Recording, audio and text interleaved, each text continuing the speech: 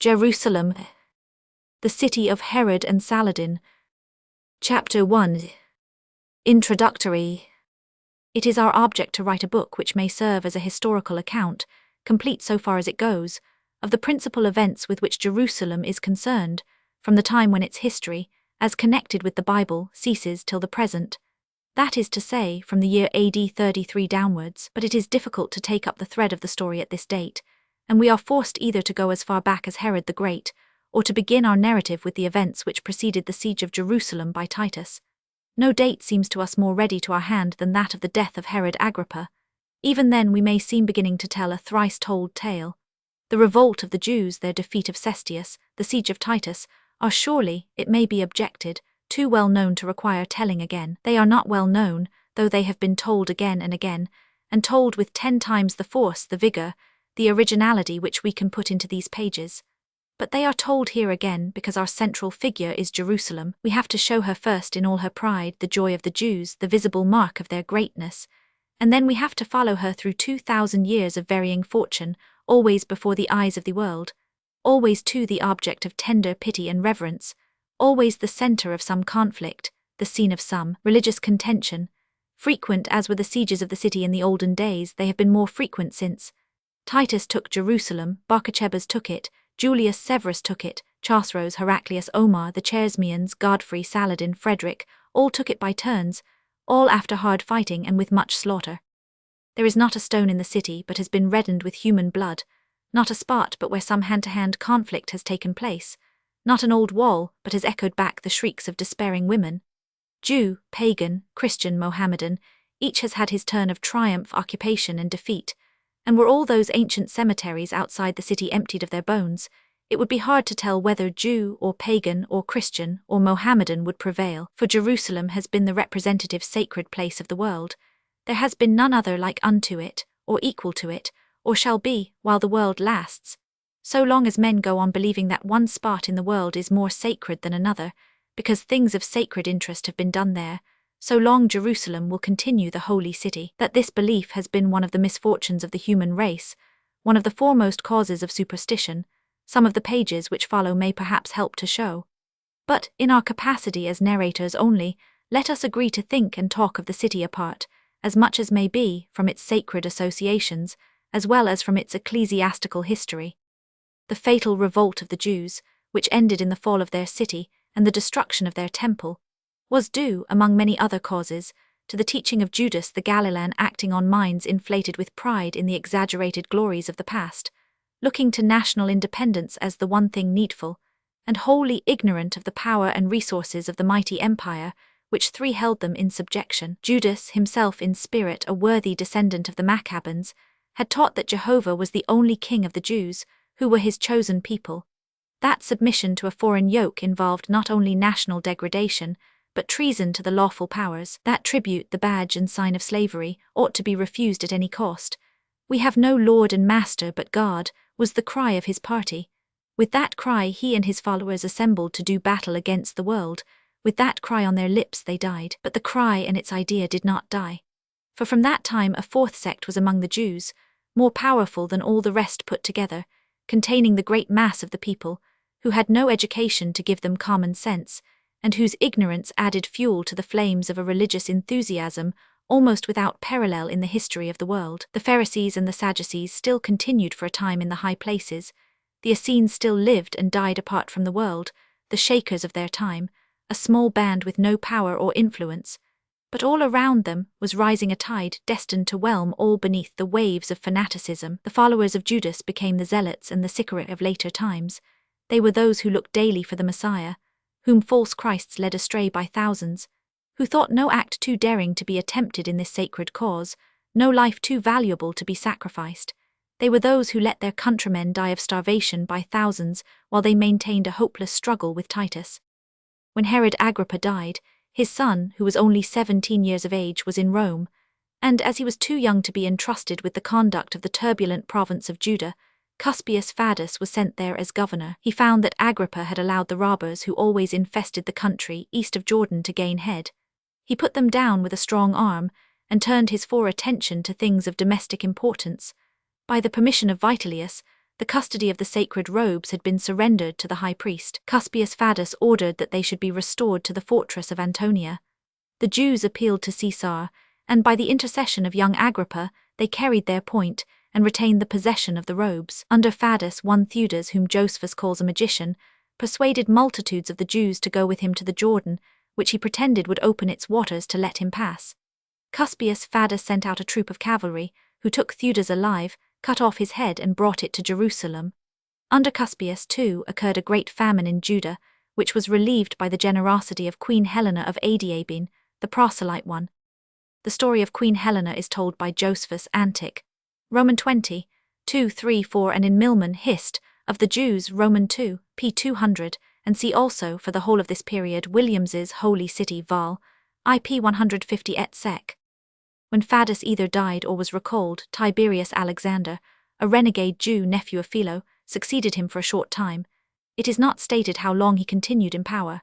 His only recorded act is the crucifixion of 2 of the sons of Judas the Galilean. In his turn, Tiberius was replaced by Ventidius Cumanus, and the first symptoms of the approaching madness broke out. The fortress of Antonia commanded the temple area, and communicated with the temple itself by means of cloisters. On those days of public festivals, when the fanaticism of the people was most likely to break out and cause mischief, a strong guard was always placed in Antonia, in full view of the people, to overawe them with good behavior. Most unfortunately, on one occasion, immediately after the arrival of Cumanus, one of the soldiers of the guard expressed his contempt for the religious ceremonies by an indecent gesture. The rage 5 of the people knew no bounds. They declared that Cumanus had himself ordered the affront to be committed. The governor bore their reproaches with patience, only urging them not to disturb their festival by riotous conduct. As, however, they still continued clamoring, he ordered his whole garrison to proceed to Antonia. Then a panic ensued. The mob, thinking they were about to be attacked by the soldiers, turned and fled, trampling on each other in the narrow passages. Many thousands perished in this way without a blow being struck, and while they were still mourning over this disaster, another happened to them.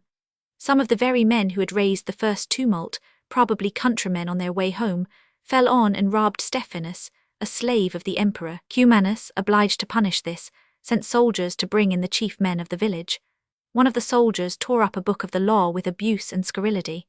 The Jews came to Cumanus, and represented that they could not possibly endure such an insult to their God. Cumanus appeased them for the time by beheading the soldier who had been guilty of the offense. The animosities of the Samaritans and the Jews were the cause of the next disturbances. The Galileans always used the roads which passed through the Samaritan territory in their journeys to and from the temple. Faction fights naturally often took place. In one of these, of greater magnitude than the generality, a good many Galileans were killed. The Jews came to Cumanus and complained of what they were pleased to call murder. Cumanus took the part of the Samaritans, and actually went to their aid after the Jews called in the assistance of a robber chieftain and helped them to defeat the Galileans. It is difficult to see what else they could do. Both parties appealed to Caesar. Cumanus was recalled, his military tribune was beheaded, decision was given in favor of the 6 Jews. All this, no doubt, was done with a full knowledge of the dangerous and the turbulent nature of the people, and with a view to preserving the peace. Claudius Felix was sent in place of Cumanus, a freedman, brother of Pallas, the favorite of the emperor, magnificent, prodigal, luxurious, and unscrupulous. He found the country in the worst state possible, full of robbers and impostors. These sprung up every day and were every day caught and destroyed, no doubt most of the men whose wits were utterly gone in looking for the Messiah, until they ended in believing themselves to be the Messiah. These poor creatures, followed by a rabble more ignorant and more mad than themselves, went up and down the distracted country, raising hopes which were doomed to disappointment, and leading out the wild countrymen to meet death and torture when they looked for glory and victory. One of the impostors, an Egyptian, probably an Egyptian Jew, brought a multitude up to the Mount of Olives, promising that at his word the walls of the city should fall down, and they themselves march in triumphant. He came, but instead of seeing the walls fall down, he met the troops of Felix, who dispersed his people, slaying 400 of them. To Felix belongs the crime of introducing the Sycamore into the city of Jerusalem. Wearied with the importunities of the high priest, Jonathan, who exhorted him continually to govern better, or at all events to govern differently, and reproached him with the fact that it was through his own influence that Felix obtained his office, he resolved to rid himself of a friend so troublesome, by the speediest and surest method, that of assassination. The Sycamore were not, like the hired bravos of the Middle Ages, men who would commit any murder for which they were paid. It appears, on the contrary, that they held it a cardinal point of faith to murder those, and only those, who seemed to stand in the way of their cause. Now their cause was that of the sect Seven, which had grown out of Judas's teaching, the Zealots. These Sicarii, mingling with the crowd of those who went up to worship, carrying daggers concealed under their garments, fell upon Jonathan the high priest, and murdered him. To this done they went on slaying all those who were obnoxious to them, even in the temple itself. And this, says the historian, seems to me the reason why God, out of his hatred to the wickedness of these men, rejected our city. And as for the temple, he no longer esteemed it sufficiently pure for him to inhabit therein, but brought the Romans upon us, and threw a fire upon the city to purge it, and brought upon us our wives and children slavery, as desirous to make us wiser by our calamities. And now the voice of discord was heard even among the priests themselves, who had hitherto preserved a certain sobriety. Between the chief priests and the principal men of the multitude of Jerusalem, a feud broke out. Each side had its followers. They cast, we are told, not only reproachful words, but also stones at each other. And the chief priests, robbing the threshing floors and appropriating all the tithes to themselves, caused many of the poorer priests to die of want. Milman says in the temple itself, which does not appear from the account of Josephus, who expressly says that, after this, they had the boldness to murder men in the temple itself. Then occurred the first outbreak in Caesarea. This town was about equally divided between the Syrians and the Jews. The former claimed the preeminence on the ground that Herod the founder, though himself a Jew, had built the splendid temples and statues, by which the city was evidently intended to be a Grecian city, upon the site of Stratos Tower, while the Jews argued that as the founder was a Jew, the city was evidently Jewish, and ought not to be ruled except by Jews. The dispute, as was always the case, came to the arbitrament of arms, in which the Jews got the best of it. Then Felix came himself with a strong force, and brought them to their senses. But as the dispute still went on, he sent representatives on both sides to Nero the emperor, who ruled in favor of the Greeks or Syrians. Here, the decision of the emperor appears to have been just. Herod, the founder of Caesarea, had clearly not intended to found a city for the further propagation of a sect to which he indeed belonged, regarding it, nevertheless, with the toleration of a cultivated Roman, as only one sect out of many. The Jews accepted the decision in their usual way. They only became more turbulent. Agrippa's own dispute with his own countrymen was decided, however, in their favor, no doubt from politic considerations. He had built an upper room in his palace, where, lying on his couch, he could look over into the temple and watch the sacrifices. Some of the priests, discovering this, made out that it was an intrusion into the necessary privacy of their religious ceremonies, and hastily ran up a wall to prevent being overlooked. Festus, who had now succeeded Felix, ordered it to be pulled down, but most probably at the instigation of Agrippa, whose popularity might be at stake, he gave permission to appeal to Nero. Ismail the high priest went, accompanied by the keeper of the treasury. They carried their point.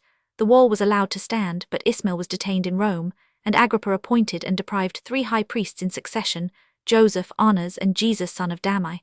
The firm, strong hand of Festus was meantime employed in putting down robbers, and regulating the disturbances of the country. Unhappily for the Jews, while he was so engaged, he was seized with some illness and died. Albinus succeeded him. As for Albinus, Josephus tells us that there was no sort of wickedness named, but he had a hand in it.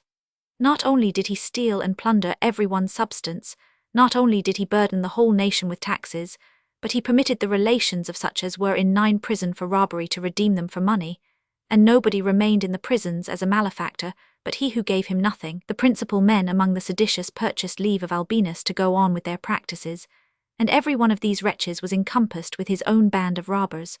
Those who lost their goods were forced to hold their peace, when they had reason to show great indignation at what they had suffered. Those who had escaped were forced to flatter him, that deserved to be punished out of the fear they were in of suffering equally with the others. This, however, is a vague accusation, and is found in the Wars of the Jews, where Josephus is anxious to represent the revolt of the people as caused by the bad government of the Romans. From the Antiquities, we learn that it was Albinus's wish to keep the country in peace, with which object he destroyed many of the Sicarii. Unfortunately for himself, he formed a great friendship with Ananias the high priest, and when Eleazar, son of Ananias, fell into the hands of the Sicarii, he consented to release 10 of his own prisoners for his ransom. This was a fatal measure because henceforth the Sicarii, if one of their number fell into trouble, and got taken by the Romans, caught a Jew and effected an exchange. Thus the prisons were emptied. At this time the temple was finished, and 18,000 workmen found themselves suddenly out of employment, terrified at the prospect of this starving mob being added to their difficulties. For the streets of Jerusalem were already filled with bands of armed men, partisans of deposed high priests. The citizens asked Agrippa to rebuild the eastern cloisters, the splendid piece of work which had been built originally by Solomon along that east wall which still stands, overlooking the valley of the Kedron. But Agrippa, whose interest in the turbulent city was very small, already meditated departure to some safer quarter, and was spending all the money he had to spare at Beirut, where he built a theatre and collected a gallery of sculptures. But he conceded something to his petitioners, and allowed them to pave the city with stone. Albinus disappears from the history, and Gessius Florus, who exchanged a scourging with whips for a scourging with scorpions, ruled in his place. Cestius Gallus, a man of equal rapacity with himself, ruled in Syria. One cannot read Josephus without, in the first place, suspecting that he willfully exaggerates the wickedness of the Roman rulers. That he does so in the case of Albinus is clear, as we have shown from comparing the account given in the Antiquities with that given in the wars. But even if he only exaggerates, and making allowance for this, were men of special inhumanity and rapacity chosen for those very qualities to rule the country? And if not, if Gessius Florus and Albinus be fair specimens of the officers by whom Rome ruled her provinces and colonies, by what mysterious power was this vast empire kept from universal revolt? Upon what meat had this their Caesar fed, that he was grown so great? The Jews, however, were not the people to brook ill treatment, and when they took arms against the Romans it was not as if their case seemed to themselves hopeless. They had, it is true, the Western world against them, but they had the Eastern world behind them, a possible place of refuge, and though they armed against the whole Roman Empire, it must be remembered that the forces at the command of the emperor were not overwhelming, that they were spread over Africa, Egypt, Spain, Gaul, Britain, Greece, and Italy, that only a certain number could be spared, and that the number of the Jews in Syria amounted probably to several millions. When Cestius Gallus was in Jerusalem at the time of the Passover 11, he ordered the lambs which were sacrificed to be counted. They came to 255,600. It was reckoned that this represented a total of 3 millions present in Jerusalem and camped round about it, assisting at the festival. Probably not more than half, perhaps not more than a quarter of the whole number of the people came up. However this may be, it is certain that Palestine was very densely populated, that there were great numbers of Jews in Alexandria, Asia Minor, and Italy, that at any signal success those would have flocked to the standard of revolt, and that had the nation been unanimous and obedient to one general, instead of being divided into sects, parties, and factions, the armies of Vespasian and Titus would have been wholly unable to cope with the rebellion, and the independence of the Jews would have been prevented only by putting forth all the power of the Roman Empire. This was shown later on in the revolt of Barcachebas, a far more serious revolt than this of the Zealots, though not so well known, because it was attended with no such signal result as the destruction of the temple, and because there was no Josephus in the camp of the enemy taking notes of what went on. The object of Florus, we are told, was to drive the people to revolt. This we do not believe. It could not have been the policy of Florus to drive into revolt a dangerous and stubborn people, whose character was well known at Rome, whom the emperor had always been anxious to conciliate. His object may have been, undoubtedly was, to enrich himself as speedily as possible, knowing that revolt was impending and inevitable, and anxious to secure himself a provision in case of his own recall or banishment. Until that provision was secured, it would have been fatal for Florus that the revolt should break out. The first disturbances took place at Caesarea, when the 12 Greeks, exulting in Nero's decision, were daily more and more insulting to the Jews. The latter had a synagogue, round which was an open space of ground which they wished to purchase. The owner refused to sell it, and built mean shops upon it, leaving only a narrow passage whereby the Jews could pass to their place of worship. One John, a publican, went to Florus, and begged him to interfere, offering at the same time a bribe of 8 talents, an enormous sum, which shows that this was more than an ordinary squabble. Florus went away, leaving them to fight it out, and the Greeks added fresh matter of wrath to the Jews by ostentatiously sacrificing birds in an earthen vase as they passed to the synagogue. The significance of this act was that the Greeks loved to tell how the Jews had been all expelled from Egypt, on account of their being leprous. Arms were taken up, and the Jews got the worst of the fray. They withdrew to a place some miles from the town, and sent John to Florus to ask for assistance. John ventured on a reminder about the 8 talents and was rewarded by being thrown into prison. Then Florus went on to Jerusalem, where the wildest tumults raged in consequence of this affront to religion. Alarmed at the symptoms of revolt, he sent messengers beforehand to take 17 talents out of the sacred treasury, on the ground that Caesar wanted them. Then the people ran to the temple and called upon Caesar by name, as if he could hear them, to rid them of this Florus. Some of them went about with baskets begging money for him, as for a man in a destitute and miserable condition.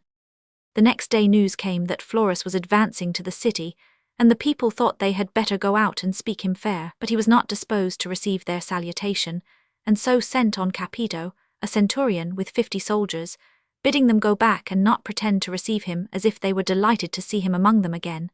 And he rode into the city, the people being 13 all expectation of what would happen the next day.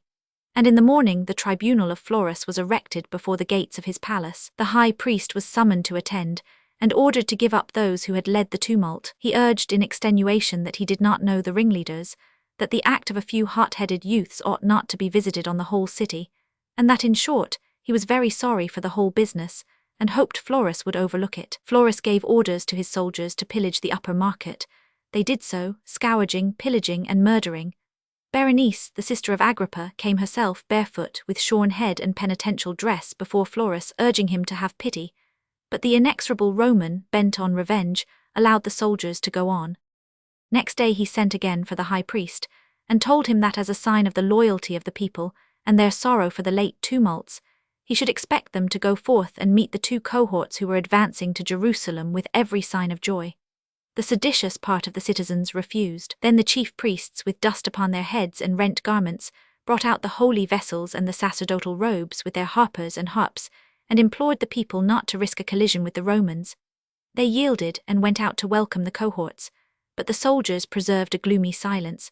Then some of the more fiery Jews, turning on the Romans, began to abuse Florus. The horsemen rode at them and trampled them down, and a scene of the wildest uproar took place at the gates as they pressed, and jostled each other to get in. Then the troops marched straight on Antonia, hoping to get both the fortress and the temple into their hands. They got into Antonia, when the Jews cut down some part of the cloisters which connected the fort with the temple. Florus tried to join them, but his men could not pass through the streets, which were 14 crammed with Jews. And next day Florus retired to Caesarea, leaving only 1 cohort behind, and the city boiling and seething with rage and madness. And now, indeed, there was little hope of any reconciliation. Both Florus and the Jews sent statements of their conduct to Cestius Gallus, and begged for an investigation. And it must have been now, if at all, that Florus became desirous of fanning the embers of discontent into a flame, and making that a war which had only promised to be a disturbance. But nothing can be discovered to prove that Josephus's assertions as to his motives are based on fact. It is easy, of course, to attribute motives, but hard to prove them. Nothing advanced by Josephus proves more than that Florus was rapacious and cruel, and the people discontented and turbulent. Cestius sent Neapolitanus, one of his officers, to report on the condition of the city. Agrippa joined him. The people came 60 furlongs out of the town to meet them, crying and lamenting, calling on Agrippa to help them in their miseries, and beseeching Neapolitanus to hear their complaints against Florus. The latter they took all round the city, showing him that it was perfectly quiet, and that the people had risen not against the Romans but against Florus. Then Neapolitanus went into the temple to perform such sacrifices as were allowed to strangers, and commending the Jews for their fidelity, went back to Cestius. Agrippa came next. Placing his sister Berenice, doubtless a favourite with the people, in the gallery with him, he made a long harangue. He implored them to consider the vast power of the Romans, and not for the sake of a quarrel with one governor, to bring upon themselves the ruin of themselves, their families, and their nation. He pointed out that if they would have patience, the state of their country should be fairly placed before the emperor's consideration, and he pledged himself that it would receive his best care. "Have pity," he concluded with a burst of tears. "Have 15 pity on your children and your wives. Have pity upon this your city and its holy walls, and spare the temple. Preserve the holy house for yourselves." The Jews, ever an impressionable race, yielded to the entreaties of Agrippa and the tears of Berenice, and making up the tribute money, paid it into the treasury. Then they began to repair the damage they had done to Antonia. All looked well, but there was one thing yet wanting to complete their submission. They were to obey Florus till he should be removed. This condition they refused to comply with, and when Agrippa urged it upon them, they threw stones at him and reproached him with the uttermost bitterness. Then Agrippa went away in despair, taking with him Berenice and leaving the city to its fate. The insurrection began as it ended, with the taking of the stormy fortress of Masada near the Dead Sea. Here the Roman garrison were all slaughtered. Eleazar the son of Ananias, the high priest, began the insurrection in Jerusalem by passing a law that the sacrifices of strangers were henceforth to be forbidden, and no imperial gifts to be offered. The moderate party used all their influence, but in vain, to prevent this. Agrippa sent a small army of 3,000 men to help the moderates. The insurgents seized the temple. The moderates, who included all the wealthy classes, occupied the upper city, and hostilities commenced. A great accession of strength to the insurgents was caused by the burning of the public archives, where all debts were incurred, and consequently the power of the rich was taken from them at one blow. Then appeared on the scene another leader, for a very brief interval, Manahem, the youngest son of Judas the Galilean. He came dressed in royal robes and surrounded with guards, no doubt eager to play the part of another Maccabeus. The insurgents took Antonia and the royal palace, and drove the Roman garrison to the 3 strong 16 towns of Hippicus, Phasaelus, and Mariamne. Ananias, found hidden in an aqueduct, was killed at once, and Manahem became so puffed up with his success that he became intolerable. It was easy to get rid of this mushroom king, who was deposed without any trouble by Eleazar and tortured to death. And then the Roman garrison yielded, Meticulous, their commander, stipulating only for the lives of his soldiers.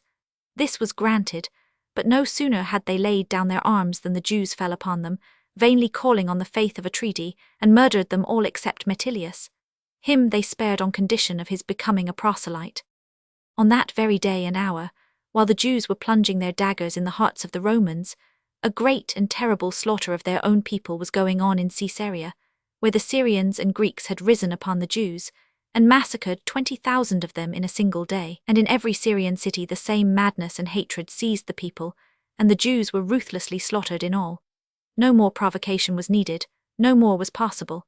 In spite of all their turbulence, their ungovernable obstinacy, their fanaticism and pride, which made the war inevitable, and in the then state of mankind these very massacres inevitable, one feels a profound sympathy with the people who dared to fight and die, seeing that it was hopeless to look for better things. The heads of the people began the war with gloomy forebodings, the common masses with the wildest enthusiasm, which became the mere intoxication of success when they drove back Cestius from the walls of the city, on the very eve of his anticipated victory. For Cestius hastened southwards with an army of 20,000 men, and besieged the city. The people, divided amongst themselves, were on the point of opening the gates to the Romans, when, to the surprise of everybody, Cestius suddenly broke up his camp and began to retreat. Why he did so, no one ever knew. 17 possessed by a divine madness, Josephus thinks, because God would take no pity on the city and the sanctuary. As the heavy-armed Romans plodded on their way in serried ranks, they were followed by a countless multitude, gathering in numbers every hour, who assailed them with darts, with stones, and with insults. The retreat became a flight, and Cestius brought back his army with a quarter of its numbers killed, having allowed the Roman arms to receive the most terrible disgrace they had ever endured in the East. Vespasian was sent hastily with a force of 3 legions, besides the cohorts of auxiliaries. A finer army had never been put into the field, nor did any army have ever harder work before them. Of the first campaign, that in Galilee our limits will not allow us to write. In the graphic pages of Josephus, himself the hero of Jotapata, or in the still more graphic pages of Milman, may be read how the Jews fought, step by step, bringing to their defense not only the most dogged courage, but also the most ingenious devices. How the blue waves of the Lake of Galilee were reddened with the blood of those whom the Romans killed in their boats. How Vespasian broke his word and sold as slaves those he had promised to pardon. How Gamala fought and Gishala fell, and how for the sins of the people, John was permitted by heaven to escape and become the tyrant of Jerusalem. The months passed on, and yet the Romans appeared not before the walls of the city. This meantime was a prey to internal evils, which when read appear almost incredible. The bold rough country folk who followed John, who had fought in Galilee and escaped the slaughter of Vespasian, came up to the city filled with one idea, that of resistance. In their eyes a moderate, a Romanizer, was an enemy worse than a Roman, for he was a traitor to the country. They found themselves in a rich and luxurious town, filled with things of which in their distant homes 18 they had had no idea, and these things all belonged to the Romanizers. They needed little permission to pillage, less to murder the men who had everything to lose and nothing to gain by continuing the war. And then ensued a civil war, the scenes of which surpass in horror those of any other page in history. Through the streets ran the zealots dressed in fantastic garb which they had pillaged, some of them attired as women, murdering all the rich and those who were obnoxious to their party. It is vain to follow their course of plunder, murder, and sedition. They invited the Igumans to come to their assistance, a fierce and warlike race who had been all Judaized since the time of Hyrcanus.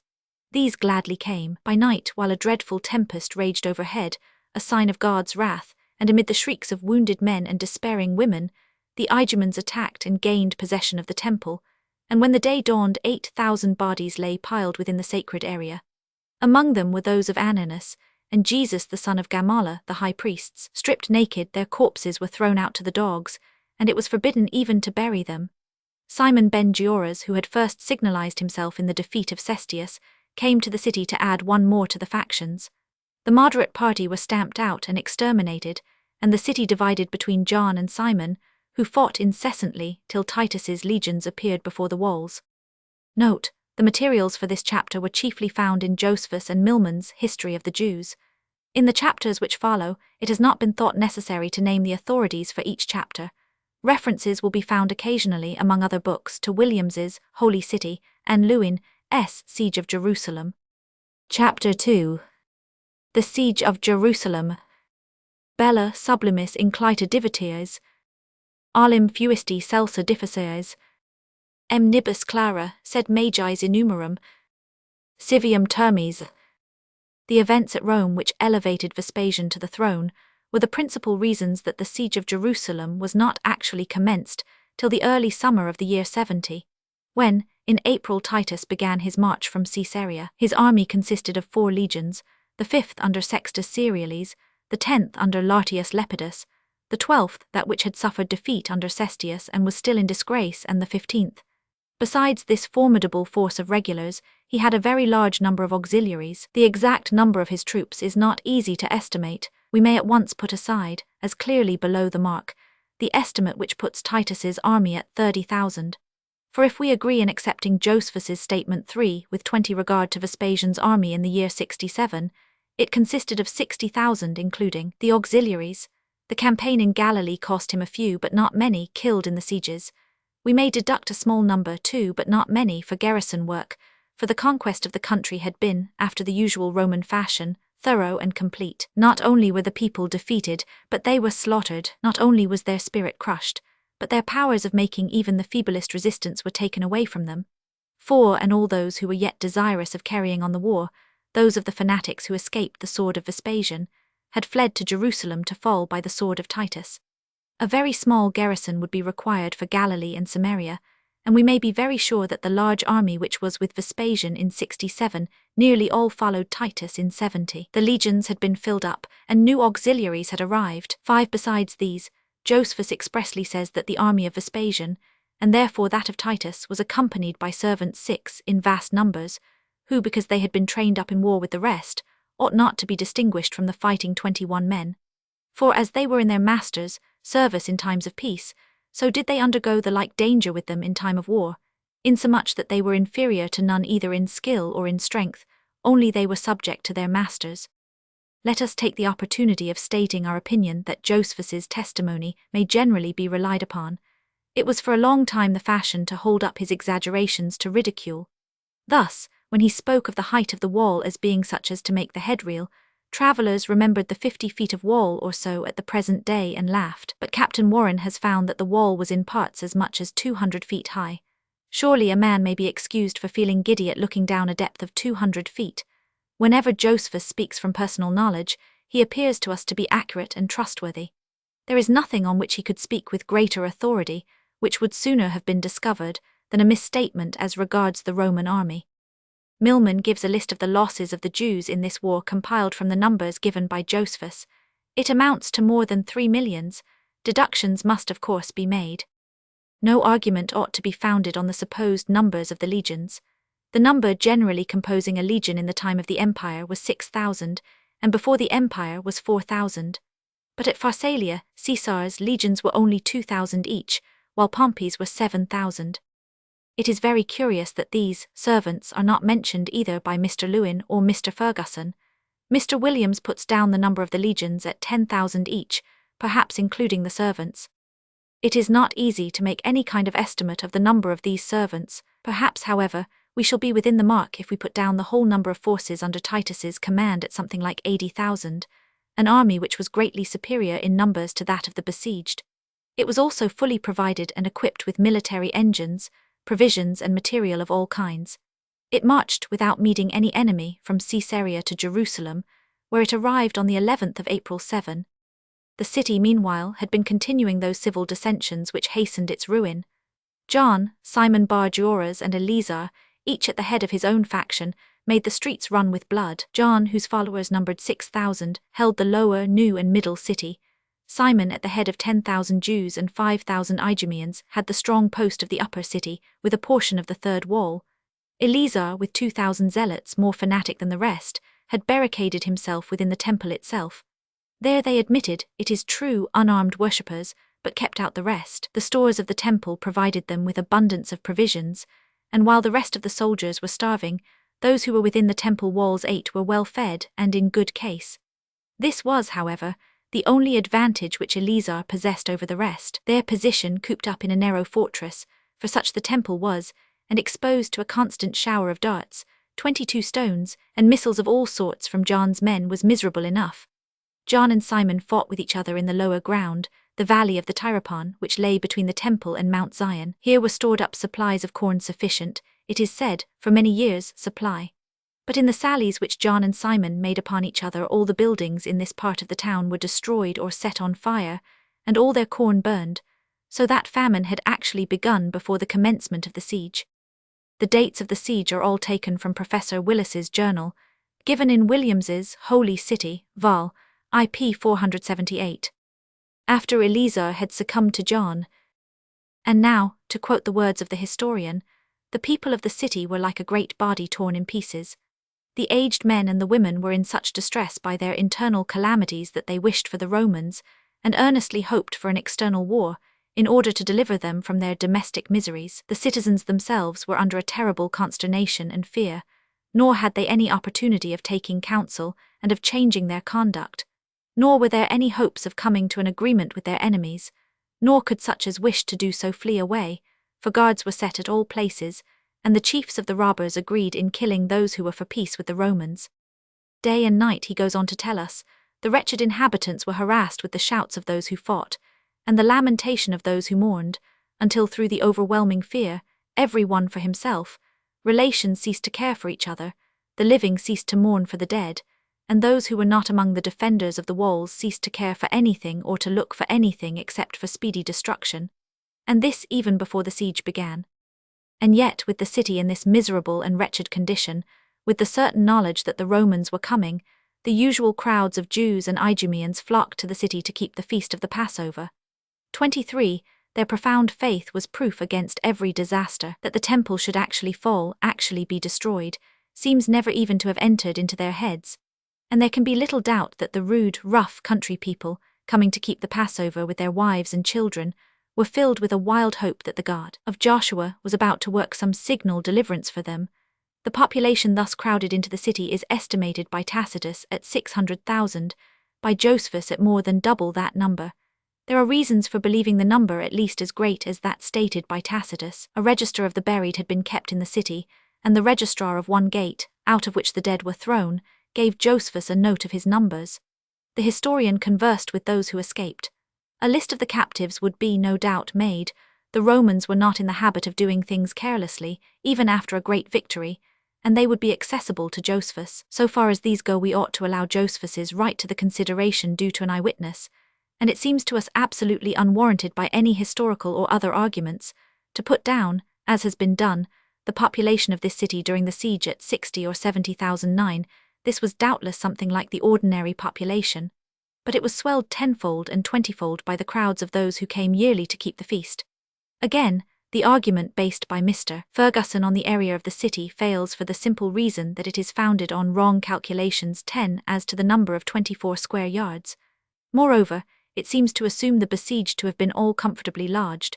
it ignores altogether the estimate taken by Cestius, while, if the numbers adopted by Mr. Ferguson be correct, the horrors of the siege must have been grossly exaggerated, and the stories told by Josephus cannot be accepted. And for a last objection it appears to be assumed, what is manifestly incorrect, that every able-bodied man fought. For this vast mass of poor helpless people were like a brutum pecus, they took no part whatever in the fighting.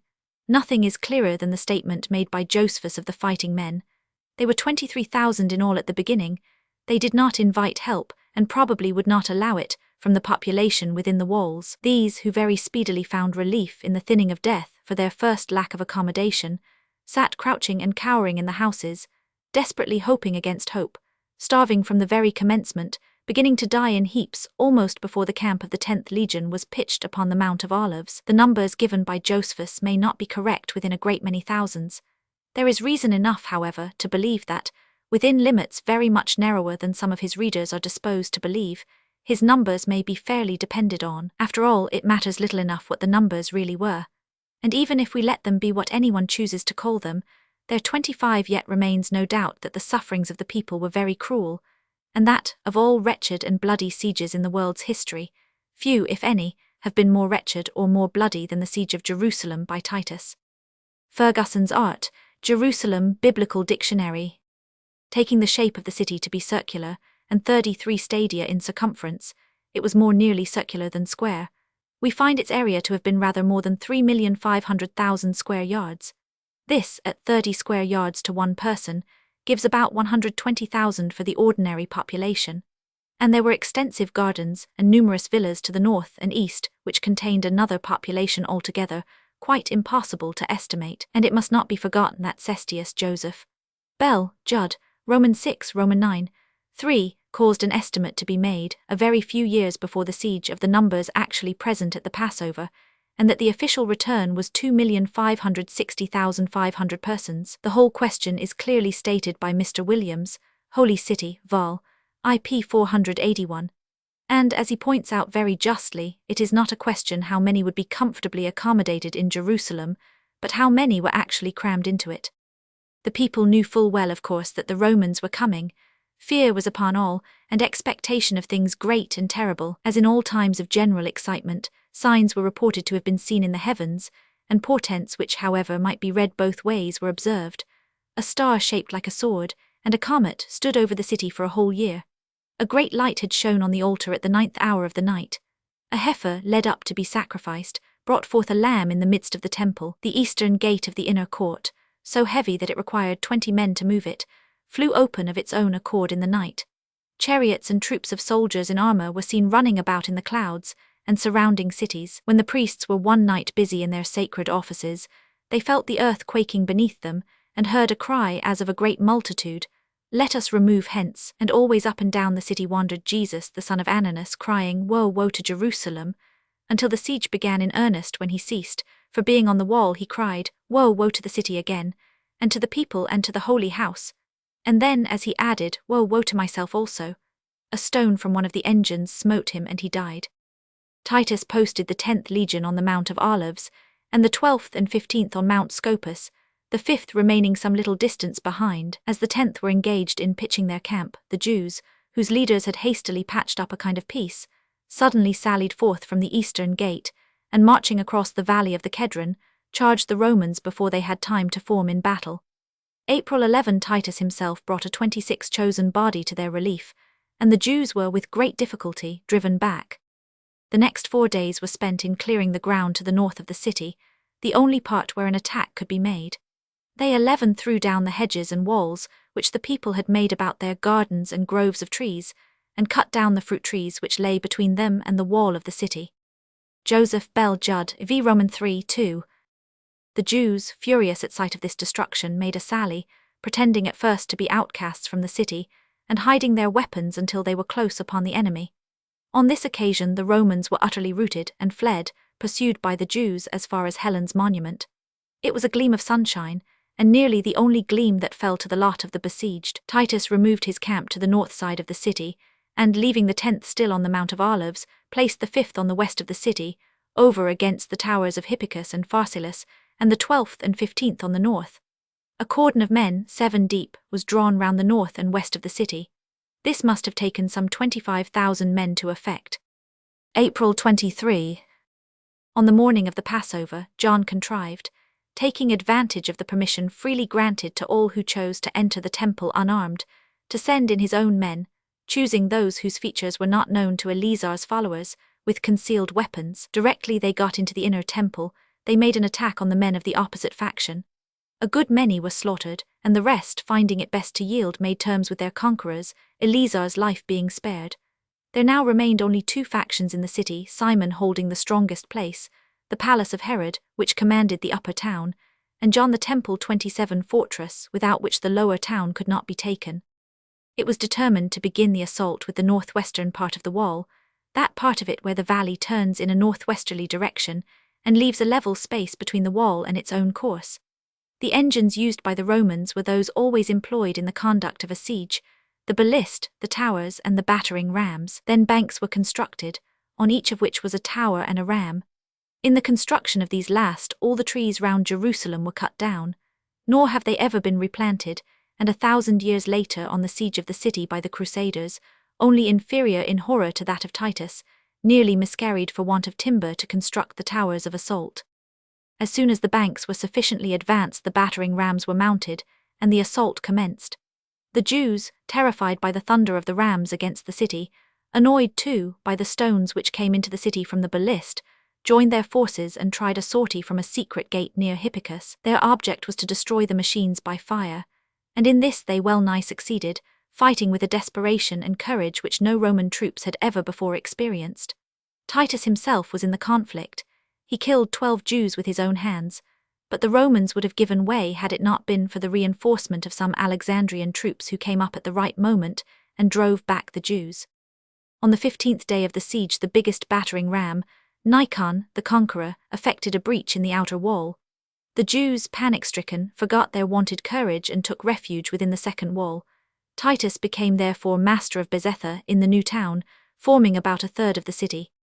As nothing is said about the population of this, which was probably only a suburb and never actually filled with 28 people till the siege began, we may suppose that very early in the assault they hastened out of reach of the ballist and arrows by fleeing to the inner city.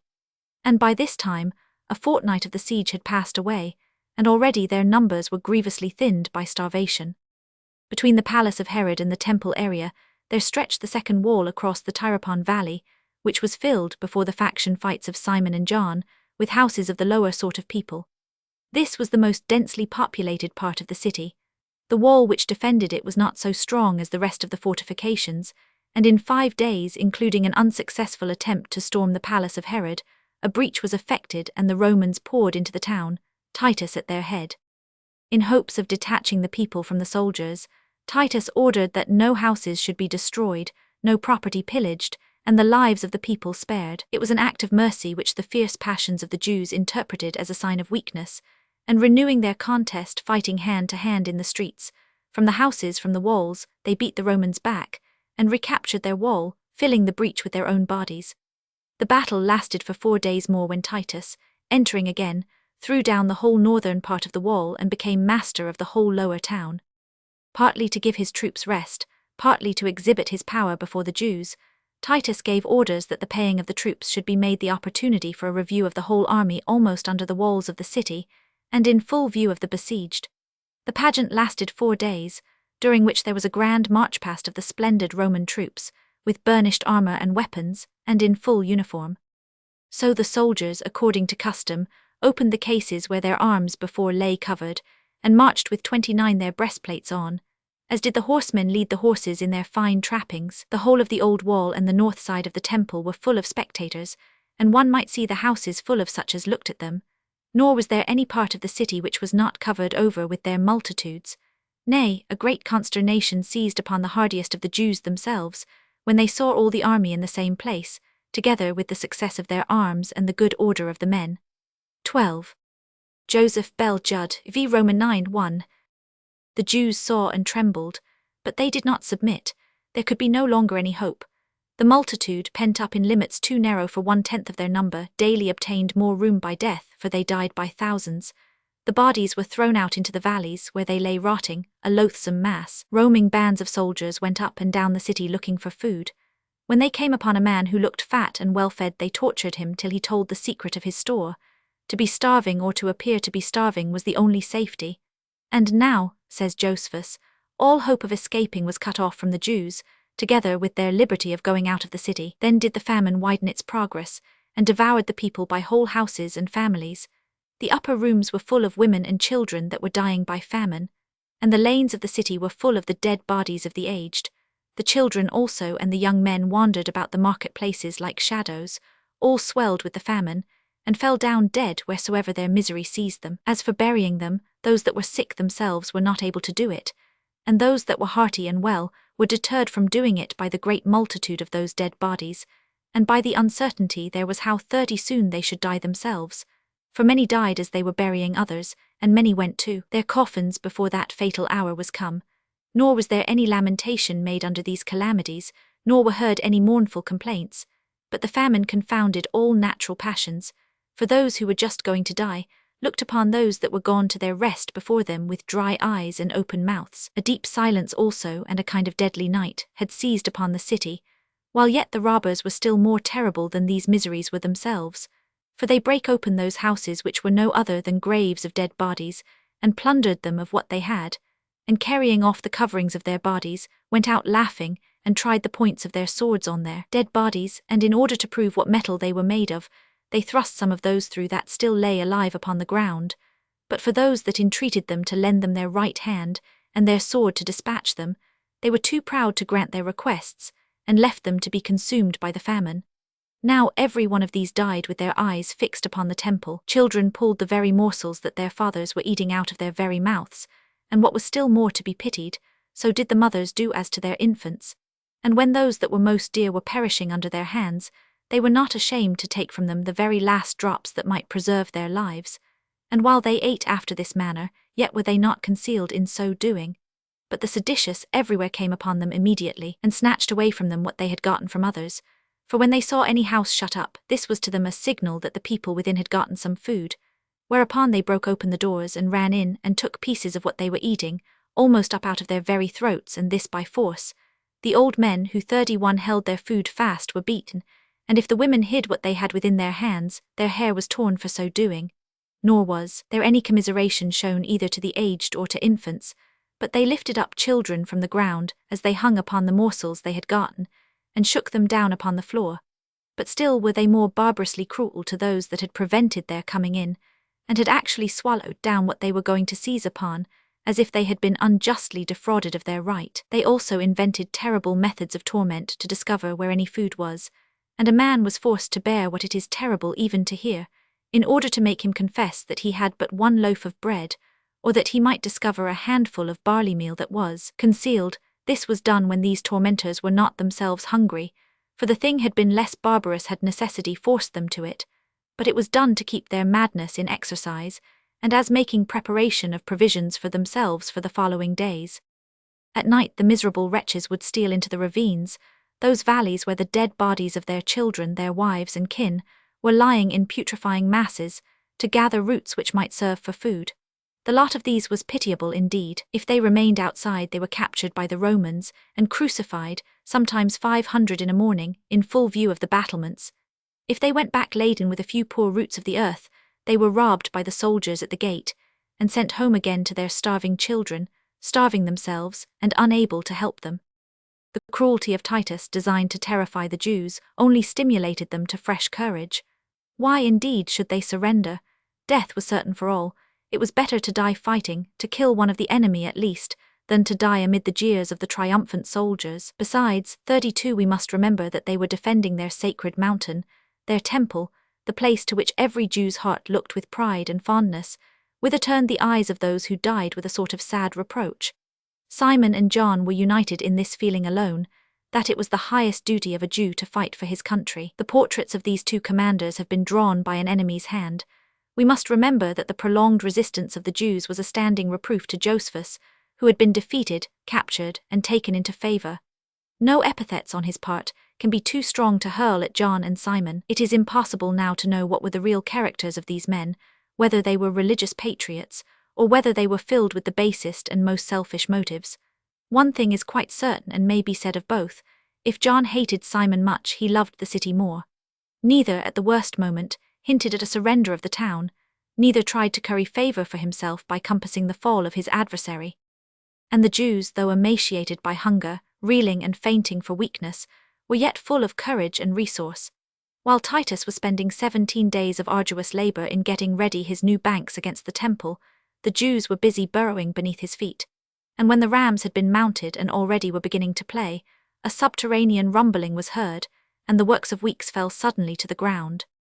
The Romans had much ado to finish their banks after labouring hard for 17 days continually. There were now 4 great banks raised, one of which was at the tower of Antonia. This was raised by the 5th legion, over against the middle of that pool which was called Struthius. Another was cast up by the 12th legion, at the distance of about 20 cubits from the other, but the labours 33 of the 10th legion, which lay a great way off these, were on the north quarter, and at the pool called Amygdalon, as was that of the 15th legion, about 30 cubits from it, and at the high priest's monument. And now, when the engines were brought, John had from within undermined the space that was over against the tower of Antonia, as far as the banks themselves, and had supported the ground over the mine with beams laid across one another, whereby the Roman works stood upon an uncertain foundation. Then did he order such materials to be brought in as were daubed over with pitch and bitumen, and set them on fire. And as the cross beams that supported the banks were burning, the ditch yielded on the sudden, and the banks were shaken down, and fell into the ditch with a prodigious noise. Now at the first there arose a very thick smoke and dust, as the fire was choked with the fall of the bank, but as the suffocated materials were now gradually consumed, a flame brake out, on which sudden appearance of the flame a consternation fell upon the Romans, and the shrewdness of the contrivance discouraged them. And, indeed, this accident coming upon them at a time when they thought they had already gained their point, cooled their hopes for the time to come. They also thought it would be to no purpose to take the pains to extinguish the fire, since, if it were extinguished, the banks were swallowed up already, and become useless to them. The other banks against the west wall were not more fortunate, for Simon's soldiers, with torches in their hands, rushed out suddenly when the engines were beginning to shake the walls. They seized the iron of the engines, which was red hot, and despite this held them till the wood was consumed. The Romans retreated. The guards, who would not desert their post, fell in numbers, and Titus found his whole army wavering under the attacks of a half-starved and haggard mob, whose courage 34 arose from despair. And the engines had all been burned, the labour of 3 weeks gone. Titus held a council to decide what should next be done. It was resolved, on his own suggestion, that a wall of circumvallation should be raised round the city, and that a strict blockade, cutting off all communication with the country, should be established, until starvation should force a surrender. The wall, which was probably little more than a breastwork, though strong and solid, was completed, together with 13 external redoubts, in 3 days, 13 every soldier giving his labour. No attempt seems to have been made by the Jews to prevent or hinder the work. Probably they were too weak to attempt any more sorties. A strict watch was set by the Romans. Up to this time the blockade does not seem to have been complete, and no one was allowed to approach the wall. And now the last feeble resource of the Jews, the furtive gathering of roots under the city walls, was denied them, and the sufferings of the besieged became too great for any historian to relate. Titus himself, stoic though he was, and resolute to succeed in spite of any suffering, called God to witness, with tears in his eyes, that this was not his doing. This alone is sufficient to prove the extent of Titus's army. An army of 30,000 would be utterly unable to accomplish such a work in 3 days. Even the obstinacy of the Jews gave way under these sufferings, and more than one attempt was made to introduce the Romans. Matthias opened a communication with the enemy. He was detected, and with 3 sons was executed. One Judas, the son of Judas, who was in command of a tower in the upper city, concerted with 10 of his men, and invited the Romans to come up and take the tower. Had Titus at once ordered a troop to mount, the upper city might have been easily taken. But he had been too often deceived by feints, and hesitated. 35 the plot was discovered, and Judas with his 10 fellows was hurled over the ramparts at the feet of the Romans. It was then that Josephus, whom of all men the besieged hated, was wounded in the head, but not seriously, by a stone. The Jews made a tremendous acclamation at seeing this, and sallied forth for a sortie, in the excess of their joy. Josephus, senseless, was taken up and conveyed away, But the next day reappeared, and once more offered the clemency of Titus to those who would come out. The hatred which his countrymen bore to Josephus, as to an apostate, natural enough, shows remarkably the love of justice which in all times has distinguished the Jew. His father and mother were in the city. They were not, till late in the siege, interfered with in any way, and his father was set in prison at last, more apparently, to vex his son than with any idea of doing him an injury. 14. The miserable state of the city drove hundreds to desert. They came down from the walls, or they made a pretended sortie and passed over to the Romans. But here a worse fate accompanied them, in spite of Josephus's promises, for Josephus had not reckoned on the expectation that the Jews, famishing and mad for food, would, as proved the case, cause their own death by overeating at first. And a more terrible danger awaited them. It was rumored about that the deserters swallowed their gold before leaving the city, and the auxiliaries in the Roman camp, Arabians and Syrians, seized the suppliants, and fairly cut them open to find the gold. And though Titus was incensed when he heard of it, and prohibited it strictly, he could not wholly stop the practice, and the knowledge of this cruelty getting into the city stopped many who would otherwise have escaped. They remained to die. 36 One of those who kept the register of burials, and paid the bearers of the dead, told Josephus that out of his gate alone 115,880 bodies had been thrown since the siege began, and many citizens, whose word could be depended on, estimated the number who had died at 600,000. Josephus narrates how his mother wept at the false report of his death, and quotes with complacency her lamentation that she had brought so distinguished a man into the world for so early a death. Banks, meanwhile, were gradually rising against the fortress of Antonia. The Romans had swept the country clear of trees for 90 furlongs round to find timber for their construction. They took 21 days to complete, and were 4 in number. The besieged no longer made the same resistance. Their courage, says Josephus, was no longer Jewish, for they failed in what is peculiar to our nation, in boldness, violence of assault, and running upon the enemy altogether. But they now went out in a more languid manner than before, and they reproached one another for cowardice, and so retired without doing anything. The attacks of the enemy were, however, courageously defended. For a whole day the Romans endeavored with rams to shake the wall, and with crows and picks to undermine its foundations. Darkness made them withdraw, and during the night the wall, which had been grievously shaken, fell of its own accord. But even this calamity had been foreseen by the defenders, and to the astonishment and even dismay of Titus, a new wall was found built up behind the old, and the Jews upon it, ready to defend it with their old spirit. Titus exhorted his soldiers, who were getting dejected at the renewal of the enemy's obstinacy, and offered the highest rewards to him who would first mount the wall. His exhortation, like the rest of the speeches in Josephus, is written after the grand historic style, and embodies all those sentiments which a general ought to feel under the circumstances, together with a verbosity and length quite sufficient to deprive it of all hortatory effect. One Sabinus with only 11 others made the attempt. He alone reached the top of the wall, and after a gallant 37 fight was killed by the Jews. His followers were also either killed or wounded. 2 days afterwards, 12 of the men who were in the front, to give the story in Josephus's own words, got together, and calling to them the standard-bearer of the 5th Legion and 2 others of a troop of horse, and 1 trumpeter, went out noiselessly about the 9th hour of the night through the ruins to the tower of Antonia. They found the guards of the place asleep, cut their throats, got possession of the wall, and ordered the trumpeter to sound his trumpet. Upon this the rest of the guard got up suddenly, and ran away before anybody could see how many they were who had got into the tower. Titus heard the signal, and came to the place. The Jews, in their haste to escape, fell themselves into the mine which John had dug under the banks. They rallied again, however, at the entrance of the temple, and the most determined fight, in a narrow and confined space, took place there. The temple was not to fall quite yet, and after a whole day's battle the Romans had to fall back, masters, however, of Antonia. July 17. But on that very day the daily sacrifice failed for the first time, and with it the spirit of the starving besieged. The end now was not far off. In 7 days nearly the whole of Antonia, excepting the southeast tower, was pulled down, and a broad way opened for the Roman army to march to the attack of the temple.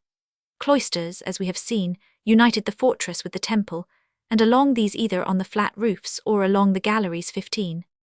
Mr. Lewin makes this very clear. It seems to us to be made still clearer by taking his graphic description and applying it to any plan which follows the old traditions. And now many of the priests and higher classes deserted the falling city and threw themselves upon the clemency of Titus. They were received with kindness and sent to Gophna. John's last resource was to pretend they 38 had all been murdered, and Titus was obliged to parade them before the walls to satisfy the suspicions thus raised. An attempt was made to take the temple by a night attack. This, however, failed, and Titus foresaw the necessity of raising new banks. Fighting went on daily in the cloisters until the Jews set fire to them, and occasional sorties were made by the besieged in hopes to catch the enemy at unguarded moments. The banks were finished on the 1st of August.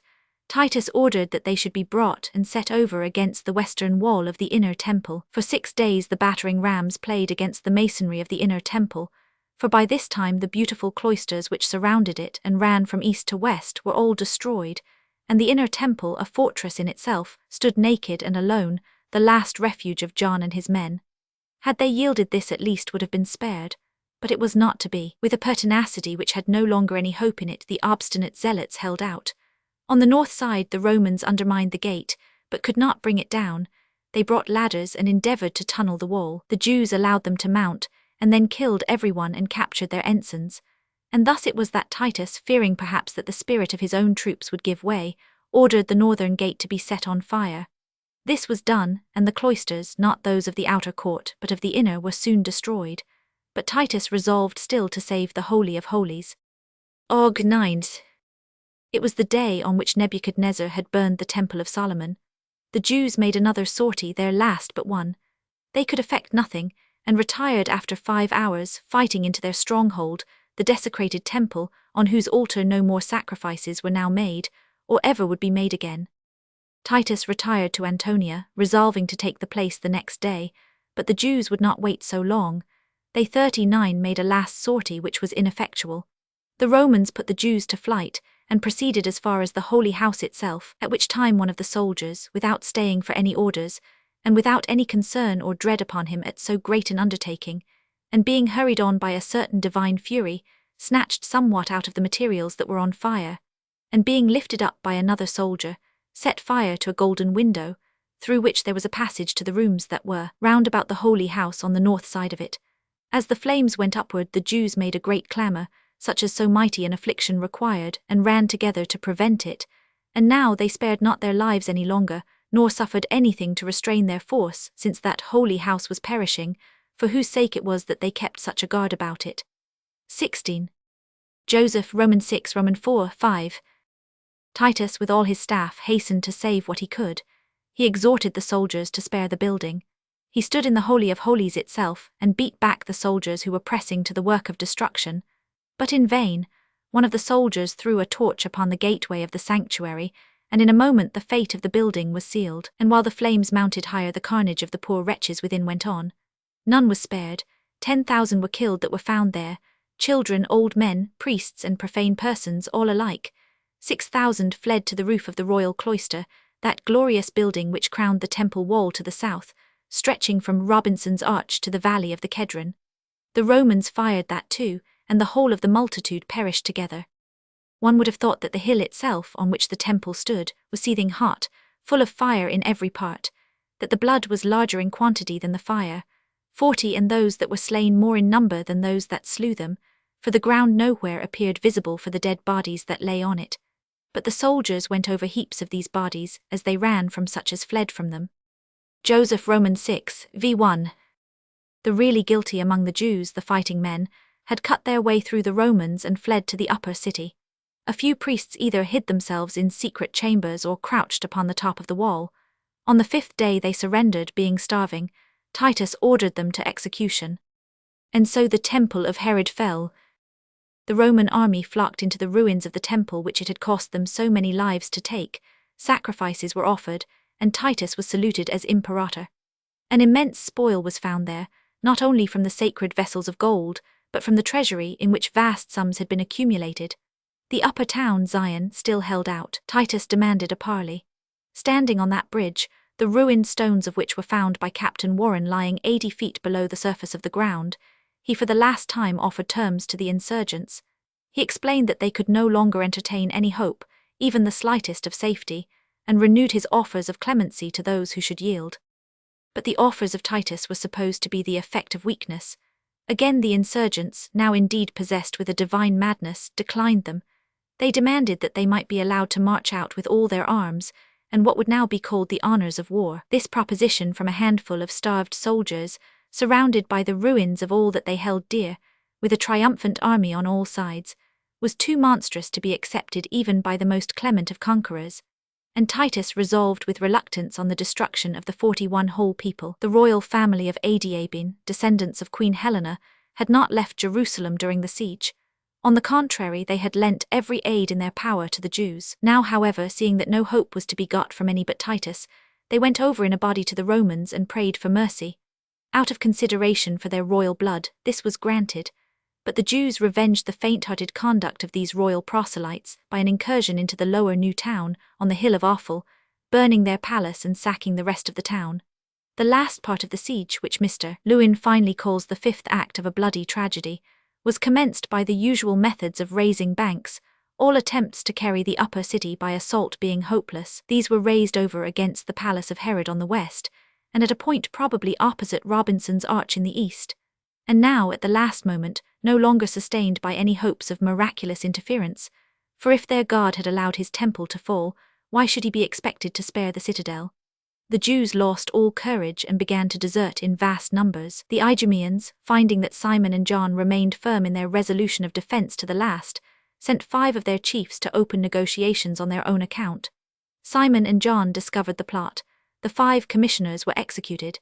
Care was taken to entrust the walls to trusty guards, but thousands of the people managed to escape. The Romans began by slaying the fugitives, but, tired of slaughter, reserved them as prisoners to be sold for slaves. Those who were too old or too worn out by suffering to be of any use they sent away to wander about the mountains, and live or die. One priest obtained his life by giving up to Titus the sacred vessels of the temple, and another by showing where the treasures were, the vestments of the priests, and the vast stores of spices which had been used for burning incense daily. Sept. 8. 42. It took 18 days to complete the siege works. At last the banks were ready to receive the battering rams, and these were placed in position, but little defense was made. Panic-stricken and cowering, the hapless Jews awaited the breach in the wall and the incoming of the enemy. Simon and John, with what force they could collect, abandoned the towers and rushed to attempt an escape over Titus's wall of circumvallation at the south. It was hopeless. They were beaten back. The leaders hid themselves in the subterranean chambers with which Jerusalem was honeycombed, and the rest stood still to be killed. The Romans, pouring into the town, began by slaying all indiscriminately. Tiring of butchery, they turned their thoughts to plunder, but the houses were filled with dead and putrefying corpses, so that they stood in horror at the sight, and went out without touching anything. But although they had this commiseration for such as were destroyed in this manner, yet had they not the same for those that were still alive. And they ran every one through whom they met with, and obstructed the streets with dead bodies, and made the whole city run with blood to such a degree, indeed, that the fire of many of the houses was quenched with their men's blood. And then they set fire to the houses, and all was over. As for the prisoners who remained alive, they were destined to the usual fate of slaves, to fight as gladiators, to afford sport among the wild beasts in the theatres, and to work for life in the mines was their miserable lot. Woe indeed to the conquered in those old wars where defeat meant death, whose least cruel form was the stroke of the headsman, or, worse than death, life, whose least miserable portion was perpetual slavery in the mines. It would have been well had Josephus, after narrating the scenes which he tells so well, gone to visit these his miserable fellow-countrymen in slavery, and described for us, if he could, the wretchedness of their afterlife, the unspeakable 43 degradation and misery which the Jew, more than any other man, would feel in his condition of slavery. Their history began with the slavery in Egypt. To these unfortunate captives it would seem as if it was to end with slavery in Egypt. The Romans, knowing that Jerusalem had a sort of subterranean city of excavated chambers beneath it, proceeded to search for hiding insurgents and for hidden wealth. The chambers were, like the houses, often full of dead bodies. They found fugitives in some of them, these they put to death. In others they found treasure, in others they found corpses. Simon and John were not among the prisoners, nor were they among the killed.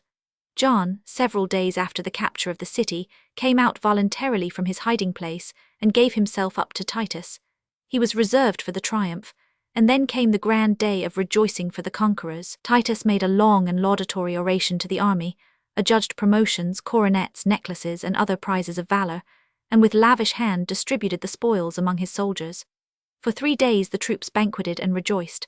Then Titus broke up his camp and departed for Caesarea with the 5th and 15th legions, leaving the 10th under Terentius Rufus to guard the city, and sending the 12th to the banks of the Euphrates 18.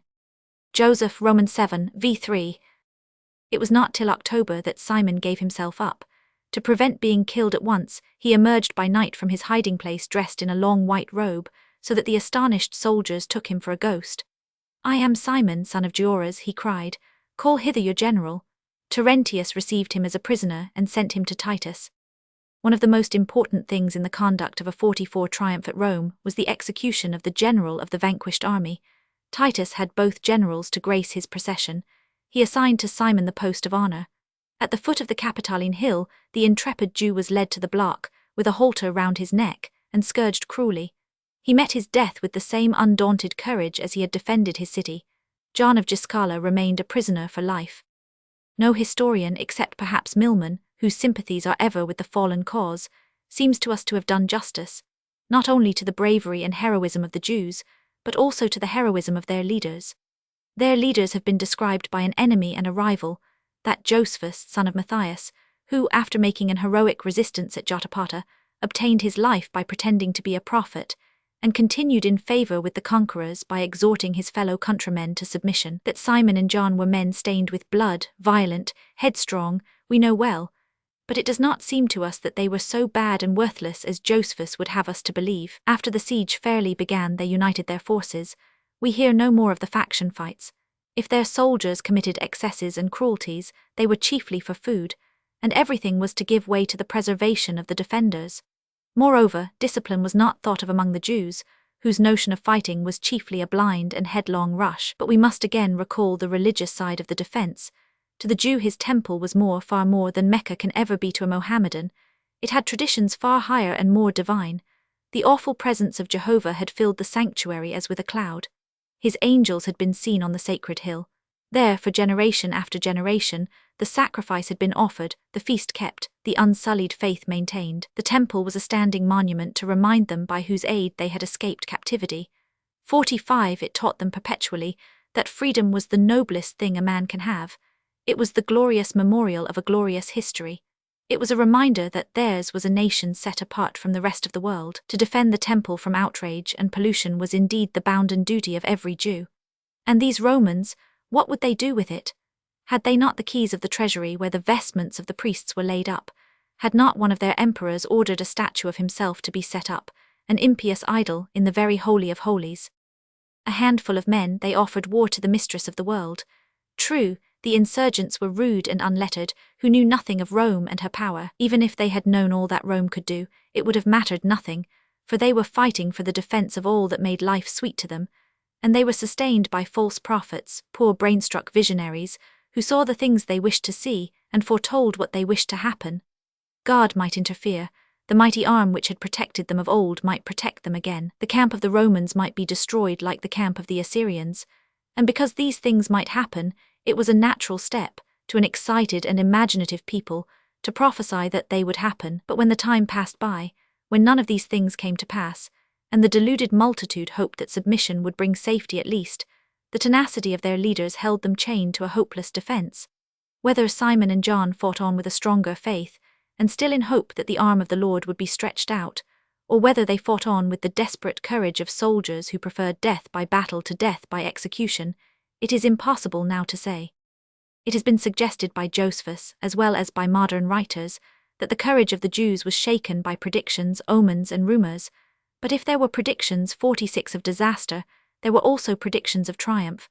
If Jesus, whom a few called Christ, had prophesied the coming fall of the city, there were others who had announced the fall of the enemy. Omens could be read either way. If a sword-shaped comet hung in the sky, who could deny that the sword impended over the heads of the Romans? And when the gate of the temple flew open, did it not announce the opening of the gates for the triumph of the faithful? In that wild, unsettled time, when there was nothing certain, nothing stable, the very faith of the people would be intensified by these prophecies of disaster. Their courage would be strengthened by the gloomy foretellers of defeat. And as the Trojans fought none the worse because Cassandra was with them, so the Jews fought none the worse because voices were whispering among them about the prophecies of him, whom some recognized as the Messiah. Let us at least award them the meed of praise for a courage which has never been equalled. Let us acknowledge that in all the history of the world, if there has been no siege more bloody and tragic, so there has been no city more fiercely contested, more obstinately defended. And though we may believe that the fall of Jerusalem had been distinctly prophesied by our Lord, we must not therefore look on the Jews as the blind and fated victims of prophecy. The city fell not in order to fulfill prophecy, but because the Jews were, as they ever had been, a turbulent, self-willed race, because they were undisciplined, because they loved freedom above everything else in the world except their religion, and their religion was the ritual and the temple. Chapter 3. From Titus to Omar. Wild hours that fly with hope and fear. If all your office had to do, with old results that look like new, if this were all your mission here, to draw, to sheathe a useless sword, to fool the crowd with glorious lies, to cleave a creed in sects and cries, to change the bearing of a word, why then my scorn might well descend. On you and yours I see in part, that all, as in some piece of art, is toil co-operant to an end. In memoriam, its temple destroyed, its people killed, led captive, or dispersed, Jerusalem must have presented, for the next 50 years at least, a dreary and desolate appearance. At first its only inhabitants were the Roman garrison, but gradually the Jews came dropping in at first, we may suppose, on sufferance and good behavior. When the Christians returned is not certain. Eusebius says that directly after the destruction of Jerusalem, they assembled together and chose Simeon as their bishop, but he does not say that they gathered together in Jerusalem. All the traditions represent them as returning very soon after the siege.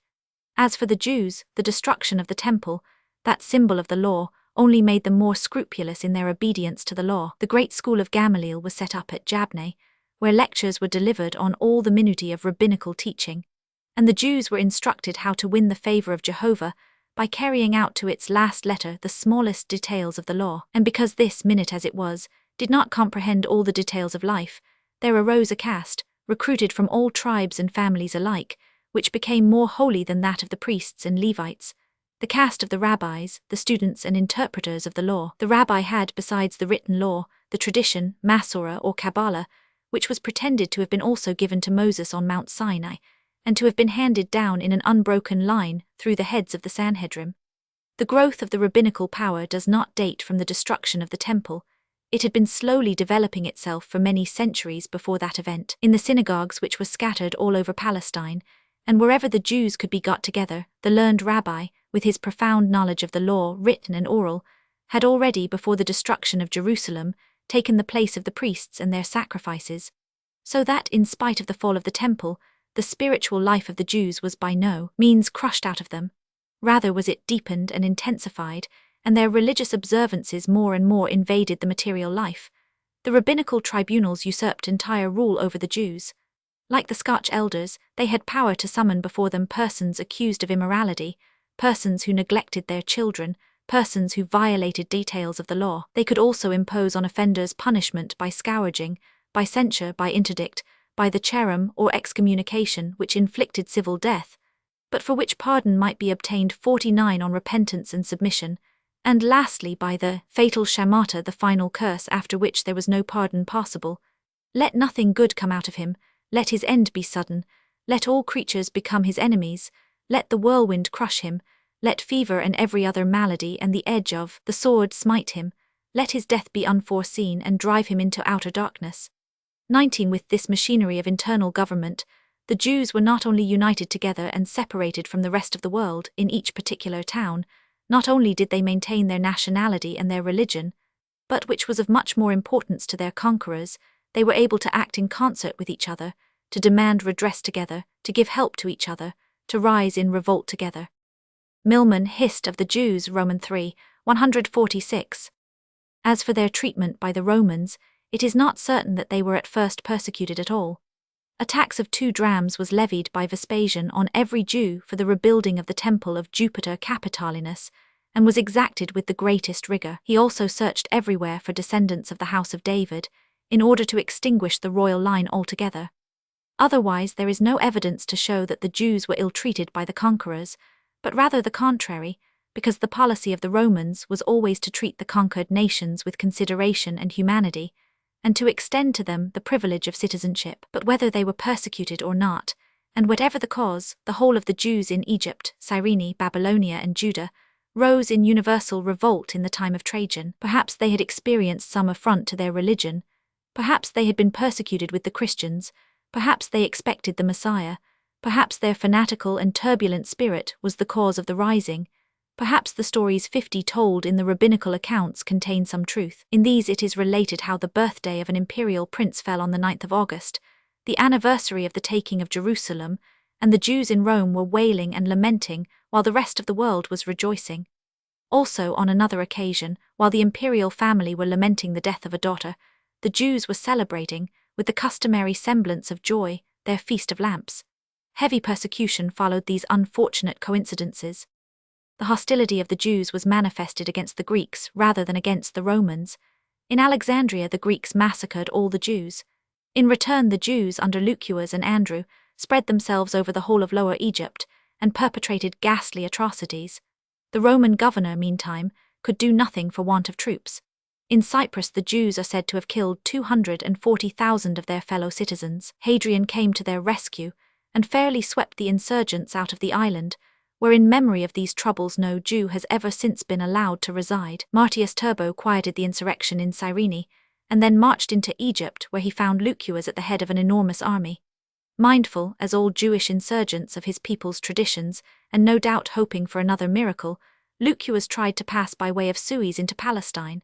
But no miracle being interposed, he and his men were all cut to pieces. Then the Jews of Mesopotamia rose in their turn, impatient of a change of masters which gave them the cold and stern Roman in place of their friends, and sometimes coreligionists, the Parthians. The revolt was quelled by Lucius Quietus, who was appointed to the government of Judah.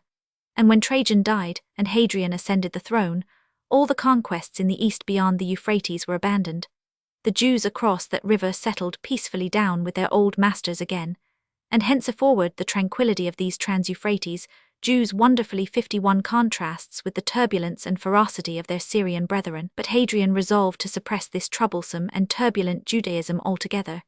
He forbade circumcision, the reading of the law, the observance of the Sabbaths, and he resolved to convert Jerusalem into a Roman colony. And then, because the Jews could no longer endure their indignities, and because before the dawn they ever looked for the darkest hour, the most cruel wrong, there arose Barcachebas, the son of the star, and led away their hearts in the belief that he was indeed the Messiah.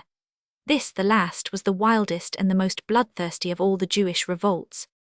The Messiah, the rumor ran forth among all Jews in all lands, had come at last, and the prophecy of Balaam was fulfilled. The mission of the pretender was recognized by no less a person than Akiba, the greatest of living doctors, perhaps the greatest of all Jewish doctors. He, when he saw Barcachebas, exclaimed loudly, "Behold the Messiah!" "Akiba," replied Rabbi Johanan ben Torta, whose faith was perhaps as strong, but whose imagination was not so active as his learned brothers, "the grass will be growing through your jaws before the Messiah comes." But Akiba's authority prevailed. Rabbi Akiba, according to the story of the rabbis, traced his descent from Sisera through a Jewish mother. He was originally a poor shepherd boy, employed to tend the sheep belonging to a rich Jew named Kalva Sheva. He fell in love with his master's daughter, and was refused her hand on the ground of his poverty and lowness of condition. He married her secretly, went away and studied the law. In course of time he came back to his master, followed, we are told, like Abelard, by 12,000 disciples. He was a second time refused as a son-in-law. He went away again, but returned once more, this time with 24,000 disciples, upon which Kalva Sheva gave him his daughter and took him into 52 favor. He is said to have been 120 years of age when Barcachebas appeared. Probably he was at least well advanced in years. The adherence of Akiba to the rebel leader was doubtless the main cause of the hold which he obtained over his countrymen, for the authority of Akiba was greater than that of any other living Jew. Other pretenders had obtained followers, but not among the doctors learned in the law, not among such rabbis as Akiba. When the mischief was done, and by the influence of Akiba, Barcachebas found himself at the head of 200,000 warriors, mad with religious zeal, Turnus Rufus, the new governor, seized and imprisoned the aged Rabbi 20. He was brought out to trial. In the midst of the questioning, Akiba remembered that it was the time for prayer, and with his usual calmness, in the presence of his judges, disregarding and heedless of their questions, he proceeded with his devotions. He was condemned to be flayed with iron hooks. Other accounts say that he was taken prisoner in the taking of Jerusalem. No one knows the origin and previous history of Barkachebas, nor how the insurrection first began. All kinds of legends were related of his prowess and personal strength. He was so strong that he would catch the stones thrown from the catapults with his feet, and hurl them back upon the enemy with force equal to that of the machines which cast them. He could breathe flames. He would at first admit into his ranks only those men who, to show their courage, endured to have a finger cut off, but was dissuaded from this, and ordered instead, and as a proof of strength, that no one should join his ranks who could not himself tear up a cedar of Lebanon with his own hands. The first policy of the Jews was to hide their strength, for the insurrection was long in being prepared. They knew, and they alone, all the secrets of the caves, subterranean passages, and hidden communications with which their city and whole country were honeycombed. They 53 knew, too, where were the places best fitted for strongholds, and secretly fortified them, so that when they appeared suddenly and unexpectedly as the aggressors, they became masters almost at one stroke of 50 strong places and nearly 1,000 villages. The first thing they did was to take Jerusalem, which probably offered only the small resistance of a feeble garrison. Here, no doubt, they set up an altar again and after a fashion rebuilt the temple. Turnus Rufus, the Roman governor whose troops were few, slaughtered the unoffending people all over Judah, but was not strong enough to make head against the rebellion, which grew daily stronger. Then Julius Severus, sent for by Hadrian in haste, came with an overwhelming force, and, following the same plan as had been adopted by Vespasian, attacked their strong places in detail. Jerusalem was taken, the spirits of the insurgents being crushed by the falling in of the vaults on Mount Zion, and Barkachebas himself was slain. The rebels, in despair, changed his name to Bar-Kazeba, the son of a lie, and fled to Bether, their last stronghold, where they held out under Rufus, the son of Barkachebas, for 2 years more. A story is told of its defense which shows at least how the hearts of the Jews were filled with the spirit of their old histories. 21 Seeing the desperate state of things, Eleazar the rabbi enjoined the besieged to seek their last resource in prayer to God. All day long he prayed, and all day long while he prayed, the battle went in favor of the Jews. Then a treacherous Samaritan stole up to the rabbi and whispered in his ear. The leader of the insurgents 22 asked what he whispered. The Samaritan refused at first to tell, and then, with assumed reluctance, pretended that it was the answer to a secret message, which 54 Eleazar had sent to the Romans proposing capitulation. The Jewish leader, infuriated with this act of treason, ordered the rabbi to be instantly executed. This was done, and then, there being no longer anyone to pray, the tide of battle turned, and on the fatal 9th of August the fortress of Bether was taken and the slaughter of the insurgents accomplished. The horses of the Romans, we are told, were up to their girths in blood. An immense number fell in this war. Dio Cassius says 580,000 by the sword alone, not including those who fell by famine, disease, and fire. The fortress itself, when the last stand was made, whose position was long unknown, has been identified beyond a doubt by Mr. George Williams. 23 It appeared as if Hadrian's purpose was achieved, and Judaism at last suppressed forever. He turned Jerusalem into a Roman colony, calling it Lia Capitolina, forbade any Jew on pain of death to appear even within sight of the city, and built a temple of Jupiter on the site of the temple. On the site of the sepulchre of Christ, if indeed it was the site, was a temple to Venus, placed there, Eusebius would have us believe, in mockery of the Christian religion, and with a design to destroy the memory of the sepulchre. Meantime the Christians, who had suffered greatly during the revolt of Barkachebas, being tortured by the Jews and confounded with them by the Romans, hastened to separate themselves as much as possible from further possibility of confusion by electing a Gentile convert, Marcus, to the bishopric of Jerusalem. To this period may be referred the first springing up of that hatred of the Jews, which afterwards led to such great and terrible persecutions. 24. Milman Roman 3, p. 122, see also Derenberg Hist. de la Palestine chap. Roman 24. Milman says Barkachebas, but though all is uncertainty, it appears probable, as stated above, that he was dead already. Holy City vol. ip 210. An account of the Christian bishops, and of the controversies and discussion which harassed the Church, will be found in Williams's Holy City. It may be as well to mention that throughout this work we have studiously refrained from touching, except where it was impossible to avoid doing so, on things ecclesiastical. 55 The history of the next 100 years presents nothing remarkable. The persecution of Diocletian raged throughout the East. The usual stories of miracles are recorded. A library was founded in Jerusalem by Bishop Alexander, and meantime the old name of the city was forgotten entirely out of its own country. So much was this the case, that a story is related of an Egyptian martyr who, on being asked the name of his city, replied that it was Jerusalem, meaning the heavenly Jerusalem. The judge had never heard of such a city, and ordered him to be tortured in order to ascertain the truth. And now grew up the spirit of pilgrimage, and the superstition of sacred places began, or rather was grafted into the new religion from the old. Of the pilgrims of these early times we have to speak in another place. At present they interest us only that they brought about two events of the greatest importance to the history of the world and the future of the Christian Church: the building of Constantine's church, and the invention of the cross by Helena. Well would it have been in the interest of humanity if the cave of Christ's sepulchre had never been discovered, and if the wood of the cross had still remained buried in the earth. The historians quarrel as much over the birthplace of Helena as that of Homer. She was the daughter of a Breton king named Seal. She was born in York. She was the daughter of an innkeeper at Drepanium near Nicomedia. She was a native of Dalmatia, of Dacia, of Tarsus, of Edessa, of Treves. Whether she was ever married to Constantius does not appear. If she was, he deserted her for Theodora, the daughter-in-law of Maximian, but Constantius made his son, Constantine, by Helena, his legal heir, and presented him to the troops as his successor. And Constantine regarded his mother with the greatest affection, surrounded her with every outward sign of respect and dignity, granted her the title of Augusta, 56 stamped her name on coins, and gave her name to divers towns. Helena was at this period a Christian.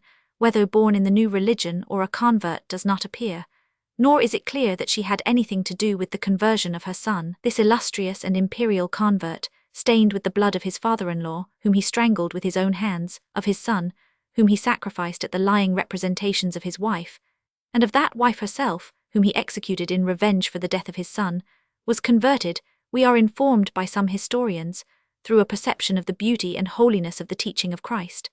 Probably he saw in the cross a magical power by which he could defeat his enemies. It was after the death of Crispus the Caesar, Constantine's son, that Helena, whose heart was broken by the murder of her grandson, went to Jerusalem to visit the sacred spots and witness the fulfillment of prophecy. On her way she delivered captives, relieved the oppressed, rewarded old soldiers, adorned Christian churches, and arrived in the holy city laden with the blessings of a grateful people. And here she discovered the cross in the following manner. Led by divine intimation, she instructed her people where to dig for it, and after removing the earth which the heathen had heaped round the spot, she found the sepulchre itself, and close beside it the 3 crosses still lying together, and the tablet bearing the inscription which Pilate ordered to be written. The true cross was picked out from the 3 by the method commonly pursued at this period, and always attended with satisfactory results. A noble lady lay sick with an incurable disease. All the crosses were brought to her bedside, and at the application of one, that on which our Lord suffered, she was immediately restored to perfect health. This is the account given by the writers of the following century, but not one of the contemporary writers relates the story, though Cyril, who was Bishop of Jerusalem from the year 748, alludes to the 57 finding of the cross. Eusebius preserves a total silence about it, a silence which to us is conclusive. The following is his account of the discovery of the Holy Sepulchre. Life of Constantine, Roman 3, 25. After these things the pious emperor judged it incumbent on him to render the blessed locality of our Saviour's resurrection an object of attraction and veneration to all. He issued immediate injunctions, therefore, for the erection in that spot of a house of prayer. It had been in time past the endeavour of impious men to consign to the darkness of oblivion that divine monument of immortality, to which the radiant angel had descended from heaven, and rolled away the stone for those who still had stony hearts. This sacred cave certain impious and godless persons had thought to remove entirely from the eyes of men. Accordingly they brought a quantity of earth from a distance with much labour, and covered the entire spot.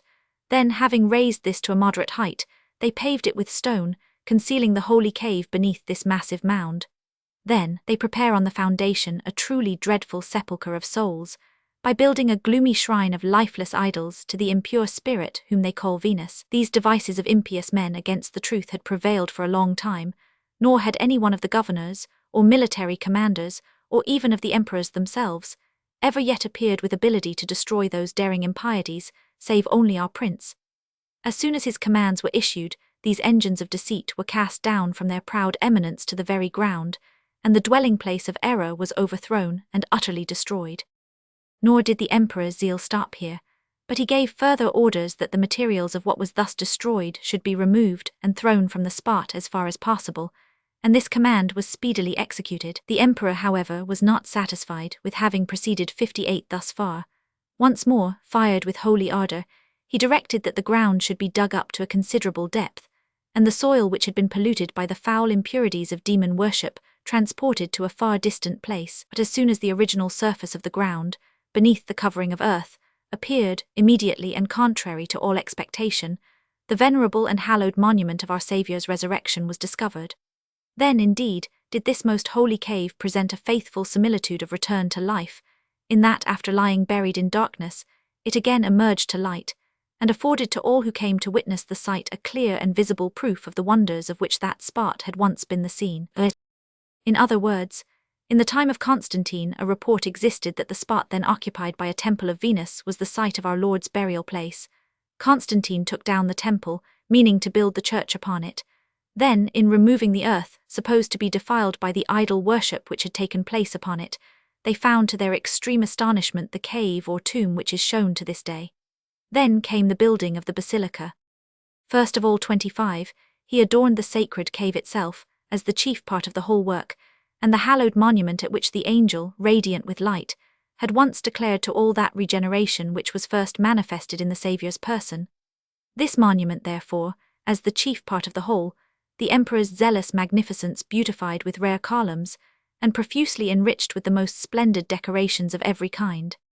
Euseb, Life of Constantine, Roman 3, ch. Roman 33, et seq. The next object of his attention was a space of ground of great extent, and open to the pure air of heaven. This he adorned with a pavement of finely polished stone, and 59 enclosed it on 3 sides with porticos of great length. At the side opposite to the sepulchres, which was the eastern side, the church itself was erected, a noble work rising to a vast height and of great extent, both in length and breadth. The interior of this structure was floored with marble slabs of various colors, while the external surface of the walls, which shone with polished stone exactly fitted together, exhibited a degree of splendor in no respect inferior to that of marble. With regard to the roof, it was covered on the outside with lead, as a protection against the rains of winter. But the inner part of the roof, which was finished with sculptured fretwork, extended in a series of connected compartments like a vast sea over the whole church, and being overlaid throughout with the purest gold, caused the entire building to glitter, as it were, with rays of light. Besides this were 2 porticos on each side, with upper and lower ranges of pillars, corresponding in length with the church itself, and these had also their roofs ornamented with gold. Of these porticos, those which were exterior to the church were supported by columns of great size, while those within these rested on piles of stone, beautifully adorned on the surface. 3 gates placed exactly east were intended to receive those who entered the church. Opposite these gates the crowning part of the whole was the hemisphere, which rose to the very summit of the church. This was encircled by 12 columns, according to the number of the apostles of our Saviour, having their capitals embellished with silver bowls of great size, which the emperor himself presented as a splendid offering to his God. In the next place he enclosed the atrium, which occupied the space leading to the entrance in front of the church. This comprehended first the court, then the porticos on each side, and lastly the gates of the court. After these, in the midst of the open marketplace, 60 the entrance gates of the whole work, which were of exquisite workmanship, afforded to passers-by on the outside a view of the interior, which could not fail to excite astonishment. According, therefore, to the account of Eusebius, Constantine built one church and only one. This was not over the sepulchre at all, but to the east of it, and separated from it by a space open to the heavens, the sepulchre itself being set about with pillars. In the transport of enthusiasm which followed the conversion of Constantine, the Jews probably found it convenient to keep as quiet as possible. They held at this time exclusive possession of 4 large towns in Galilee where they governed themselves, or rather submitted to the government of the rabbis. Attempts were made to convert them. Sylvester succeeded, it is related, in converting a number of them by a miracle, for a conference was held between the Christians and Jews in the presence of the emperor himself. One of the rabbis asked permission that an ox should be brought in. He whispered in the ear of the animal the ineffable name of God, and the beast fell dead. "Will you believe," asked the Pope, "if I raise him to life again?" They agreed. Sylvester adjured the ox in the name of Christ, and if Jesus was veritably the Messiah to come to life again, the beast rose and quietly went on feeding, whereupon the Jews all went out and were baptized. Stories of this kind were invented whenever it seemed well to stimulate zeal or to promote conversions. The Jews were probably only saved from a cruel persecution by the death of the zealous convert. Already severe decrees had been issued. Constantine's laws enact that any Jew who endangers the life of a Christian convert shall be buried alive, that no Christian shall be permitted to become a Jew, that no Jew shall possess Christian slaves. But the laws were little lightened in their favor 61 by the successor of Constantine, and the Jews made one or two local and feeble attempts to rise in Judah and in Alexandria. Here they had an opportunity of plundering and slaying the Christians by joining the side of Arius. And then there came a joyful day, too short indeed for the Jews, when Julian the Apostate mounted the throne. Julian addressed a letter to the Patriarch, annulling the aggressive laws and promising great things for them on his return from the east. At the same time he issued his celebrated edict ordering the rebuilding of the Temple of Jerusalem, the care of the work being entrusted to his favorite, Alypius. And now, it seemed, the restoration of the Jews was to be accomplished in an unexpected manner, not foretold by prophecy. The wealth of the people was showered upon the projected work. Jews of all ages and both sexes streamed along the roads which led to Jerusalem, and amid hopes more eager than any the hapless people had yet experienced, the work was begun. Hardly were the foundations uncovered, the joyful Jews crowding round the workmen, when flames of fire burst forth from underground accompanied by loud explosions. The workmen fled in wild affright, and the labours were at once suspended, nor were they ever renewed. The anger of heaven was manifested in the mysterious flames. Not yet was to be the rebuilding of the temple. And then Julian died, cut off in early manhood, and whatever hopes remained among the Jews were crushed by this untimely event. As for the miracle of the flames, it has been accounted for by supposing the foul gas in the subterranean passages to have caught fire.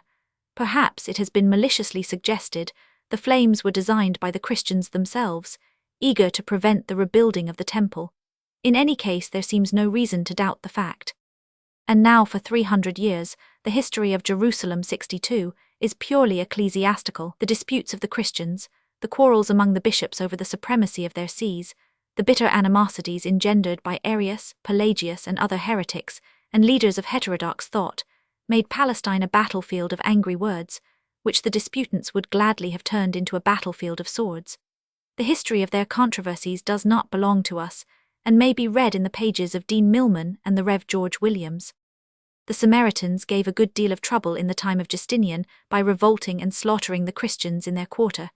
They were, however, quieted in the usual way, by punishment, and peace reigned over all the country. Justinian built a magnificent church, of which the Mosque el-Aqsa perhaps preserves some of the walls at least. It was so magnificent that in the delight of his heart the emperor exclaimed, "I have surpassed thee, O Solomon." All Syria became a nest of monasteries, nunneries, and hermitages. In the north, Simeon Stylites and his followers perched themselves on pillars and soothed their sufferings with the adorations of those who came to look at them. In Palestine were hundreds of monasteries, while in every cave was a hermit, on every mountainside the desolate dwelling of some recluse, and the air was heavy with the groans of those who tortured the flesh in order to save the soul. Moreover, the country was a great storehouse of relics.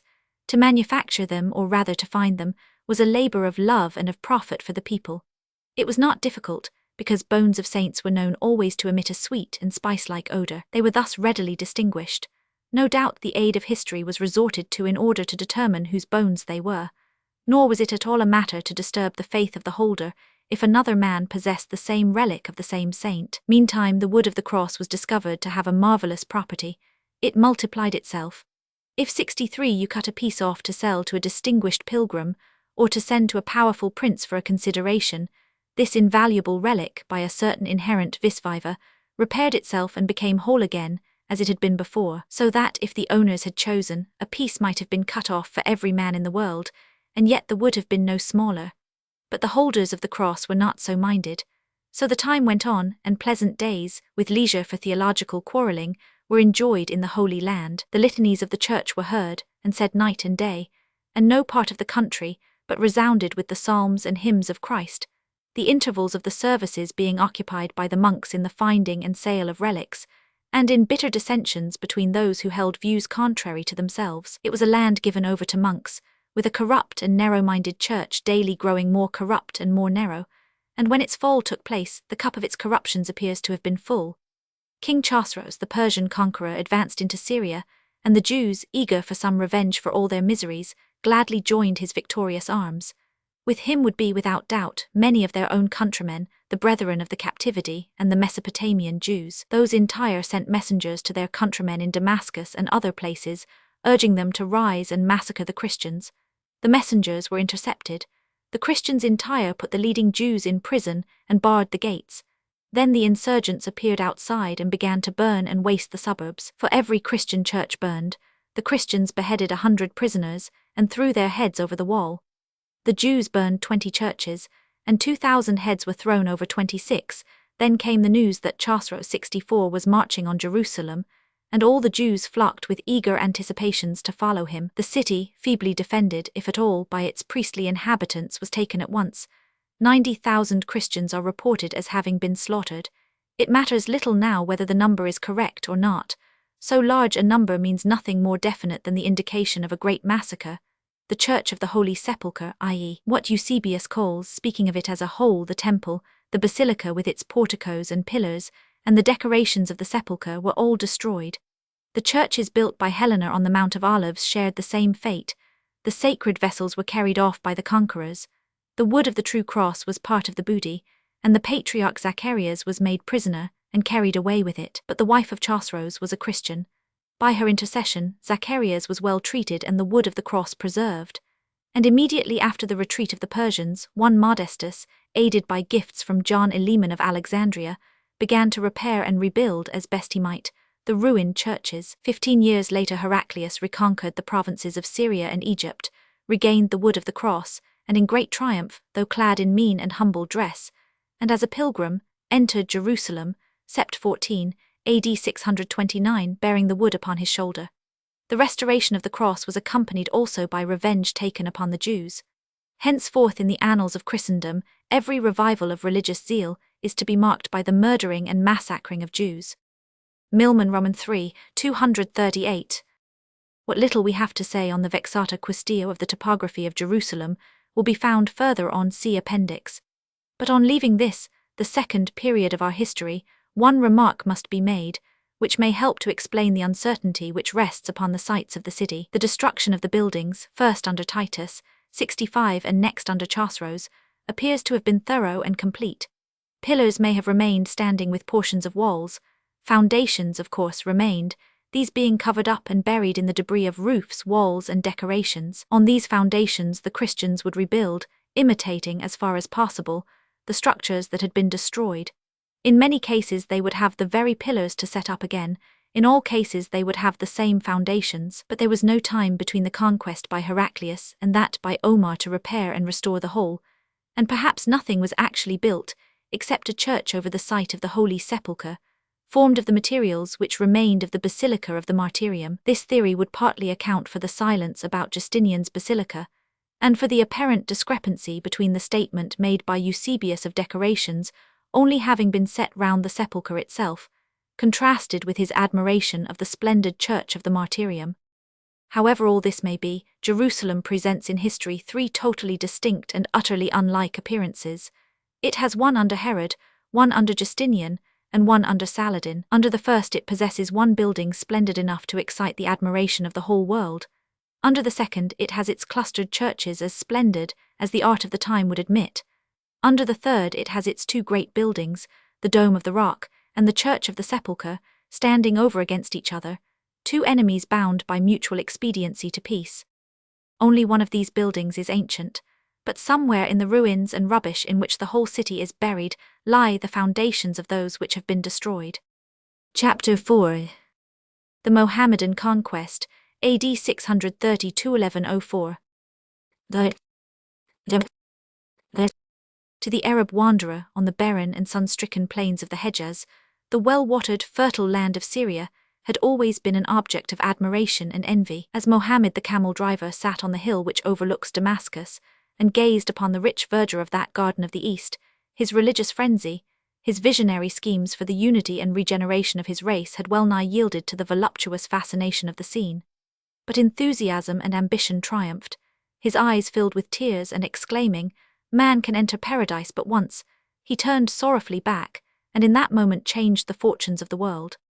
When Abu Bakr, Mohammed's first successor, had quelled the disturbances which threatened the Muslim power, and found himself the acknowledged head of an immense confederation of restless and enthusiastic warriors, thoughts of conquest naturally presented themselves to his mind, and Syria was, as naturally, the first quarter to which he turned. His resolution once taken, he addressed a circular letter to the petty chieftains of Arabia, in which, appealing to 67 their national prejudices and newly awakened religious zeal, he exhorted them to wrest the long-coveted Syria out of the infidels' hands. His proposal was hailed with satisfaction by all those to whom it was addressed, and in a short space of time, a considerable army was assembled around Medina, waiting for the caliph's orders. Yazid ibn Abi Sufyan was appointed commander-in-chief of the forces, and received immediate orders to march. Nothing could have been more moderate than the instructions which Abu Bakr delivered to his general for the conduct of the war. He was to respect the lives of women, children, and aged persons, to permit no wanton mischief or destruction of property, and to adhere religiously to any covenant or treaty which they might make with the opposite side. The Emperor Heraclius made immediate preparations for averting the threatened invasion, but his hastily collected and ill-organized forces were defeated in the very first engagement, while the Arabs scarcely suffered any loss. Encouraged by the success of their countrymen, the inhabitants of Mecca and of the Hejaz flocked to Abu Bakr's standard, and another division, under Mir ibn Els, the future conqueror of Egypt, was dispatched into Palestine. Abu Obadah ibn al-Jarrah, of whom we shall hear more anon, was at the same time sent to take the command in Syria, but meeting with some reverses, he was in turn superseded by Khalid ibn al-Walid, who was recalled from Iraq for that purpose. This warrior's achievements against the infidels had, during Mohammed's lifetime, earned for him the title of the Drawn Sword of God, and his name had already become a terror to the Greeks. The important town of Bostra was the first to yield, being betrayed by its governor Romanus, and the Saracens thus obtained a footing in Syria, of which they were not slow to take advantage.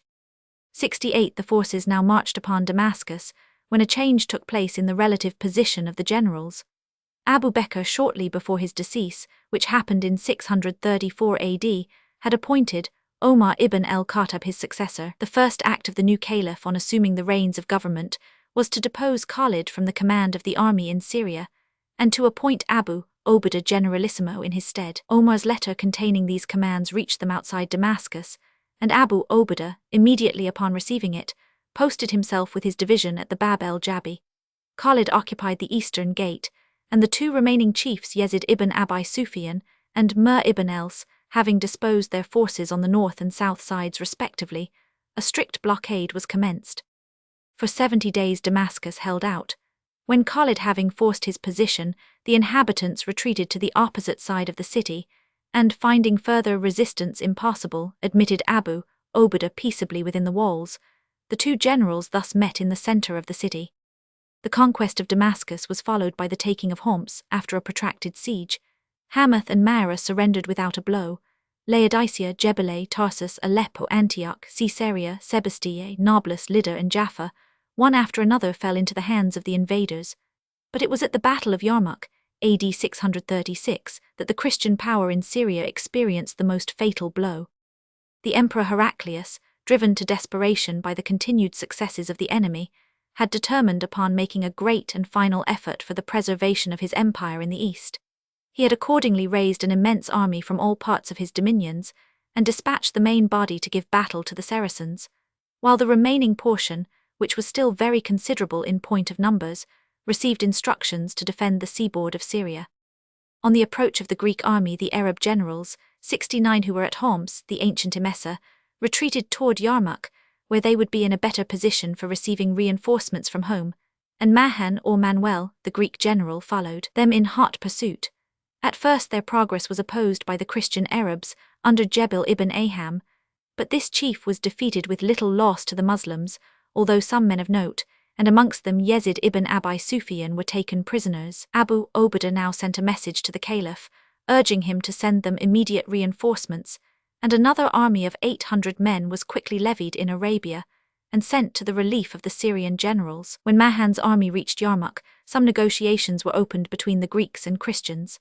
Khalid, who acted as parlementaire on the occasion, succeeded in obtaining the release of the prisoners, but as they were unable to come to terms, both sides began to prepare for the battle which was to determine the fate of Syria. For several days the fighting continued with fluctuating fortune, but at last an incident happened which decided the contest in favor of the Mohammedans. A native of Homs who happened to be staying in the neighborhood of Yarmouk had hospitably entertained some of the Grecian officers.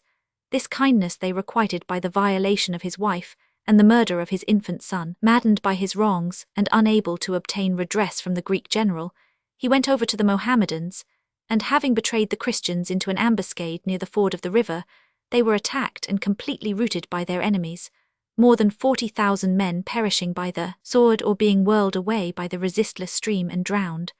Thus the same licentious barbarity and corruption which, more than Arab prowess, had contributed to the success of the Muslim arms at the outset of the war, ultimately resulted in the entire overthrow of the Christian power in the East. 70 now remained to complete the triumph of the invaders, but the capture of Jerusalem itself.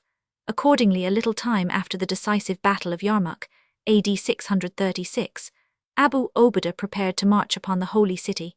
Yazid ibn Abi Sufyan was sent forward with a detachment of 5,000 men. Abu Ubaidah himself brought up the main body a few days later, and was joined shortly after by the division under Mir ibn al-S, desiring to afford the inhabitants every opportunity of coming to terms without further bloodshed. The general, before actually commencing hostilities, halted at the ford of the Jordan, and indited a letter to the Christian patriarch and people of Leah, demanding their immediate submission, and requiring them either to embrace the Mohammedan faith, or to pay the usual tribute exacted from unbelievers. "If you refuse," said he, "you will have to contend with people who love the taste of death more than you love wine and swine's flesh, and rest assured that I will come up against you, and will not depart until I have slain all the able-bodied men among you, and carried off your women and children captive."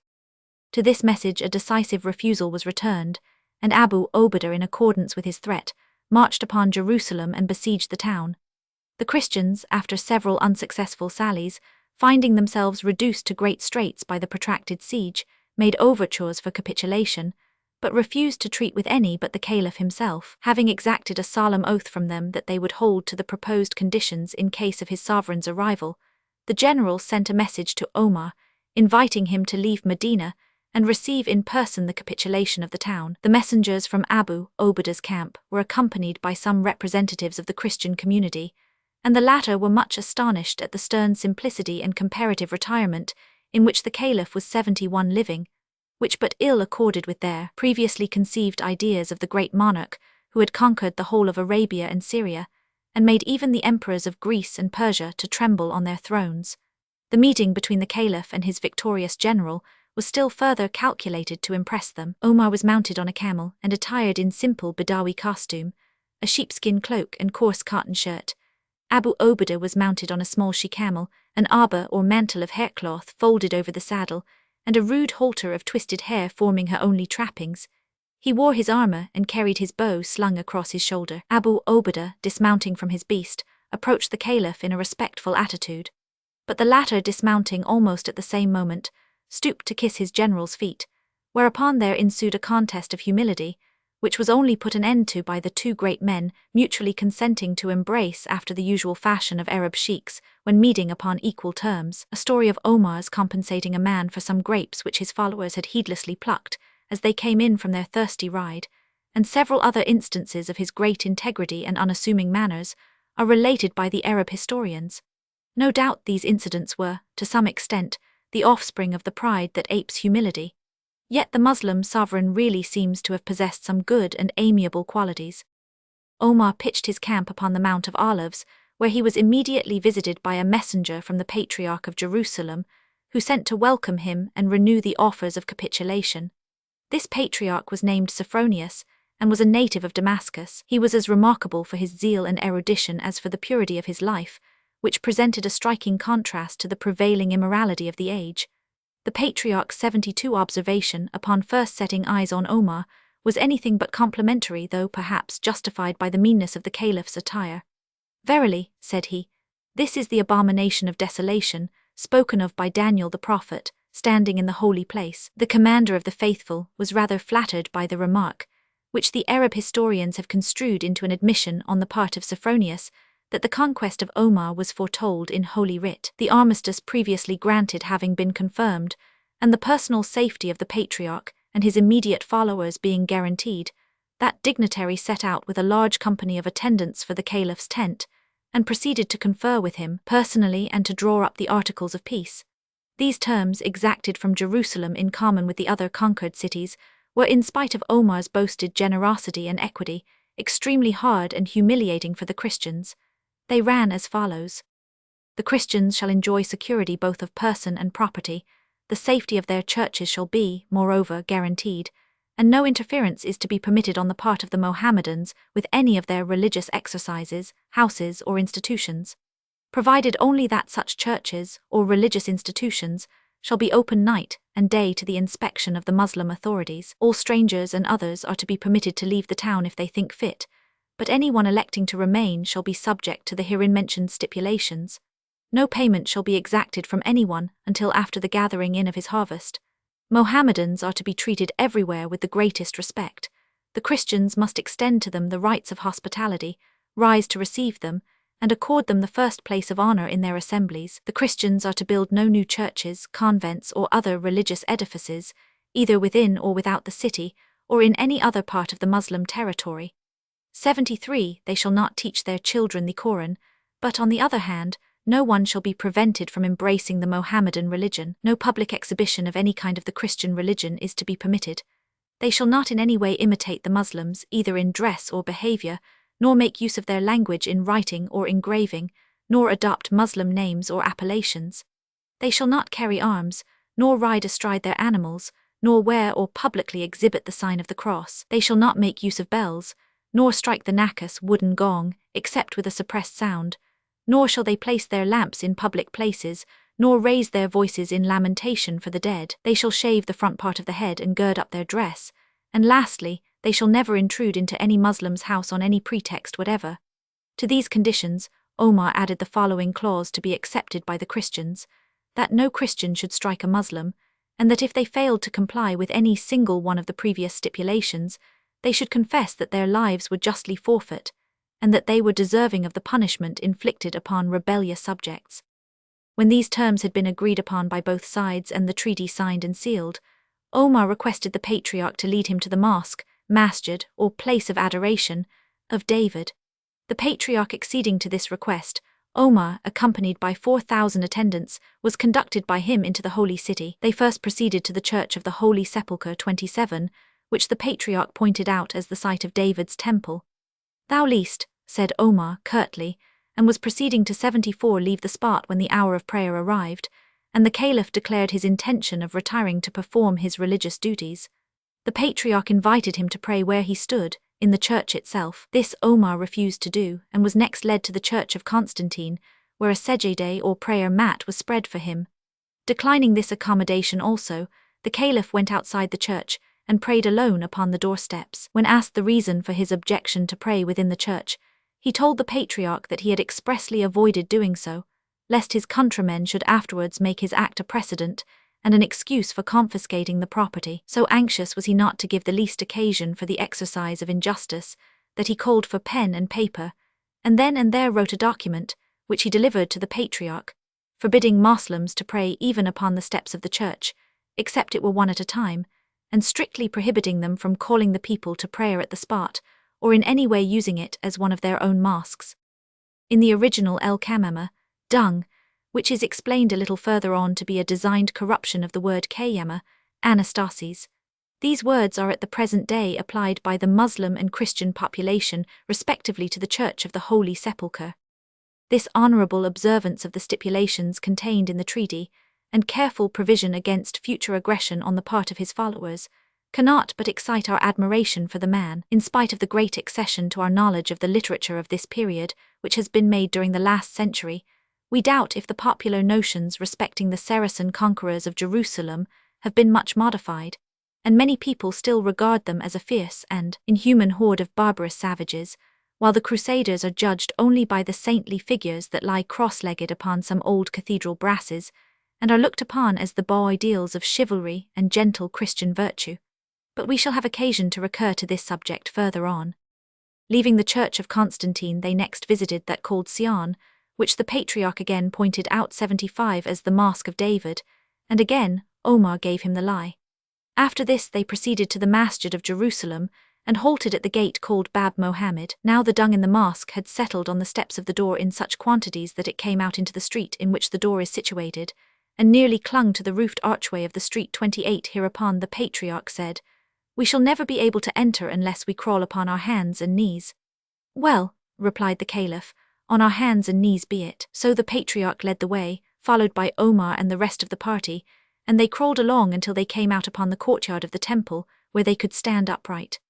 Then Omar, having surveyed the place attentively for some time, suddenly exclaimed, "By him in whose hands my 76 soul is, this is the Mosque of David, from which the Prophet told us that he ascended into heaven. He, upon whom be peace, gave us a circumstantial account thereof, and especially mentioned the fact that we had found upon the Sacra a quantity of dung which the Christians had thrown there out of spite to the children of Israel." 29. With these words he stooped down and began to brush off the dung with his sleeve, and his example being followed by the other Mussulmans of the party, they soon cleared all the dung away, and brought the Sacra to light.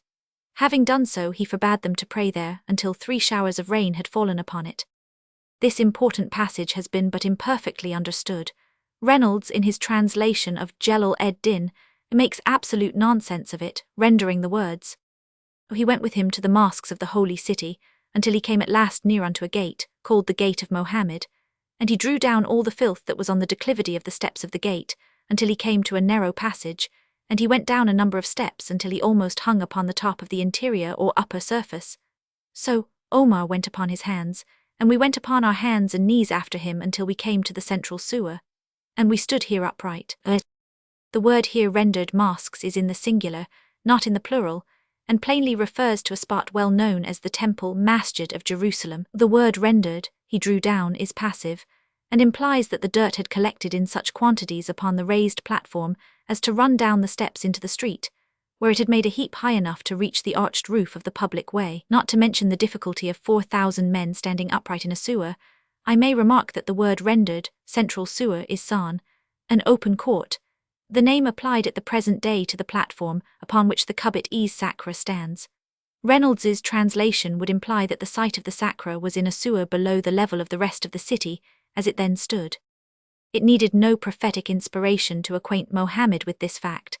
The site of the temple was not only well known to the Christians, but was systematically defiled by them out of abhorrence for the Jews. Eutychius expressly tells us that, when Helena, the mother of Constantine, had built churches at Jerusalem, the site of the rock and its neighborhood had been laid waste, and so left, but the Christians heaped dirt on the rock so that there was a large dunghill over it. And so the Romans had neglected it, nor given it that honor which the Israelites had been wont to pay it, and had not built a church above it, because it had been said by our Lord Jesus Christ in the Holy Gospel, "Behold, your house shall be left unto you desolate." Another account relates that, on conquering the city, Omar sent for Ka'ab, a Jew who had been converted to Mohammedanism during the Prophet's lifetime, and said to him, "O Abu Ishaq, dost thou know the site of the Sacra?" "Yes," replied Ka'ab, "it is distant such and such a number of cubits 30 from the wall which runs parallel to the Wadi Jehannam. It is at the present time used for a dunghill." Digging at the spot indicated, they found the Sacra as Ka'ab had described. Then Omar asked Ka'ab where he would advise him to place the mosque. Ka'ab answered, "I should place it behind the 77 Sacra, so that the 2 Qiblas, 31 namely that of Moses and that of Mohammed, may be made identical." "Ah," said Omar, "thou leanest still to Jewish notions, I see. The best place for the mosque is in front of it, and he built it in front accordingly." Reynolds, again misunderstanding the Arabic, renders this 1 cubit. The Qibla is a point of adoration, that is, the direction in which Mecca lies. In the Mohammedan mosques it is indicated by a small niche called a mihrab. Another version of this conversation is that when Ka'ab proposed to set the praying place behind the Sacra, Omar reproved him, as has just been stated, for his Jewish proclivities, and added, "Nay, but we will place it in the Sadr, breast or forepart, for the Prophet ordained that the Qibla of our mosques should be in the forepart." "I am not ordered," said he, "to turn to the Sacra but to the Kaaba." Afterwards, when Omar had completed the conquest of Jerusalem and cleared away the dirt from the Sacra, and the Christians had entered into their engagements to pay tribute, the Muslims changed the name of the great Christian church from Kayama Anastasis to Kamama Dung to remind them of their indecent treatment of the holy place and to further glorify the sacra itself. The mosque erected by Omar is described by an early pilgrim who saw it as a simple square building of timber, capable of holding 3,000 people, and constructed over the ruins of some more ancient edifice. The annals of the Mohammedan Empire during the next 48 years, although fraught with stirring events, bear but little on the history of Jerusalem itself. And although the visit of Omar had impressed the followers of the Quran with the idea that they possessed an equal interest in the holy city with the adherents of the law and of the gospel, still their devotion to the temple of Mecca and their prophet's tomb at Medina was too deeply rooted to leave them much reverence for the Masjid 78 al-Aqsa. But political exigencies did what religious enthusiasm had failed to accomplish, and in 684 AD, in the reign of Abd al-Malik, the ninth successor of Mohammed, and the fifth caliph of the house of Umayyah, events happened which once more turned people's attention to the city of David. For 8 years the Mussulman empire had been distracted by factions and party quarrels. The inhabitants of the two holy cities, Mecca and Medina, had risen against the authority of the legitimate caliphs, and had proclaimed Abdallah ibn Zoba their spiritual and temporal head. Yazid and Muawiyah had in vain attempted to suppress the insurrection. The usurper had contrived to make his authority acknowledged throughout Arabia and the African provinces, and had established the seat of his government at Mecca itself. Abd al-Malik trembled for his own rule.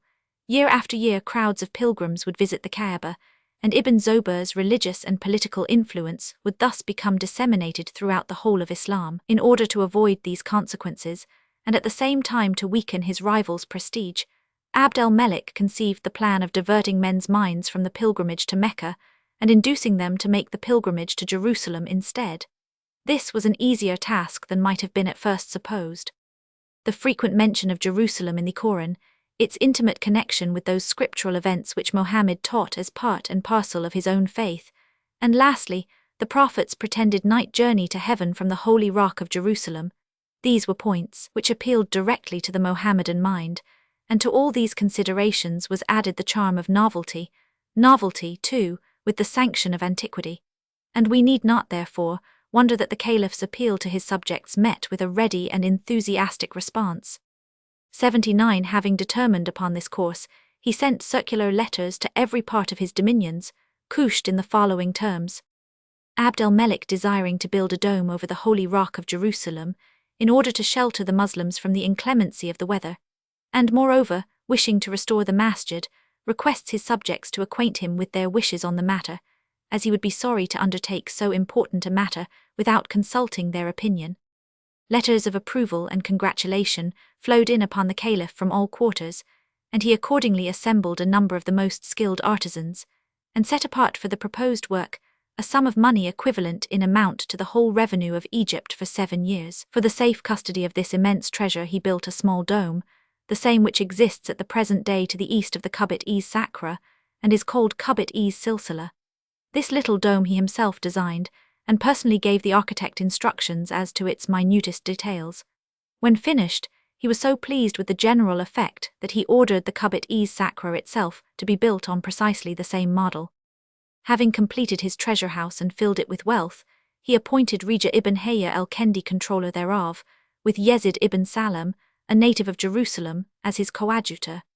These 2 persons were to make all disbursements necessary for the works, and were enjoined to expend the entire amount upon them, regulating the outlay as occasion might require. They commenced with the erection of the Kaaba, beginning on the east side and finishing at the west, until the whole was so perfect that no one was able to suggest an addition or an improvement.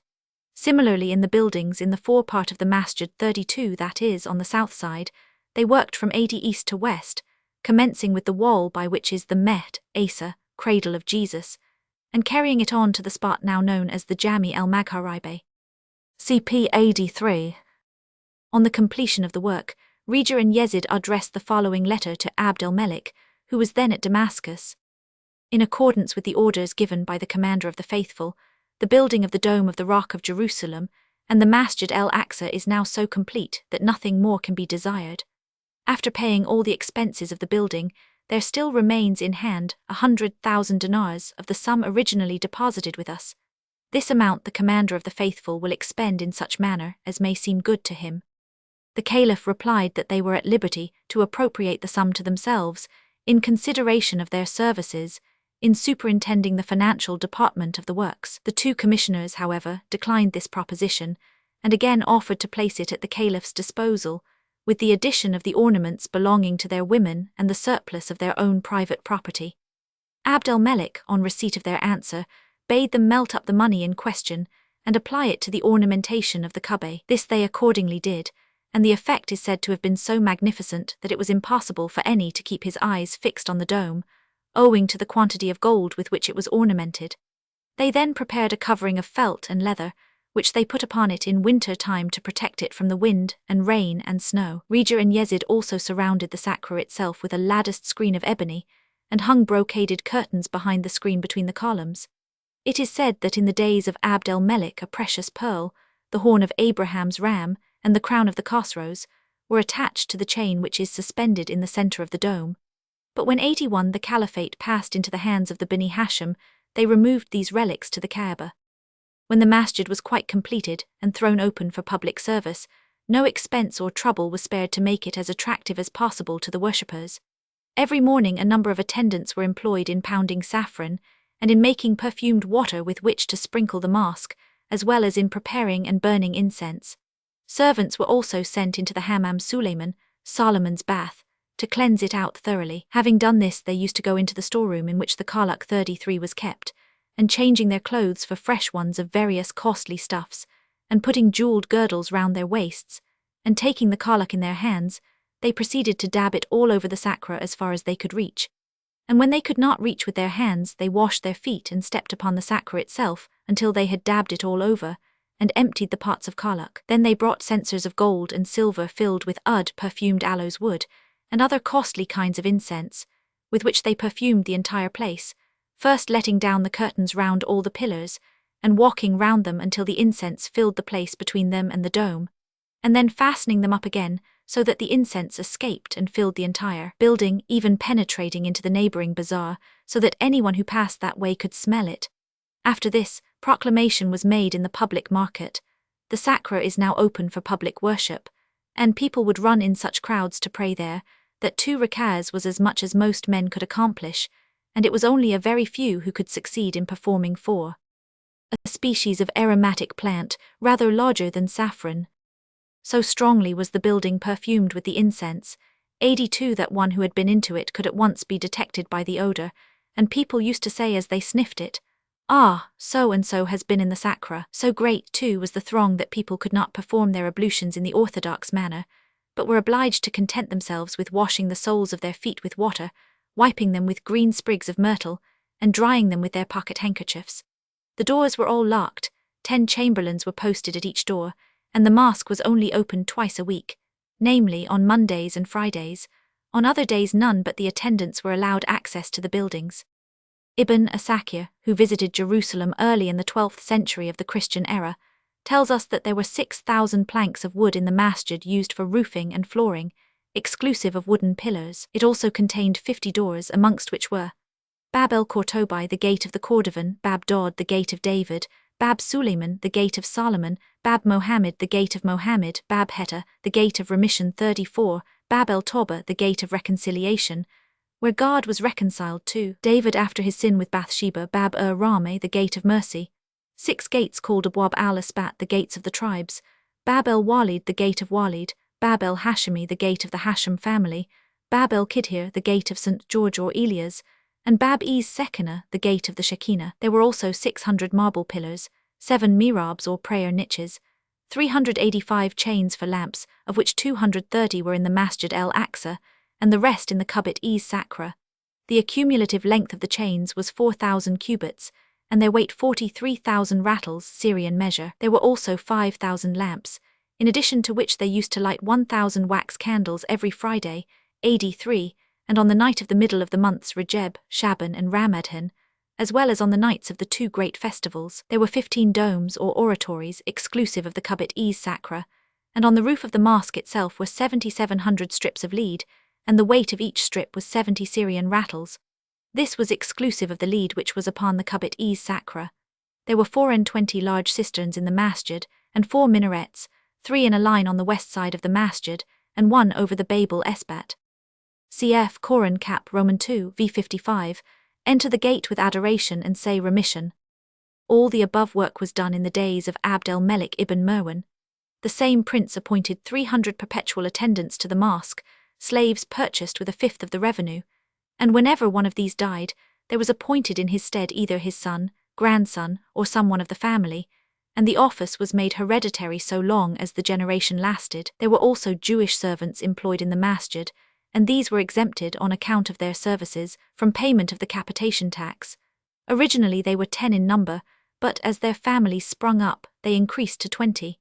Their business was to sweep out the masjid all the year round, and to clean out the lavatories round about it. Besides these, there were 10 Christian servants also attached to the place in perpetuity, and transmitting the office to their children. Their business was to brush the mats, and to sweep out the conduits and cisterns. A number of Jewish servants were also employed in making glass lamps, candelabras, and these and their families were also exempted in perpetuity from tax, and the same privilege was accorded to those who made the lampwicks. Ibn Asakir informs us that the length of the Masjid el-Aqsa was 755 cubits, and the breadth 465 cubits, the standard employed being the royal cubit. The author of the Muthir el-Garam declares that he found on the inner surface of the north wall of the Haram, over the door which is behind the Bab ed-Dawidariye, a stone tablet, on which the length of the masjid was recorded as 784 cubits, and its breadth as 455. It did not, however, state whether or no the standard employed was the royal cubit. The same author informs us that he himself measured the masjid with a rope, and found that in length it was 683 cubits on the east side, and 650 on the west, and in breadth it was 438 cubits, exclusive of the breadth of the wall. Abdullah Yaqut el-Hamawi, a Christian Arab writer of the 12th century, tells us that the substructure of the Jewish temple served for the foundations of Abd el-Melik's edifice, and that monarch built a wall of smaller stones upon the more massive ancient blocks. The great substructures at the southwest angle are said to be the work of Abd el-Melik, who is reported to have made them in order to obtain a platform on which to erect the El-Aqsa. 35. VDM de Vogue p. 76. In order to understand the native accounts of the sacred area at Jerusalem, it is essentially necessary to keep in mind the proper application of the various names by which it is spoken of. When the Masjid el-Aqsa is mentioned, that name is usually supposed to refer to the well-known mosque on the south side of the Haram, but such is not really the case. The latter building is called el-Jami el-Aqsa, or simply el-Aqsa, and the substructures are called el-Aqsa el-Kadime, the ancient Aqsa, while the title el-Masjid el-Aqsa is applied to the whole sanctuary. The word Jami is exactly equivalent in sense to the Greek, and is applied only to the church or building in which the worshippers congregate. Masjid, on the other hand, is a much more general term. It is derived from the verb sajada, to adore, and is applied to 85 any spot, the sacred character of which would especially incite the visitor to an act of devotion. Our word mosque is a corruption of masjid, but it is usually misapplied as the building is never so designated, although the whole area on which it stands may be so spoken of. The Jami el-Aqsa, Jami el-Magharibi and are mosques in our sense of the word, but the entire Haram is a masjid. This will explain what is meant by saying that Omar, after visiting the churches of the Anastasis, Sion and was taken to the Masjid of Jerusalem, and will account for the statement of Ibn el-Asakir and others, that the Masjid el-Aqsa measured over 600 cubits in length, that is, the length of the whole Haram area. The name Masjid el-Aqsa is borrowed from the passage in the Quran, Romans 17:1, where allusion is made to the pretended ascent of Mohammed into heaven from the Temple of Jerusalem. Praise be unto him who transported his servant by night from el-Masjid el-Haram, i.e., the sacred place of adoration, at Mecca, to el-Masjid el-Aqsa, i.e., the remote place of adoration at Jerusalem, the precincts of which we have blessed, and see the title el-Aqsa. The remote, according to the Mohammedan doctors, is applied to the Temple of Jerusalem, either because of its distance from Mecca or because it is in the center of the earth. The title Haram, or sanctuary, it enjoys in common with those of Mecca, Medina and Hebron. As M. de Vogue has pointed out, the Kubit-es Sacra, notwithstanding its imposing proportions, is not, properly speaking, a mosque, and is not constructed with a view to the celebration of public prayers and services. It is only an oratory, one of the numerous Kabbes with which the Haram-es Sharif abounds, domed edifices that mark the various spots to which traditions cling. The form is, in fact, almost identical with that of an ordinary Muslim weli, or saint's tomb. El-Jami el-Aqsa is, on the other hand, 86A mosque designed expressly for the accommodation of a large congregation, assembled for public worship, and resembling in its architectural details the celebrated mosques of Constantinople or elsewhere. The erection of the Holy Sepulchre, Jami al-Aqsa, and the restoration of the temple area by Abd el-Melik are recorded in a magnificent Kufic inscription in mosaic, running round the colonnade of the first-mentioned building. The name of Abd el-Melik has been purposely erased, and that of Abdallah el-Mamun fraudulently substituted, but the short-sighted forger has omitted to erase the date, as well as the name of the original founder, and the inscription still remains a contemporary record of the munificence of Abd el-Melik. The translation is as follows.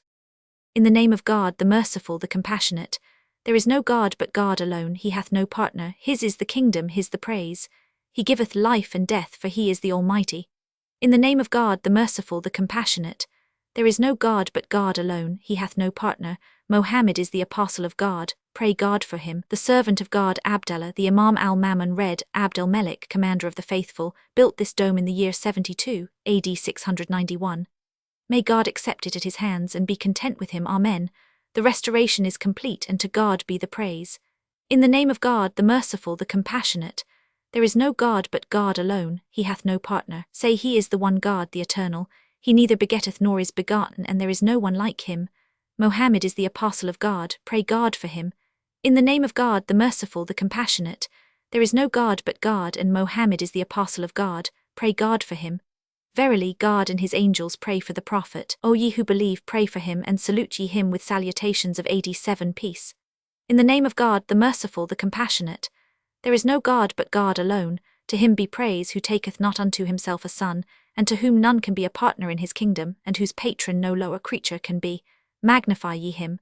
Mohammed is the apostle of God, God and his angels and apostles pray for him, and peace be upon him and the mercy of God. In the name of God, the merciful, the compassionate, there is no God but God alone, he hath no partner, his is the kingdom and his the praise, he giveth life and death, for he is Almighty.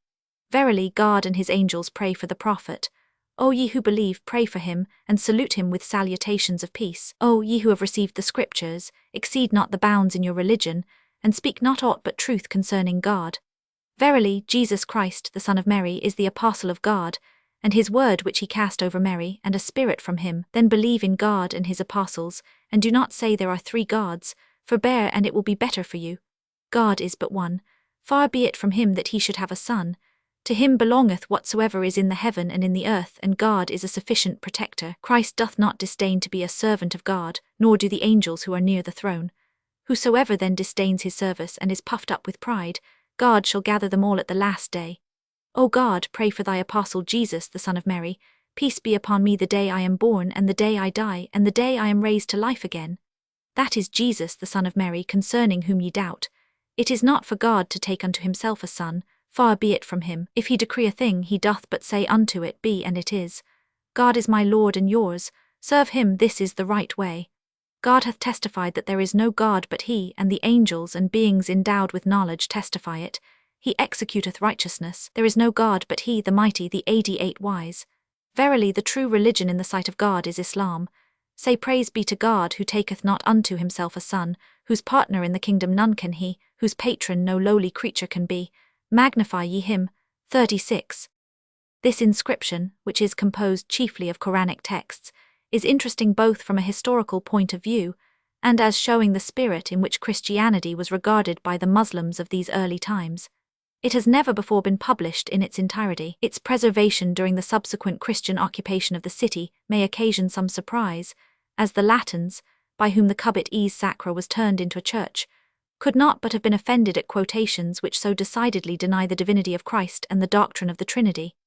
It is probable, however, that the Kufic character in which it is written was as unintelligible to the Christian natives of that time as it is now, even to most of the learned Muslims of the present day.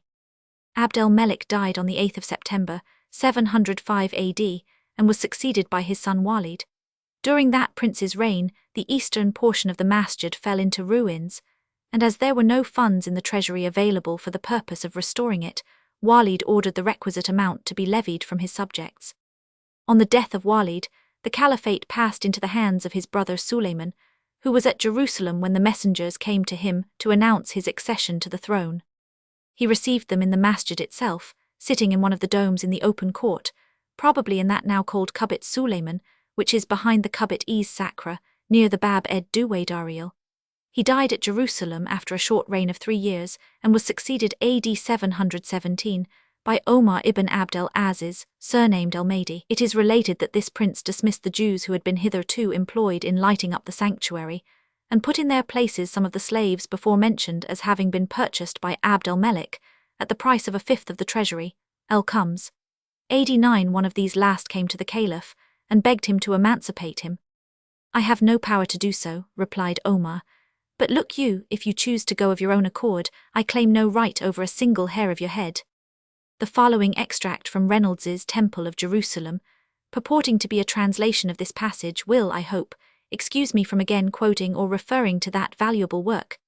The Jews purveyed the furniture necessaries for the temple, but when Omar radallahu anhu ibn Abdul Aziz ascended the throne, he dismissed them and placed therein some of the tribe of Kims of Arabia Felix.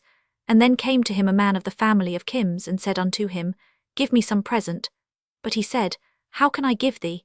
For if thou shouldst strain thine eyes in staring, I have not a single one of thy dog's hairs to give." And this astounding display of ignorance was published under the auspices of the Oriental Translation Fund of Great Britain and Ireland, E.H.P.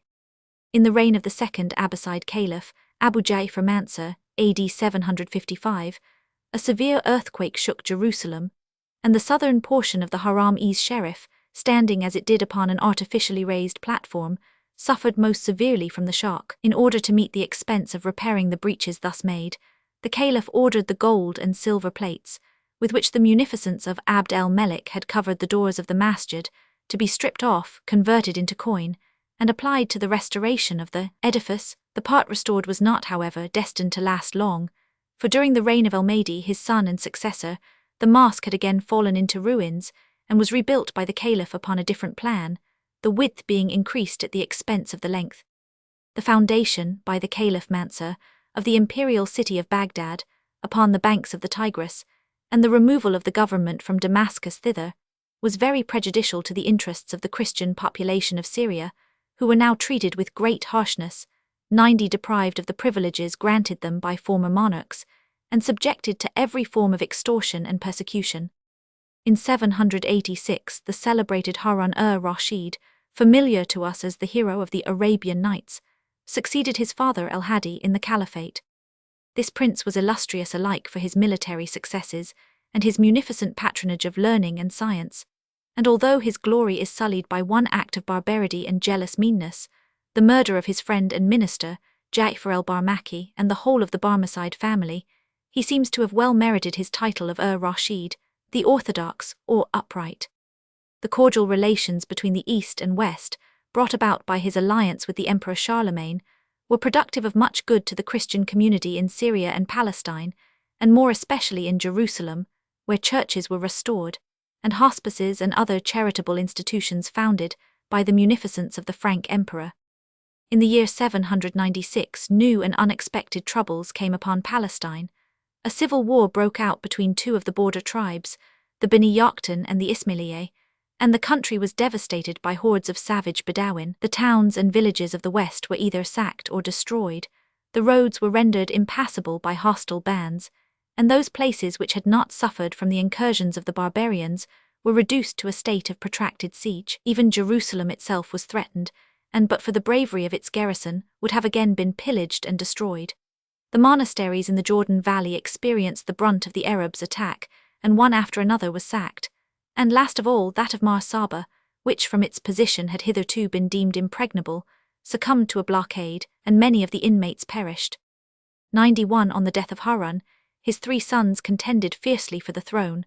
The Mussulman Empire was again involved in civil dissensions, and Palestine, as usual, suffered most severely in the wars. The churches and monasteries in and around Jerusalem were again laid waste, and the great mass of the Christian population was obliged to seek safety in flight. El-Mamun, having at last triumphed over his brothers, and established himself firmly in the caliphate, applied his mind with great ardor to the cultivation of literature, art, and science. It was at his expense, and by his orders, that the works of the Greek philosophers were translated into the Arabic language by Abd el-Masir el-Kendi, who, although a Christian by birth and profession, enjoyed a great reputation at the court of Baghdad, where he was honored with the title of Falsaf el-Islam, the philosopher of Mohammedanism.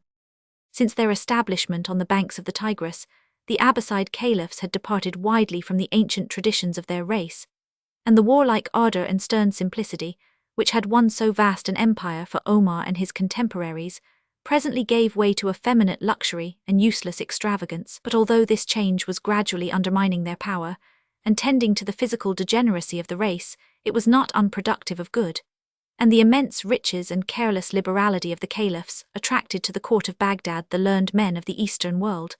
The Arabs were not an inventive, but they were eminently an acquisitive people, and Giarcia capta ferum victorum cepit. The nations conquered by their arms were made to yield up intellectual as well as material spoils. They had neither art, literature, nor science of themselves, and yet we are indebted to them for all three. For what others 92 produced and neglected, they seized upon and made their own. Born in the black shapeless tents of Shem, and nursed amidst monotonous scenery, the Arabs could conceive no grander structure than the massive tetragonal Kaaba, but Persia was made to supply them with the graceful forms and harmonious colors suggested by the flower gardens of Iran. 38. The art of painting, cultivated with so much success in Persia even at the present day, found but little favor with the iconoclast followers of Mohammed, but its influence is seen in the perfection to which mural decoration, writing, and illumination have been brought by the professors of Islam. Calligraphy has been cultivated in the East to an extent which can be scarcely conceived in this country, and the rules which govern that science are, though more precise, founded on aesthetic principles as correct as those of fine art criticism here. Nearly all the technical terms used in Arab architecture are Persian, an additional proof that the so-called Saracenic style is of foreign and not native origin. A people whose hereditary occupation was war and plunder, and who looked upon commerce as a degrading and slavish pursuit, were not likely to make much progress, even in simple arithmetic. Yet, when it was no longer a mere question of dividing the spoils of a caravan, but of administering the revenues and regulating the frontiers of conquered countries, then the Saracens both appreciated and employed the exact mathematical sciences of India. The Arabs' registers are the verses of their bards, was the motto of their Bedouin forefathers, but the rude lays of border warfare and pastoral life were soon found unsuited to their more refined ideas, while even the cultivation of their own rich and complex language was insufficient to satisfy their literary taste and craving for intellectual exercise. Persia therefore was again called 93 in to their aid, and the rich treasures of historical and legendary lore were ransacked and laid bare, while later on the philosophy and speculative science of the Greeks were eagerly sought after and studied. Jerusalem also profited by Mammon's peaceful rule and aesthetic tastes, and the haram buildings were thoroughly restored. So completely was this done that the masjid may be almost said to owe its present existence to El-Mammon, for had it not been for his care and munificence, it must have fallen into irreparable decay. I have already mentioned the substitution of El-Mammon's name for that of the original founder, Abd el-Melik, in the mosaic inscription upon the colonnade of the Kubit Sakra. Inscriptions, implying the same willful misstatement of facts, are found upon large copper plates fastened over the doors of the last-named building. Upon these we read, after the usual pious invocations and texts, the following words: constructed by order of the servant of God, Abdallah el-Mammon, commander of the faithful, whose life may God prolong, during the government of the brother of the commander of the faithful, Rashid, whom God preserve, executed by Sa'il ibn Yahya, one of the slaves of the commander of the faithful, in the month Rabi el-Akhir, in the year 216. May, AD 831. It is inconceivable that so liberal and intellectual a prince should have sanctioned such an arrogant and transparent fiction, and we can only attribute the misstatement to the servile adulation of the officials entrusted with the carrying out of the restorations. The Christian patriarch Thomas now sought for an opportunity to restore the ruined church of the Holy Sepulchre, and the occasion was not long wanting. One of those great plagues of locusts, which from time to time devastate Jerusalem, had just visited the city. The crops entirely failed in consequence of their depredations, and as a famine appeared imminent, every Mohammedan 94 who could afford to do so quitted the city, with his family and household effects, until a more convenient season, thus secured from interruption, the patriarch proceeded to put his plan into execution, and, aided by the contributions of a wealthy Egyptian named Barkam, set about rebuilding the church. The Muslims, on their return, were astonished and annoyed to find that the Christian temple had risen again from its ruins, with such magnificent proportions that the newly restored glories of their own masjid were quite thrown into the shade. The Patriarch Thomas and other ecclesiastical dignitaries were accused of a contravention of the treaty under which they enjoyed their immunities and privileges, and were thrown into prison pending the inquiry. The principal charge against them, and one which embodied the whole cause of complaint, was that the dome of the Church of the Holy Sepulchre overtopped that of the Kubbat-es-Sakra. By a miserable subterfuge to which we have already referred, the Patriarch threw the onus of proof upon his accusers, and declared that his dome had been restored exactly upon the original plan, and that the dimensions of the former one had been rigidly observed. This deliberate falsehood the Mohammedans were unable to disprove, notwithstanding the direct evidence of their senses to the contrary, and the prisoners were perforce set at liberty, and the charge abandoned. Equity, either in its technical or ordinary sense, is not a distinguishing characteristic of Muslim law courts, but in this case no one suffered by the omission but themselves. Mamun's brother Al-Mu'tasim Billah succeeded him upon the throne. In the year 842, a fanatical chieftain named Temim Abu Herb headed a large army of desperadoes, and after some temporary successes in Syria, made himself master of Jerusalem. The churches and other Christian edifices were only saved from destruction on the payment of a large ransom by the Patriarch.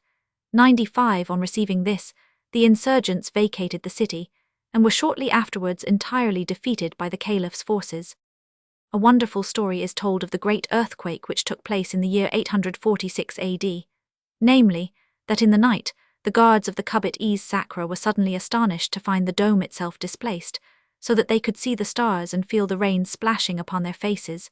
Then they heard a low voice saying gently, "Put it straight again," and gradually it settled down into its ordinary state.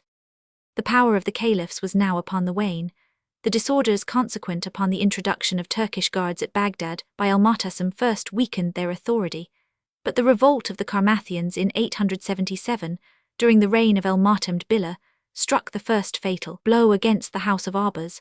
The sect of the Carmathians was founded by a certain Hamdan, surnamed Karmat. His doctrines consisted in allegorizing the text of the Koran and the precepts of Islamism, and in substituting for their exterior observance other and fanciful duties. Karmat was an inhabitant of the neighborhood of Basra, and his sect took its origin in that place, and soon spread over the whole of Iraq and Syria. Under a chief named Abu Tahir, these fanatics defeated the Caliph al-Muqtadir Billah, and held possession of the whole of the Syrian desert. With a force of more than 107,000 men, Abu Tahir took Raqqa, Baalbek, Basra and Kufa, and even threatened the imperial city of Baghdad itself. The caliph made strenuous exertions to suppress the rebellion, but his soldiers were defeated, and his general taken captive and treated with the utmost indignities. A strange story is told of this struggle, which illustrates the fierce fanaticism and blind devotion of Abu Tahir's followers. A subordinate officer from the Mussulman army penetrated to the rebel camp, and warned the 96th chief to betake himself to instant flight. "Tell your master," was the reply, "that in all his 30,000 troops he cannot boast 3 men like these." As he spoke, he bade 3 of his followers to put themselves to death, and without a murmur one stabbed himself to the heart, another drowned himself in the waters of the Tigris, and a third flung himself from a precipice and was dashed to pieces. Against such savages as these the luxurious squadrons of Baghdad could do nothing.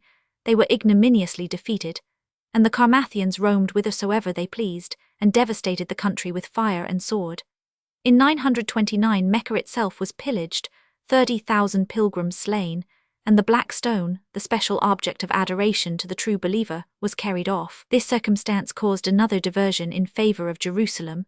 The Kaaba was again deserted, and crowds of devotees flocked from all parts of the Mohammedan world to prostrate themselves before the Holy Rock of David. For the Christian inhabitants of Jerusalem, the change was an unfortunate one. Mussulman bigotry was again in the ascendant in the Holy City, and we learn that in 937 the Church of Constantine was destroyed, and the churches of Calvary and the Resurrection once more ruined and despoiled. A few years later the Black Stone was restored, and the Kaaba and Mecca were once more opened for the Mohammedan pilgrims. The Carmathians themselves were suppressed, and their legions dispersed, but the seeds of religious and political heresy were sown broadcast throughout Islam, and were destined speedily to bring forth most disastrous fruit. Since the conquests of Omar and his generals, no successful attempt had been made to recover the eastern provinces for the Grecian Empire. But in the reign of the Caliph al-Mahdi, al-Ilah, a movement was made, which threatened to wrest the scepter from the hands of the Muslim princes and restore the pristine glory of the 97 Byzantine arms. Nicephorus Phocas and his murderer, John Zimisces, having successively married Theophania, the widow of Romanus, emperor of Constantinople, though nominally regents, really held the supreme command, and during a period of 12 years, AD 963–975, gained a series of brilliant victories over the Saracens. The whole of Syria was conquered, and Baghdad itself would have fallen, but for the prompt measures and stern resolution of the bold lieutenant, who compelled his imperial master to provide for the defense of the capital. Satisfied, however, with the rich plunder they had already obtained, the Greeks retired without attacking the town, and returned in triumph to Constantinople, leaving Syria to bear the brunt of the Muslims' anger and revenge. A bloody persecution of the Christians was the result, and the churches of the East were once more exposed to the assaults of iconoclastic fanaticism. Jerusalem suffered severely in the reaction, the church of the Holy Sepulchre was destroyed, and the patriarch, suspected of treasonous intercourse with the Greeks, was taken prisoner and burnt alive. The establishment of independent dynasties in various parts of the empire, by the revolts of the provincial governors, had been for some time a source of danger to the Abbasid power, and ultimately accomplished the downfall of the dynasty. The Aglabites in Africa, the Tahirites in Khorasan, the house of Boiyeh in Persia, had one by one fallen off from their allegiance, and the authority of the caliphs extended scarcely beyond the walls of Baghdad. And even in the capital itself they lingered on with fluctuating fortune, alternately the tools or victims of rival factions. The alienation of Egypt, involving, as it nearly always did, that of Syria as well, more immediately affected the fortunes of Jerusalem, and therefore merits a rather more circumstantial account. 98 In the year 868, Ahmed ibn Chalun, the son of a Turkish slave, who had been appointed viceroy of Egypt by the Caliph el-Emetaz Billah, rebelled against his master's authority and assumed the style and title of sultan or independent sovereign. The kingdom remained in his family about 30 years, when it was retaken by Mohammed ibn Sulayman, general of the Caliph el-Muqtadi Billah, and the authority of the Abbasides was again established in Egypt. This state of things, however, continued but for a short time, and in 936 the government of Egypt was again usurped by a Turk named Iqshid, who, after some opposition from the troops of the Radhi Billah, the last of the caliphs who enjoyed the authority or deserved the name, obtained undisputed possession of Syria. He was nominally succeeded by his sons, but the government remained in the hands of his black slave Kafur, who ultimately contrived to seat himself upon the throne. At his death the kingdom passed to Ali el-Iqshid, a nephew of the founder of the family, but after a short reign of 1 year he was deposed AD 970 by Johar, the general of El-Mu'izz li-Din Allah, fourth of the Fatimite caliphs. This dynasty, the Fatimite or Ismaili, was the most formidable of all who had resisted the authority of the caliphs of Baghdad, for it was not as the insurgent possessors of a province that they asserted their independence, but as legitimate heirs, they disputed their master's title to the caliphate itself. The family traced its origin to Mohammed through Fatima, wife of Ali ibn Abi Talib and daughter of the Prophet, and on the strength of this illustrious pedigree, they claimed to be the true successors of the Prophet and rightful heirs to the supreme authority. Their pretensions were combated with great obstinacy by the Abbasid princes, but there seems good reason for believing that their claims were well grounded. The founder of the House 99 was one Obid Allah, who, at the head of a number of political and religious fanatics, had succeeded in establishing himself in Iraq and Yemen. After a series of romantic adventures, he made himself master of Africa AD 910, where he assumed the title and authority of caliph, and gave himself out to be the Mahdi or last of the Imams foretold by Mohammed. At his death, which happened in AD 934, he was succeeded by his son, Al-Amr-Ilah, who reigned until AD 946. His son El-Mansur Ismail then came to the throne, and dying in 952, the caliphate passed into the hands of El-Mu'izz li-Din Allah Abu Tamim Ma'ad. It was this prince who conquered Egypt and founded the city of Cairo, which then became the seat of empire. He died in 969, and was succeeded by his son El-Aziz Billah Abu Mansur Nizar. His death happened in October, AD 996, and the caliphate then passed to Al-Hakam by Amr-Allah, about whom it will be necessary to speak more in detail. Hakam was born at Cairo on the 23rd of August, 985 AD, and was consequently only 11 years and 5 months old when he ascended the throne. His father had assigned the guardianship of the young prince during his minority to a white eunuch named Barjuan, but the real power was vested in a certain Ibn Amr, who had previously exercised the functions of Kadhi-ul-Qadhat, or chief magistrate, and whom Hakam had been obliged to appoint as his prime minister. About the year 996, Hakam, or rather Ibn Amr, had sent Sulayman ibn Ja'far, better known as Abu Tamim Ketami, to be governor-general of Syria. Manjutakin, the governor who had been thus superseded, marched against Sulayman, but he was defeated near Ascalon and sent a prisoner to Cairo. Abu Tamim was now invested with the governor-generalship of Syria and proceeded to Tiberias, where he fixed his residence, and appointed his brother Ali to replace him at Damascus. At first the inhabitants of that city refused to recognize 100 his authority, but Abu Tamim having written them a threatening letter, they proffered their submission and asked pardon for having resisted. Ali refused to listen to their excuses, attacked the city and put a number of the inhabitants to death, but on the arrival of Abu Tamim himself, order was at last restored. The governor-general then proceeded to occupy himself with the reduction of the maritime ports of Syria, and dismissing Jaish ibn Samsama from the government of Tripoli, gave the post to his own brother, Ali. Jaish at once returned to Egypt, where he made common cause with Barjuan against Ibn Amr. The latter was not idle, and in the meantime had laid a deep plot against the life of his rival and his associates. Barjuan, however, obtained information of the plot. Open hostilities were commenced, and Ibn Amr was defeated and compelled to seek safety in concealment. Barjuan now succeeded to the duties and responsibilities of his office, and appointed as his secretary one Fard ibn Ibrahim, a Christian, to whom he gave the title of Rise. At the same time he wrote privately to the principal officers and inhabitants of Damascus, inciting them to rise and attack Abu Tamim. Abu Tamim thus found himself assailed at a moment when he least expected it. His treasures were pillaged, all his immediate followers were killed, and he himself was but too glad to escape by flight. While Damascus was thus suddenly exposed to all the horrors of civil war, the other provinces of Syria were agitated by diverse insurrections. In the same year, AD 997, the Tyrians had revolted and placed at their head a fellah named Alaka, while Mafrij ibn Dagfal ibn Jera had also headed a party of insurgents and was making raids in the neighborhood of Ramleh. The Greeks, under a general named Ducas, were also at the same time laying siege to the castle of Apamius. Meanwhile, Barjuan had committed the government of Syria to Jaish ibn Samsama, who at once 101 repaired to Ramleh, where he found his deposed predecessor Abu Tamim, and sent him a prisoner to Egypt. After this he dispatched Husain, a great-grandson of Hamdan, the founder of the Karmathian sect, to quell the insurrection at Tyre. Alaka, being besieged both by land and sea, sought the aid of the Greek emperor, who sent several vessels filled with troops to the relief of the city.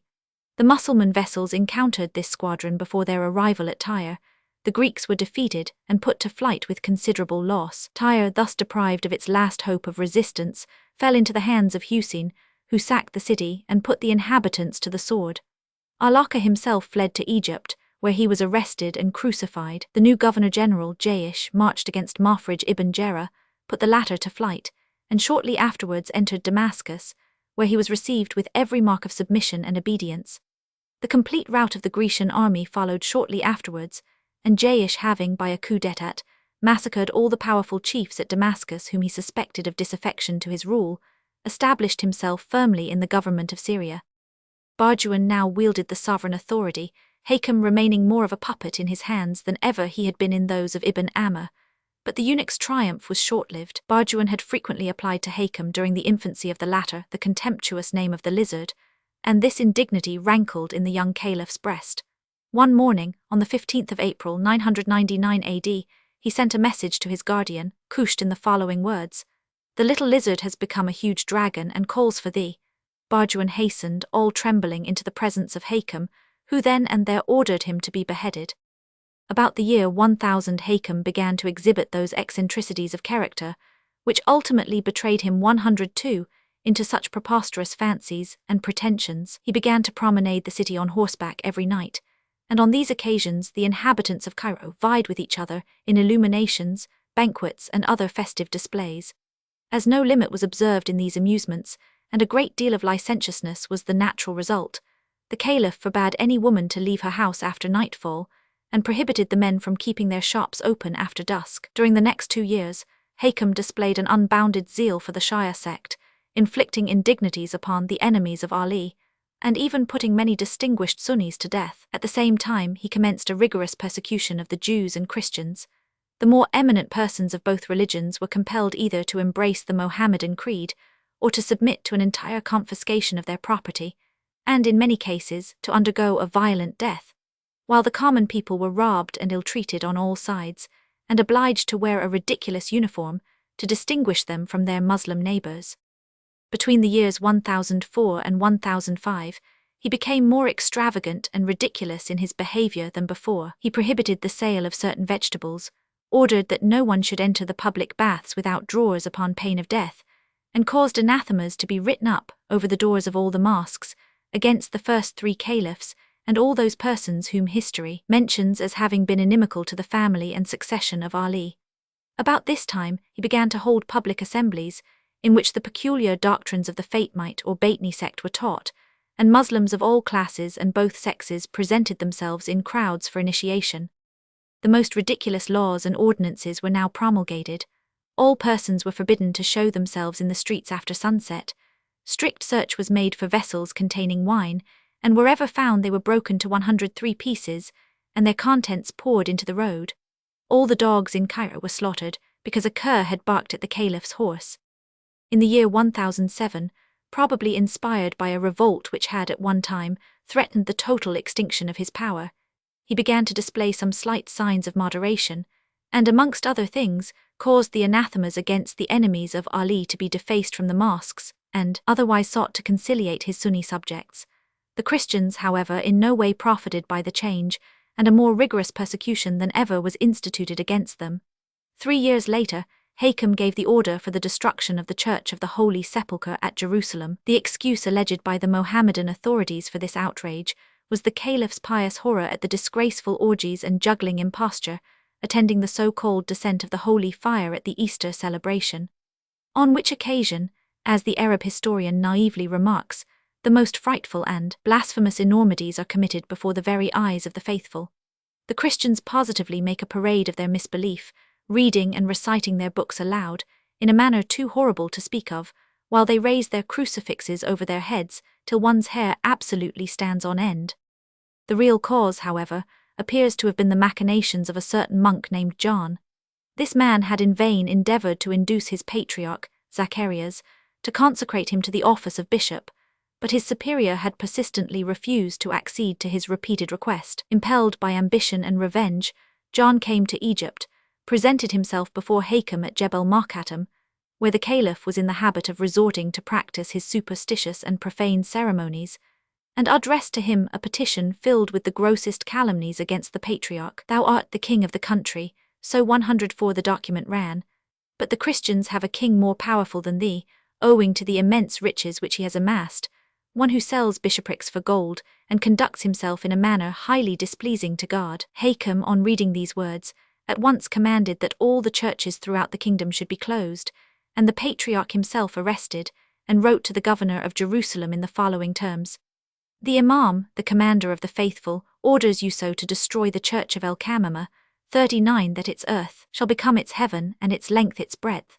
The order was immediately put into execution, the church was razed to the ground, and an attempt made, though fortunately without success, to destroy the rock-hewn tomb itself, which had been for so many years the special object of devotion to myriads of Christian pilgrims.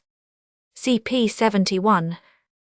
In 1012, Hakam renewed the greater part of his absurd police regulations. He forbade women to take any part in funeral ceremonies or to visit the tombs of their deceased relatives. The edicts against wine and forbidden fruits were more rigidly enforced. All the vines were destroyed, and their cultivation for the future prohibited. Immense quantities of raisins were burnt, and the merchants forbidden to expose the fruit for sale. The same course was taken with regard to honey and dates, and no compensation whatever was allowed to the owners.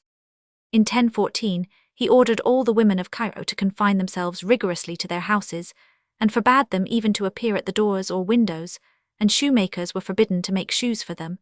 This state of constraint they were compelled to endure until his death, that is, for more than 7 years and a half.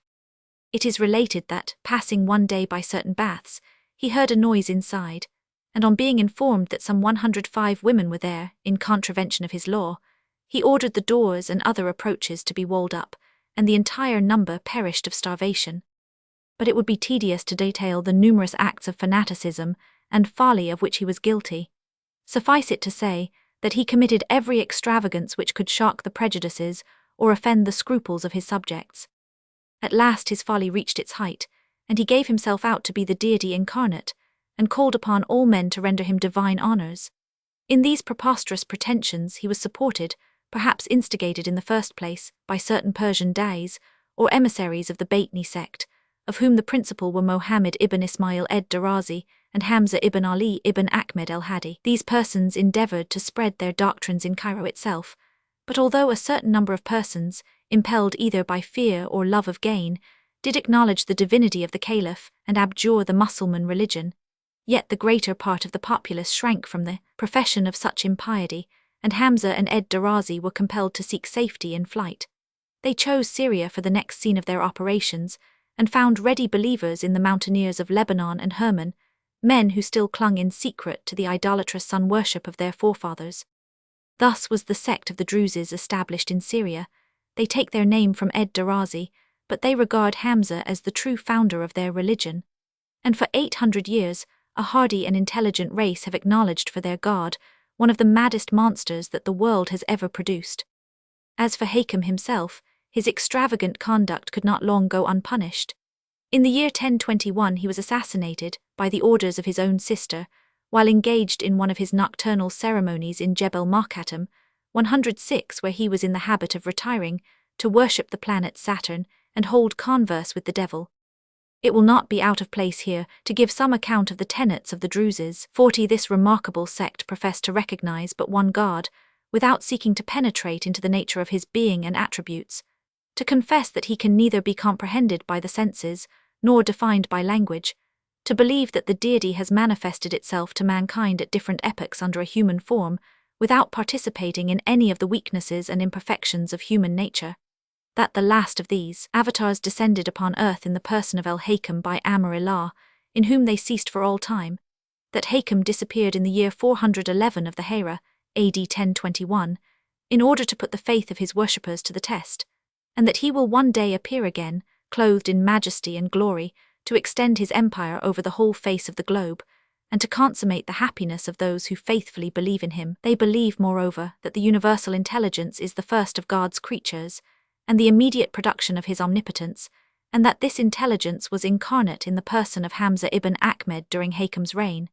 that it is by his ministry that all other creatures have been produced, that Hamza alone possesses the knowledge of truth and of true religion, and that he communicates directly or indirectly, but in different proportions, to the other ministers and to the faithful themselves, that knowledge and grace which he receives from the deity, and of which he is the sole channel, that he alone has immediate access to the presence of God, and serves as the mediator to all other worshippers of the Supreme Being, and that he will be, at the second advent, 107, the instrument by which all rewards and punishments are to be distributed, and the kingdom of Hakem to be established upon earth. They hold that all souls are created by this universal intelligence, that the number of human beings is always the same, and that souls pass successively into different bodies, that their condition during this transmigration is progressive or the reverse, according to their adherence in the previous state to the dogmas and precepts of their religion, and their strict performance of the duties enjoined by the 7 commandments of Hamza. These are veracity,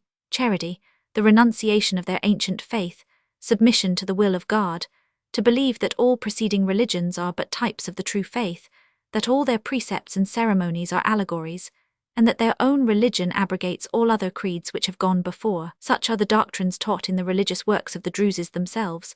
The followers of the sect are known amongst themselves by the name of Unitarians.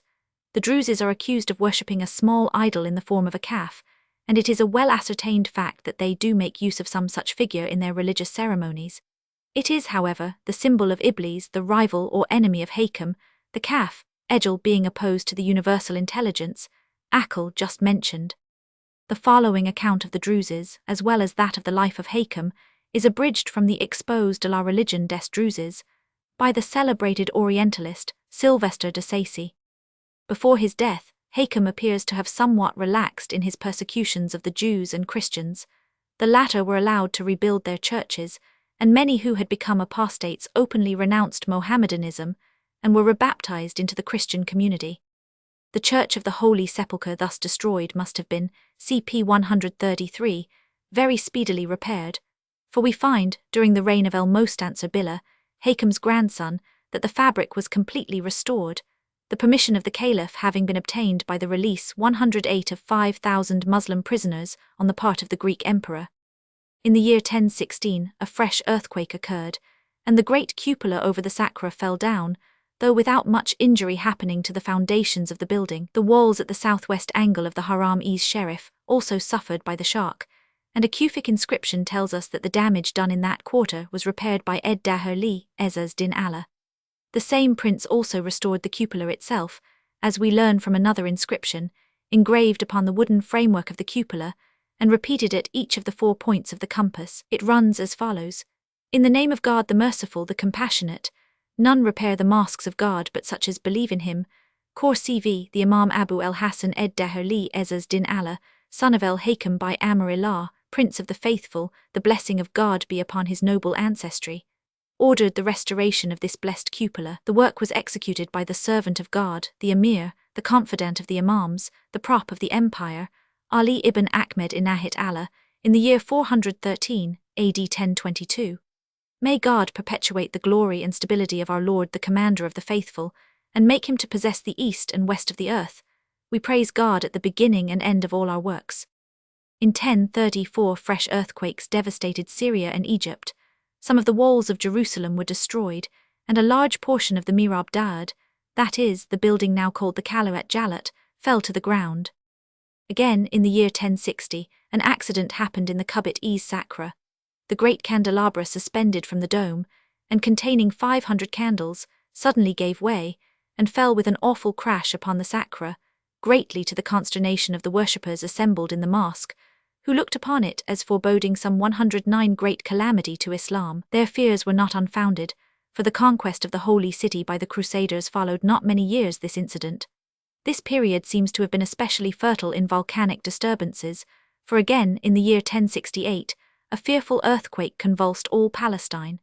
On this occasion, the Sakra is said to have been rent asunder by the shock, and the cleft miraculously reclosed. Another event of evil omen, but of doubtful authenticity, is related by the Arab historians as having happened about the same period. The sea, they declare, suddenly receded for the distance of a day's journey, but on the inhabitants of the neighborhood taking possession of the reclaimed land, it suddenly returned and overwhelmed them, so that an immense destruction of life ensued. The conflict between the Abbasid and Fatimite caliphs had been from time to time renewed, but fortune seemed at length to have decided the struggle in favor of the latter family, and the name of Almostancer Billah was formally introduced into the Khotbah, or Friday bidding prayer, in the sacred mosques of Mecca and Jerusalem, a proceeding which was tantamount to recognizing the Fatimite monarch as the legitimate successor of the Prophet and sovereign of the whole Mussulman empire. But scarcely had they attained the summit of their ambition when the fall came, and events happened which resulted in the total overthrow of the Fatimite dynasty, and the restoration, in name at least, of the authority of the Abbasid caliphs. The nomad tribe of Turkomans had made themselves masters of Khorasan, and determined upon the election of a king. Taghrol Beg, a grandson of a noble chief named Seljuk, was chosen by lot for the office, and in a short time extended his conquests over the whole of Persia, and being a rigid Mohammedan of the Orthodox sect, compelled the revolted lieutenants of the Abbasid caliphs to 110 return to their allegiance. For this service he was named Emir al-Amara, chief of chiefs, and appointed the vicegerent and protector of the caliph. His nephew Alp Arslan succeeded him, and after a brilliant career of conquest, left the scepter to his son Melik Shah, AD 1072. This prince, a worthy scion of the Seljukian line, resolved upon the extension of the Fatimite dynasty, and the establishment of his own authority in Syria and Egypt.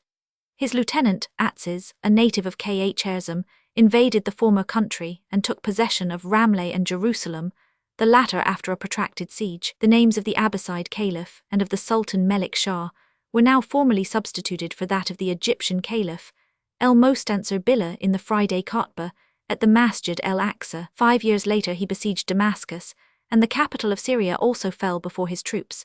The inhabitants, already reduced to the last extremities by famine, were punished for their resistance by the resentful emir, and the city being given up to pillage, the most frightful scenes of carnage ensued. Emboldened by this victory, he marched upon Egypt at the head of a large army of Turkomans, Kurds, and Arabs, and laid siege to Cairo. Here, however, he was repulsed with considerable loss, and compelled to return to Syria, which he found already in a state of insurrection against his authority. Those of his troops who had escaped slaughter in Egypt were butchered by the insurgents as they passed Palestine, and Atsiz, accompanied only by a small band of adherents, escaped with difficulty to Damascus, where his brother had been left at the head of affairs during his absence. Jerusalem had in the meantime risen against the Turkish chief, but the insurrection was soon quelled, and the Kadhi and other municipal officers, together with 3,000 of the inhabitants, were put to death. Atsiz was shortly afterwards besieged in Damascus by the Egyptian forces, and called into his aid the Emir Tudush, a son of Alp 111 Arslan.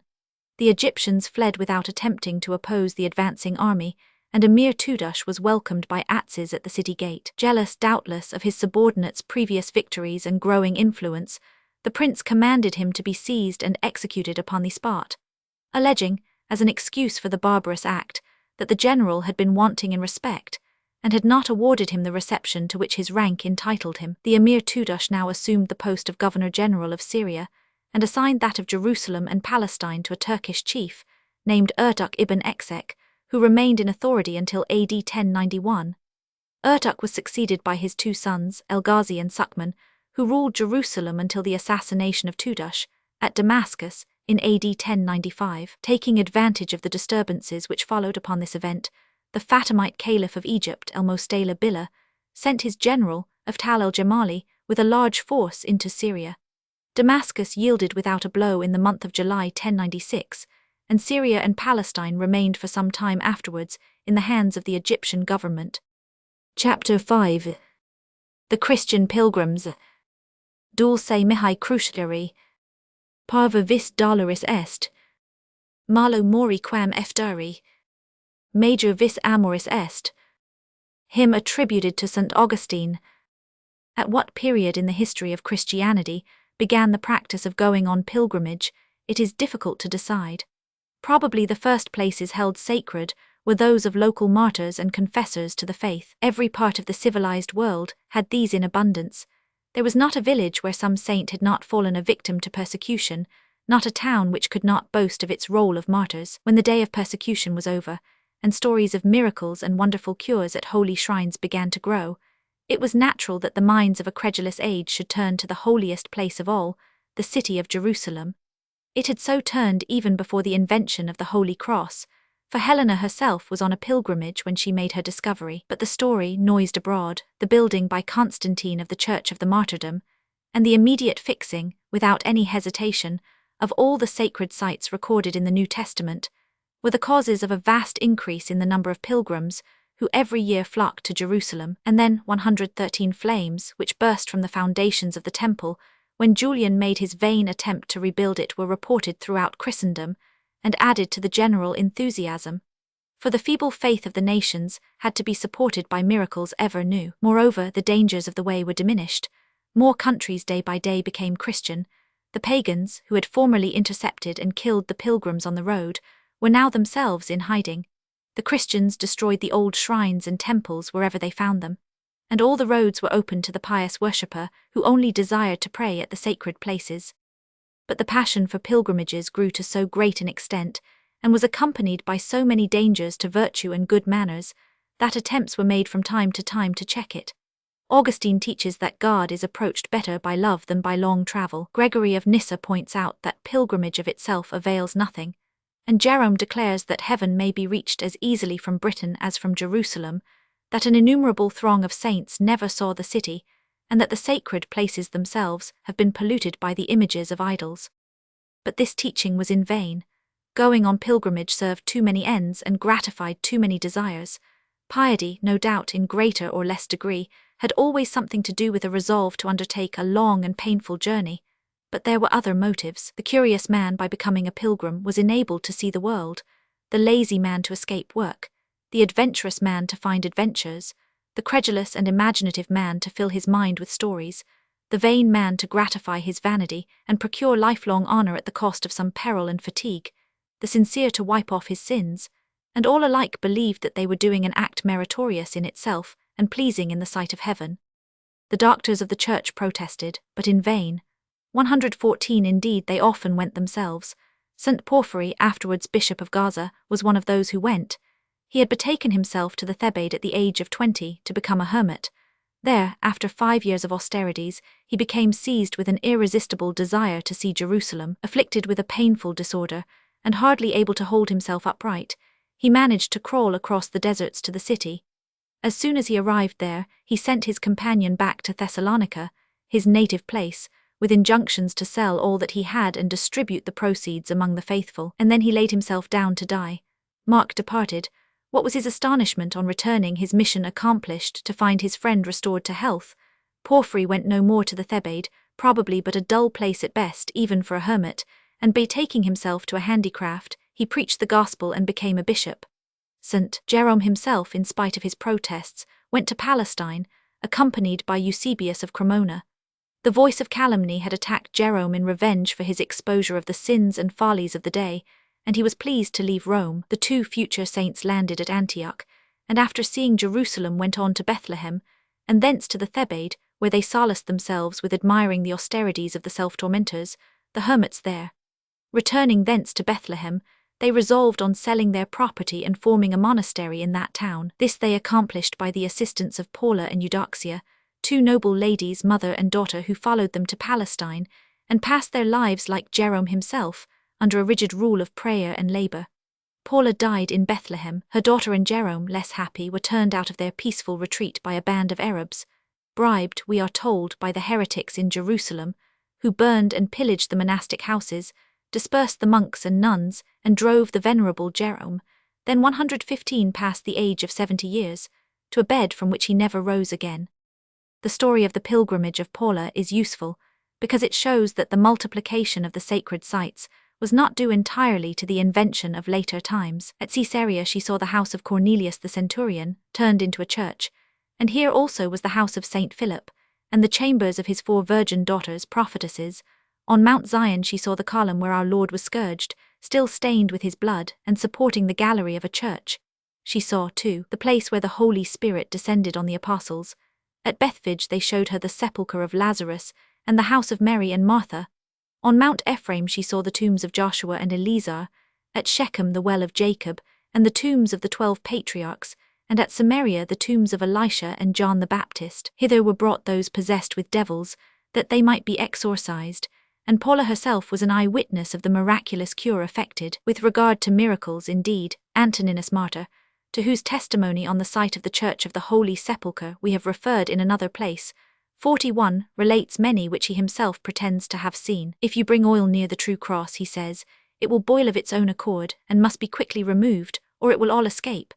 At certain times a star from heaven rests on the cross.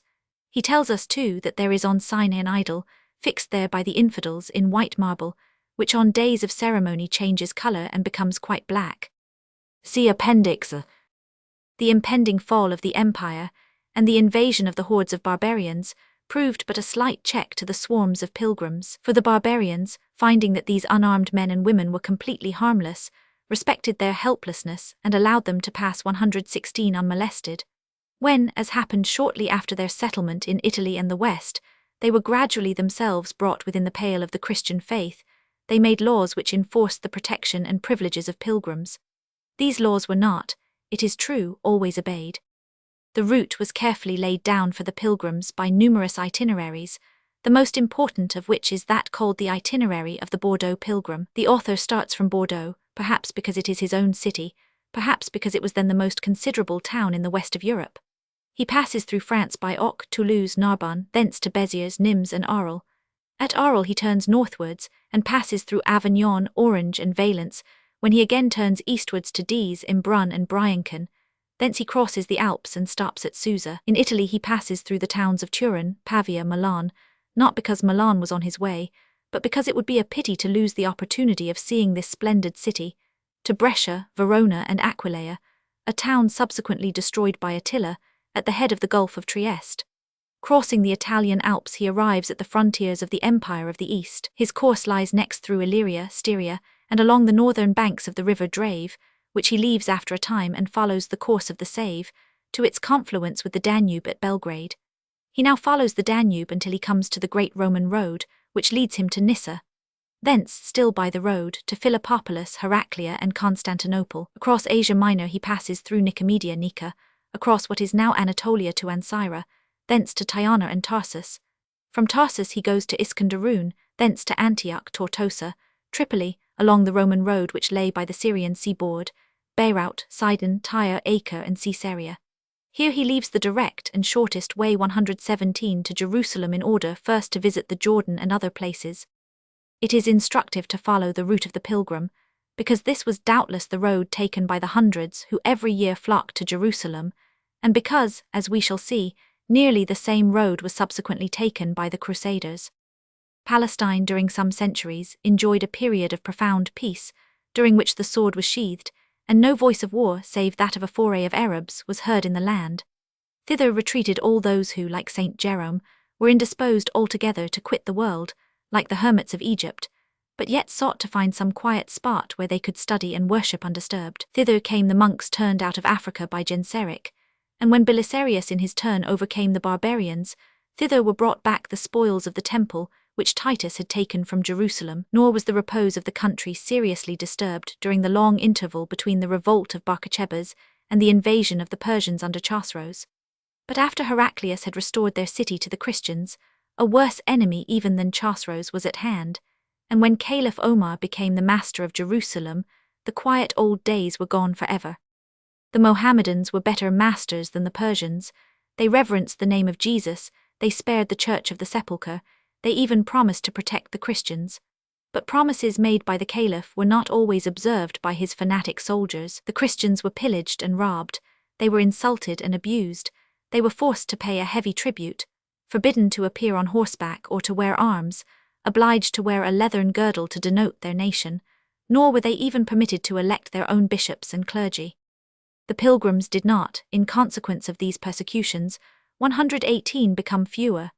To the other excitements which called them to the Holy Land was now added the chance of martyrdom, and the records of the next 2 centuries are filled with stories of their sufferings, which appear to have been grossly exaggerated, at the hands of the Muslim masters of the city. If the pilgrim returned safely to his home, there was some comfort for his relations, deprived of the glory of having a martyr in the family, in being able to relate how he had been buffeted and spat upon. To this period belong the pilgrimages of Arnulfus and Antoninus. That of the former is valuable, inasmuch as not only his own account has been preserved, but even the map which he drew up from memory. Bede made use of his narrative, which was taken down by the abbot Adamnanus, who gave Arnulfus hospitality when he was shipwrecked in the Hebrides on his return. So extensive was the desire to pilgrimize, so many people deserted their towns and villages, leaving their work undone and their families neglected, while disorders multiplied on the road, and virtue was subjected to so many more temptations on the way to the Holy Land than were encountered at home, that the Church, about the 9th century, interfered and assumed the power to grant or to withhold the privilege of pilgrimage. The candidate had first to satisfy the bishop of his diocese of his moral character, that he went away with the full consent of his friends and relations, and that he was actuated by no motives of curiosity, indolence, or a desire to obtain in other lands a greater license and freedom of action. If these points were not answered satisfactorily, permission was withheld, and if the applicant belonged to one of the monastic orders, he found it far more difficult to obtain the required authority. For it had been only too well proved that in assuming the pilgrim's robe, the monks were often only embracing an opportunity to return to the world again. But when all was satisfactory, and the bishop satisfied as 119 to the personal piety of the applicant, the Church dismissed him on his journey with a service and a benediction. He was solemnly invested with the scrip and staff. He put on the long woolen robe which formed the chief part of his dress. The clergy and his own friends accompanied him to the boundaries of his parish, and there, After giving him a letter or a passport which ensured him hospitality so long as he was in Christian countries, they sent him on his way.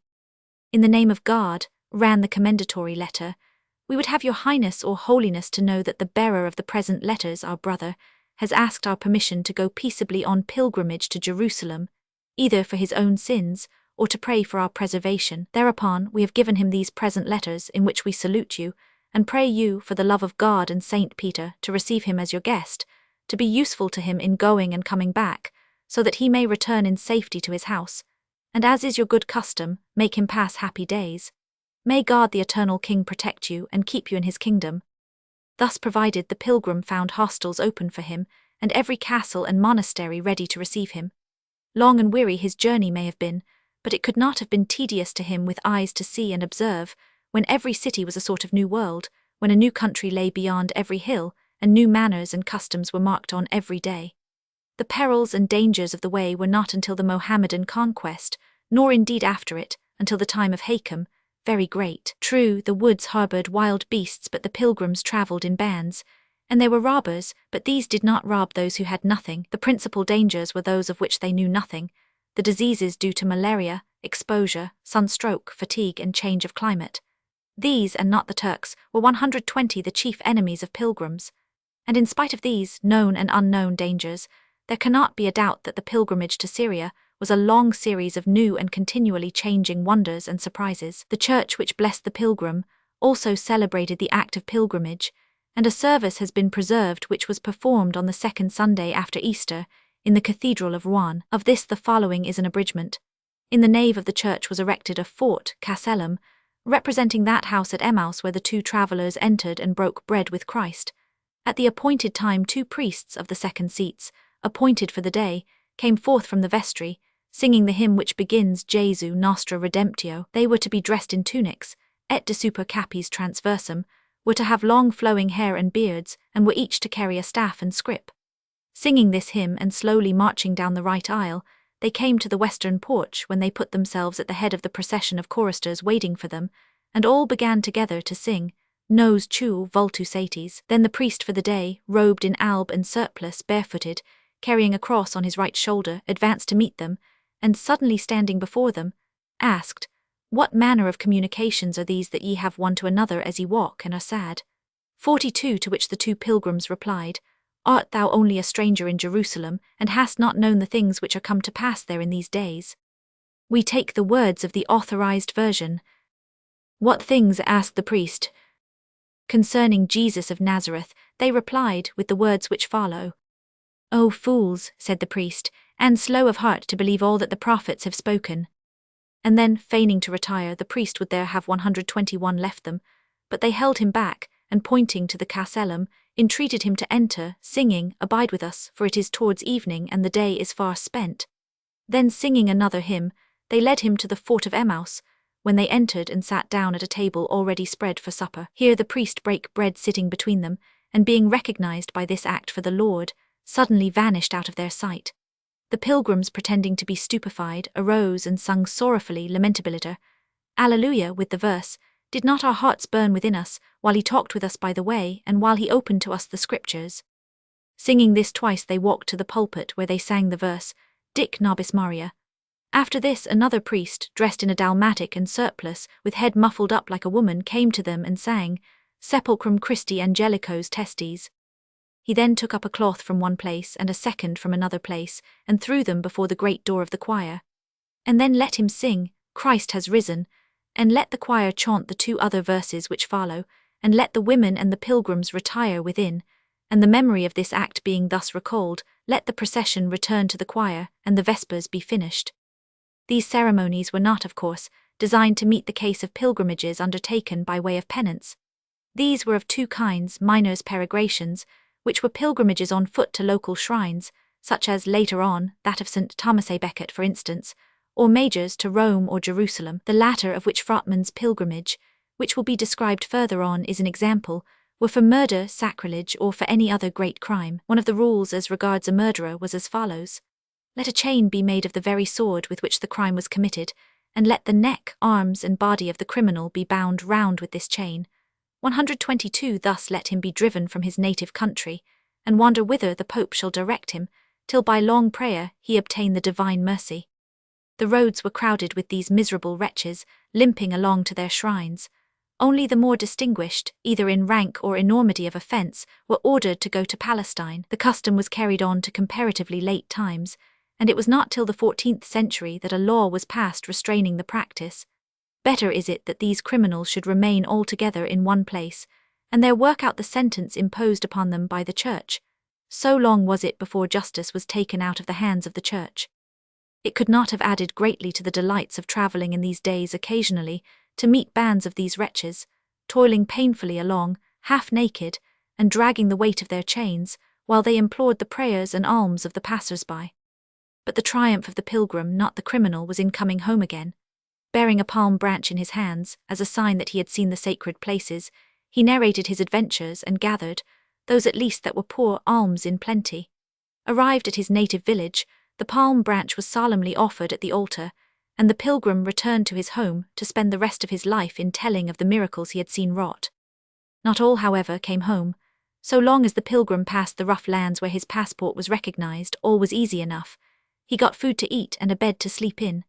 But he sometimes came to places, if he went by way of Constantinople, where there were no monasteries, and where his passport proved useless. The ferocious Bulgarians or the treacherous Croats, in theory friendly, and by profession Christian, sometimes proved cutthroats and robbers. The Mohammedans, though they acknowledged the harmlessness of the crowds that flocked about 123 the gates, could not avoid showing the contempt they naturally felt for those who refused to think as they thought themselves. When the pilgrims arrived at the city, they could not enter without payment, and often they had no money to pay. And if they were able to pay for admission, they were not exempt from the insults of the Saracens, who sometimes pleased themselves with interrupting the sacred office, trampling on the vessels of the Eucharist, and even scourging the priests. But these persecutions belong to a somewhat later time than we have yet arrived at. About the same time as the pilgrimage of Arnulf took place that of Willibald. Willibald, afterwards Bishop of Eichstätt, was an Englishman by birth. He was dedicated at an early age by his father to the monastic life, and received a pious and careful education.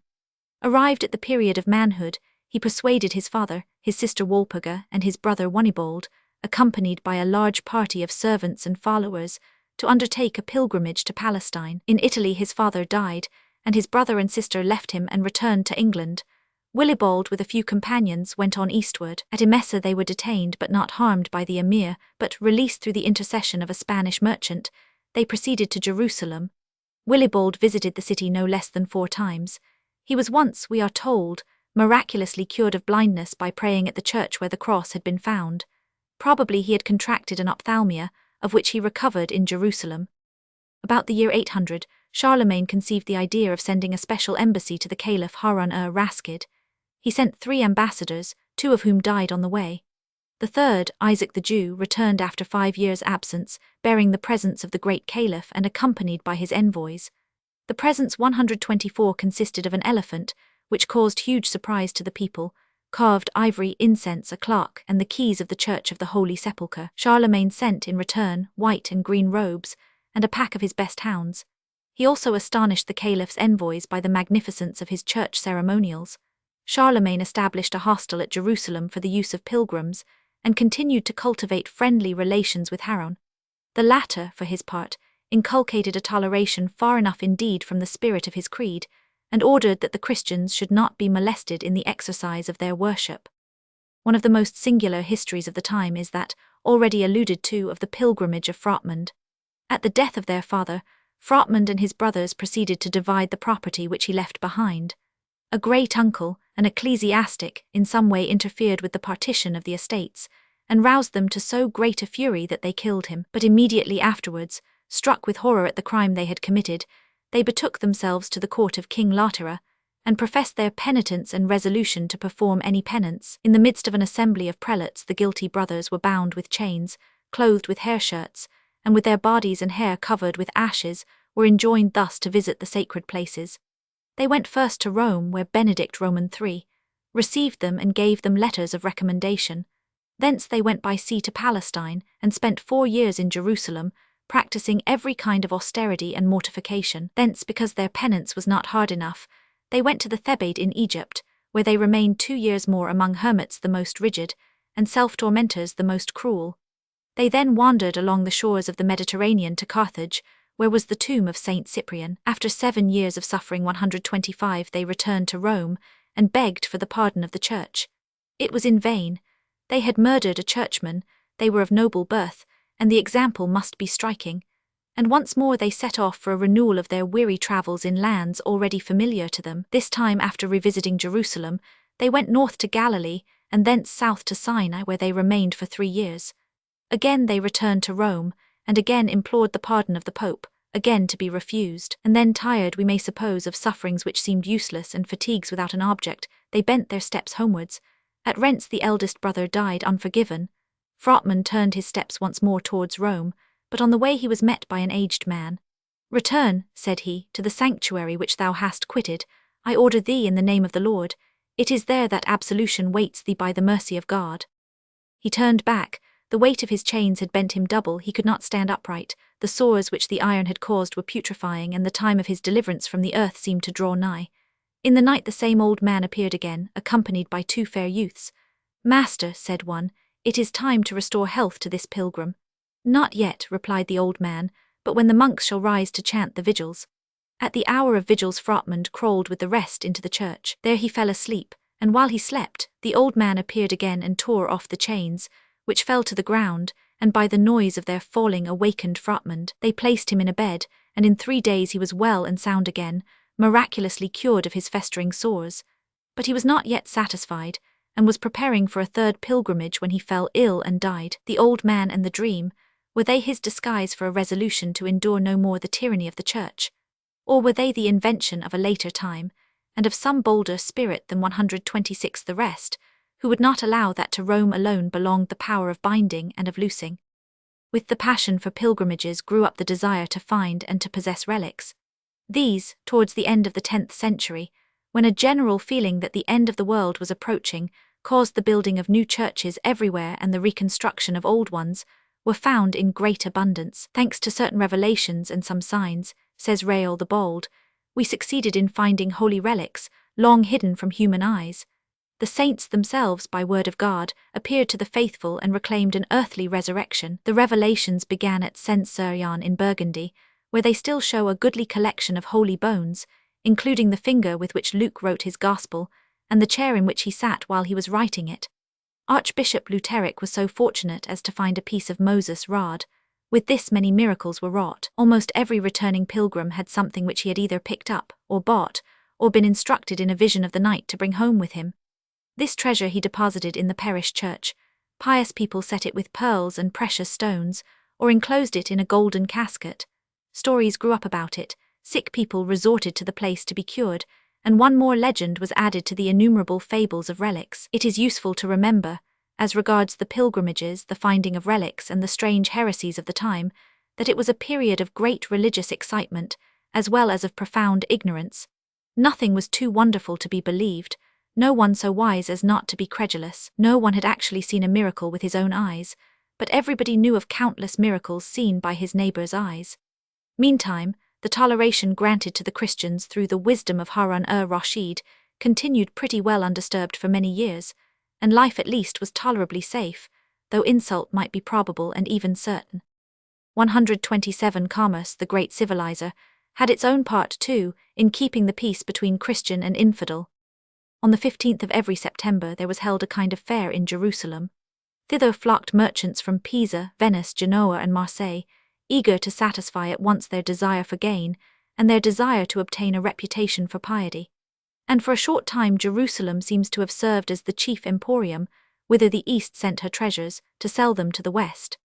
The objects in demand at this fair were those which were luxuries to the West: cloves, nutmegs, and mace from India, pepper, ginger, and frankincense by way of Aden, silks from India and China, sugar from Syria, 43 dates, cassia, and flax from Egypt, and, from the same country, quicksilver, coral, and metals, glass from Tyre, almonds, saffron, and mastic with rich stuffs and weapons from Damascus, and dyed stuffs from Jerusalem itself when the Jews had a monopoly, for which they paid a heavy tax for dyeing 44.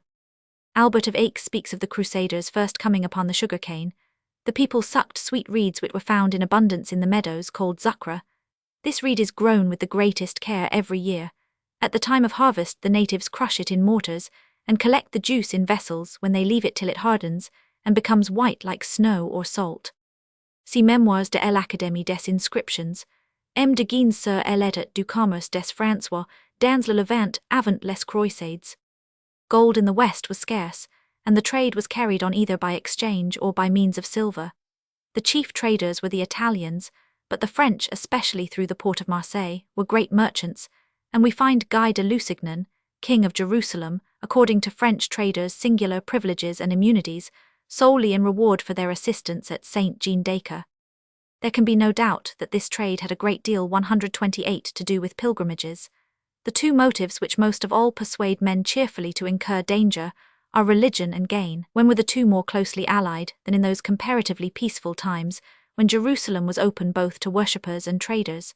With his money bags tied to his girdle, the merchant could at once perform the sacred rites which, as most believed, made him secure of heaven, and could purchase those eastern luxuries for which the princes of the West were ready to pay so dearly. A state of things, however, so favourable to the general welfare of the world, could not be expected to last very long. Luxury and sensuality destroyed the Abbasides, and their great kingdom fell to pieces. Then Nicephorus Phocas, emperor of Constantinople, saw in the weakness of the Mohammedans the opportunity of the Christians. With wisdom worthy of Mohammed, he resolved on giving his invasion a religious character, and endeavoured to persuade the clergy to proclaim a holy war. These, however, refused to help him. Religion and the slaughter of the enemy were not to be confounded, and the great army of Nicephorus, which might have been made irresistible, was disheartened for want of that spirit which makes every soldier believe himself a possible martyr. The Greek emperor took Antioch, but was prevented by death from following up his success, while the Patriarch of Jerusalem was condemned to the flames on suspicion of having corresponded with the Greeks. But before the taking of Antioch, troubles had befallen the Christians. The Church of the Holy Sepulchre was greatly injured by the fanatics, who took every opportunity of troubling their victims. When it had been restored, the Patriarch was cast into prison on a charge of having built his church higher than the Mosque of Omar. He got off by a singular artifice. An old Mohammedan offered for a consideration to show him a way of escape. His offer being accepted, he simply told the Patriarch to deny the fact and call on them to prove 129 it. The plan succeeded. The charge, though perfectly true, could not be proved, and the Patriarch escaped 45. Williams's Holy City, Vol. IPP. 338-339. At this period the massacre of an immense number of Mohammedan pilgrims on their way to Mecca led to the substitution for 30 years of Jerusalem for Mecca 46. See Chap v. The city thus had two streams of pilgrims, one to the Holy Rock, the Mosque of Omar, and the other to the Holy Cave, the Sepulchre of Christ. Nicephorus being murdered, John Zimisces, his successor and murderer, followed up his victories.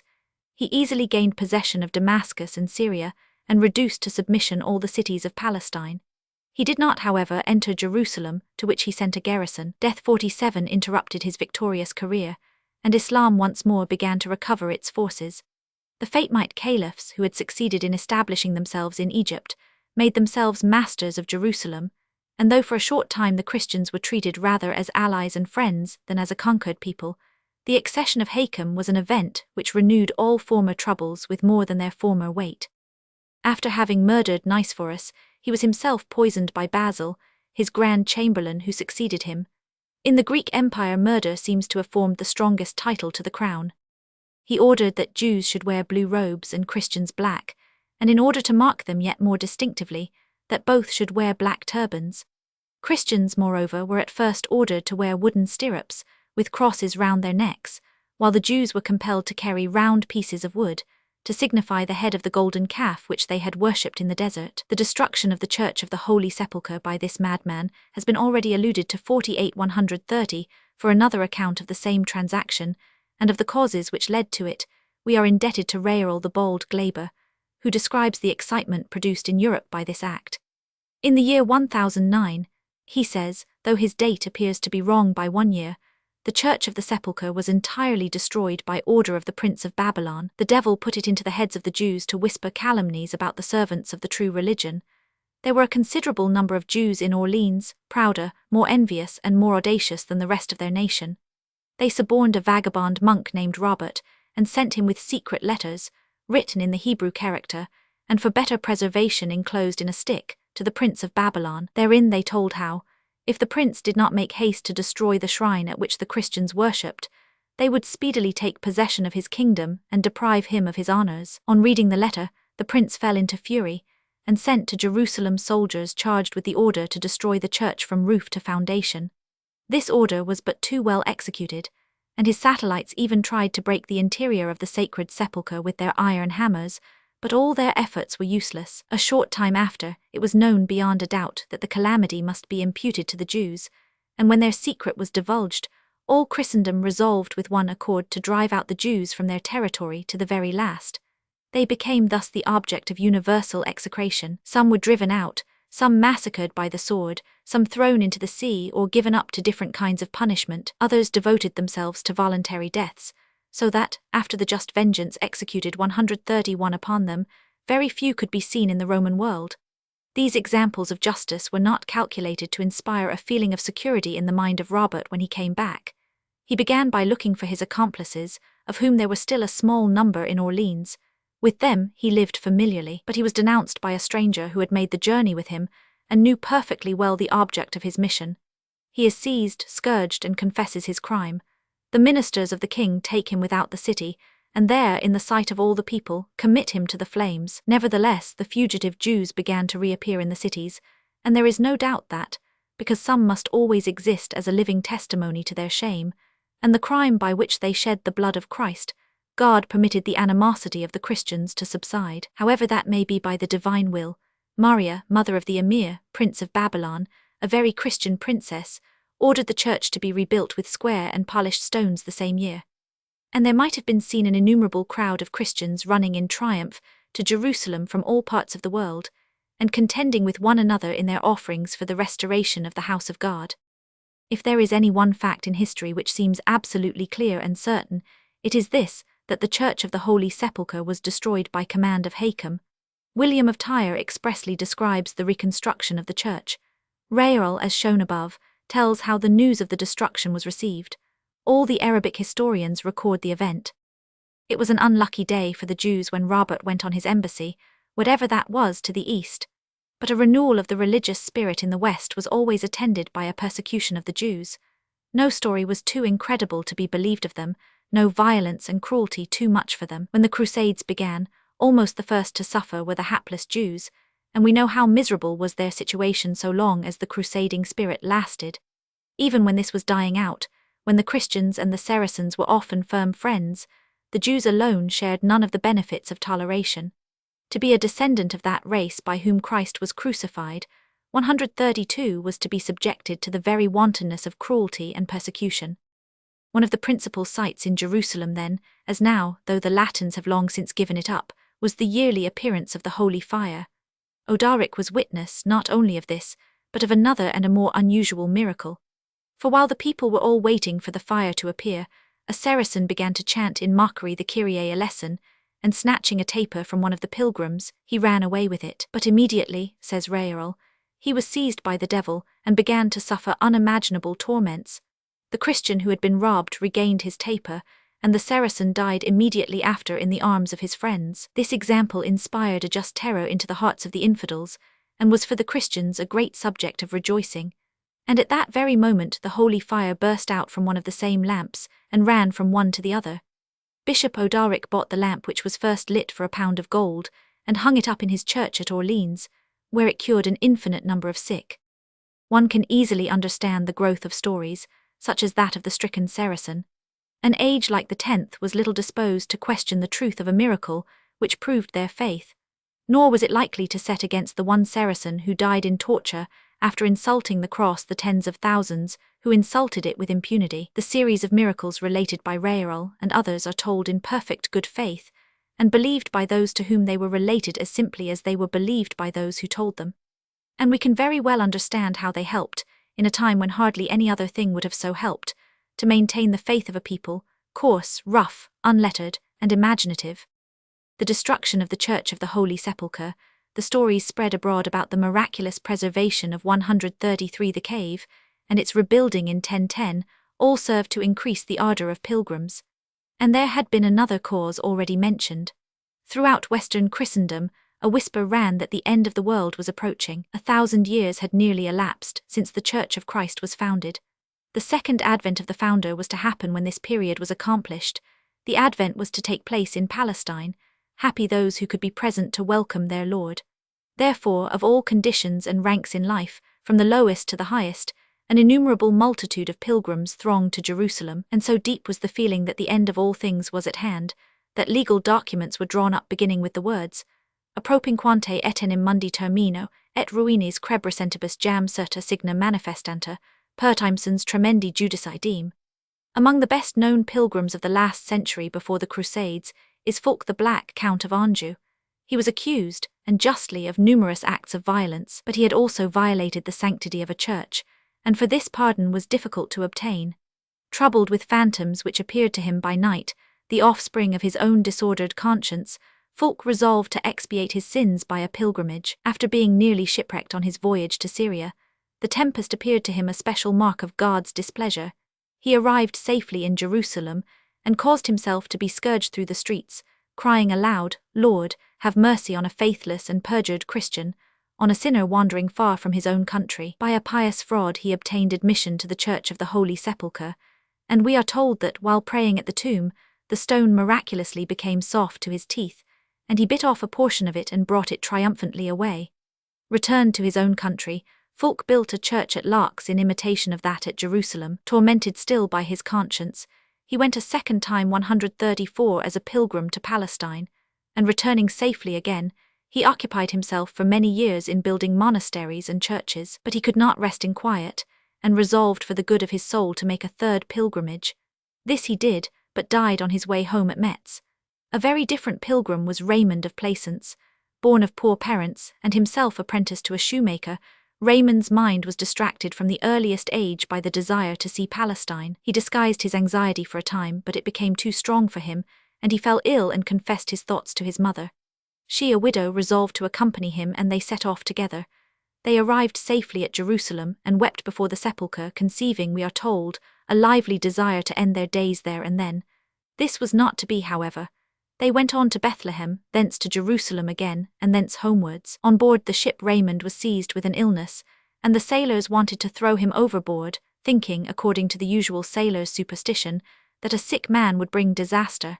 His mother, however, dissuaded them, and he quickly recovered, but the mother died herself shortly after landing in Italy, and Raymond went on alone. He was met at Plaisance by a procession of clergy and choristers, and led to the cathedral, where he deposited his palm branch, sign of successful pilgrimage, and then returned to his shoemaking, married, and lived to a good old age, doubtless telling over and over again the stories of his travels. And now began those vast pilgrimages when thousands went together, the armies of the Lord, the real precursors of the Crusades. Robert of Normandy, AD 1034, like Fulk the Black, anxious to wipe out his sins, went accompanied by a great number of barons and knights, all barefooted, all clothed with the penitential sackcloth, all bearing the staff and purse. They went by Constantinople and through Asia Minor. There Robert was seized 135 with an illness, and being unable to walk was borne in a litter by Saracens. Tell my people, said the Duke, that you have seen me borne to paradise by devils, a speech which shows how far toleration had spread in those days. Robert found a large number of pilgrims outside the city unable to pay the entrance money. He paid for all, and after signalizing himself by numerous acts of charity he returned, dying on the way in Bithynia, regretting only that he had not died sooner at the sacred shrine itself. To die there indeed was, as we have seen in the case of Raymond, a common prayer. The form of words is preserved.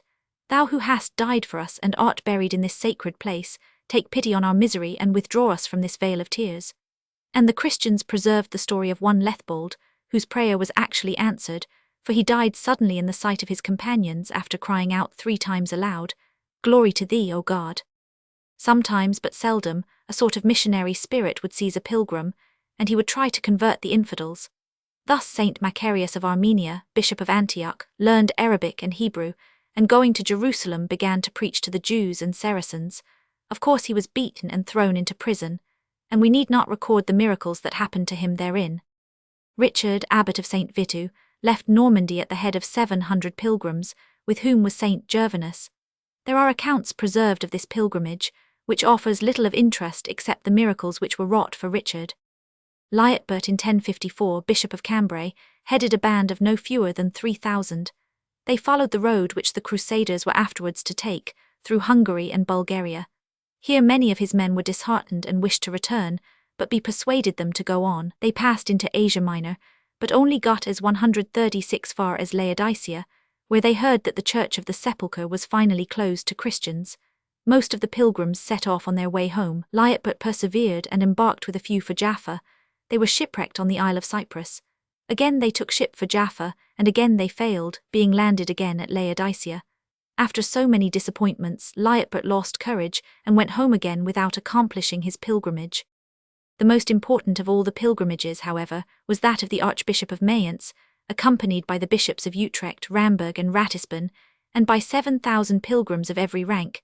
They were not dressed, as was the wont of pilgrims, in sackcloth, but wore their more costly robes, the bishops in dress of state and cloth of gold, the knights with burnished arms and costly trappings. The army for an army it was, too well equipped to escape without attack, too small to ensure victory in case of attack, followed the usual route across Asia Minor from Constantinople. It was not, however, till they were near Ramleh, almost within sight of Jerusalem, that the pilgrims were actually attacked, and then not by the Saracens but by a large troop of Arabs, whom they attempted at first to repel by blows with their fists. Many were wounded, including the Bishop of Utrecht. They drove off the enemy for the moment with stones, and retired to a ruined fort, which was fortunately near the spot where they cowered behind the falling walls. The Arabs came on with shrill cries. The Christians, nearly unarmed, rushed out and tore their swords and bucklers from them. But they were obliged to fall back, and the Arabs, getting reinforced, encamped round the fort to the number of 12,000, and resolved to starve out the enemy. The Christians held a hasty council. "Let us," urged a priest, "sacrifice our gold, which is all that the infidels 137 want. Having that, they will let us go free." This advice was adopted, and on a parley being held, the chief of the Arabs, with a small body of 17 men, consented to enter the fort and come to terms. The Bishop of Mayence, who was the stateliest and handsomest man among the Christians, was chosen to speak with him. He proposed, in return for freedom and safety, to hand over to the Arabs all the treasure in the hands of the Christians. "It is not for you," replied the Arab, "to make terms with your conquerors." And taking off his turban, as we are told, as a modern Badawi would do with his headdress under similar circumstances, he threw it, like a halter, round the neck of the bishop. The Christian prelate was not prepared for a reception so rude, and fairly knocked him down with a blow from his fist, upon which the knights set upon the whole 18 Arabs and bound them tightly. The news of the detention of their chief quickly spreading outside, the Arab army commenced a furious attack, which would have been fatal to the Christians, but for a stratagem which procured them some little delay.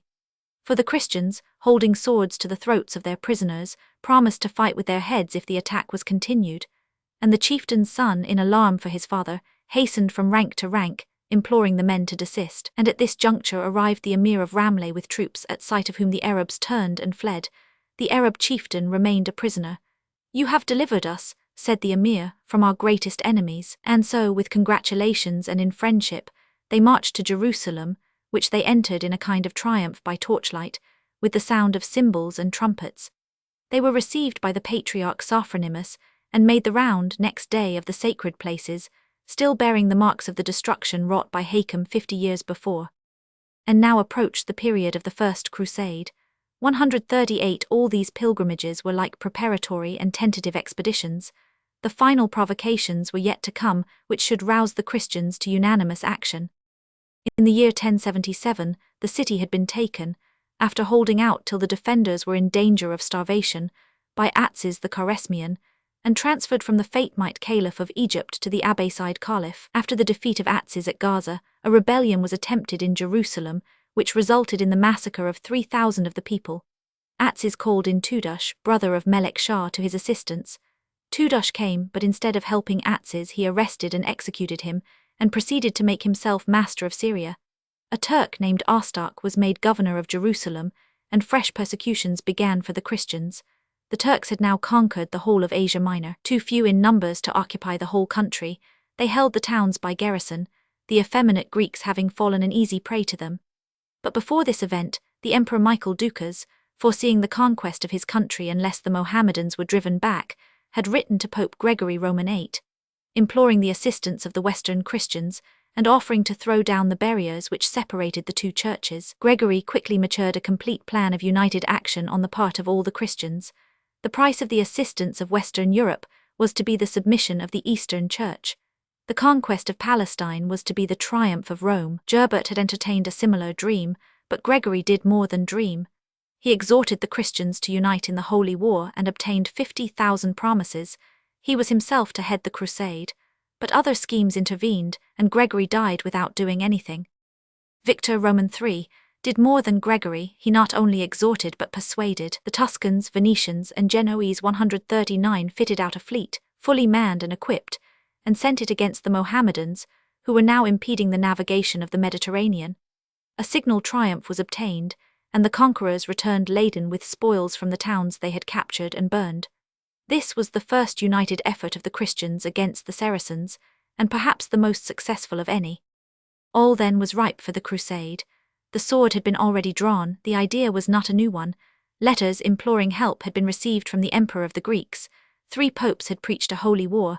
The sufferings of the Christians went on increasing.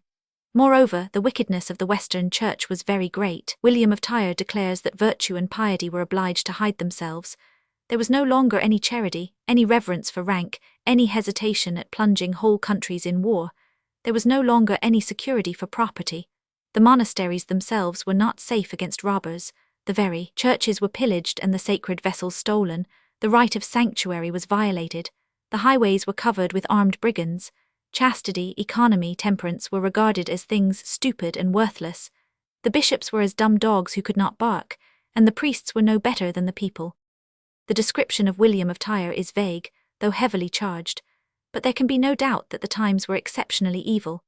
Crimes common enough in an age distinguished above all by absence of self-restraint and abandonment to unbridled rage, would be naturally magnified by a historian who saw in them a reason for the infidels' persecution of pilgrims, and an argument for the taking of the cross. Yet, making allowance for every kind of exaggeration, it is clear enough that Gregory had great mischiefs to contend with, and that the awakening of the world's conscience by any 140 means, whatever, could not but produce a salutary effect. The immediate effect of the Crusades was the substitution of higher for lower motives, the sudden cessation of war, the shaming of the clergy into something like purity of life, the absorption into the armies of the cross of the men of violence, and some temporary alleviation to the sufferings of the poor. The hour and the man were both at hand. Chapter 6. The First Crusade. The sound, as of the assault of an imperial city, the shock of crags shot from strange enginery, the clash of wheels and clang of armed hoofs, and now more loud, the mingled battle cry, "Ha, hear I not? Ali loyaleth." Shelley. Peter the Hermit, the preacher and main cause of the First Crusade, was born about the year 1050 of a noble family of Picardy. He was at first, like all men of gentle birth of his time, a soldier, and fought in some at least of the wars that were going on around him. For some cause no one knows why, perhaps disgusted with the world, perhaps struck with repentance for a criminal or dissolute life, he withdrew from his fellow-men and became a hermit. But it would seem that his turbulent and unquiet spirit could not stand the monotony, though it might support the austerities of a hermit's life, and he resolved about the year 1093 to go as a pilgrim to Palestine. He found the pilgrims miserable indeed, as most of them had been robbed or exorbitantly charged on the road. There was not one in 100 who, on arriving before Jerusalem, found himself able to pay the fee demanded for admittance within the gates. The hapless Christians, starving and helpless, lay outside the walls, dependent on the small supplies which their brethren within could send them. 140 too many of them died. Many more turned away without having been able to enter the city. Famine, thirst, nakedness, and the sword of the infidel constantly thinned their ranks, which were as constantly renewed. Even if they got within the walls, they were not much safer. The monasteries could do little for them, though they did what they could. In the streets they were insulted, mocked, spat upon, and sometimes beaten. And in the very churches and during the celebration of services, they were liable, as we have seen, to the attacks of a fanatic crowd, who would sometimes break in upon them and outrage the most sacred ceremonies. Among all the indignant and pious crowd of worshippers, none was more indignant or more devout than Peter. He paid a visit to Simeon, the aged patriarch, and wept with him over the misfortunes of the Christians. "When," said Simeon, "the cup of our sufferings is full, God will send the Christians of the West to the help of the Holy City. Peter pressed him to write urgent letters to the sovereign powers of Europe.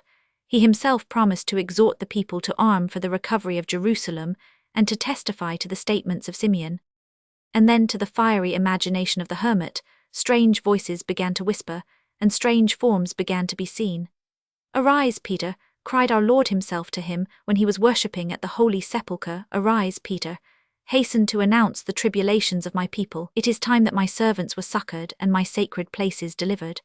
Peter arose and departed to obey what he believed to be a divine command. The Pope Urban, who certainly saw in this an opportunity for strengthening himself against the anti-pope, received him with ardor, real or assumed, and authorized him to preach the crusade over the whole of Europe. He crossed the Alps and began first to preach in France. His appearance was mean and unprepossessing, his stature 143 low. He rode on a mule, bareheaded and barefooted, dressed in a gown of the coarsest stuff and with a long rope for a girdle. The fame of his austerity, the purity of his life, the great purpose he had on hand, went before him. The irresistible eloquence of his words moved to their deepest depths the hearts of the people. He preached in country and in town, on the public roads and in the pulpits of churches. He reminded his hearers of the profanation of the holy places. He spoke of the pilgrims and narrated his own sufferings. He read the letters of the venerable Simeon, and finally he told them how from the very recesses of the Holy Sepulchre the voice of Jesus himself had called aloud to him, bidding him go forth and summon the people to the recovery of Jerusalem. And as he spoke, the souls of those that heard were moved. With tears, with repentant sobs, with loud cries of anger and sorrow, they vowed to lead better lives, and dedicated themselves for the future to the service of God. Women who had sinned, men who had led women astray, robbers who lived by plunder, murderers rich with the rewards of crime, priests burdened with the heavy guilt of long years of hypocrisy, all came alike to confess their sins, to vow amendment, to promise penance by taking the cross. Peter was reverenced as a saint. Such homage as never man had before was his. They tried to get the smallest rag of his garment. They crowded to look upon him, or, if it might be, to touch him. Never in the history of the world has eloquent man had such an audience, or has oratory produced such an effect. And in the midst of this agitation, confined as yet, be it observed, to France, whose soil has ever been favorable to the birth of new ideas, came letters from the Emperor Alexis Comnenus, urging on the princes of the West the duty of coming to his help. The leader of the infidels was at his very gates. Were Constantinople to fall, Christendom itself might fall. He might survive the loss of his empire. He could never survive 140 for the shame of seeing it pass under the laws of Mohammed. And if more were wanted to urge on the enthusiasm of the people, Constantinople was rich beyond all other cities of the world. Her riches should be freely lavished upon her defenders. Her daughters were fairer than the daughters of the West. Their love should be the reward of those who fought against the infidels. The Pope received the letters and held a council, first at Plaisance, then at Clermont, 1094. His speech at the latter council has been variously given. 4 or 5 reports of it remain, all evidently written long after the real speech had been delivered, all meant to contain what the Pope ought to have said, and all, as appears to us, singularly cold and artificial. The council began by renewing the peace of God, by placing under the protection of the Church all widows, orphans, merchants and labourers, by proclaiming the inviolability of the sanctuary, and by decreeing that crosses erected by the wayside should be a refuge against violence. And at its 10th sitting, the council passed to what was its real business, the consideration of Peter's exhortations and the reading of the letters of the Patriarch Simeon and the Emperor Alexis. Peter spoke first, narrating as usual the sufferings of the pilgrims. Urban followed him, and when he had finished, with one accord the voices of the assembled council shouted, "Dieu le veut, Dieu le veut." "Yes," answered the pontiff, "God wills it indeed. Behold how our Lord fulfills his own words, that where 2 or 3 are gathered together in his name he will be in the midst. He it is who has inspired these words. Let them be for you your only war cry." Udhemer, Bishop of Pi, begged to be the first to take the vow of the crusade. Other bishops followed. Raymond, Count of Toulouse, first of the laity, swore to conduct his men to Palestine, and then the knights and barons followed in rapid succession. Urban declined himself to lead the host, but 145 appointed Bishop Udhemer as his deputy. Meantime, he promised all crusaders a full and complete remission of their sins. He promised their goods and their families the protection of St. Peter and the Church. He placed under anathema all who should do violence to the soldiers of the cross, and he threatened with excommunication all who should fail to perform their oaths. As if the madness of enthusiasm was not sufficiently kindled already, The Pope himself went to Rouen, to Angers, to Tours, and to Nismes, called councils, harangued the people, and enjoined on the bishops the duty of proclaiming the crusade. And the next year was spent in preaching, exhorting, in maintaining the enthusiasm already kindled, and in preparing for the war. The kings of Europe, for their part, had good reasons for holding aloof, and so took no part in the crusade. The King of France because he was under excommunication, the Emperor of Germany because he was also under excommunication, William Rufus because he was an unbeliever and a scoffer. But for the rank and file, the First Crusade, which was instigated by a Frenchman, was mainly recruited from France. Here, indeed, the delirium of enthusiasm grew daily in intensity. During the winter of 1095-96 nothing but the sound of preparation was heard throughout the length and breadth of the land. It was not enough that knights and men-at-arms should take upon them the vows of the cross. It behoved every man who could carry a pike or wield a sword to join the army of deliverance. Artisans left their work, merchants their shops, labourers their tools, and the very robbers and brigands came out from their hiding places, with the intention of atoning for their past sins by fighting in the army of the Lord. All industry, save that of the forging of weapons, ceased. For 6 whole months there was no crime. For 6 months an uninterrupted peace of God, concluded by tacit consent, 146, while the Croises crowded the churches to implore the divine protection and blessing, to consecrate their arms, and to renew their vows, in order to procure horses, armour, and arms, the price of which went up enormously. The knights sold their lands at prices far below their real value. The lands were in many cases bought up by far-seeing abbots and attached to monasteries, so that the church at least might be enriched, whatever happened. No sacrifice, however, appeared too great in the enthusiasm of departure, no loss too heavy to weigh for one moment against the obligation of the sacred oath, and strange signs and wonders began to appear in the heavens. Stars were seen to fall upon the earth. These were the kings and chiefs of the Saracens. Unearthly flames were visible at night. These betokened the conflagration of the Mohammedan strong places. Blood-red clouds, stained with the blood of the infidel, hovered over the east. A sword-shaped comet, denoting the sword of the Lord, was in the south, and in the sky were seen, not once but many times, the towers of a mighty city and the legions of a mighty host.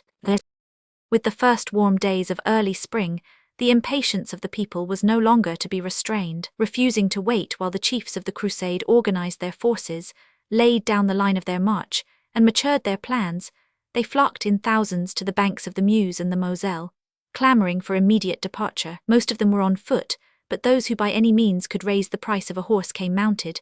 Some travelled in carts drawn by oxen. Their arms were such as they could afford to buy. Every one, however, brandished a weapon of some kind.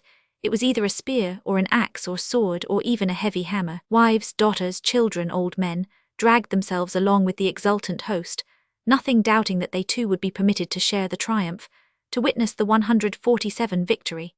From the far corners of France, from Brittany, from the islands, from the Pyrenees, came troops of men whose language could not be understood, and who had but one sign, that of the cross, to signify their brotherhood. Whole villages came en masse, accompanied by their priests, bringing with them their children, their cattle, their stores of provision, their household utensils, their all, while the poorest came with nothing at all, trusting that miracles, similar to those which protected the Israelites in the desert, would protect them also, that manna would drop from heaven, and the rocks would open to supply them with water. And such was their ignorance, that as the walls of town after town became visible on their march, they pressed forward, eagerly demanding if that was Jerusalem. Who should be the leader of the horde of peasants, robbers, and workmen who came together in the spring of 1096 on the banks of the Meuse? Among all this vast host there were found but 9 knights, Gaultier Sans-Avoir, Walter the Penniless, and 8 others. But there was with them, better than an army of knights, the great preacher of the crusade, the holy hermit and worker of miracles, Peter. To him was due the glory of the movement. To him should be given the honour of leading the first, and it was believed the successful army. By common acclamation they elected Peter their leader. He, no less credulous than his followers, accepted the charge, confident of victory, and mounted on his mule, the mule which had borne him from town to town to preach the war. Clothed in his monastic garb, with sandals on his feet and a cross in his hand, he led the way. Under his command were 100,000 men, bearing arms such as they were, and an innumerable throng of women, old men, and children. He divided this enormous host into 2 parts, keeping the larger under his own orders, and sending on the smaller as an advance guard under the knight Walter. 148 Walter started first. Marching down the banks of the Rhine, he experienced no difficulties with the Germans, these slow to follow the example of the fiery French and, moreover, not yet stimulated by the preaching of a Peter, still sympathized with the object of the army, which they doubtless thought was but a larger and a fiercer band of pilgrims, like many that had gone before, and assisted those who were too poor to buy provisions to the best of their power. Passing, therefore, safely through Germany, the disorderly host, among whom all sorts of iniquities were already rife, entered Hungary. The Hungarians, by this time Christianized, had yet no kind of enthusiasm for the objects of the Crusaders or desire to aid them. But their king, Carloman, gave them guides through his vast marshes and across his rivers, and permitted them to purchase what they wanted at the public marketplaces, and by great fortune no accident happened to them, save the beating of a few laggards after the crossing of the river Maros. Judging it idle to avenge an insult which it cost little to endure, Walter pushed on till he reached Belgrade, the frontier town of the Bulgarians. These were even a ruder people than the Hungarian Christians. They refused to recognize the Crusaders as their brethren. Subjects of the Greek crown, they refused any submission but that which was extorted by arms, and living in the midst of inaccessible forests, they preserved a wild and savage independence which made them the terror of the pilgrims, whom they maltreated, and the Greeks, who tried to reduce them to submission. Here the first troubles began, the governor of Belgrade refusing them permission to buy provisions. The army found themselves reduced to the greatest straits for want of food, and seeing no other way for help, they left the camp and dispersed about the country, driving in the cattle and laying hands on everything they could find. The Bulgarians armed in haste, and slaughtered vast numbers of 149 the marauders, burning alive 140 who had taken refuge in a chapel. Walter broke up his camp in haste, and pressing on, left those to their own fate who refused to obey his order to follow. What that fate was may easily be surmised. With diminished forces, starving and dejected, he pushed on through the forests till he found himself before Nyssa, when the governor, taking pity on the destitute condition of the pilgrims, gave them food, clothes, and arms. These misfortunes fell upon them, it will be observed, in Christian lands, and long before they saw the Saracens. Thence the humbled Crusaders, seeing in these disasters a just punishment for their sins, they were at least always ready to repent, proceeded, with no other enemy than famine, through Philippopolis and Adrianople to Constantinople itself. Here the emperor Alexis Comnenus gave them permission to encamp outside the town, to buy and sell, and to wait for the arrival of Peter and the second army. But if the first expedition was disastrous, the second was far worse. Peter seems to have followed at first a somewhat different route to that of his advanced guard. He went through Lorraine, Franconia, Bavaria, and Austria, and entered Hungary some months after Walter with an army of 40,000 men. Permission was readily granted to march through the country, on the condition of the maintenance of order and the purchase of provisions, nor was it till they arrived at Semlin, the place where their comrades had been beaten, that any disturbance arose. Here they unfortunately saw suspended the arms and armor which had been stripped from the stragglers of Walter's army. The soldiers, incensed beyond control, rushed upon the little town, and with the loss of 100 men, massacred every Hungarian in the place. Then they sat down to enjoy themselves for 5 days. The people of Belgrade, panic-stricken on hearing of the fate of Semlin, fled all with one accord, headed by their 150 governor, and hurriedly carrying away everything portable. And Peter, before the king of Hungary had time to collect an army to avenge the taking of his city, managed to transport everything to the other side of the Danube and pitched his camp under the deserted walls of Belgrade. There the army, laden with spoils of all kinds, waited to collect their treasures, which they carried with them on their march to Nyssa. They stopped here one night, obtaining, as Walter had done, permission to buy and sell, and giving hostages for good conduct. All went well. The camp was raised, the hostages returned, and the army on its march again, when an unhappy quarrel arose between some of the stragglers, consisting of about 100 Germans, and the townspeople. The Germans set fire to 7 mills and certain buildings outside the town. Having done this mischief, they rejoined their comrades, but the indignant Bulgarians, furious at this return for their hospitality, rushed after them, arms in hand. They attacked the rear guard, killed those who resisted, and returned to the town, driving before them the women and children, and loaded with the spoil which remained from the sacking of Semlin. Peter and the main body hastened back on receiving news of the disaster, and tried once more to accommodate matters. But in the midst of his interview with the governor, and when all seemed to promise well, a fresh outbreak took place, and a second battle began, far worse than the first. The Crusaders were wholly routed and fled in all directions, while the carnage was indiscriminate and fearful. In the evening, the unhappy Peter found himself on an adjoining height with 500 men. The scattered fugitives gradually rallied, but 1/4 of his fighting men were killed on this disastrous day, and the army lost all their baggage, their treasures, and their stores, while of the women and children by far the greater number were either killed or taken captive. Starving and destitute, 151 they straggled on through the forests, dreading the further vengeance of the Bulgarians until they entered Thrace. Here deputies from the emperor met them, with reproaches for their disorderly conduct, and promises that, should they conduct themselves with order, his clemency would not be wanting.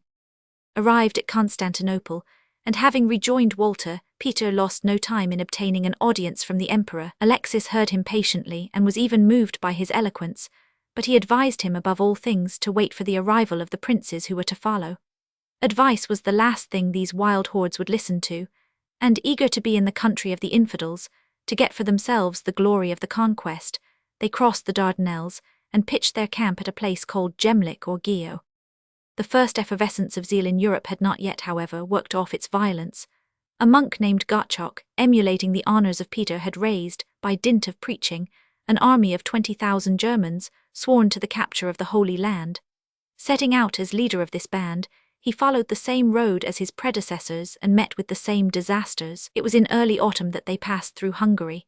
The harvest was beginning, and the Germans pillaged and murdered wherever they went. King Carloman attacked them, but with little success. He then tried deceit, and persuading the Germans to lay down their arms and to join the Hungarians as brothers, he fell on them and massacred everyone. Of all this vast host, only 1 or 2 escaped through the forests to their own country to tell the tale. One more turbulent band followed to meet the same fate, but this was the worst, the most undisciplined of all. Headed by a priest named Volkmar and a Count Emican, they straggled without order or discipline, filled 152 with the wildest superstitions. Before their army was led sometimes a she-goat, sometimes a goose, which they imagined to be filled with the Holy Spirit. And as all sins were to be expiated by the recovery of the Holy Land, there was a growing feeling that there was no longer any need of avoiding sin. Consequently, the wildest license was indulged in, and this, which called itself the Army of the Lord, was a horde of the most abandoned criminals. Their greatest crime was the slaughter of the Jews along the banks of the Rhine and Moselle. Why, they asked, should we, who march against the infidels, leave behind us the enemies of our Lord? The bishops of the seas through which they passed vainly interposed their entreaties. In Cologne and Mayence every Jew was murdered. Some of the miserable people tied stones round their own necks and leaped into the river. Some killed their wives and children, and set fire to their houses, perishing in the flames. The mothers killed the infants at their breasts, and the Christians themselves fled in all directions at the approach of an army as terrible to its friends as to its foes. But their course was of short duration. At the town of Altenburg on the confines of Hungary, which they attempted to storm, they were seized with a sudden panic and fled in all directions, being slaughtered like sheep. Emican got together a small band, whom he led home again. A few others were led by their chief southwards, and joined the princes of the Crusade in Italy. None of them, according to William of Tyre, found their way to Peter the Hermit. Once across the Dardanelles, Peter's troops, who amounted, it is said, in spite of all their losses, to no fewer than 100,000 fighting men, fixed a camp on the shores of the Gulf of Nicomedia, and began to ravage the country in all directions. The division of the booty soon caused quarrels, and a number of Italians and Germans, deserting the camp, went up the 153 country in a body, and took possession of a small fortress in the neighborhood of Nika, whose garrison they massacred. Then they were in their turn besieged, and with the exception of their leader Renaud or Rinaldo, who embraced the Mahometan faith, were slaughtered to a man. The news of this disaster roused the Christians, not to a sense of their danger, which they could not yet comprehend, but to a vehement desire for revenge. They made the luckless Walter lead them against Nika, and issued forth from their camp en masse, a disordered, shouting multitude crying for vengeance against the Turks. But their end was at hand. The Sultan of Nika placed half his army in ambuscade in the forest, keeping the other half in the plain. The Christians were attacked in the front and in the rear, and, cooped up together in confusion, badly armed, offered very slight resistance. Walter himself fell, one of the first. The carnage was terrific, and of all the 100,000 whom Peter and Walter had brought across the Dardanelles, but 3,000 escaped. These fled to a fortress by the seashore. The bones of their comrades, whitened by the eastern sun, long stood as a monument of the disaster, pointing skeleton fingers on the road to Jerusalem, the road of death and defeat. Only 3,000 out of all these hordes, certainly 250,000 in number, which flocked after Peter on his mule. We can hardly believe that all were killed. Some of the women and children at least might be spared, and without doubt their blood yet flows in the veins of many Hungarian and Bulgarian families. But this was only the first installment of slaughter.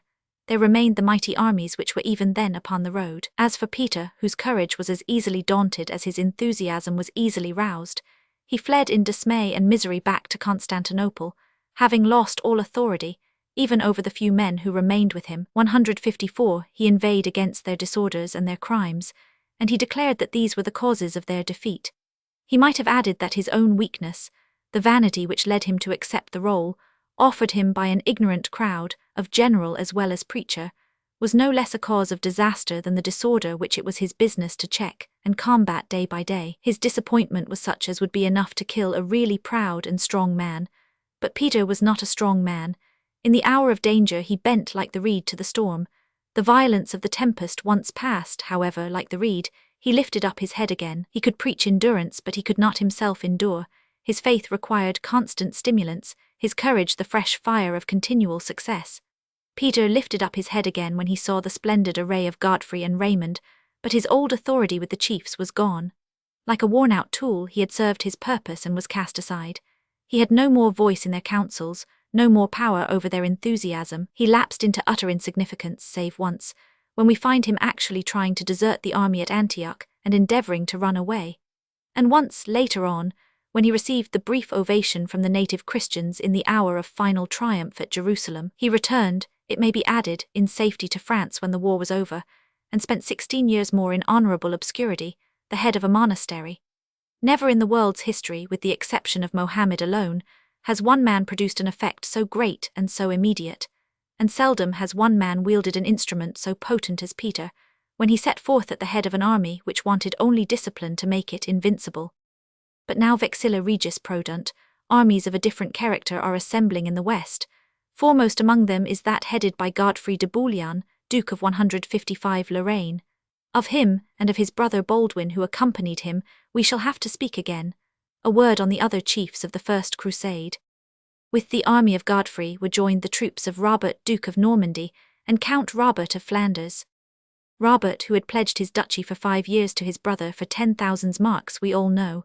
He was strong, brave, and generous, but he had no other good quality. Had his prudence, his wisdom in council, been equal to his courage, or had his character for temperance and self-restraint been better, he would probably have obtained the crown of Jerusalem before Godfrey. As it was, he went out for the purpose of fighting, he fought well, and came home again no richer than when he went. He was joined in Syria by the Saxon prince, Edgar Atheling, the lawful heir to the English crown, but the chroniclers are silent as to the prowess of the English contingent. The other leaders who followed separately were Hugh Vermandois, Hugh le Grand, the brother to the King of France, and Stephen, Count of Blois, a scholar and a poet. He it was who married Adela, daughter of William the Conqueror, and was the father of our King Stephen. Both of these chiefs left the crusade at Antioch and went home disgusted at their sufferings and ill success. But after the taking of the city, popular opinion forced them to go out again. Count Raymond of Toulouse, who led his own army by an independent route, is perhaps the most difficult character to understand. He was not pious, he was cold and calculating, he was old and rich.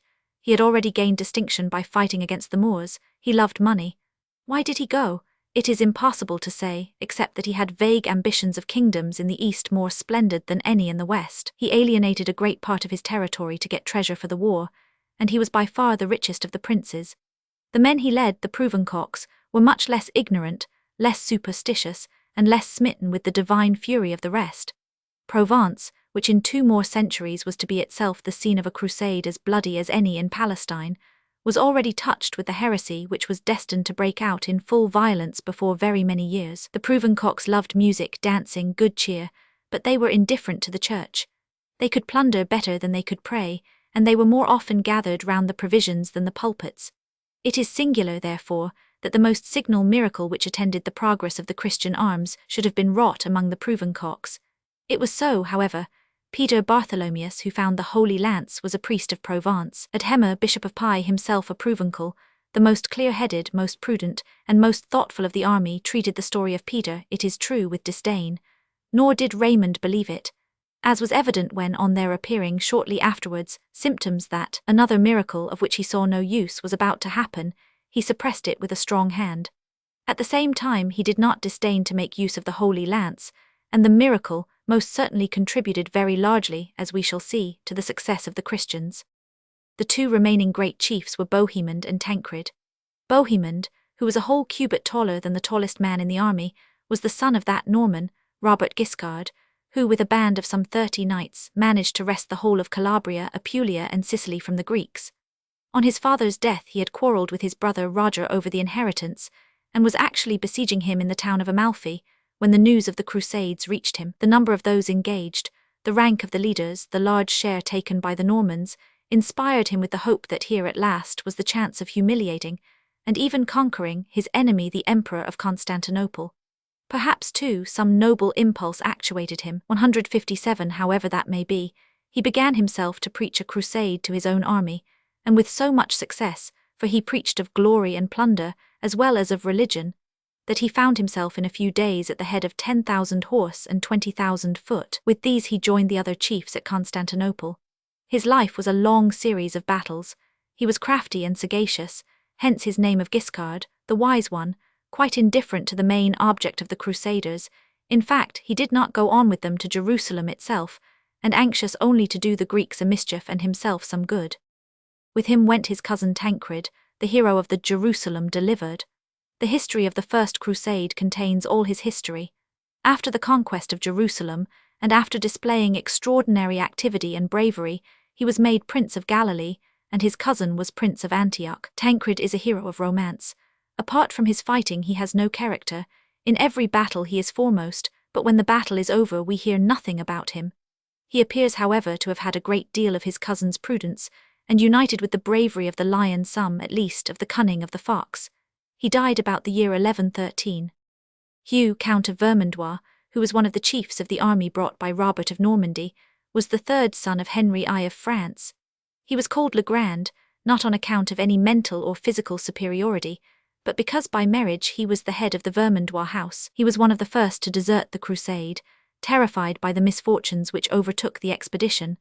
But like Stephen of Blois, he was obliged by the force of popular opinion to go back again as a crusader. The second time he was wounded by the Turks near Nika, and only got as far as Tarsus in Cilicia, where he died. Like Robert of Normandy, he joined to great bravery and an extreme generosity a 158 certain weakness of character, which marred all his finer qualities. Robert of Flanders seems to have been a fighting man pure and simple, by the Saracens called St. George, and by his own side the sword and lance of the Christians. He, no more fighting remaining to be done, returned quietly to his own states, with the comfortable conviction that he had atoned for his former sins by his conduct in the Holy War. He enjoyed 10 years more fighting at home, and then got drowned in the River Marne, an honest single-minded knight, who found himself in perfect accord with the spirit of his age. With these principal barons and chiefs were a crowd of poorer princes, each with his train of knights and men-at-arms. The money for the necessary equipments had been raised in various ways. Some had sold their lands, others their seigneurial rights, some had pawned their states, while one or two, despising these direct and obvious means of raising funds, had found a royal road to money by pillaging the villages and towns around them.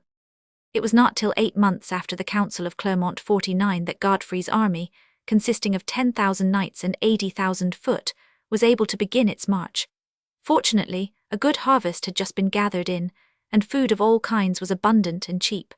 The army, moreover, was well disciplined, and no excesses were committed on its way through Germany. It followed pretty nearly the same line as that taken by Walter and Peter, and must have been troubled along the whole route by news of the extravagances and disasters of those who had preceded them. Arriving on the frontiers of Hungary, Godfrey sent deputies to King Carloman, asking permission to march peaceably, buying whatever he had need of through his dominions. Hostages, consisting of his brother Baldwin and his family, were given for the 159 good behaviour of the troops, and permission was granted, the King of Hungary following close on the track of the army, in case any breach of faith should be attempted, but none took place, and at Semlin, when the last crusader had crossed the river into Bulgarian territory, King Carloman personally, and with many expressions of friendship and goodwill, delivered over the hostages and parted. Getting through the land of the Bulgarians as quickly as might be, Godfrey pushed on as far as Philippopolis. There he learned that Count Hugh, who had been shipwrecked, sailing in advance of his army on the shores of Epirus, was held a prisoner by Alexis Comnenus, very probably as a sort of hostage for the good behavior of the very host whose help he had implored. Godfrey sent imperatively to demand the release of the count, and being put off with an evasive reply, gave his troops liberty to ravage and plunder along the road, a privilege which they fully appreciated. This practical kind of reply convinced Alexis that the barbarians were not, at least, awed by the greatness of his fame. He hastened to give way, and assured Godfrey that his prisoner should be released directly the army arrived at Constantinople. August 1096. Meantime, the other armies were all on their way, converging to Constantinople. The route followed by them is not at all times clear. Some appear to have marched through Italy, Dalmatia, and across Thessaly, while a few went by sea. And though the first armies of Peter and Walter carried off a vast number of pilgrims, there can be no doubt that these armies were followed by a great number of priests, monks, women, and persons unable to fight. Alexis, on hearing of Bohemon's speedy arrival, was greatly alarmed, as indeed he had reason to be. With his usual duplicity, he sent ambassadors to flatter his formidable visitor, while he ordered his frontier troops to harass him on his march, and Bohemond had alternately to receive the assurances of the emperor's friendship, and to 160 fight his troops. No wonder that he wrote to Godfrey at Constantinople to be on his guard, as he had to do with the most ferocious wild beast and the most wicked man alive. But in spite of his hatred, the fierce Norman found himself constrained to put off his resentment in the presence of Greek politeness, and the rich gifts with which Alexis loaded him, if they did not quiet his suspicions, at least allayed his wrath. Alexis got rid of his unwelcome visitors as speedily as he could. After going through the ceremony of adopting Godfrey as his son, and putting the empire under his protection, he received the homage of the princes, one after the other, with the exception alone of Tancred. And then he sent them all across the straits, to meet whatever fortune awaited them on the other side. The story of the First Crusade is an oft-told tale, but it is a tale which bears telling often. There is nothing in history which may be compared with this extraordinary rising of whole peoples. The numbers which came from Western Europe cannot, of course, be even approximately stated. Probably, counting the women, children, and camp followers, their number would not be less than 1 million. Of these, far more than a half, probably 2/3, came from the provinces of France. The Germans were but slightly affected by the universal enthusiasm, the English not at all. Edgar Atheling brought a band of his countrymen to join Robert of Normandy, but these were probably those who had compromised themselves in former attempts to raise Northumbria and other parts of England. The Italians came from the south, but not from the north, and nearly the whole of Spain was occupied by the Caliphate of Cordova. That all these soldiers were fired with the same ardor, were led by the same disinterested hope, is not to be supposed. But it is certain from every account, whether Christian or Arabic, that the main object of their enterprise was a motive power strong 161 enough of itself to enable them to endure hardships and privations almost incredible, and to combat with forces numerically at least 10 times their superior. The way to the Holy Land lay through a hostile country. Asia Minor, overrun by the Mohammedans since 20 years, was garrisoned rather than settled. Numerous as were the followers of the Crescent, they had not been able to do more in their rapid march of conquest than to take strongholds and towns and keep them. There were even some towns which had never surrendered, while of those which belonged to them, many were held by insufficient forces, and contained an element of weakness in the large number of Christian inhabitants. And the first of these towns which came in their way was the town of Nika. The miserable remnant of Peter's army on the arrival of their friends made haste to show them the places of their own disasters. These fugitives had lived hidden in the forest, and now, on seeing the brassard of the cross, emerged, barefooted, ragged, unarmed, cowed, to tell the story of their sufferings. They took the soldiers to see the plain where their great army had been massacred. There were the piles of bones, the plain white with them. They took them to the camp where the women and children had been left. These were gone, but the remains were left of the old men and those who had tried to defend them. Their bodies lay in the moat which had been cut round the camp.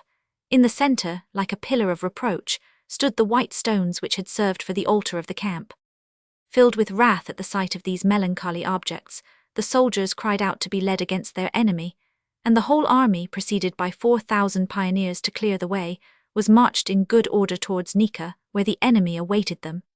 The Crusaders, they spoke 19 different languages, were accoutred with some attempt at similarity. The barons 162 and knights wore a coat of chain armor, while a helmet, set with silver for the princes, of steel for knights, and of iron for the rest, protected their heads. Round bucklers were carried by the knights, long shields by the foot soldiers. Besides the lance, the sword, the arrow, they carried the mace and battle-axe, the sling and the terrible crossbow. While for a rallying point for the soldiers, every prince bore painted on his standard those birds, animals, and towns, which subsequently became coats of arms, and gave birth to the science of heraldry. The total number of the gigantic host amounted, it is said, to 100,000 knights and 500,000 foot soldiers, but this is evidently an exaggeration. If it is not, the losses by battle, famine, and disease were proportionately greater than those of any wars recorded in history. The first operation was the siege of Nika, the city of the Great Council, and the avenging of the slaughtered army of Peter. Nika stood on the low shores of a lake. It was provided with vessels of all kinds, by which it could receive men and provisions, and was therefore practically impregnable. But the Mohammedans, fully advertised of the approach of their enemies, had made preparations to receive them, and with an immense army, all mounted, charged the array of the Christians on the moment of their arrival in the plains, and while they were occupied in putting up their tents, victory, such as it was, remained with the Crusaders, but cost them the lives of more than 2,000 of their men. The siege of Nika, undertaken after this battle, made slow progress. While the Christians wasted their strength in vain efforts to demolish the walls and cross the moats, the garrison, constantly reinforced during the night by means of the lake, held out unshaken for some weeks. Finding out the means by which their strength was recruited, Godfrey, by immense exertions, transported overland from the neighbouring 163 a number of light craft, which he launched on the lake, and succeeded in accomplishing a perfect blockade of the town. The Nicans, terrified at the success of this manoeuvre, and by the fate of their most important town, were ready to surrender at discretion, when the cunning of Alexis Comnenus, who had dispatched a small force, nominally for the assistance of the Crusaders, but really for the purpose of watching after his own interests, succeeded in inducing the town to surrender to him alone. And the Christians, after all their labour, had the mortification of seeing the Greek flag flying over the citadel, instead of their own. From his own point of view, the emperor was evidently right. The Crusaders had sworn to protect his empire. He claimed sovereignty over all these lands. His object was neither to revenge the death of a horde of invaders, nor to devastate the towns, nor to destroy the country, but to recover and preserve. Nika, at least, was almost within his reach. And though he could not expect that his authority would be recognized in the south of Asia Minor, or in Syria, he had reason to hope that here at any rate, so near to Constantinople, and so recently after the oaths of the princes, it would be recognized. So certainly thought the princes, for in spite of the unrepressed indignation of the army, they refrained from pillaging the town and murdering the infidels, and gave the word to march. It was now early summer. The soldiers had not yet experienced the power of an Asiatic sun. No provision was made against the dangers of famine and thirst, and their way led through a land parched with heat, devastated by wars over rocky passes, across pathless plains. The Crusaders neither knew the country, nor made any preparations, beyond carrying provisions for 2 or 3 days. They were, moreover, encumbered with their camp followers, their baggage, and the weight of their arms. They were divided, principally for convenience of forage, 164 into 2 corps d'army, of which one was commanded by Godfrey, Raymond, Robert of Flanders, and the Count of Vermandois, while the other was led by the 3 Norman chiefs, Robert, Tancred, and Bohemond. For 7 days all went well, the armies having completely lost sight of each other, but confident after their recent successes that there would be no more enemies at hand to combat. They were mistaken. Tancred's division, on the evening of the 30th of June, pitched their camp in a valley called by William of Tyre the Valley of Gorgona. It was protected on one side by a river, on the other by a marsh filled with reeds. The night was passed in perfect security, but at daybreak the enemy was upon them. Bohemond took the command. Placing the women and the sick in the midst, he divided the cavalry into 3 brigades, and prepared to dispute the passage of the river. The Saracens discharged their arrows into the thick ranks of the Crusaders, whose wounded horses confused and disordered them.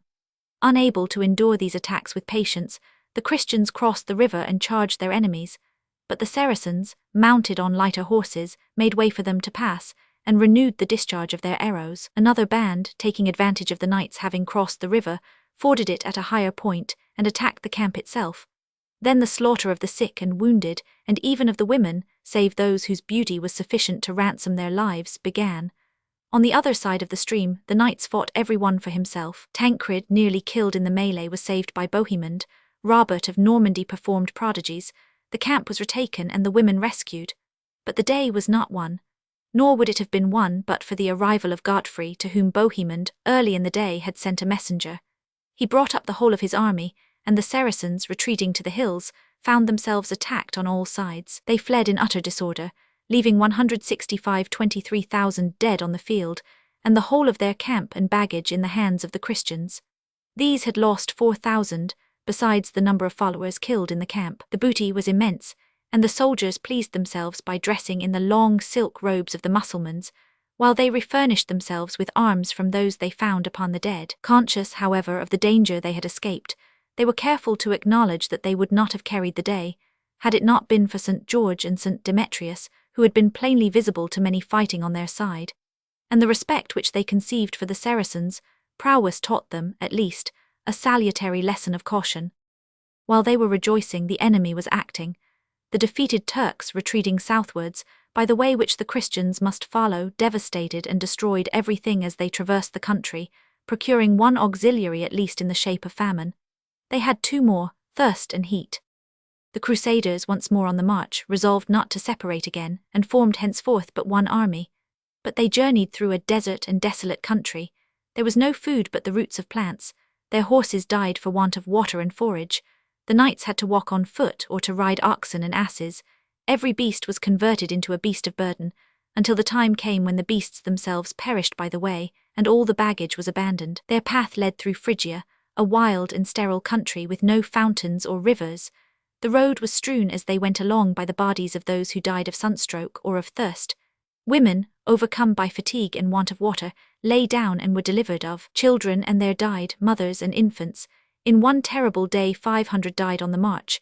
The falcons and hawks, which the knights had 166 been unable to leave behind, fell dead from their perches.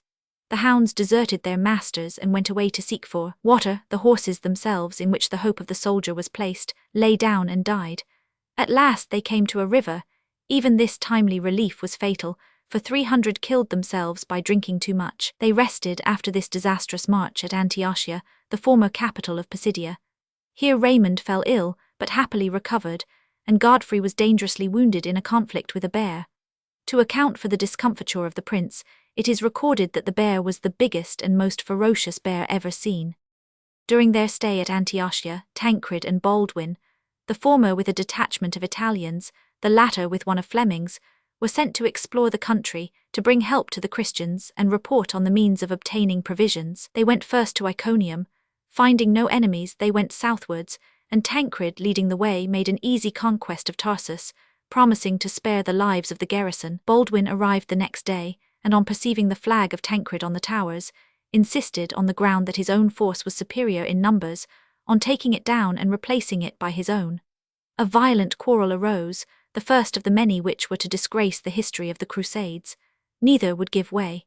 They agreed at last to refer the dispute to the inhabitants. These at first gave the preference to Tancred, but at last, yielding to the threats of Baldwin, transferred their allegiance to him, and threw Tancred's flag over the ramparts. Tancred withdrew indignant and marched with all his men to Ardna, an important place some 20 miles from Tarsus.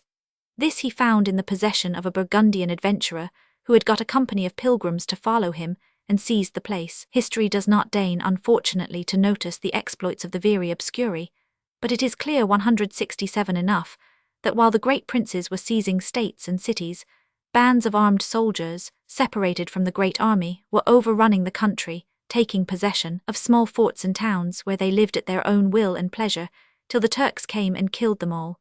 The Burgundian was courteous to Tancred, and helped him with provisions on his way to Malmestra, a large and important place before which he pitched his camp. A terrible calamity had happened at Tarsus. Baldwin got into the town and, jealous of his newly acquired possession, ordered the gates to be carefully closed and guarded. In the evening a troop of 300 crusaders, sent by Bohemond to reinforce Tancred, arrived at the town and asked for admission. Baldwin refused. They pleaded the extremity of fatigue and hunger to which a long march had reduced them. Baldwin still refused. His own men urged him to admit them. Baldwin refused again. In the morning they were all found dead, killed in the night by the Turks, who took advantage of their sleep and exhaustion. At this spectacle the grief and rage of the soldiers were turned against the cause of their comrade's death. Baldwin took refuge in a tower, but presently came out, and lamenting the disaster of which he alone was the cause, pointed his soldiers to the towers where the garrison of the Turks' prisoners, but under promise of safety, were shut up. The Christians massacred everyone. Here they were joined by a fleet of pirates, who, after having been for 10 years the terror of the Mediterranean, were desirous of expiating their crimes by taking part in the crusade. Their leader, Guymer, was a Boulogne man, and readily brought his men as a reinforcement to the troops of Baldwin, his seigneur. Baldwin left a garrison in Tarsus and set out to rejoin Tancred. But the death of the 300 could not so easily be forgotten. Tancred and his army, maddened at the intelligence 168 of Baldwin's approach, clamoured for revenge, and Tancred, without much reluctance, gave the order to attack Baldwin's camp. A sanguinary battle followed, in which Tancred's forces, inferior in numbers, were worsted and obliged to withdraw. The night brought reflection, and the next morning was occupied in reconciliation and promises of friendship. Malmestra was taken, and all the Mohammedans slaughtered, and after a few more exploits, Tancred returned to the army. Baldwin, however, whose ardour for the recovery of Jerusalem had yielded by this time to his ambition, only saw, in the disordered state of the country, the splendid opportunities which it presented to one who had the courage to seize them. Perhaps the sight of the successful Burgundian of Ardna helped him to form projects of his own. Perhaps the remarks of an Armenian named Pancrates, who was always whispering in his ear of the triumphs to be won by an independent line of action. He returned to Godfrey indeed, but only to try his powers of seduction among the soldiers, whom he incited to follow him by magnificent promises. The princes were alarmed at the first news of his intended defection. At a council hastily assembled, it was resolved to prohibit any crusader, whatever his rank, from leaving the army. Baldwin, however, the very night on which this resolution was carried, secretly marched out of the camp, at the head of some 1,200 foot soldiers and 200 knights, accompanied by his Armenian friend. His exploits until he was summoned back to Jerusalem hardly concern us here. After taking 1 or 2 small towns and quarrelling with Pancrates, whom he left behind, he pushed on to Edessa, which by a series of lucky escapes he entered with only 100 knights to become its king. Here he must for the present be left. Meantime the great army of the Crusaders was pressing on. For the moment it was unmolested. Both Christian 169 and Saracen had begun to conceive a respect for each other's prowess. The latter found that his innumerable troops of light cavalry were of little use against the heavily armed and disciplined masses of the Crusaders, while these, harassed by the perpetual renewal of armies, which seemed only destroyed to spring again from the earth, and convinced now that the recovery of the Holy City would be no holiday ramble in a sunny land, marched with better discipline and more circumspection. But the Saracens, unable to raise another army in time, fled before them, leaving towns and villages unoccupied. The Christians burnt the mosques and plundered the country. Even the passes of Mount Taurus were left unguarded, and the Christian army passed through defiles and valleys, where a very small force might have barred the passage for the whole army. They suffered, however, from their constant enemies, heat and thirst. On one mountain, called the Mountain of the Devil, the army had to pass along a path so narrow that the horses were led, and the men could not walk 2 abreast. Here, wearied with the ascent, faint with thirst, hundreds sank, unable to proceed, or fell over the precipices. It was the last of the cruel trials through which they were to pass before they reached the land of their pilgrimage. From the summit of the last pass they beheld, stretched out at their feet, the fair land of Syria, covered with ruins as it was, those ruins which exist to the present day, and devastated by so many successive wars. Nothing had been able to ruin the fertility of the soil. And after the arid plains through which they had passed, no wonder the worn and weary soldiers rejoiced and thanked God aloud when they saw at last the very country to which they were journeying. The ordeal of thirst and heat had been passed through, and their numbers were yet strong. Nothing now remained, as they fondly thought, but to press on, and fight the enemy before the very walls of Jerusalem. 170, the successes of Tancred cleared the way for the advance of the main army. Nothing interposed to stop them, provisions were plentiful, and their march was unimpeded by any enemy. Count Robert of Flanders led the advance corps. At Artasia, a town about a day's march from Antioch, the gates were thrown open to them. And though the garrison of Antioch threw out flying squadrons of cavalry, they were not able to check the advance of the army, which swarmed along the roads, in numbers reduced indeed by 1/2 from the 600,000 who gathered before Nika, but still irresistible. The old bridge of stone which crossed the Orontes was stormed, and the Crusaders were fairly in Syria and before Antioch. The present governor of this great and important town was Baghaissayan, one of the Seljukian princes. He had with him a force of about 25,000 foot and horse. He was defended by a double wall of stone, strengthened by towers. He was plentifully supplied with provisions. He had sent messengers for assistance to all quarters and might reasonably hope to be relieved, and he had expelled from the town all useless mouths, including the native Christians. Moreover, it was next to impossible for the Crusaders to establish a complete line round the city and cut him off from supplies and reinforcements. It was late in the autumn when the Christian army sat down before the first place. For the first 2 or 3 weeks the country was scoured for provisions, and the soldiers, improvident and reckless, lived in a luxury and abundance which they had never before experienced. But even Syria, fertile and rich, could not long suffice for the daily wants of a wasteful army of 300,000 men. Food began to grow scarce. Foraging parties brought in little or nothing, though they scoured the whole country. Bands of Turks, mounted on fleet and hardy 171 horses, intercepted straggling parties and robbed them of their cattle. The fleet brought them very small supplies. Baldwin had as yet sent nothing from Edessa, and famine once more made its appearance in the camp. The rains of winter fell, and their tents were destroyed. The poor lived on what they could find, bark and roots. The rich had to spend all their money in buying food, and all the horses died. Worse still, there was defection among the very leaders. Robert of Normandy went to Laodicea, and was persuaded with great difficulty to come back. Peter the Hermit fairly ran away, and was brought back a prisoner to the army which his own voice had raised. And when Bohemond and Tancred went out, with as large a force as could be spared to procure provisions, they were attacked by superior numbers, and obliged to return empty-handed. Bishop Adhemer, seeing in the sins of the camp a just cause for the punishments that were falling upon it, enjoined a 3 days' fast and public prayers. The former was superfluous, inasmuch as the whole camp was fasting. But he did more. He caused all women to be sent away, and all games of chance to be entirely prohibited. The distress continued, but hope and confidence were revived. And when, early in the year 1098, supplies were brought in, the army regained most of its old bravura. A victory gained over a reinforcement of 25,000 Turks aided in reviving the spirit of the soldiers.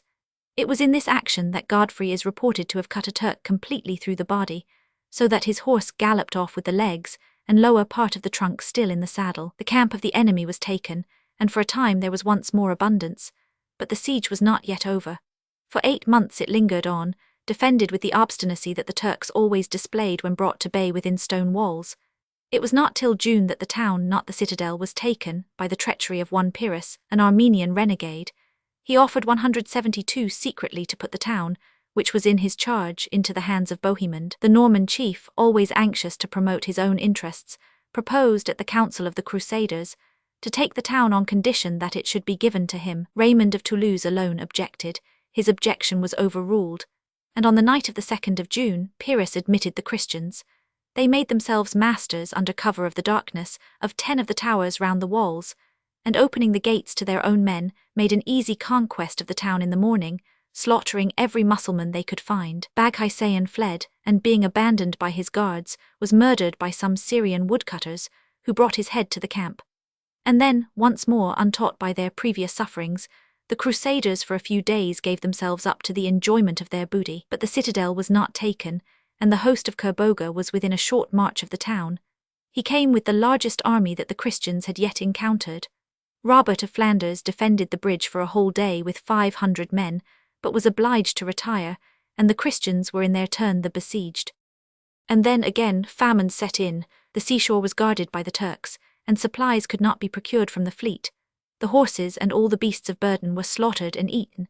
Some of the knights who were faint-hearted managed to let themselves down by ropes from the walls, and made their way to Stephen of Blois, who had long since separated from the main army, and was now lying at Alexandretta. They brought such accounts of the misery of the army, that Stephen abandoned the cause as hopeless, and set sail with his men for Cilicia. Here he found Alexis himself, with a large army, consisting chiefly of those who had arrived too late to join the army of Godfrey. The newcomers heard with dismay the accounts given by Stephen. They gave themselves 173 up to lamentation and despair. They blasphemed the God who had permitted his soldiers to be destroyed, and for some days would actually permit no prayers to be offered up in their camp. Alexis broke up his camp and returned to Constantinople. And when the news arrived in Antioch, the Crusaders, too wretched to fight or to hope, shut themselves up in the houses and refused to come out. Bohemond set fire to the town, and so compelled them to show themselves but could not make them fight. Where human eloquence failed, one of those miracles, common enough in the ages of credulity, the result of overheated imaginations and excited brains, succeeded. A vision of the night came to one Peter Bartholomus, a monk of 2 men in shining raiment. One of them, St. Andrew himself, took the monk into the air and brought him to the church of St. Peter and set him at the south side of the altar. He then showed him the head of a lance. This, he said, was the lance which opened the side of our Lord. See where I bury it. Get 12 men to dig in the spot till they find it. But in the morning Peter was afraid to tell his vision. This was before the taking of Antioch, but after the town was taken, the vision came again, and in his dream Peter saw once more the apostle, and received his reproaches for neglect of his commands. Peter remonstrated that he was poor and of no account, and then he saw that the apostle's companion was none other than the blessed Lord himself, and the humble monk was privileged to fall and kiss his feet. We are not of those who believe that men are found so base as to contrive a story of this kind. There is little doubt in our minds that this poor Peter, starving as he was, full of fervour and enthusiasm, dreamed his dream not once but twice, and went at last, brimful of pious gratitude, to Adhemer with his tale. Adhemer heard him with incredulity and coldness, but Raymond saw in this incident 174 means which might be turned to good account. He sent 12 men to the church, and from morning till night they dug in vain. But at length Peter himself, leaping into the hole they had made, called aloud on God to redeem his promise and produced a rusty spearhead. Adhemer acquiesced with the best grace in his power. The lance was exhibited to the people the next morning, and the enthusiasm of the army, famished and ragged and dismounted, once more beat as high as when they sewed the Red Cross badge upon their shoulders and shouted Dieu le veut. They had been besieged 3 weeks. All their horses except 300 were killed. Their ranks were grievously thinned, but they went out to meet the enemy with such confidence that the only orders given related to the distribution of the plunder. As they took their places in the plain, Adhemer raised their spirits by the announcement of another miracle. St. George, St. Maurice, and St. Demetrius had themselves been distinctly seen to join the army, and were in their midst. The Christians fought as only religious enthusiasts can fight, as the Mohammedans fought when the Caliph Omar led his conquering bands northwards, with the delights of heaven for those who fell, and the joys of earth for those who survived. The Turks were routed with enormous slaughter. Their camp, rich and luxurious, fell into the hands of the conquerors. 50 plenty took the place of starvation. The common soldiers amused themselves with decking their persons with the silken robes they found in the huts. The cattle were driven to the town in long processions, and once 175 more, forgetful of all but the present, the Christians revelled and feasted. Among the spoils taken by the Christians, one of the chroniclers reports a mass of manuscripts, on which were traced the sacrilegious rites of the Mahometans in execrable characters, doubtless Arabic. Probably among these manuscripts were many of the greatest importance. Nothing is said about their fate, but of course they were all destroyed. The rejoicings had hardly ceased when it was found that another enemy had to be encountered. Battle was to be expected. Famine had already twice been experienced. This time it was pestilence, caused, no doubt, by the crowding together of so large an army and the absence of sanitary measures. The first to fall was the wise and good Adhemer, most sensible of all the chiefs. His was a dire loss to the Crusaders. Better could they have spared even the fiery Tancred or the crafty Bohemond. The Crusaders, terrified and awe-stricken, clamoured to be led to Jerusalem, but needs must that they remained till the heats of summer passed, and health came again with the early winter breezes in their camp at Antioch. It was not till November that they set out on their march to Jerusalem. The time had been consumed in small expeditions, the capture of unimportant places, and the quarrels of the princes over the destination of Antioch, which Bohemond claimed for himself. Their rival claims were still unsettled, when the voice of the people made itself heard, and very shame made them, for a time at least, act in concert, and the advance corps, led by Bohemond, Robert of Normandy, and Raymond of Toulouse, began their southward march with the siege of Mara, an important place, which they took after 3 or 4 weeks by assault. Fresh disputes arose about the newly acquired town, but the common soldiers, furious at these never-ending delays, ended them by the simple expedient of pulling down the walls. It was the middle of January, however, before they resumed their march, from Mara to Caffarda, thence along the Orontes, when the small towns were placed in their hands, to Hums, when they turned westward to the sea, and sat down before the castle of Arca till they should be joined by the main body, which was still at Antioch. It came up in April. and the army 176 of the Crusaders, united again, were ready to resume their march when they were interrupted by more disputes. In an ill-timed hour, Bohemond, the incredulous Norman, accused Raymond of conniving with Peter to deceive the army by palming off upon them an old rusty lance-head as the sacred spear which had pierced the side of the Lord. Arnold, chaplain to Duke Robert of Normandy, was brought forward to support the charge. He rested his argument chiefly on the fact that Edhemer had disbelieved the miracle, but he contended as well that the spearhead could not possibly be in Antioch. He was confuted in the manner customary to the time. One bold monk swore that Edhemer, after death, for his contumacy in refusing to believe in the miracle, had been punished by having one side of his beard burned in the flames of hell, and was not permitted a full enjoyment of heaven till the beard should grow again. Another quoted a prophecy of Saint Peter, alleged to be an Assyrian gospel, that the invention of the lance was to be a sign of the deliverance of the Christians. A third had spoken personally with Saint Mark himself, while the Virgin Mary had appeared by night to a fourth to corroborate the story. Arnold pretended to give way before testimony so overwhelming, and was ready to retract his opinion publicly, when Peter, crazed with enthusiasm, offered to submit his case to the ordeal of fire. This method was too congenial to the fierce and eager spirits of the Crusaders to be refused. Raymond Dadgels, who was a witness, thus tells the story. Peter's proposition appeared to us reasonable, and after enjoining a fast on Peter, we agreed to kindle the fire on Good Friday itself. On the day appointed, the pile was prepared afternoon. The princes and the people assembled to the number of 40,000, the priests coming barefooted and dressed in their sacerdotal robes.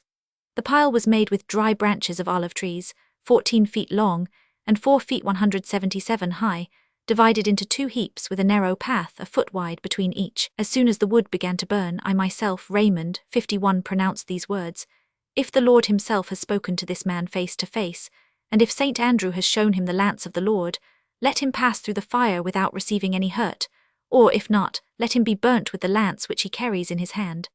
And all, bending the knee, replied, "Amen." He was chaplain to Count Raymond of Toulouse.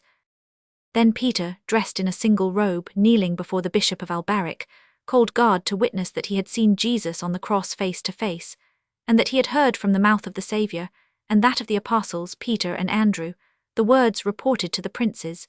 He added that nothing of what he had said in the name of the saints, and in the name of the Lord, had been invented by himself, and declared that if there was found any falsehood in his story, he consented to suffer from the flames. And for the other sins that he had committed against God and his neighbours, he prayed that God would pardon him, and that the bishop, all the other priests, and the people would implore the mercy of God for him. This said, the bishop gave him the lance. Peter knelt again, and making the sign of the cross, he reached the flames without appearing afraid. He remained one moment in the midst of the fire, and then came out by the grace of God. After Peter had gone through the fire, and although the flames were still raging, the people gathered up the brands, the ashes, and the charcoal, with such ardour that in a few moments nothing was left. The Lord in the end performed great miracles by means of these sacred relics. Peter came out of the flames without even his gown being burned, and the light veil which covered the lance-head escaped uninjured. He made immediately the sign of the cross and cried with a loud voice, "God help!" to the crowd, who pressed upon him to be certain 178 that it was really he. Then in their eagerness, and because everybody wanted to touch him, and to have even some little piece of his dress, they trampled him under their feet, cut off pieces of his flesh, broke his backbone and broke his ribs. He was only saved from being killed there, and then by Raymond Pellat, a knight, who hastily called a number of soldiers and rescued him. When he was brought into our tent, we dressed his wounds, and asked him why he had stopped so long in the fire. "Because," he said, "the Lord appeared to me in the midst of the flames, and taking me by the hand said, 'Since thou hast doubted of the holy lance which the blessed Andrew showed to thee, thou shalt not go out from this sound and safe. Nevertheless thou shalt not see hell.' After these words he sent me on. See now the marks of fire on my body." And in fact there were certain burnings in the legs, small in number though the wounds were great. Peter Bartholomew died the day after of the fire, said Bohemond, the doubter, who continued in his disbelief, in spite of the ordeal. Of the injuries he had received in the crowd, said Raymond of Toulouse. But the authority of the lance was established, and it was to do good service in the battles to come. The faith of the Crusaders was kept up by many other visions and miracles. One that had the greatest effect was a vision seen by Anselm. To him appeared by night Angelram, the young son of the Count of St. Paul who had been killed at Mara. "Know," said the phantom, "that those who fight for Christ die not. And whence this glory that surrounds you? Then Angel Ram showed in the heavens a palace of crystal and diamonds. "It is there," he said, "that I have borrowed my splendor. There is my dwelling place. One finer still is preparing for you, into which you will soon enter." The next day Anselm, after telling of this apparition, confessed and received the sacraments. Though full of health, 179, and going into battle, was struck by a stone in the forehead, and died immediately. On their way to Tripoli 52, where they first saw the sugar-cane, the impatience of the soldiers manifested itself so strongly that the chiefs could not venture to sit down before the place, but pushed on, after making a sort of treaty with its governor. Here messengers arrived from Alexis, entreating them to wait for him, and promising to bring an army in July. But the time was gone by for negotiation and delay, and taking the seashore route by which they ensured the protection of the fleet, they marched southwards to Beirut. Sidon and Tyre and Acre were passed without much opposition, and the Crusaders arrived at Caesarea, which is within 60 miles of Jerusalem, by marches quick rather than forced, for the enthusiasm of the army was once more at its height. They reached Lydda, where the church of St. George lay in ruins, having recently been destroyed by the Turks, and thence to Ramleh. Here an embassy from Bethlehem waited for them with prayers to protect their town. Tancred, with 100 knights only, rode off with them. The people received them with 180 psalms of joy, and took them to see the church of the Nativity. But they would not stay. Bethlehem is but 4 miles from Jerusalem, and Tancred rode on in advance, eager to be the first to see the city. He ascended the Mount of Olives unmolested, and there found a hermit who pointed out to him the sacred sites. The little troop rode back in triumph to tell the Crusaders that the city was almost within their grasp. The soldiers, rough and rude as they were, and stained with every vice, were yet open to the influences of this, the very goal of their hopes. From a rising ground they beheld at last the walls of the Holy City, and when they heard the name of Jerusalem, the Christians could not prevent themselves in the fervour of their devotion from shedding tears. They fell on their faces to the ground, glorifying and adoring God, who in his goodness had heard the prayers of his people, and had granted them, according to their desires, to arrive at this most sacred place, the object of all their hopes. While they were considering which road was the easiest for their march to Jerusalem, the Crusaders received a deputation from a Christian people, said to be 60,000 in number, living in the mountains of Lebanon. They offered their services as guides, and pointed out that there were 3 roads, the first by way of Damascus, level and plain, and always abounding in provisions, the second over Mount Lebanon, safe from any enemy and also full of provisions, but difficult for beasts of burden, and the third by the seashore, abounding in defiles, where 50 Mussulmans would be able, if they pleased, to stop the whole of mankind. "But," said these Christians, "if you are of a verity that nation which is to overcome Jerusalem, you must pass along the seashore, however difficult that road may appear, according to the Gospel of St. Peter. Your way, such as you have made it, and such as you must make it, is all laid down in that Gospel which we possess." What was this Gospel, or is it only one of the credulous stories of Raymond Dagels? The army which sat down before Jerusalem numbered about 20,000 fighting men, and an equal number of camp followers, old men, women, and children. This was the miserable remnant of that magnificent army of 600,000, with which Godfrey had taken Nika, and punished the massacre of Walter and his rabble. Where were all the rest? The road was strewn with their bones. Across the thirsty deserts of Asia Minor, on the plain of Dorilum, and on the slopes and passes of Taurus, the Crusaders' bodies lay unburied, while before and within Antioch, the city of disasters, thousands upon thousands were thrown into the river or lay in unhallowed soil. But they were not all killed. Many had returned home, among whom were Hugh le Grand and Stephen of Blois. Many had left the main body and gone off in free-handed expeditions of their own, to join Baldwin and others. Thus we have heard of Wulf, the Burgundian conqueror of Ardna. Presently we find that Guymer, the 181 pirate of Boulogne, who joined Baldwin at Tarsus, must have left him again, and returned to his piratical ways, for we find him in prison at Tripoli. He was delivered up by the governor of Tripoli to the Christians, after which he appears no more. Then some had been taken prisoners, and purchased their lives by apostasy, like Rinaldo the Italian. And those of the captive women who were yet young were dragging out their lives in the Turkish harems. Probably the boys, too, were spared, and those who were young enough to forget their Christian blood brought up to be soldiers of the Crescent. The neighbourhood of Jerusalem was covered with light brushwood, but there were no trees. There had been grass in plenty, but it was dried up by the summer sun. There were wells and cisterns, but they had all been closed. The fountains were sealed. Only the pool of Siloam was accessible to the Crusaders. This was intermittent and irregular, and its supply, when it did flow, was miserably inadequate for a host of 40,000. Moreover, its waters were brackish and disagreeable, and the camp was full of sick, wounded, and helpless. On the west, east, and south sides of the city no attack was possible, on account of the valleys by which it was naturally protected. The Crusaders pitched their camp in the north. First in the post of danger, as usual, was the camp of Godfrey, Duke of Lorraine. His position extended westwards from the valley of Jehoshaphat, along the north wall. Next to him came the Count of Flanders, next Robert of Normandy, near whom was Edgar Atheling with his English. At the northwest angle was Tancred, and lastly the camp of the Count of Toulouse extended along the west as far as the Jaffa Gate. Later on, however, Raymond moved a portion of his camp to that part of Mount Sion stretching south of the modern wall. But the only place where an attacking party could hope for success was on the north. Bohemond was not with the army. He 182 cared less about taking the city than wreaking his vengeance upon the Greek emperor. Meantime, within the city was an army of 40,000 men. Provisions for a long siege had been conveyed into the town. The zeal of the defenders had been raised by the exhortations of the imams. The walls were strengthened and the moats deepened. Communication and relief were possible from the east, where only scattered bands of the Christians barred the way. Immediately before the arrival of the Crusaders, the Mohammedans deliberated whether they should slaughter all the Christians in cold blood, or only fine them and expel them from the city. It was decided to adopt the latter plan, and the Crusaders were greeted on their arrival not only by the flying squadrons of the enemy's cavalry, but also by exiled Christians telling their piteous tales. Their houses had been pillaged, their wives kept as hostages, immense sums were required for their ransom, the churches were desecrated, and even worse still, the infidels were contemplating the entire destruction of the Church of the Holy Sepulchre.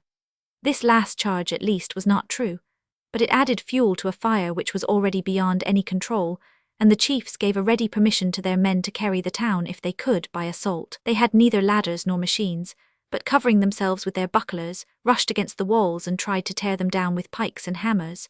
Boiling oil and pitch, the best weapons for the besieged, were poured upon their heads, with huge stones and enormous beams. In spite of heavy losses, they managed to tear down and carry a portion of the outer wall, and the besieged retired to their inner works, which were impregnable at least to hammers and pikes. One ladder, and only one, was found. Tancred, with his usual hardihood, was the first to place his foot on the ladder, but he was forcibly held back by his knights, who 183 would not allow him to rush upon certain death. 2 or 3 gained the wall and were thrown from it dead. Night put an end to the fight, and the Christians, dejected and beaten back, retired to their camp. Heaven would work no miracles for them, and it was clear that the city must be taken according to the ordinary methods of warfare. Machines were necessary, but there was no wood. Chance threw into their possession a cavern, forgotten by the Saracens, filled with a store of timber which went some way. There were still some beams in the houses and churches round Jerusalem not yet burned. All these were brought into the camp, but still there was not enough. Then a Syrian Christian bethought him of a wood 6 miles off, on the road to Samaria, whither he led the Crusaders. The trees were small and not of the best kind, but such as they were they had to suffice, and all hands were employed in the construction of towers and engines of assault. They worked with the energy of men who have but one hope, for in the midst of a Syrian summer with a burning sun over their heads, they had no water. The nearest wells, except the intermittent spring of Siloam, were 6 or 7 miles away. To bring the water into the camp, strong detachments were daily sent out. The country was scoured for miles in every direction for water. Hundreds perished in casual encounters with the enemy while wandering in search of wells, and the water, when it was procured, was often so muddy and impure that the very horses refused to drink it. As for those who worked in the camp, they dug up the ground and sucked the moist earth. They cut pieces of turf and laid them at their hearts to appease the devouring heat. In the morning they licked the dew from the grass. They abstained from eating till they were compelled by faintness. They drank the blood of their beasts. Never, not even in Antioch, not even in Phrygia, had their sufferings been so terrible or so protracted. 184. And as the days went on, as the sun grew fiercer, the dews more scanty, as the miracle still expected delayed to come, some lay despairing in their tents, some worked on in a despairing energy, and some threw themselves down at the foot of the walls to die, or to be killed by the besieged, crying, "Fall, O walls of Jerusalem, upon us! Sacred dust of the city, at least cover our bones." These trials were to have an end. In the midst of their greatest distress, the news came that a Genoese fleet had arrived off Joppa, loaded with munitions and provisions. A detachment of 300 men was sent off at once to receive them. they fought their way to Joppa. Here they found that the Christian ships had been abandoned to a superior Egyptian fleet, but not till after all the stores and provisions had been landed. With the fleet was a large number of Genoese artificers and carpenters, whose arrival in the camp was almost as timely as that of the wine and food. The hopes of the Crusaders, always as sanguine as they were easily dejected, revived again. This unexpected reinforcement, was it not a miracle? And might there not be others yet to follow? Gaston of Béarn superintended the construction of the machines. In the carriage of their timber, as they had no carts or wheels, they employed their Saracen prisoners. Putting 50 or 60 of them in line, they made them carry beams, which 4 oxen could not drag. Raymond of Toulouse, who alone had not spent all he had brought with him, found the money to pay those few who were exempted from gratuitous service. A regular service for the carriage of water was organized, and some alleviation thus afforded to the sufferings caused by thirst. 3 great towers were made, higher than the walls. Each of these was divided into 3 stages, the lowest for the workmen and the 2 higher for the soldiers. The front and sides exposed to the enemy were cased with 185 plates of iron, or defended by wet hides. The back part was of wood. On the top was a sort of drawbridge, which could be lowered so as to afford a passage to the wall. All being ready, it was determined to preface the attack by a processional march round the city.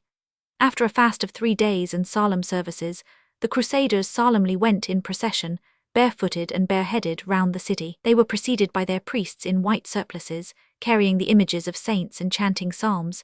Their banners were displayed, the clarions blew. As the Israelites marched round Jericho, the Crusaders marched round Jerusalem, and doubtless many longing eyes, though more in doubt than in hope, were turned upon the walls to see if they too would fall.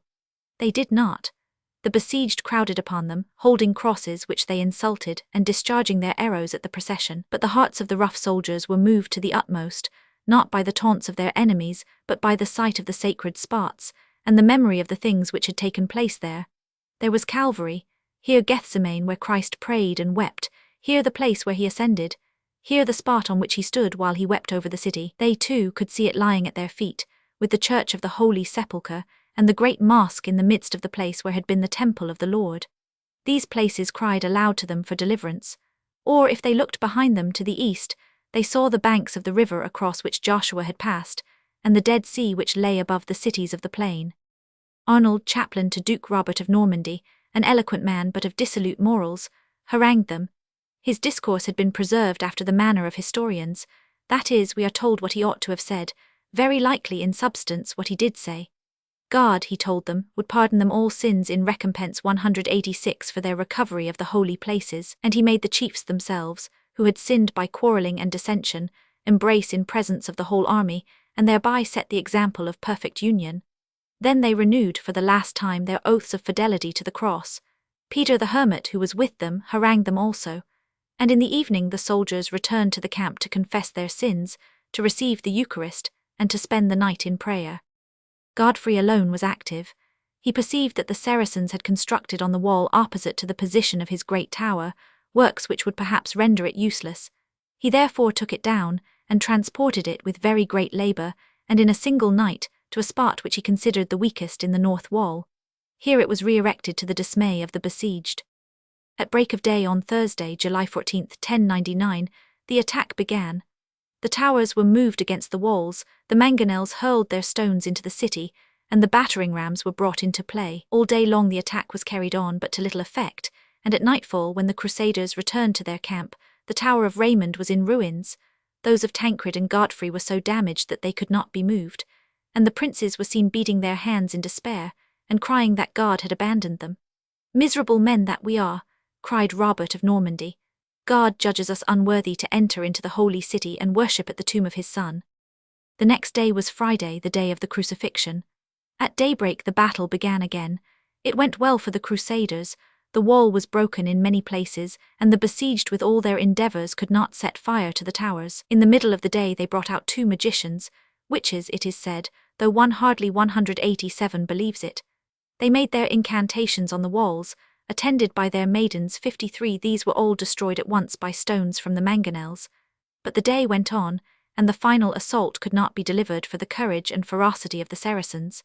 And then, the usual miracle happened. Godfrey and Raymond, shouting that heaven had come to their rescue, pointed to the Mount of Olives where stood a man, miles splendidus et refulgens, one clothed in bright and glittering armor, waving his shield as a signal for the advance. Who could it be but St. George himself? In the midst of a shower of arrows, Greek fire and stones, the tower of Godfrey was pushed against the wall, the drawbridge fell. Godfrey himself was among the first to leap upon the wall, and then the rumour ran that not only St. George but Bishop Adhemer, dead Bishop Adhemer himself, was in the ranks and fighting against the infidel. The supreme moment was arrived. A whisper went through the troops that it was now 3 o'clock, the time as well as the day when our Lord died, on the very spot where they were fighting. Even the women and children joined in the attack and mingled their cries with the shouts of the soldiers. The Saracens gave way and Jerusalem was taken. Robert of Normandy might have remembered that a similar plan had been adopted by his father against Hereward in Ely. The city was taken and the massacre of its defenders began. The Christians ran through the streets, slaughtering as they went. At first they spared none, neither man, woman nor child, putting all alike to the sword.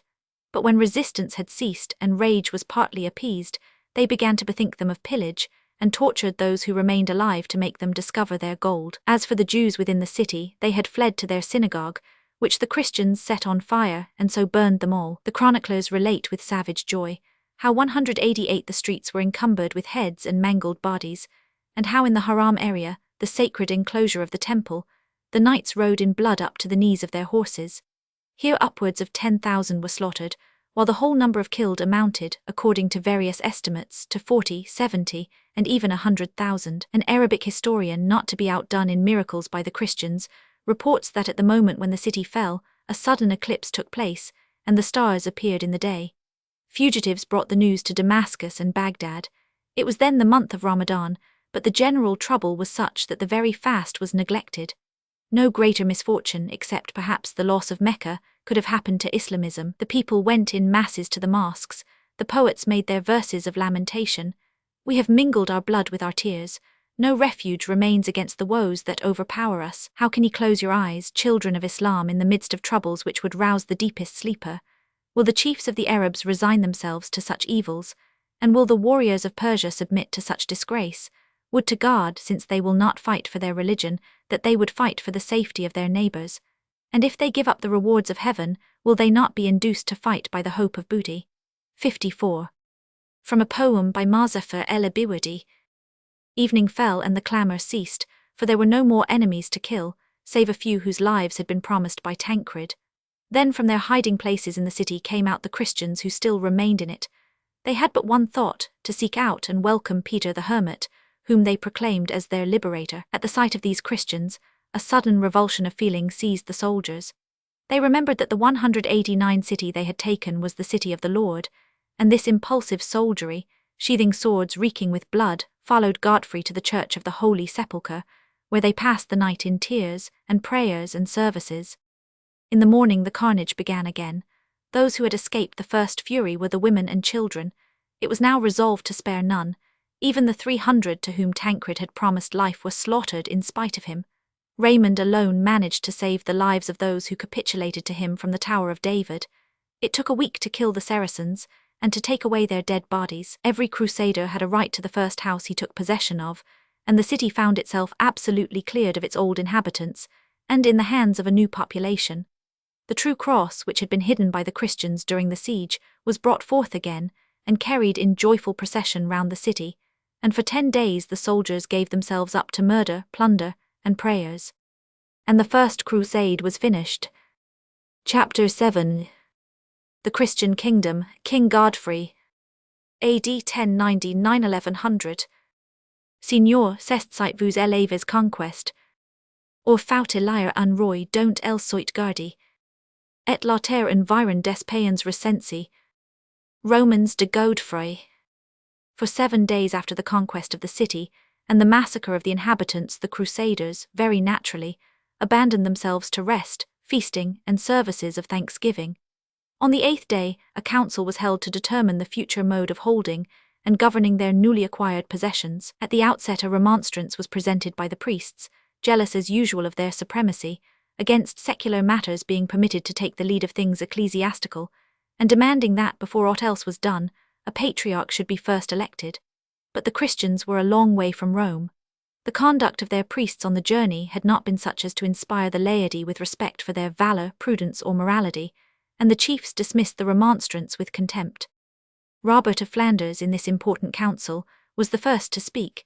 He called upon his peers, setting aside all jealousies and ambitions, to elect from their own body one who might be found to unite the best valor of a knight with the best virtue of a Christian, and in a noble 191 speech which has been preserved, if indeed it was not written long after the time, he disclaimed, for his own part, any desire to canvass their votes, or to become the king of Jerusalem. I entreat you to receive my counsel as I give it you, with affection, frankness, and loyalty, and to elect for king him who by his own worth will best be able to preserve and extend this kingdom, to which are attached the honor of your arms, and the cause of Jesus Christ. Many had begun to think of offering the crown to Robert himself, but this was not his wish, and among the rest their choice clearly lay between Godfrey, Robert of Normandy, Raymond of Toulouse, and Tancred.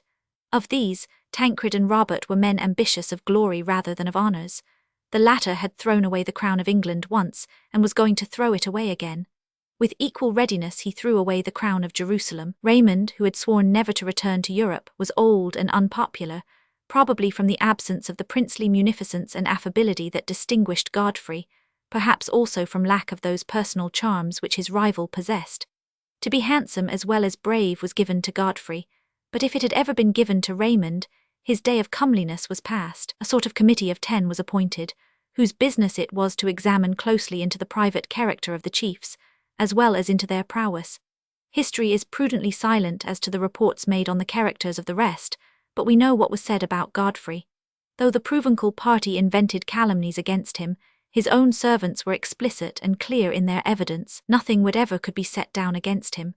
Pure and unsullied in his private life, he came out of this ordeal with no other accusation against him, by those who were with him at all hours of the day and night, but one, and that the most singular complaint ever brought against 192 a prince by his servants. They stated that in all the private acts of the Duke, the one which they found most vexatious ab sanum was that when he went into a church he could not be got out of it, even after the celebration of service.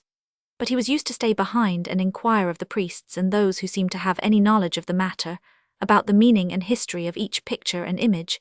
His companions, being otherwise minded, were affected with continual tedium and even disgust at this conduct, which was certainly thoughtless, because the meals, cooked of course in readiness for a certain hour, were often, owing to this exasperating delay, served up cold and tasteless. There is a touch of humour in the grave way in which this charge is brought forward by the historian, who evidently enjoys the picture of Godfrey's followers standing by and waiting, while their faces grow longer as they think of the roast, which is certain to be either cold or overdone. No one was astonished, and most men rejoiced, when the electors declared that their choice had fallen upon Godfrey. They conducted him in solemn procession to the church of the Sepulchre with hymns and psalms. Here he took an oath to respect the laws of justice, but when the coronation should have taken place, Godfrey put away the crown. He would not wear a crown of gold when his lord had worn a crown of thorns, nor would he take the title of king. Of this he said he was not worthy. Let them call him the Baron of the Holy Sepulchre. He never wore the crown, but the voice of posterity has always given him the name of king. Godfrey of Lorraine, born at Boulogne in the year 1058, or thereabouts, was the son of Count Eustace, and the nephew of the Duke of Lorraine. His brother Baldwin, who came with him as far as Asia Minor, but separated then from the Crusaders and gained the Principality of Edessa, was the second son. Eustace, who 193 afterwards became Count of Boulogne, was the third, and his sister Matilda was the wife of our King Stephen. The story of Godfrey, who is the real hero of the First Crusade, is made up of facts, visions, and legends. Let us tell them all together. At an early age he was once playing with his two brothers, when his father entered the room. At that moment the children were all hiding in the folds of their mother's dress. Count Eustace, seeing the dress shaken, asked who was behind it. There, replied the Lady Ida in the spirit of prophecy, are 3 great princes. The first shall be a duke, the second a king, and the third a count, a prediction which was afterwards exactly fulfilled. Unfortunately, no record exists of this prophecy till nearly 100 years after it was made. Godfrey was adopted by his uncle, the Duke of Lorraine, and at the age of 16, joined the fortunes of the Emperor Henry Roman IV. He fought in all the campaigns of that unquiet sovereign. He it was who, at the Battle of Malsen, carried the imperial banner, and signalized himself by killing Rudolph of Swabia with his own hand. He was present when, after 3 years' siege, Henry succeeded in wresting Rome from Hildebrand in 1083, and in reward for his bravery on that occasion, he received the Duchy of Lorraine when it was forfeited by the defection of Conrad. An illness, some time after, caused him to vow a pilgrimage to the Holy Land, and until the Crusades started, Godfrey had no rest or peace.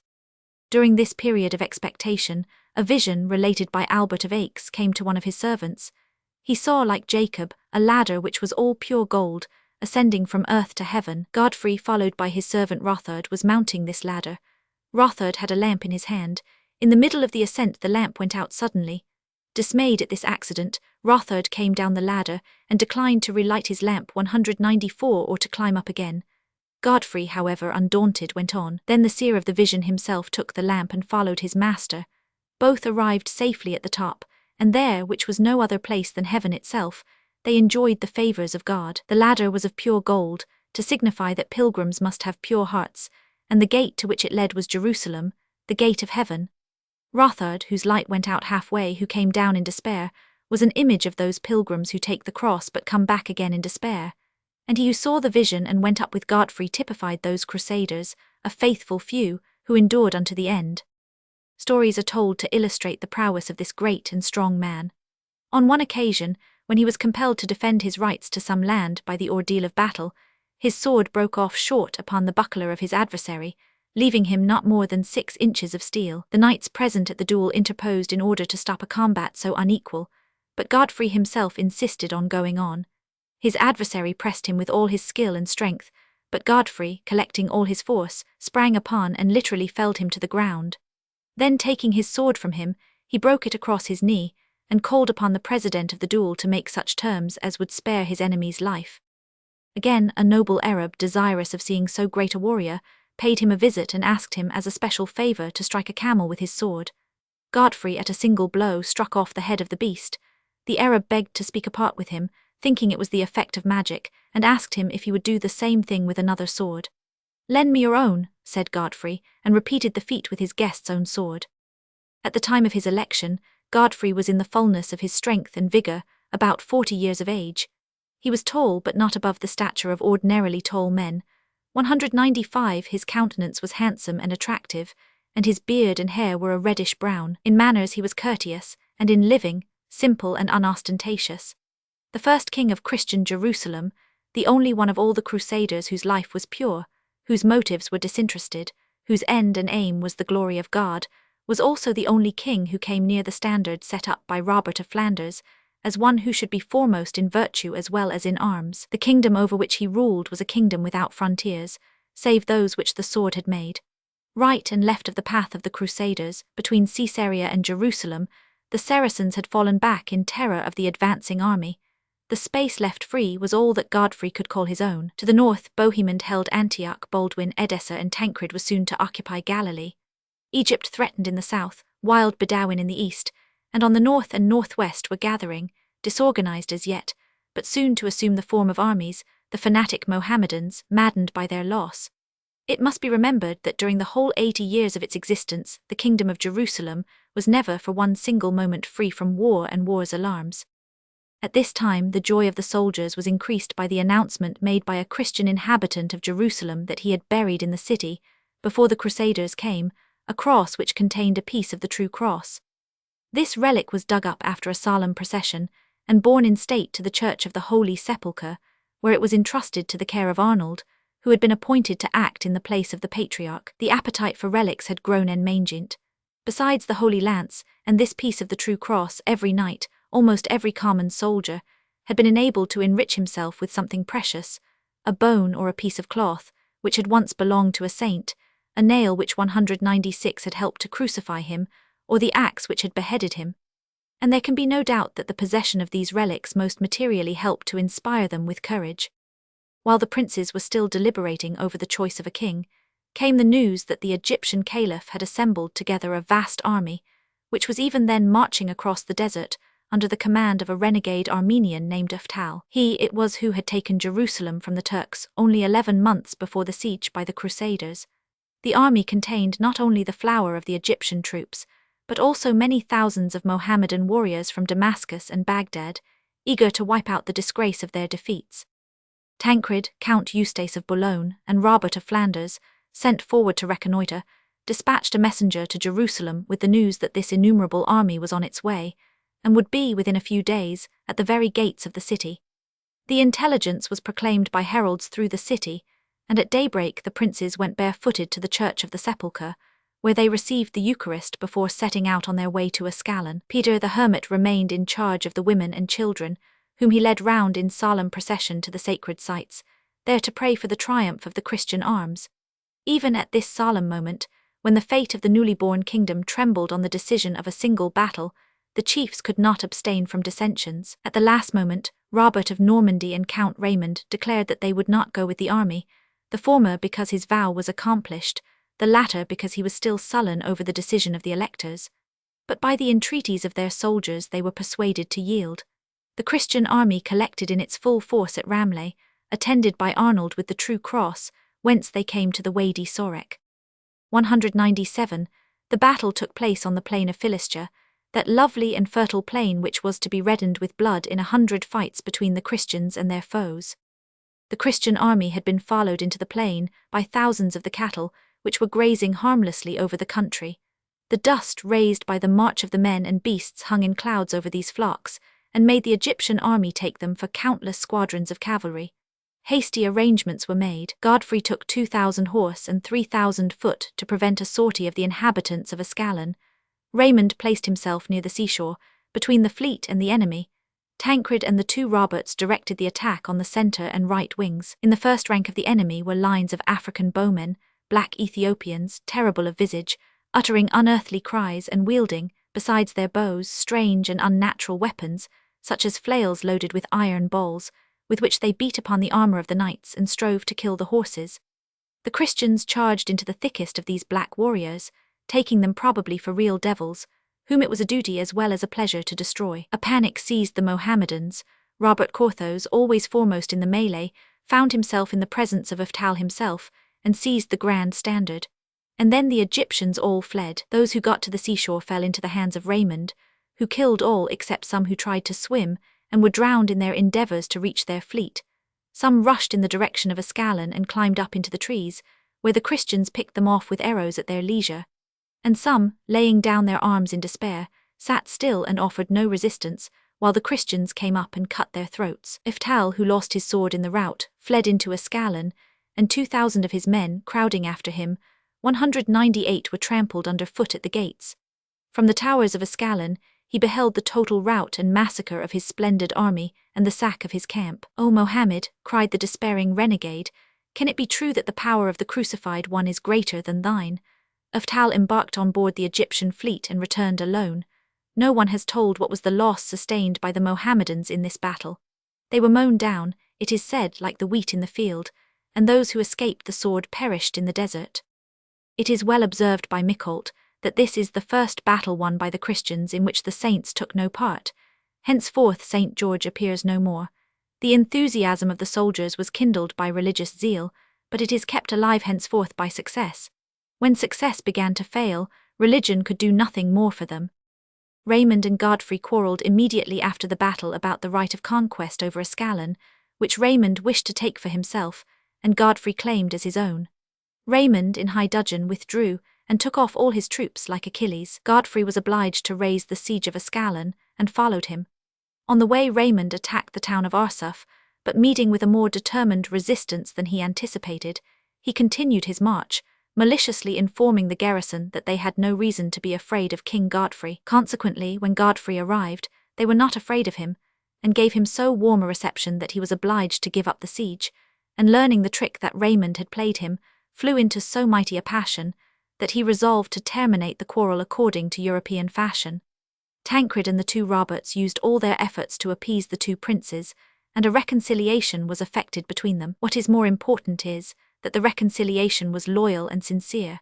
Raymond gave up all his schemes of ambition in Jerusalem, ceded all pretensions 199 to the Tower of David, over which he had claimed rights of conquest, and so long as he lived was a loyal supporter of the kingdom which he had so nearly obtained for himself.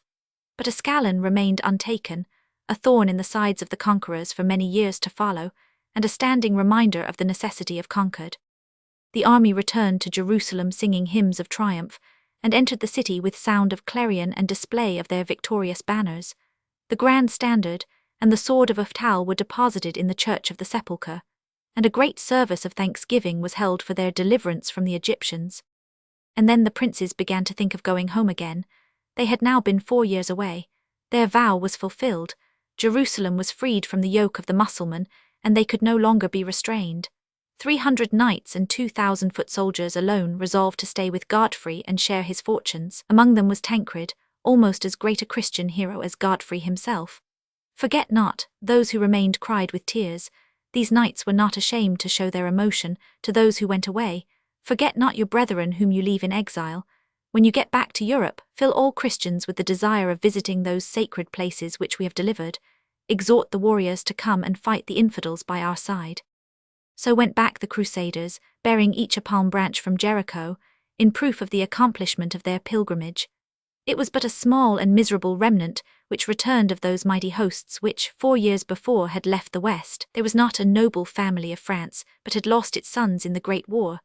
There was not a woman who had not some one near and dear to her lying dead upon the plains of Syria, not even a monk who had not to mourn a brother in the flesh, or a brother of the convent. Great then must have been the rejoicing over 200 those who had been through all the dangers of the campaign, and now returned bringing their sheaves with them. Not of gold, for they had none, nor of rich raiment, for they were in rags, but of glory and honor and of precious relics, better in their simple eyes than any gold, and more priceless than any jewels. With these and their palm branches they enriched and decorated their native churches, and the sight of them kept alive the crusading ardor, even when the first soldiers were all dead. Raymond of Toulouse went first to Constantinople, where Alexis received him with honor and gave him the principality of Laodicea. Eustace of Boulogne went back to his patrimony, leaving his brothers in Palestine. Robert of Flanders went home to be drowned in the Marne, Robert of Normandy to eat out his heart in Cardiff Castle.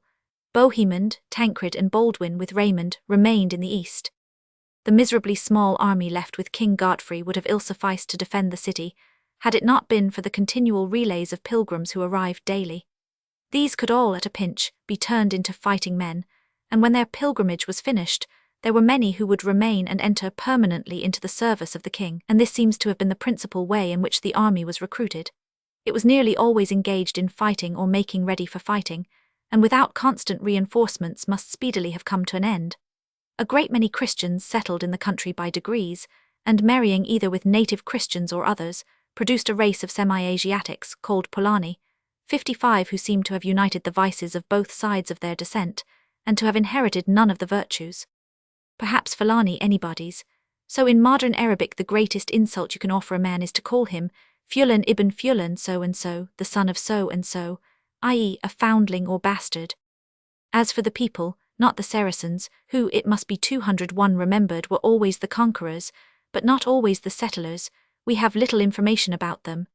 The hand of the Arab was against every man, and every man against his. When the pilgrims, it will be remembered, killed the sheik at Ramleh, the emir expressed his gratitude at being rid of his worst enemy. But as to the villagers, the people who tilled the ground, the occupants of the soil, we know nothing of what race they were. It was 400 years since the country had ceased to be Christian. It is hardly to be expected that the villagers were anything but Mohammedan. William of Tyre expressly calls them infidels, or Saracens, and they were certainly hostile. No Christian could travel across the country unless as one of a formidable party, and the labourers refused to cultivate the ground, in hopes of starving the Christians out. Even in the towns, the walls were all so ruinous, and the defenders so few that thieves and murderers entered by night, and no one lay down to sleep in safety. The country had been too quickly overrun, and places which had surrendered in a panic, seeing the paucity of the numbers opposed to them, began now to think how the yoke was to be shaken off. It was at Christmas, 1099, that Baldwin of Edessa, Bohemond and Dagobert or Daimbert, Archbishop of Pisa, came to Jerusalem with upwards of 20,000 pilgrims. These had suffered from cold and the attacks of Arabs, but had received relief and help from Tancred in Tiberias, and were welcomed by the king at the head of all his people, before the gates of the city. Arrived there, they chose a patriarch, electing Dagobert, and Arnold, who had never been legally elected, was deposed. They stayed during the winter and gave the king their counsels as to the future constitution of his realm. Godfrey employed the first 6 months of the year 1100 in regulating ecclesiastical affairs, the clergy being, as usual, almost incredibly greedy, and in concluding 202 treaties with the governors of Ascalon, Acre, Caesarea, Damascus, and Aleppo. He was showing himself as skillful in administration as he had been in war, and the Christian kingdom would doubtless have been put upon a solid and permanent footing, but for his sudden and premature death, which took place on July the 18th, 1100. His end was caused by an intermittent fever. Finding that there was little hope, he caused himself to be transported from Jaffa to Jerusalem, where he breathed his last. He was buried in the church of the Holy Sepulchre, where his epitaph might have been read up to the year 1808, when the church was destroyed by fire. Hic jacet inclitus dux Godfridus de Bullion, qui totum istam terram acquisivit cultui Christiano, cujus anima rignet cum Christo.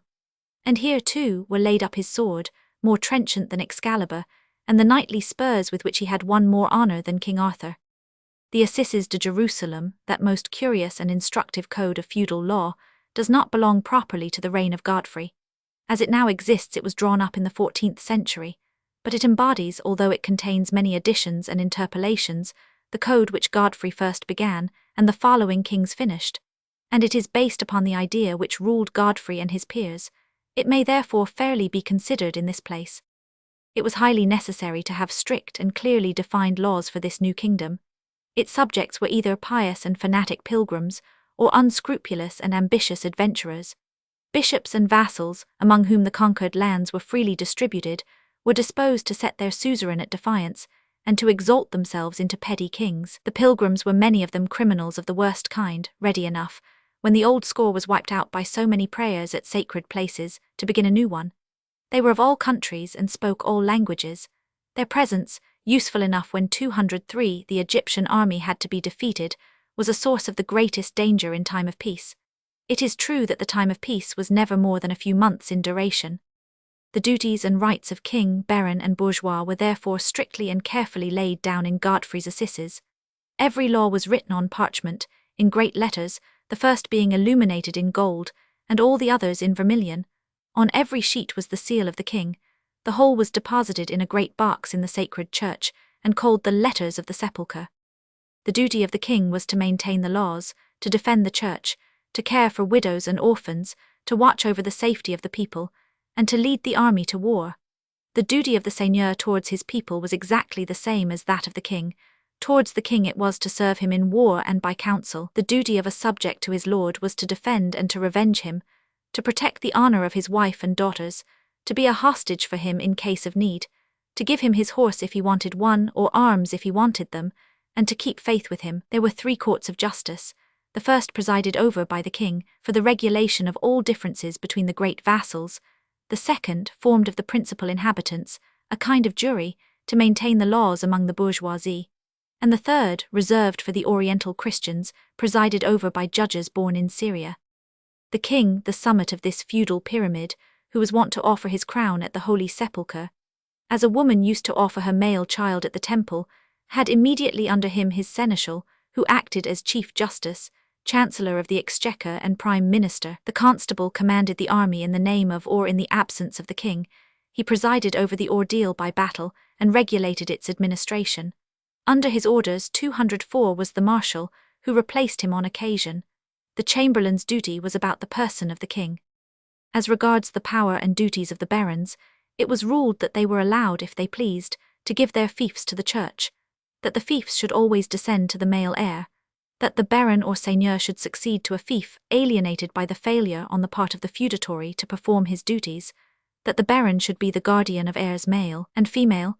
These, if male, were to present themselves when the time came, saying, "I am fully 15 years of age," upon which he was to invest them, while maidens were to claim their fiefs at the age of 12, on condition that they took a husband to protect it.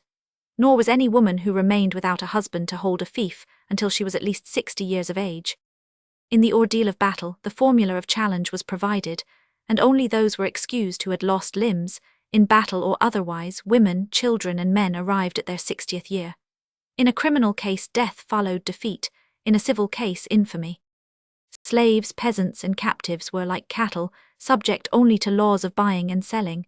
A slave was reckoned worth a falcon, 2 slaves were worth a charger, The master could do exactly as he pleased with his own slaves. They were protected by the natural kindness of humanity alone.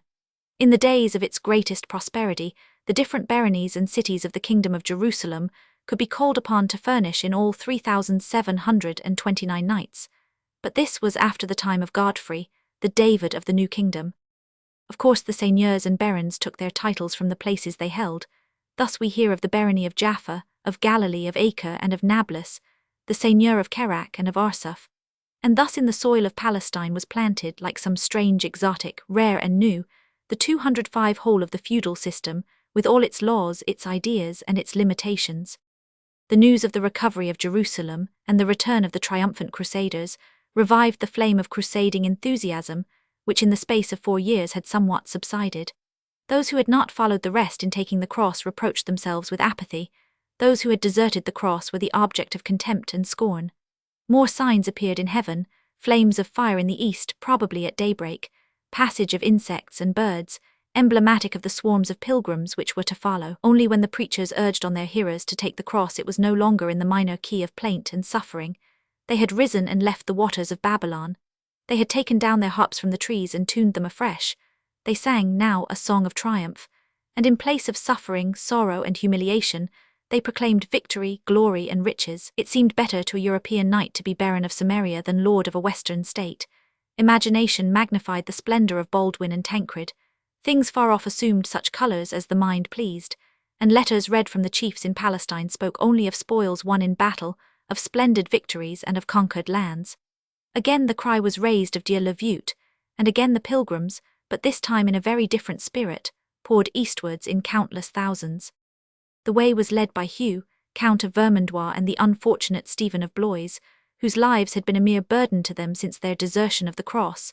The latter, who had little inclination for fighting of any kind, and still less for more hardships in the thirsty East, followed at the instigation of his wife Adela, daughter of William the Conqueror. Neither of them ever returned. William of Poitiers, like Stephen of Blois, a poet and scholar, mortgaged his estates to William Rufus, the scoffer who 206 of course was still lamentably insensible to the voice of the preacher. It must have been just before his death. Humbert of Savoy, William of Nevers, Harpin of Bourges, and Odo, Duke of Burgundy, followed his example. In Italy the Bishop of Milan, armed with a bone of St. Ambrose, led an army of 100,000 pilgrims, while an immense number of Germans followed the Marshal Conrad and Wolf of Bavaria. Most of the knights professed religious zeal, but hoped, their geographical knowledge being small, to win kingdoms and duchies like those of Baldwin and Tancred. Humbert of Savoy, more honest than the others, openly ordered prayers to be put up that he might obtain a happy principality. It does not appear from history that his petition was granted. The new army was by no means so well conducted as the old. Insolent in their confidence and ill-disciplined, they plundered and pillaged wherever they came. They menaced Alexis Comnenus and threatened to take and destroy the city. Alexis, it is said, but it is difficult to believe this, actually turned his wild beasts upon the mob, and his favorite lion got killed in the encounter. After prayers and presents, the emperor persuaded his unruly guests to depart and go across the straits. Non defensoribus istis might have been the constant ejaculation of the much abused and long-suffering monarch. Then they were joined by Conrad with his Germans and Hugh with his French. Their numbers are stated at 260,000, among whom was a vast number of priests, monks, women, and children. Raymond of Toulouse, who was in Constantinople, undertook reluctantly to guide the army across Asia Minor, and brought with him a few of his Provencaux and a body of 500 Turcopoles. These were light infantry, so called because they were the children of Christian women by Turkish fathers, the contingent of the Greek emperor. 207, but the army was too confident to keep to the old path. They would go eastward and attack the Turks in their strongest place, even in Khorasan itself. Raymond let them have their own way, doubtless with misgiving and anxiety, and went with them. The town of Ancyra in Paphlagonia was attacked and taken by assault. All the people were put to death without exception. They went on farther, exulting and jubilant. Presently they found themselves surrounded by the enemy, who appeared suddenly, attacked them in clouds and from all quarters. They were in a desert where there was little water, what there was being so rigorously watched over by the Turks that few escaped who went to seek it. They were marching over dry brushwood. The Turks set fire to it, and many perished in the flames or the smoke. There was but one thing to do, to fight the enemy. They did so, and though the victory seemed theirs, they had small cause to triumph, for division after division of their army had been forced to fly before the Turks. Still, this might have been repaired. But in the night Count Raymond left them and fled with his soldiers in the direction of Sinope. The news of this defection quickly spread. Bishops, princes, and knights, seized with a sudden panic, left baggage, tents and all, and fled away in hot haste. In the morning the Turks prepared again for battle. There was no enemy. In the camp was nothing but a shrieking, despairing multitude of monks and women and children. The Turks killed remorselessly, sparing none but those women who were young and beautiful. In their terror and misery, the poor creatures put on hastily their finest dresses, in hopes by their beauty to win life at least, if life shameful and hopeless and miserable. Alas, says Albert of Aix, alas, what grief for these women so tender and so noble, led into captivity by savages so impious and so horrible, for these men had 208 their heads shaven in front at the sides, and at the nape the little hair left fell behind in disorder, and in few plaits upon their necks. Their beards were thick and unkempt, and everything with their garments gave them the appearance of infernal and unclean spirits. There were no bounds to the cries and lamentations of these delicate women. The camp re-echoed with their groans. One had seen her husband perish, one had been left behind by hers. Some were beheaded after serving to gratify the lust of the Turks. Some whose beauty had struck their eyes were reserved for a wretched captivity. After having taken so many women in the tents of the Christians, the Turks set off in pursuit of the foot soldiers, the knights, the priests, and the monks. They struck them with the sword as a reaper cuts the wheat with his sickle. They respected neither age nor rank. They spared none but those whom they destined to be soldiers. The ground was covered with immense riches abandoned by the fugitives. Here and there were seen splendid dresses of various colours. Horses and mules lay about the plain. Blood inundated the roads, and the number of dead amounted to more than 160,000. As for the arm of St. Ambrose, that was lost too, and it doubtless lies still upon the plain beyond Ancyra, waiting to work more miracles. It is exasperating to find all the chroniclers, with the exception of Albert of Aix, passing over with hardly a word of sympathy the miserable fate of the helpless women, and pouring out their regrets over this trumpery relic. There was another army still, headed by the Duke of Nevers. They followed in the footsteps of their predecessors as far as Ancyra, where they turned southwards. Their fate was the same as that of the others. All were killed. The leader, who had fled to Germanicopolis, took some Greek soldiers as guides. These stripped him and left him alone in the forest. He wandered about for some 209 days, and at last found his way to Antioch, as poor and naked as any beggar in his own town. The third and last army, headed by the Count Hugh of Vermandois, met with a similar end. Thirst, heat, and hunger destroyed their strength, for the Turks had filled the wells, destroyed the crops, and let the water out of the cisterns. On the river Halys they met their end. William of Poitiers, like the Duke of Nevers, arrived naked at Antioch. The luckless Count of Vermandois got as far as Tarsus, where he died of his wounds, and poor Ida of Austria, who came, as she thought, under the protection of the pilgrims, with all her noble ladies, was never heard of any more. Of these three great hosts, only 10,000 managed to get to Antioch. Every one of the ladies and women who were with them perished, all the children, all the monks and priests.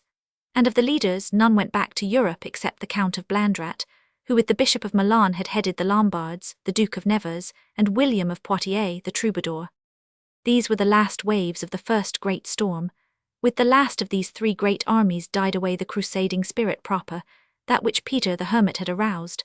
There could be no more any such universal enthusiasm. Once and only once again would all Europe thrill with rage and indignation. It had burned to wrest the city from the infidels. It was to burn once more, but this time with a feebler flame, and ineffectually to wrest it a second time, when the frail and turbulent kingdom of Jerusalem should be at an end. We have dwelt perhaps at too great length on the Great Crusade, which really ended with the death of Godfrey. But the centre of its aims was Jerusalem. The Christian kingdom, one of the most interesting episodes in the history of the city, cannot be understood without knowing some of the events which brought it about. 210. The Kings of Jerusalem. Ida Eustace de Bouillon, cousin to Hugh de Rethel.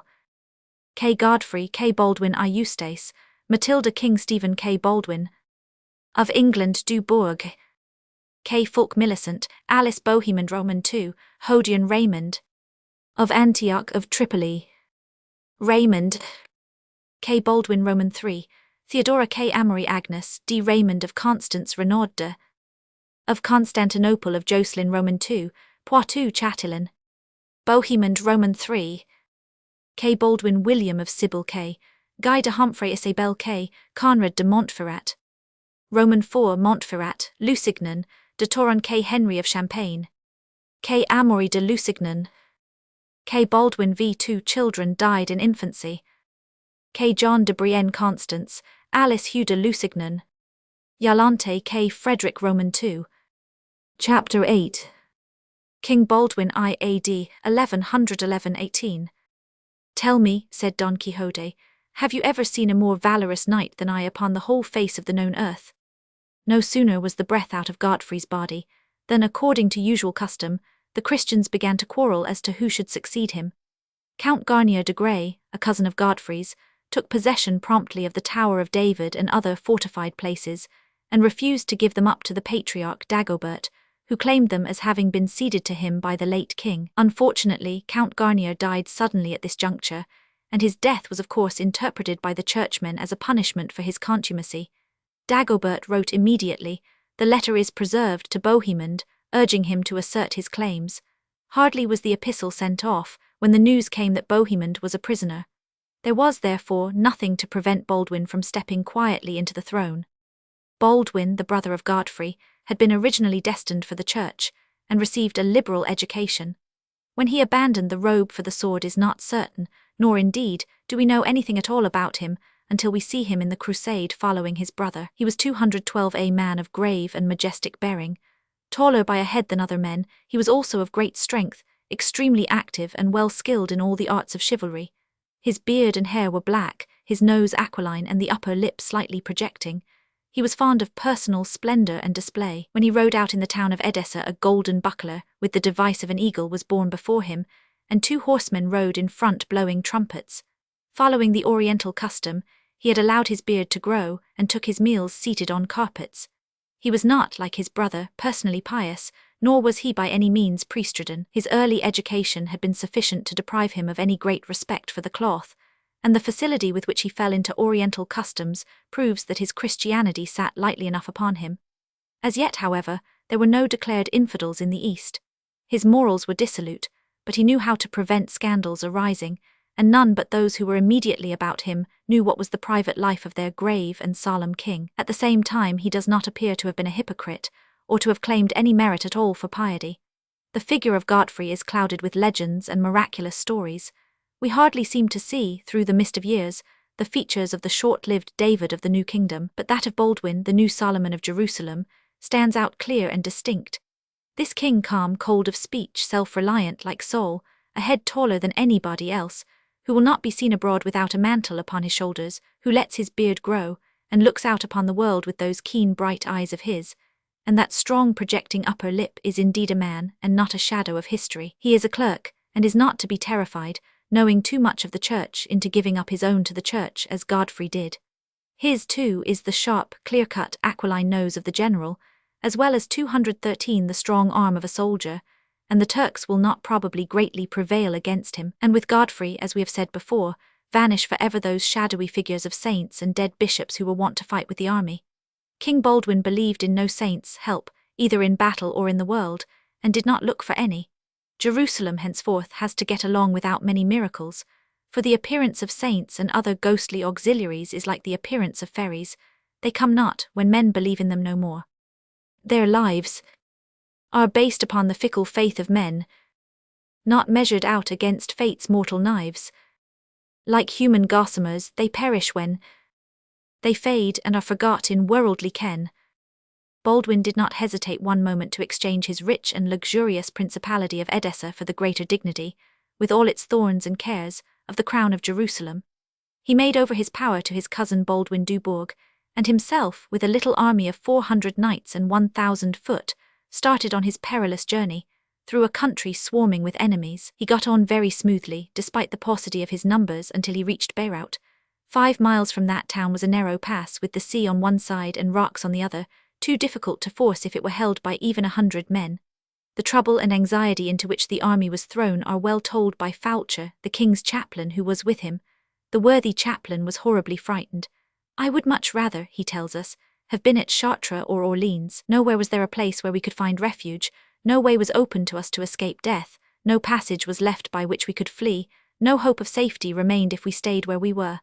Solomon himself would not have known which way to turn, and even Samson would 214 have been conquered.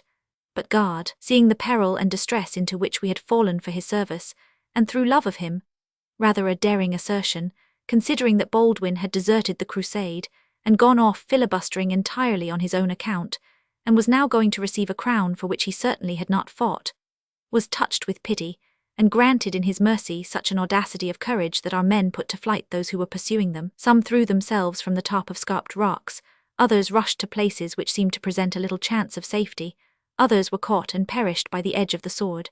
You ought to have seen their ships flying through the waves, as if we could seize them with our hands, and themselves in their fright scaling the mountains and the rocks. And no doubt it did the excellent chaplain good to see them running away, just after defeat and death appeared so imminent. In the morning Baldwin rode up to examine the pass and found the enemy gone. So the little army passed in safety and went on their way, laden with the spoils of the Turks. Arrived at Jerusalem, all the people headed by the clergy came out to meet the king, singing hymns and bearing tapers. Only the patriarch Dagobert chose to be absent and retired to Mount Zion, pretending to be in fear for his personal safety. Baldwin did not immediately concern himself about the patriarch. Satisfied with the homage of the barons and clergy, and conscious that his crown could only be preserved by establishing respect for his prowess among his own men and fear among the Mohammedans, he set out with a force of 150 knights and 500 foot, and appeared before the walls of Ascalon. Here, however, he experienced a check, the garrison having been reinforced. Raising the siege hastily, he 215 ravaged the country round the town, and then directed his march in a southeast direction, taking possession of the cattle everywhere and destroying the crops.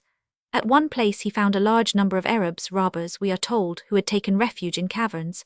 Baldwin kindled fires at the mouth of the cave, hoping to drive them out by the smoke. Only 2 came. The king spoke kindly to them, kept one, dressed up the other in a magnificent mantle and sent him back. As soon as he was gone, Baldwin killed the one who was left. Presently the messenger returned with 10 more. Baldwin sent back one as before and killed the remaining 10.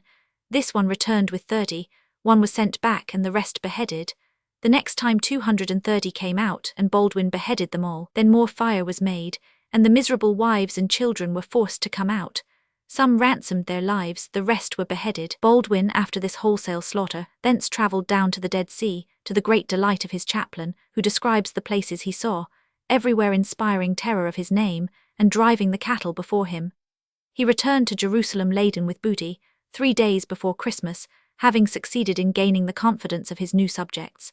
Dagobert, the patriarch, deemed it wisest to cease his opposition to the king, and the coronation of Baldwin took place at Bethlehem. Tancred at first refused to recognize his old enemy as king, but giving way they were reconciled. Moreover, he was no longer so much in Baldwin's way, because in his uncle Bohemon's captivity he was governing his principality of Antioch. The reconciliation, like that between Raymond and Godfrey, was sincere and loyal. By several small expeditions, such as that directed to the south, Baldwin established a terror for his name which served him in good stead. For the kingdom was in an unstable and dangerous condition. There were very 216 few men with whom to form an army, and had it not been for the pilgrims who flocked to the city in thousands, it might have been lost many times over. The Easter miracle of the Holy Fire served this year to revive the enthusiasm which was beginning to flag. To the astonishment and horror of the people it did not come as usual. For 3 days they waited. Tears, prayers, and lamentations were uttered. Then a solemn procession was enjoined, and king, clergy, and people marched barefooted round the church, weeping and praying.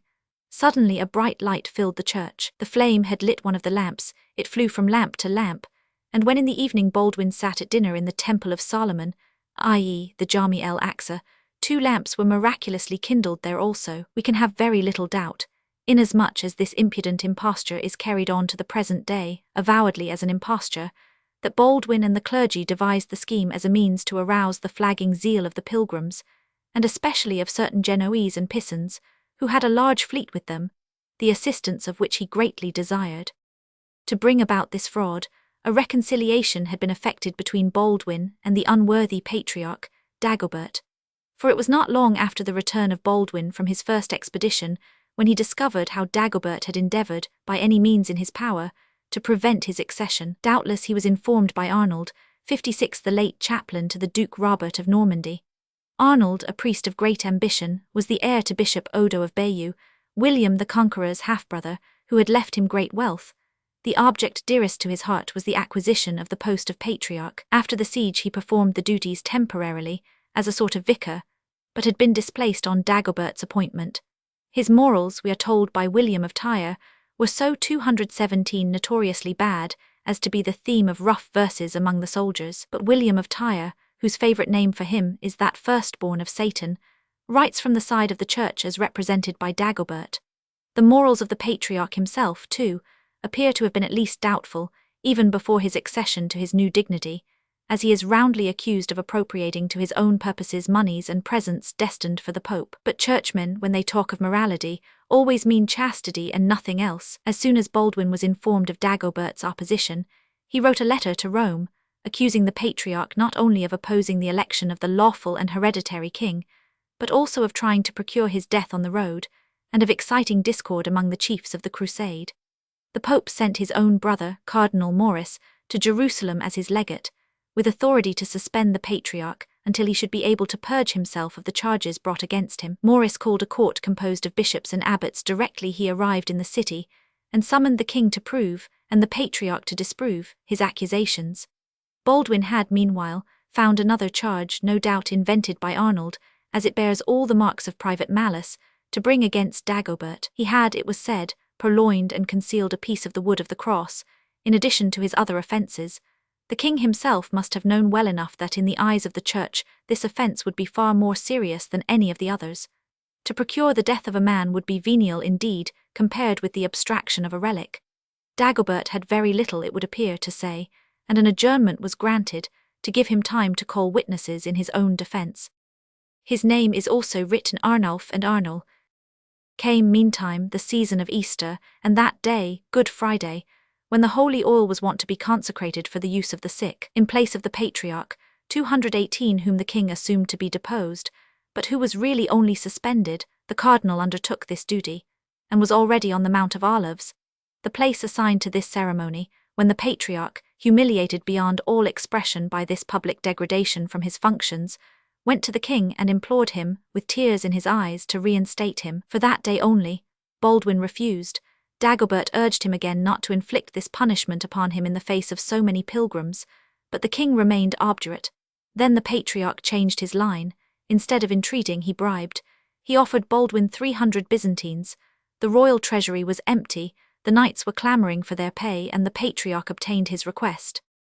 After this some sort of peace was made up between the Pope's legate, Cardinal Maurice, and the patriarch, a peace founded, it would seem, on mutual interest, for we are told that they became so friendly that they were accustomed to spend the day and night together in retired places, secretly feasting, and drinking the wine of Gaza, no doubt in happy ignorance that the eye of Arnold, that firstborn of Satan, was upon them, and that he was biding his time. In the spring, at the same time as the memorable miracle of the Holy Fire, and the arrival of the Genoese and Pisan fleet, came emissaries from the Mohammedan towns of Ascalon, Caesarea, Ptolemais, and Tyre, with presents and money, asking for permission to cultivate their lands in peace. Baldwin took the money and promised security till Pentecost. He also made a little more money by accepting the ransom of certain prisoners whom he had taken at Beirut.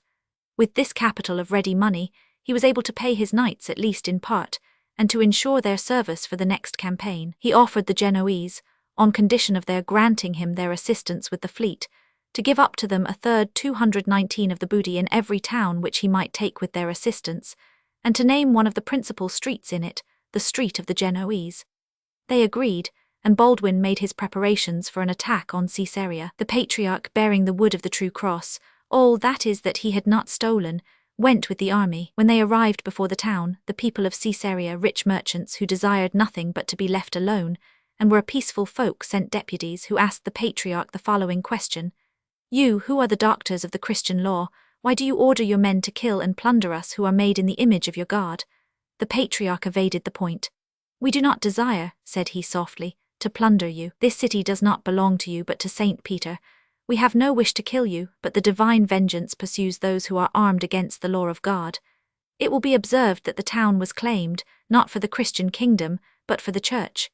It belonged to Saint Peter. Dagobert's idea seemed to have been that the king was to be like Godfrey, only the defender of the sepulchre. Baldwin, however, thought quite differently. The city was taken with the usual form and with the usual butchery. As some miserable Saracens had been seen to swallow coins, the Christians cut their prisoners in two to find the money, and burned their bodies to ashes, looking for the gold when the fire was out. And with a view to restoring his own to St. Peter, they pillaged the whole city and divided the spoils. When they had killed all the inhabitants 57 as for the Genoese, they found a relic in their booty, precious indeed. It was no other than the cup of the Holy Grail, which they bore away in triumph. How its authenticity was established does not appear, nor is there, so far as we know, any subsequent account 220 of its fate. The Christians selected an archbishop. There was a poor and ignorant priest called Baldwin. He had tattooed his forehead with the sign of the cross, and made money by pretending that it was a miraculous sign.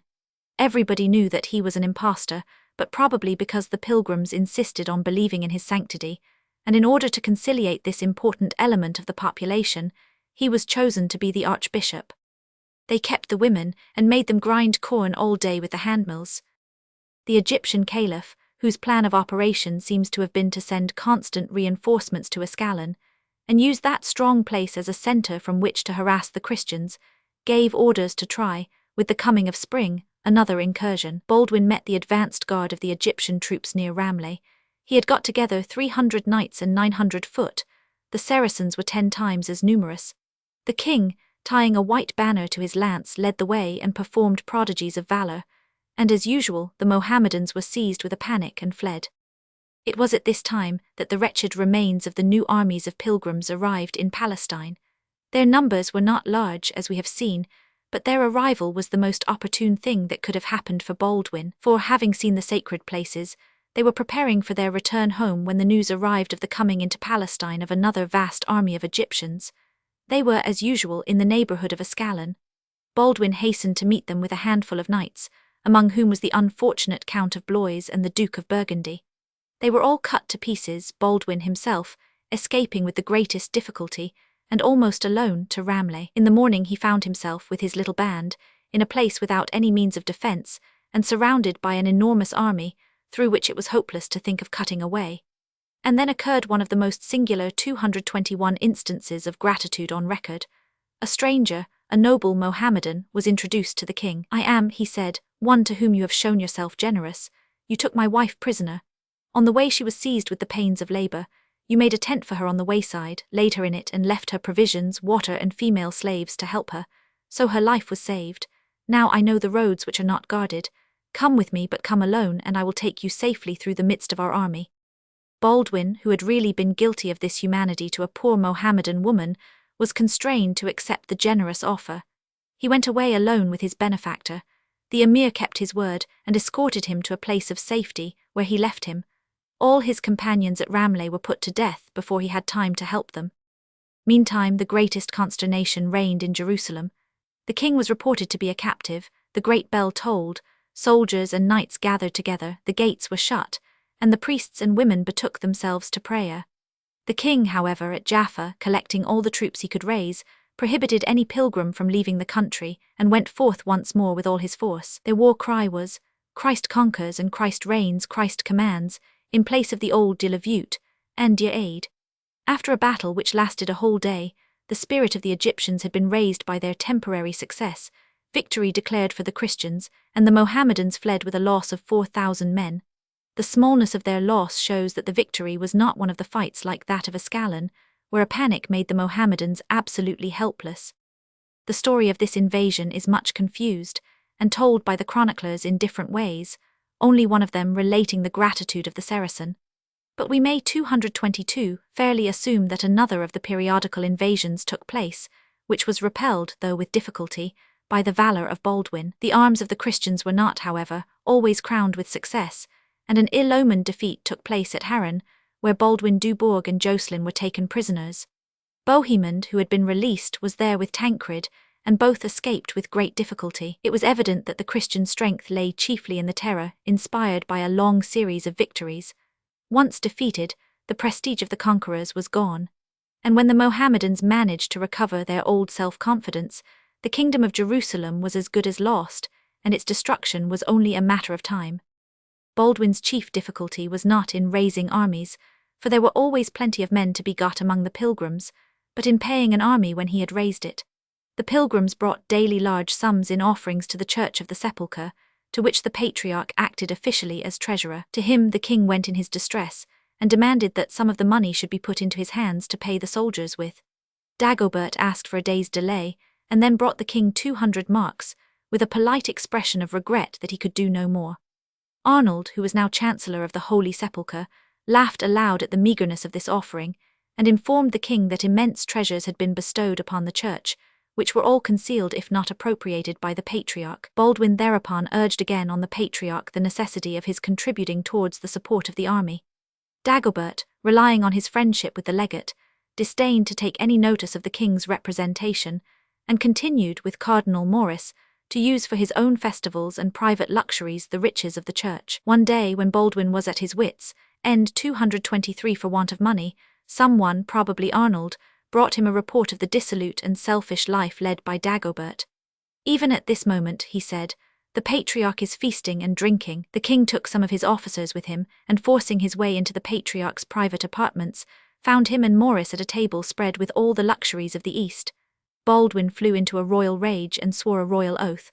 "By heavens," he cried, "you feast while we fast, you spend on your gluttony the offerings of the faithful, and take no notice of our distress. As there is a living God, you shall not touch another single offering, you shall not fill your bellies with dainties even once more, unless you pay my knights. By what right do you take the gifts made to the sepulchre by the pilgrims, and change them into delicacies, while we, who have purchased the city with our blood, who bear incessantly so many fatigues and combats, are deprived of the fruits of their generosity? Drink with us of the cup that we drink now, and shall continue to drink in these times of bitterness, or prepare yourself to receive no more the goods which belong to the church."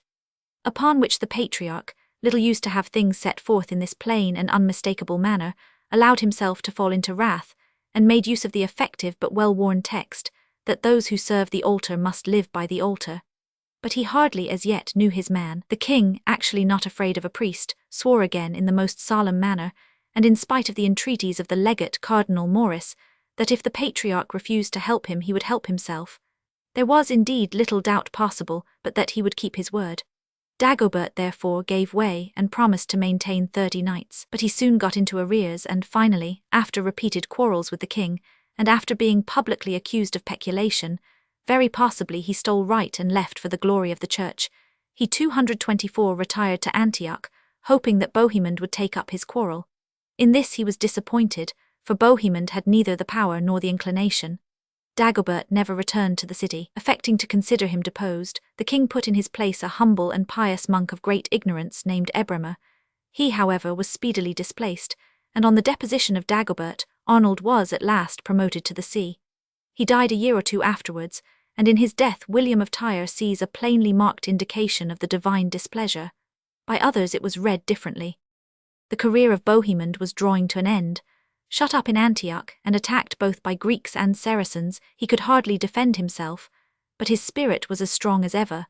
Causing a rumour to be spread that he was dead, he was carried in a coffin on board a ship, and escaped thus through the Greek fleet. Arrived in Italy he went to the Pope, and with all his rough and strong eloquence he pleaded his cause, which he represented as that of the Christians against the Greek emperor, the most flagrant of criminals.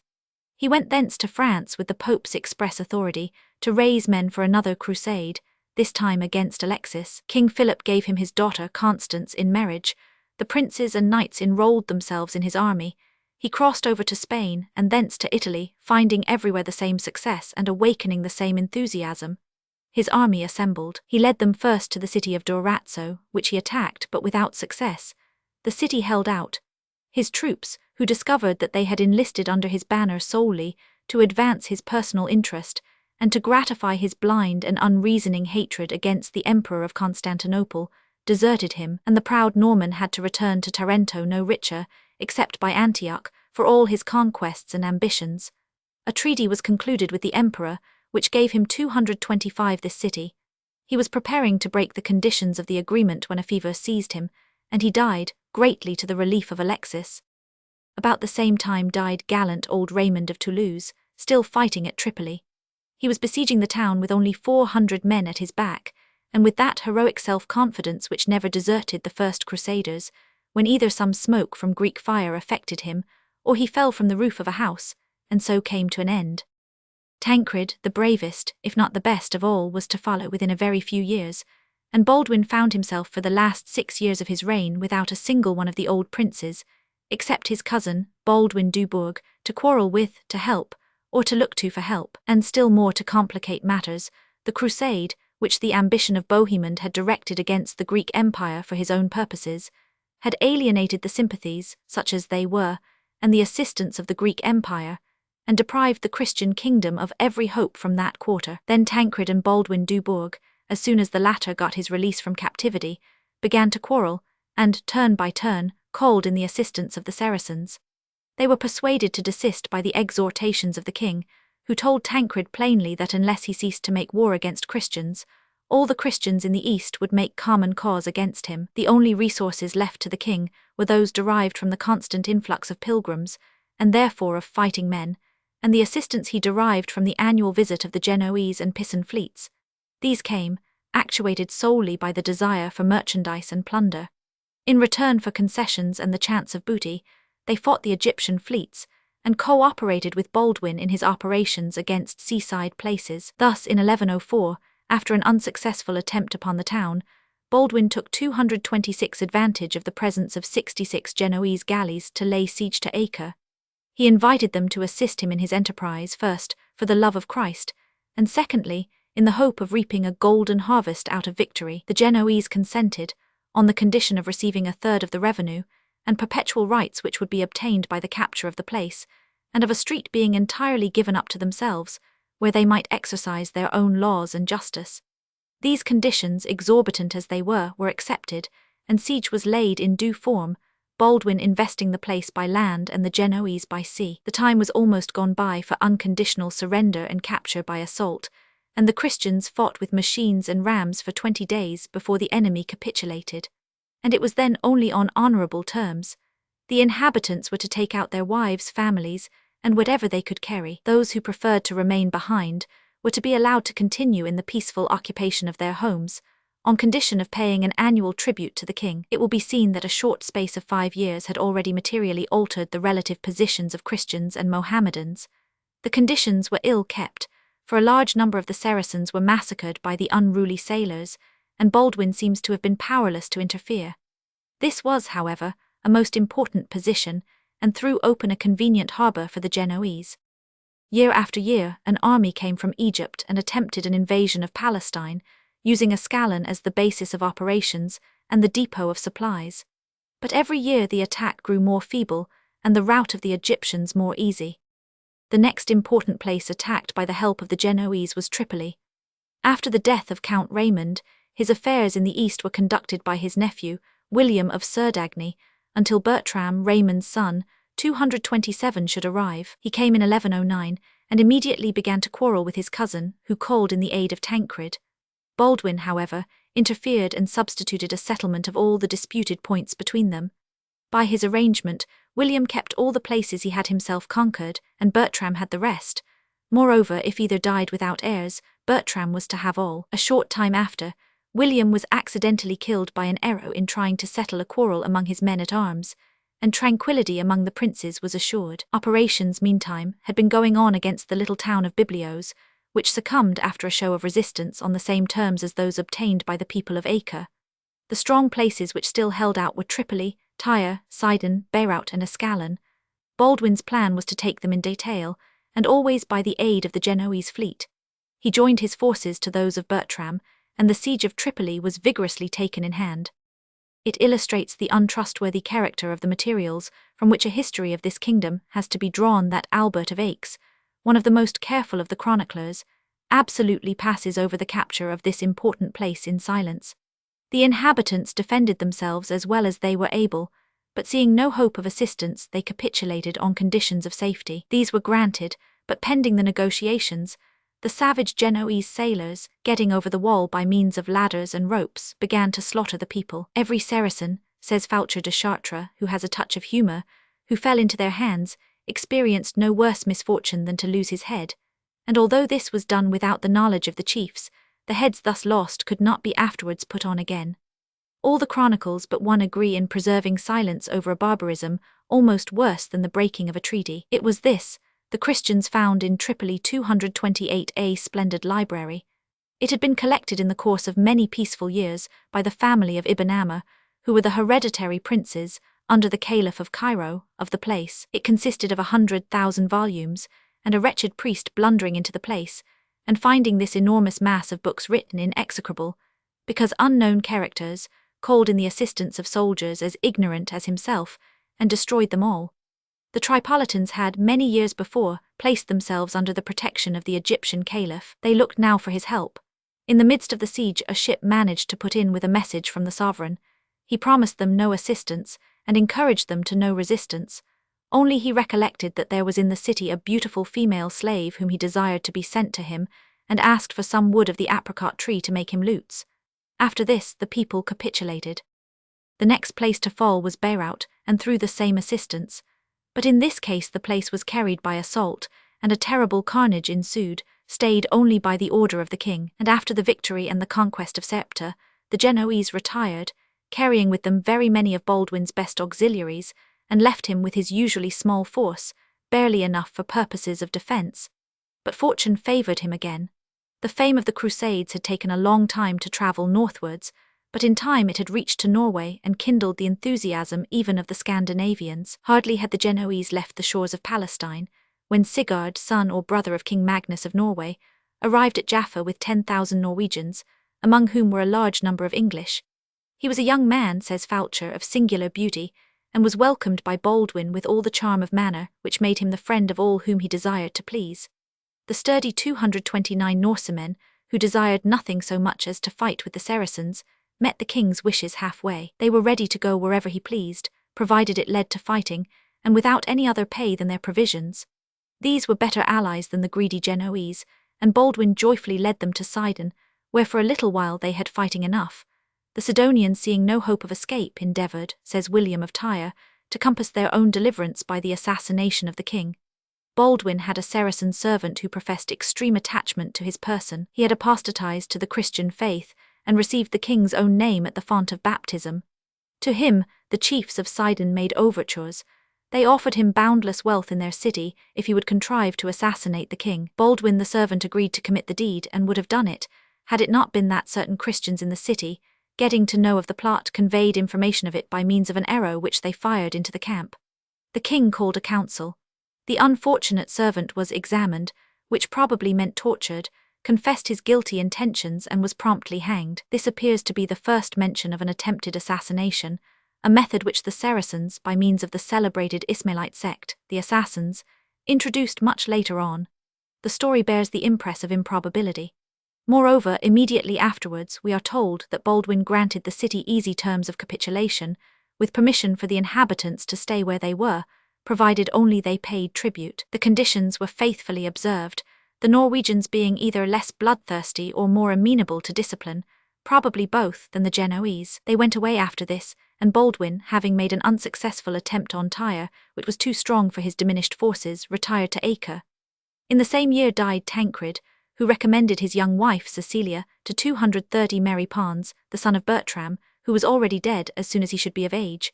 Roger, the son of his sister, was to hold all his states in trust for young Bohemond and Pons. During these contests on the seaboard, the Saracens inland had been quietly composing their differences and arranging for a combined assault upon the common enemy. In 1112, they had essayed an expedition against Edessa, but received a check serious enough to make them fall back in disorder. Next year, with a far larger force, they formed a sort of encampment south of the Lake of Tiberias, and overran the country, pillaging and burning as far as they dared. Baldwin hastily sent for Roger of Antioch and the Count of Tripoli to come to his assistance. Meantime, with a small army of about 5,000 in all, he marched to meet them.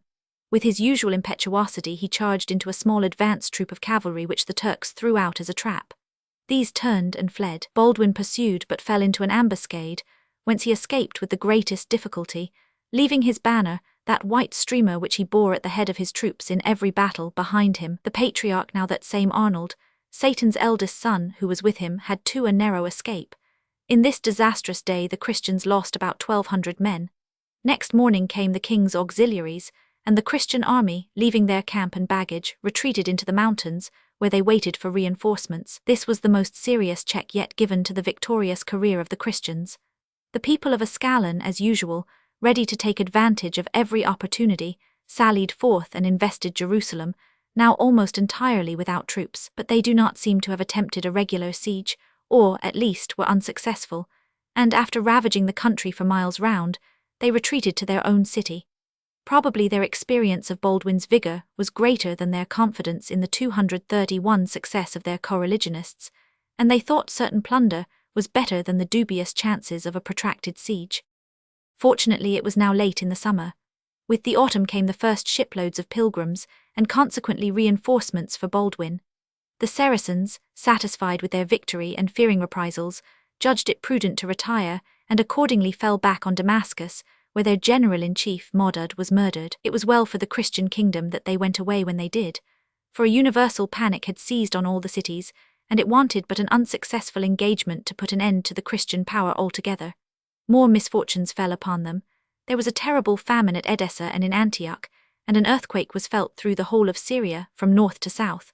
Whole cities of Cilicia were thrown into ruins. 13 towns fell in Edessa, and in Antioch many churches were destroyed. In the famine which devastated Edessa, Baldwin Dubourg looked for aid from Count Jocelyn, but was disappointed. Moreover, when he sent deputies to Antioch, these were insulted by Jocelyn's knights, who taunted them with the apathy and indolence of their lord.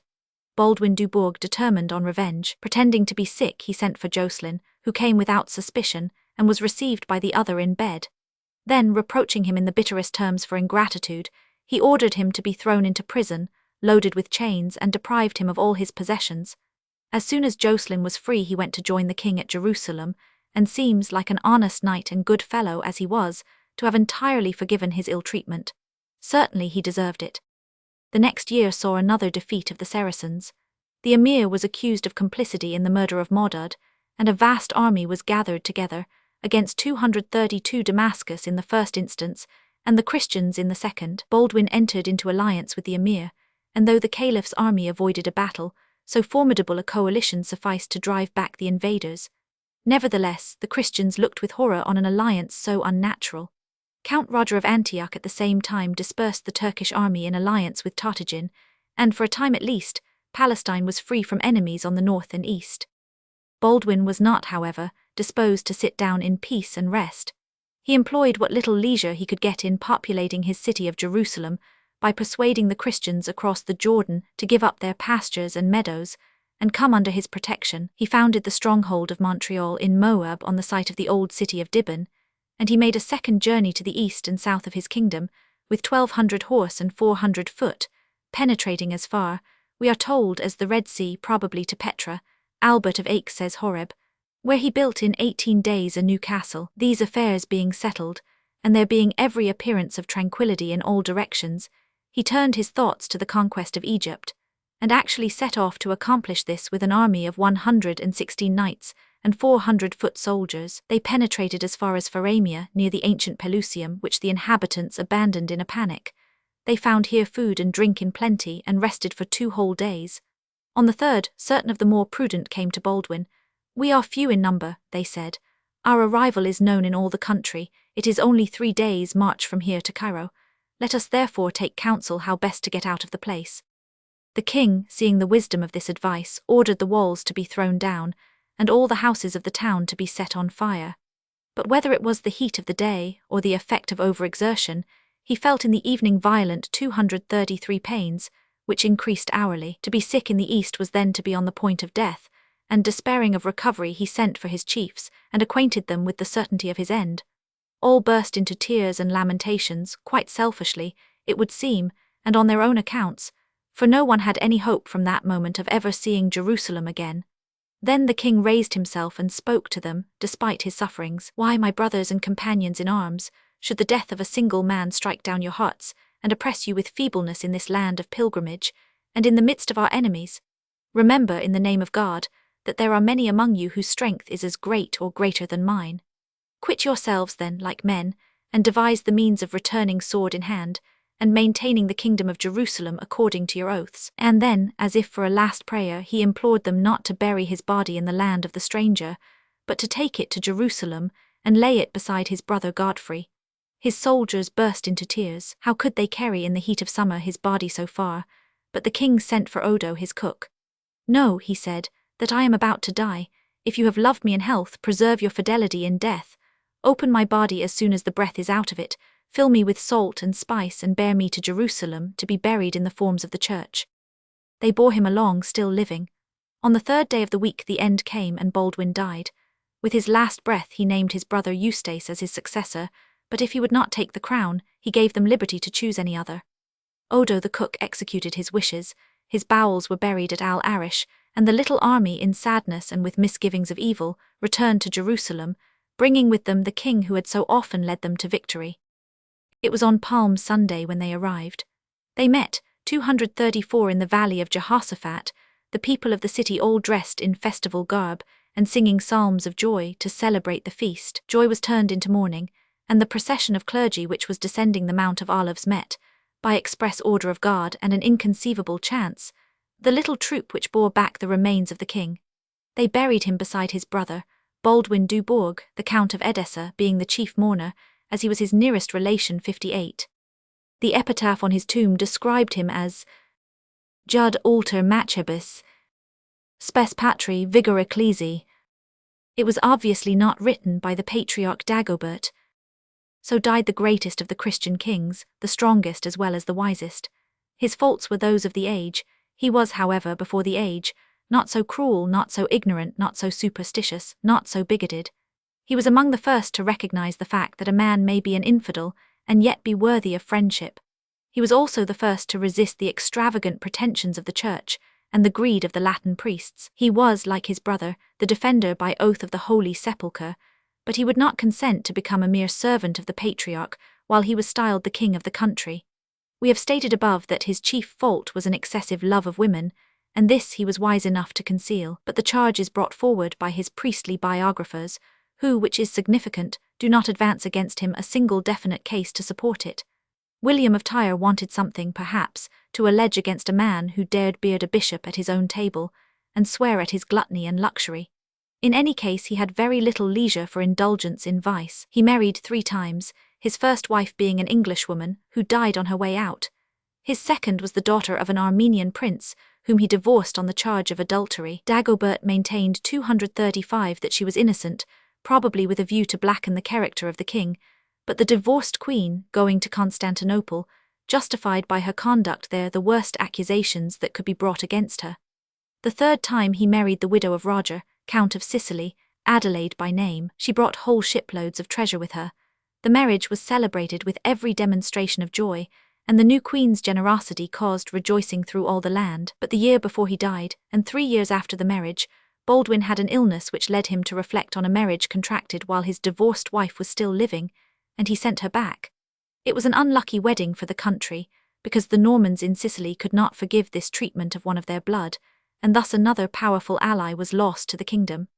As for Adelaide, she returned to Sicily filled with shame and rage, and died the same year as her husband. In that year, too, died Alexis Comnenus, Paschal, the Pope, and Arnold, the Patriarch.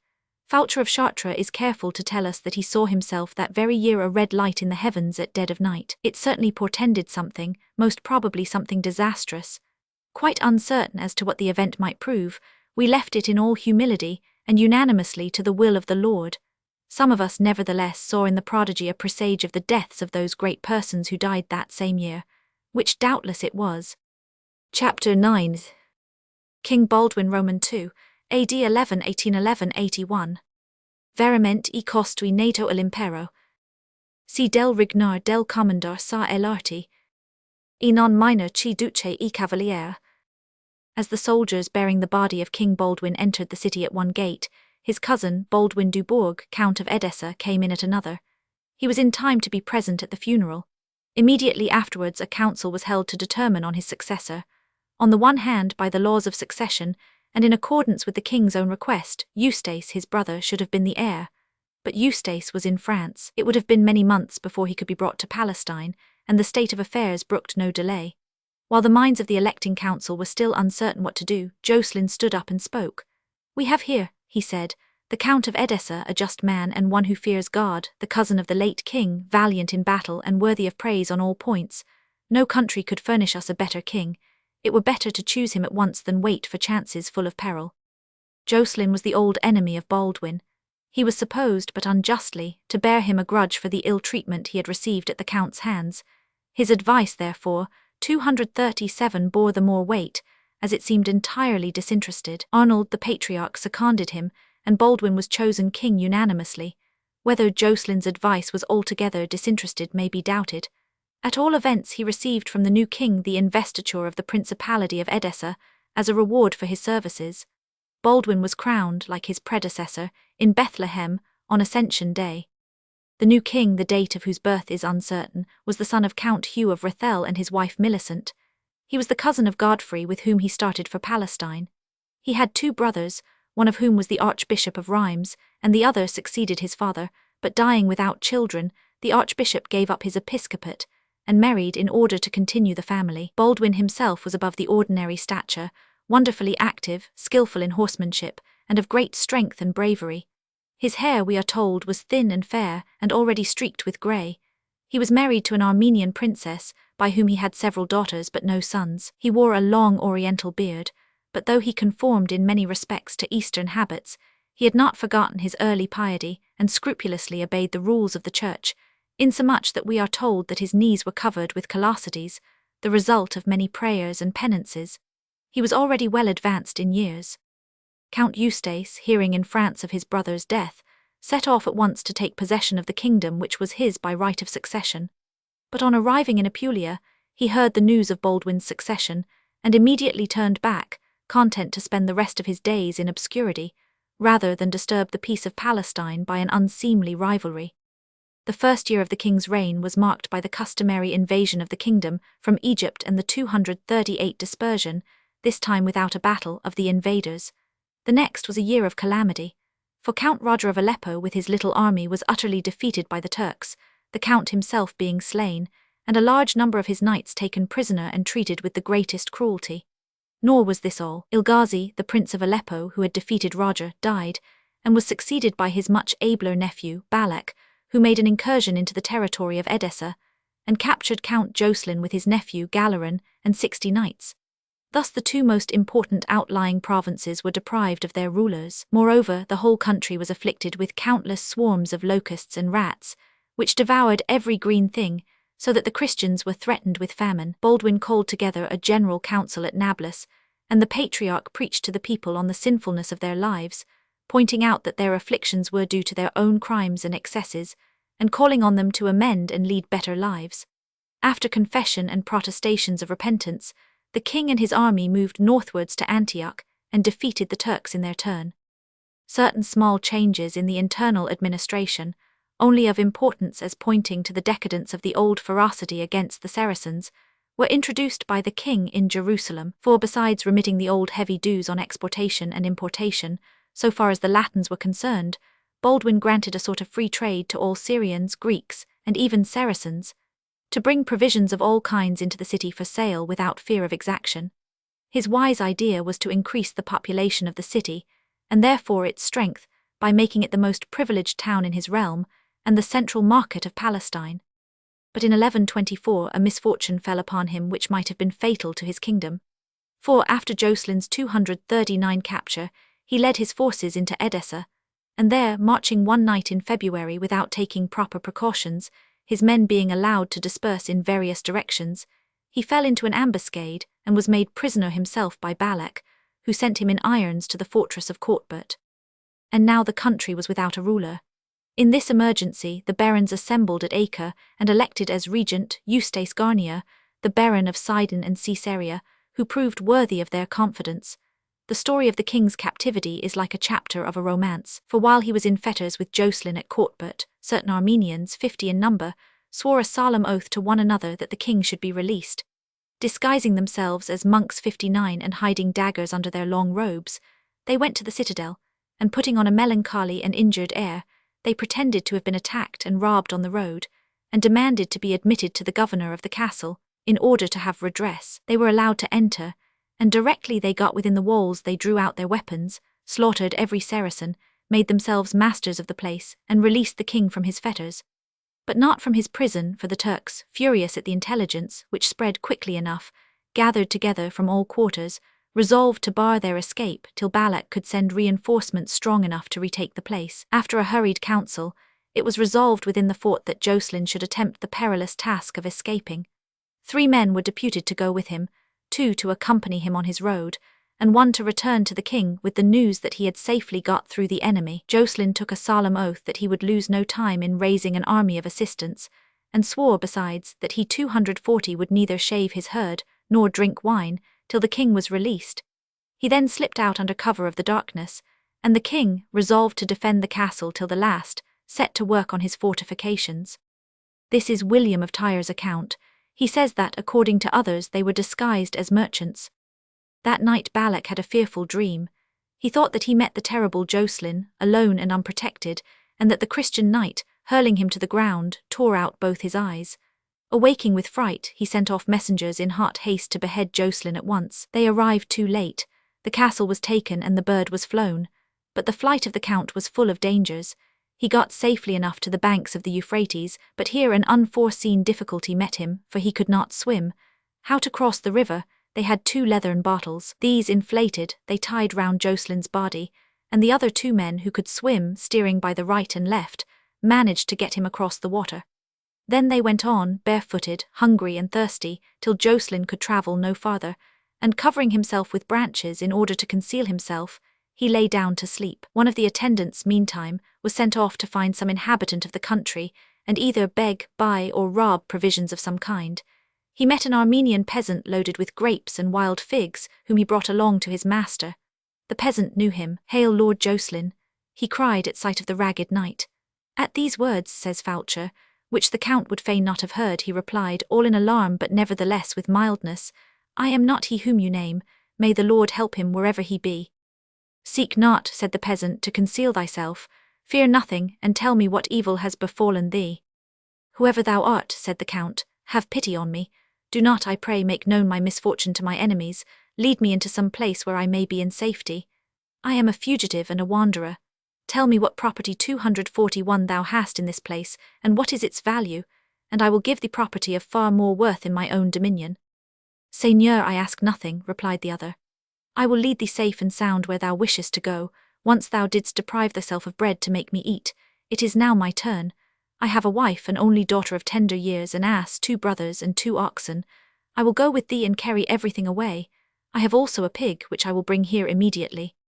"Nay, my brother," said the count, "a whole pig may not be eaten in a single meal, and we must not excite suspicions."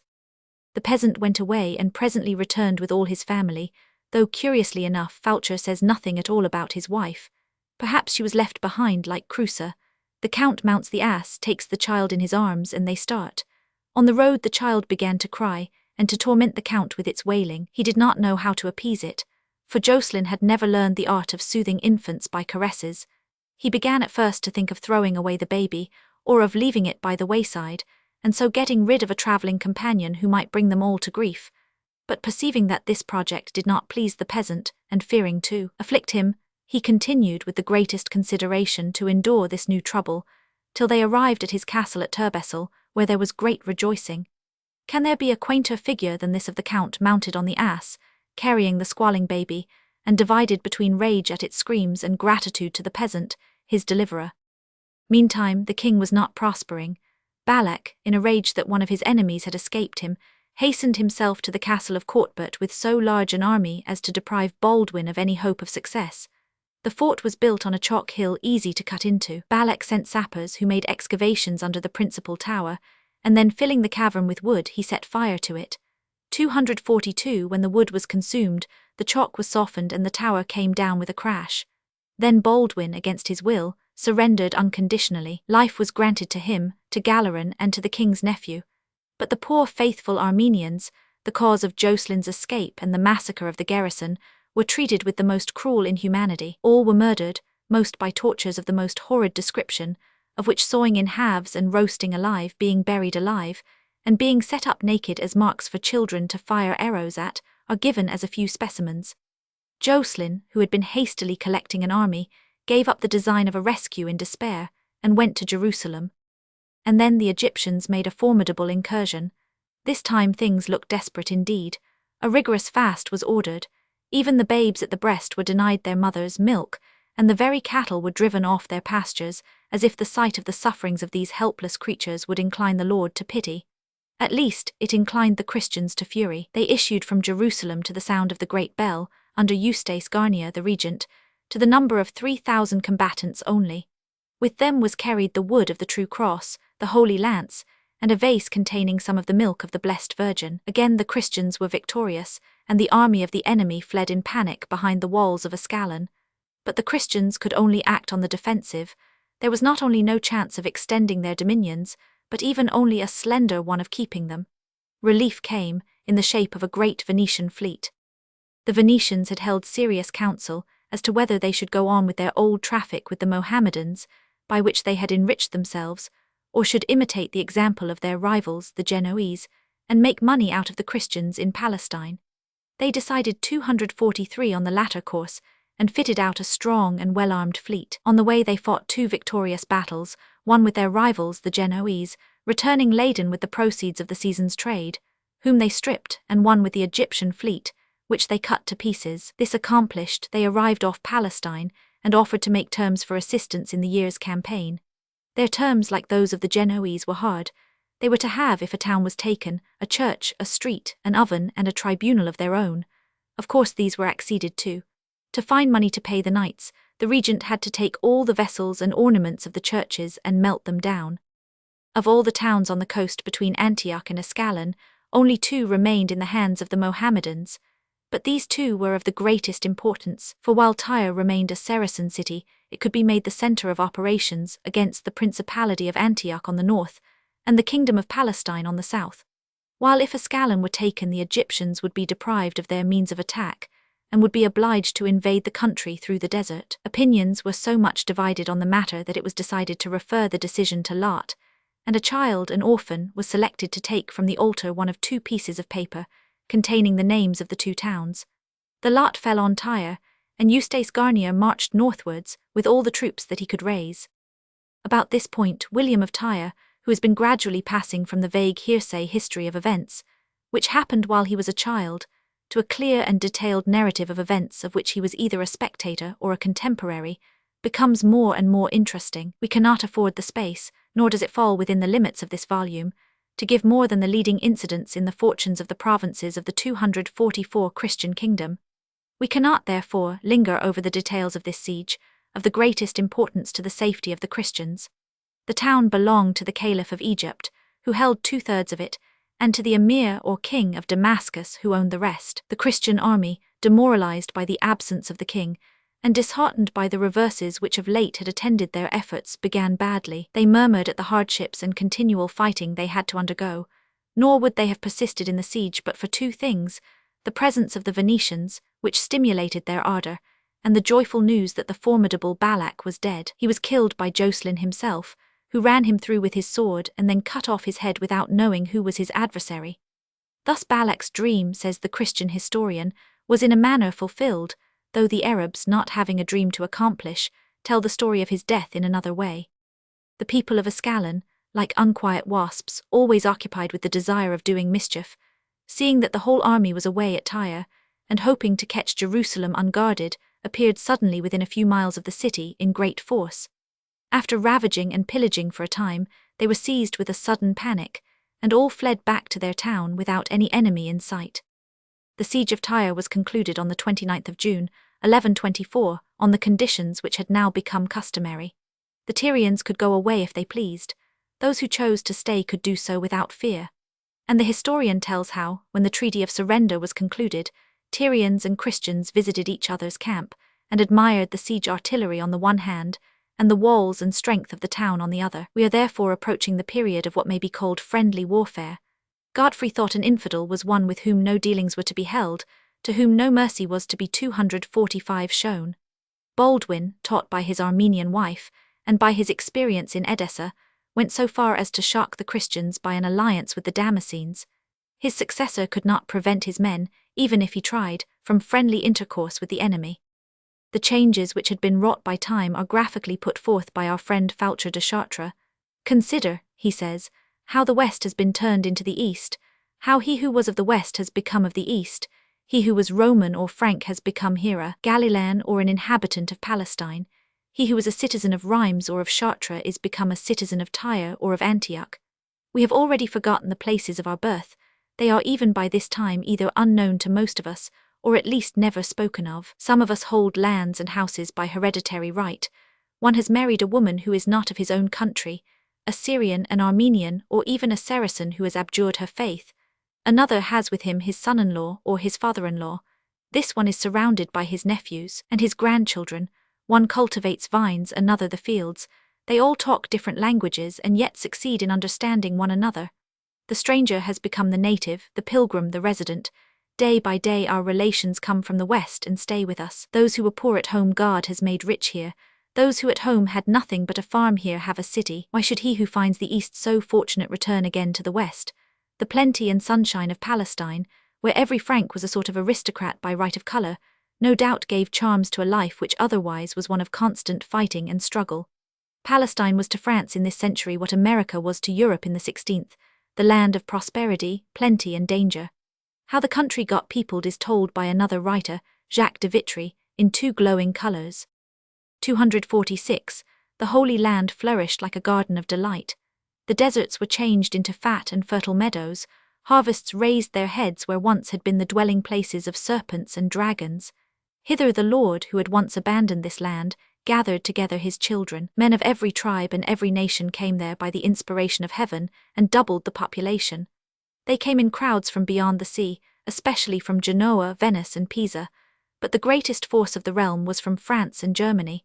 The Italians are more courageous at sea, the French and Germans on land. Those of Italy are sober in their meals, polished in their discourse, circumspect in their resolutions, prompt to execute them, full of forethought, submitting with difficulty to others, defending their liberty above all, making their own laws and trusting for their execution to chiefs whom themselves have elected.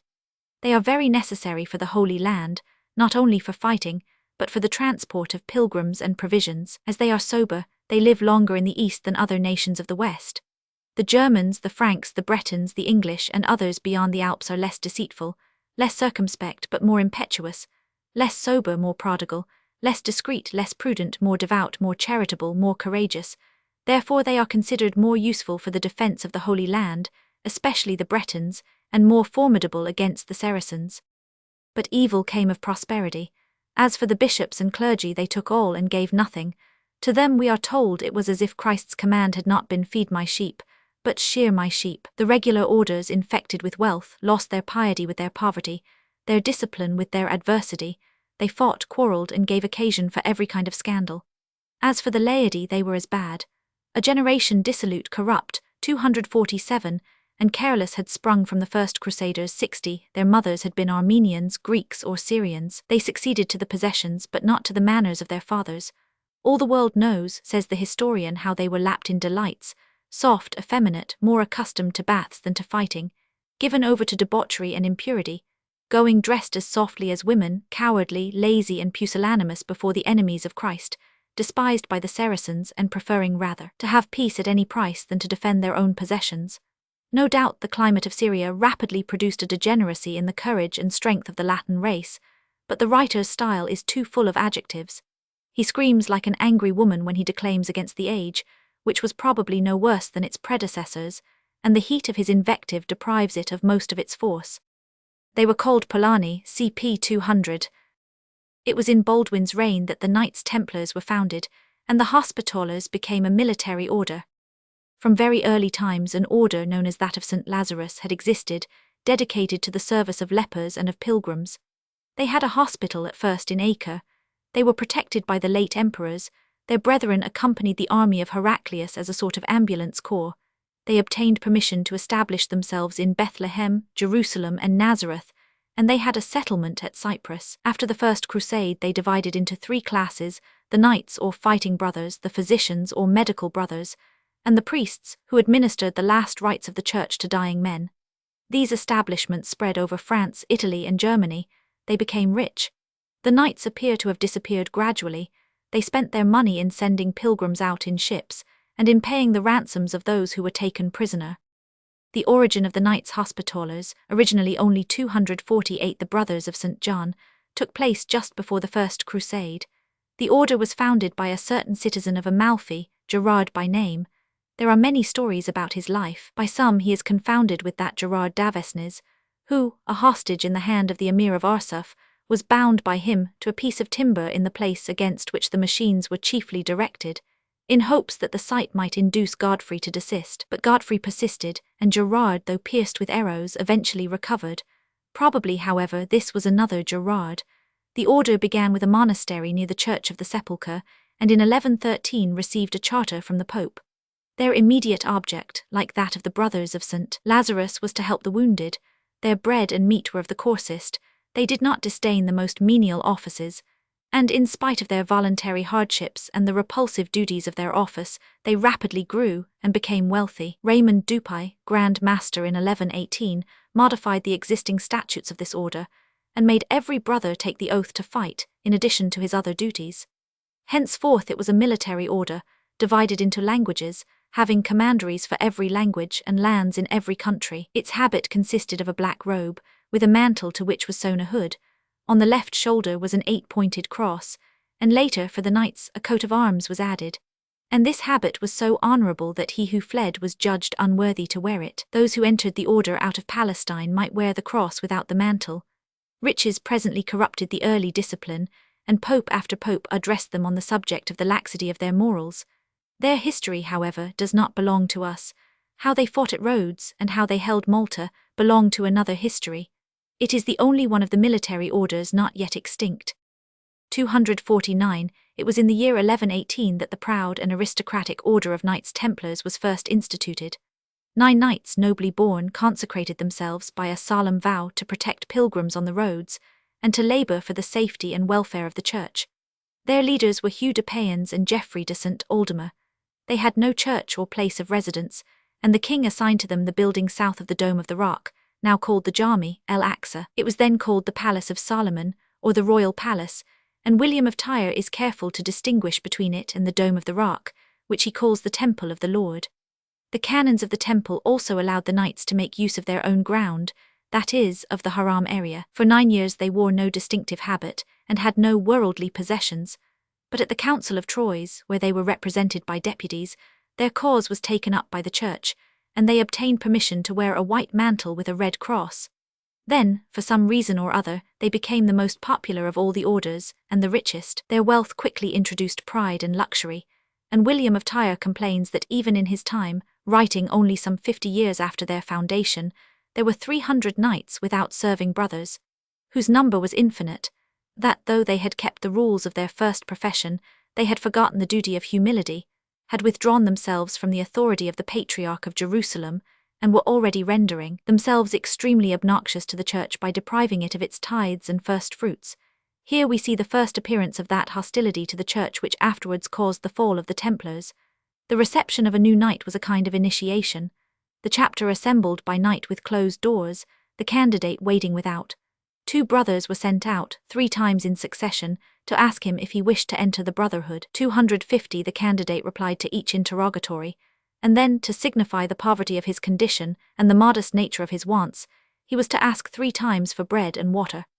After this he was introduced in due form, and after the customary ceremonies and questions, was made to take the oath of poverty, chastity, obedience and devotion to the defence of Palestine. The following is given as the formula, or part of it. I swear to consecrate my speech, my strength, and my life, to defend the belief in the unity of God and the mysteries of the faith. I promise to be submissive and obedient to the Grand Master of the Order.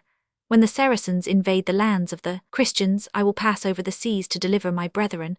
I will give the succour of my arm to the Church and the kings against the infidel princes. So long as my enemies shall be only 3 to 1 against me, I will fight them and will never take flight. Alone I will combat them if they are unbelievers. Everything was done by threes, because 3 signifies the mystery of the Trinity. 3 times a year the knights were enumerated. 3 times a week they heard Mass and could eat meat.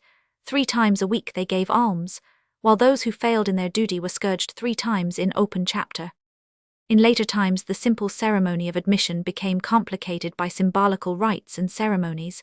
The candidate was stripped of all his clothes, Poor, naked, and helpless, he was to stand without the door and seek admission. This was not all. He yet had his religion. He was required to spit upon the cross and deny his Saviour, and then with nothing to help him, nothing to fall back upon, he was to be rebaptized in the chapter of the order. To owe everything to the Templars, to belong to them by the sacred kiss of brotherhood, by the oaths of secrecy, by the memory of his readmission into Christianity, by the glorious traditions of the order, and lastly, 251, as is more than probable, by that mysterious teaching which put the order above the Church, and gave an inner and a deeper meaning to doctrines which the vulgar accepted in their literal sense. It is impossible now to say whether the Templars were Gnostic or not. Probably they may have imbibed in the East not only that contempt for the vulgar Christianity which undoubtedly belonged to them, but also whatever there was left of Gnosticism, floating about in the minds and memories of men. In that strange time of doubt and restlessness, the revolt against Rome took many forms. There was the religion of the troubadour, half a mocking denial, half a jesting question. There was the angry protest of the provincial that every man is a priest unto himself. There was the strange and mysterious teaching of the abbot Joachim, and there was besides the secret creed, which owned no bishop and would obey no pope, of these Knights Templars. But this was to come.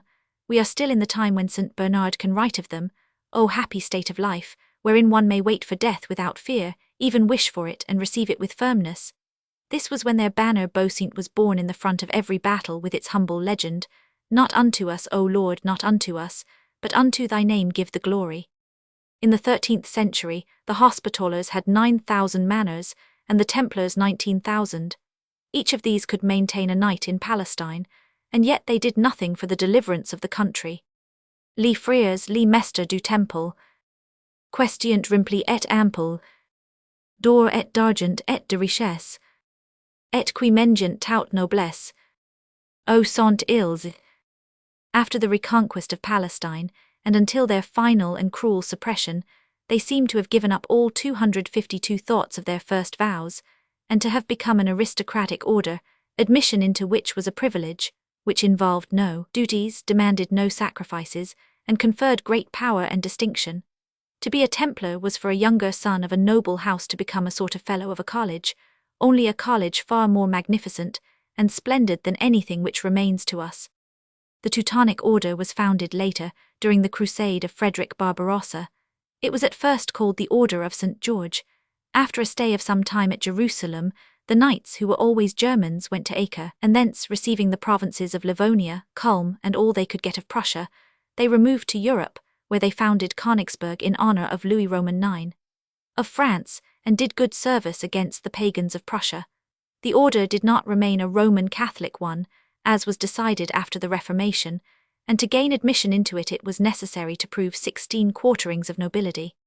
History about this time, occupied chiefly in relating how the Turks on the north, and the Egyptians on the south, made incursion after incursion to be beaten back, each time with more difficulty, becomes somewhat monotonous. King Baldwin Roman II, when the enemy found that his capture did not affect the success of the Christian arms, and agreed to accept a ransom for him, directly he got out of prison assembled his army and laid siege to Aleppo. Here he was assisted by the Mohammedans themselves, but in spite of his auxiliaries was compelled to raise the siege and return to Jerusalem, where he was welcomed by his people.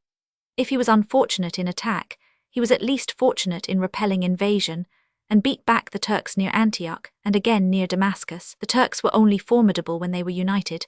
When, as often happened, their forces were divided by internal dissensions among the emirs and princes, the 253 Christians were at rest, and when these discords were appeased an invasion followed.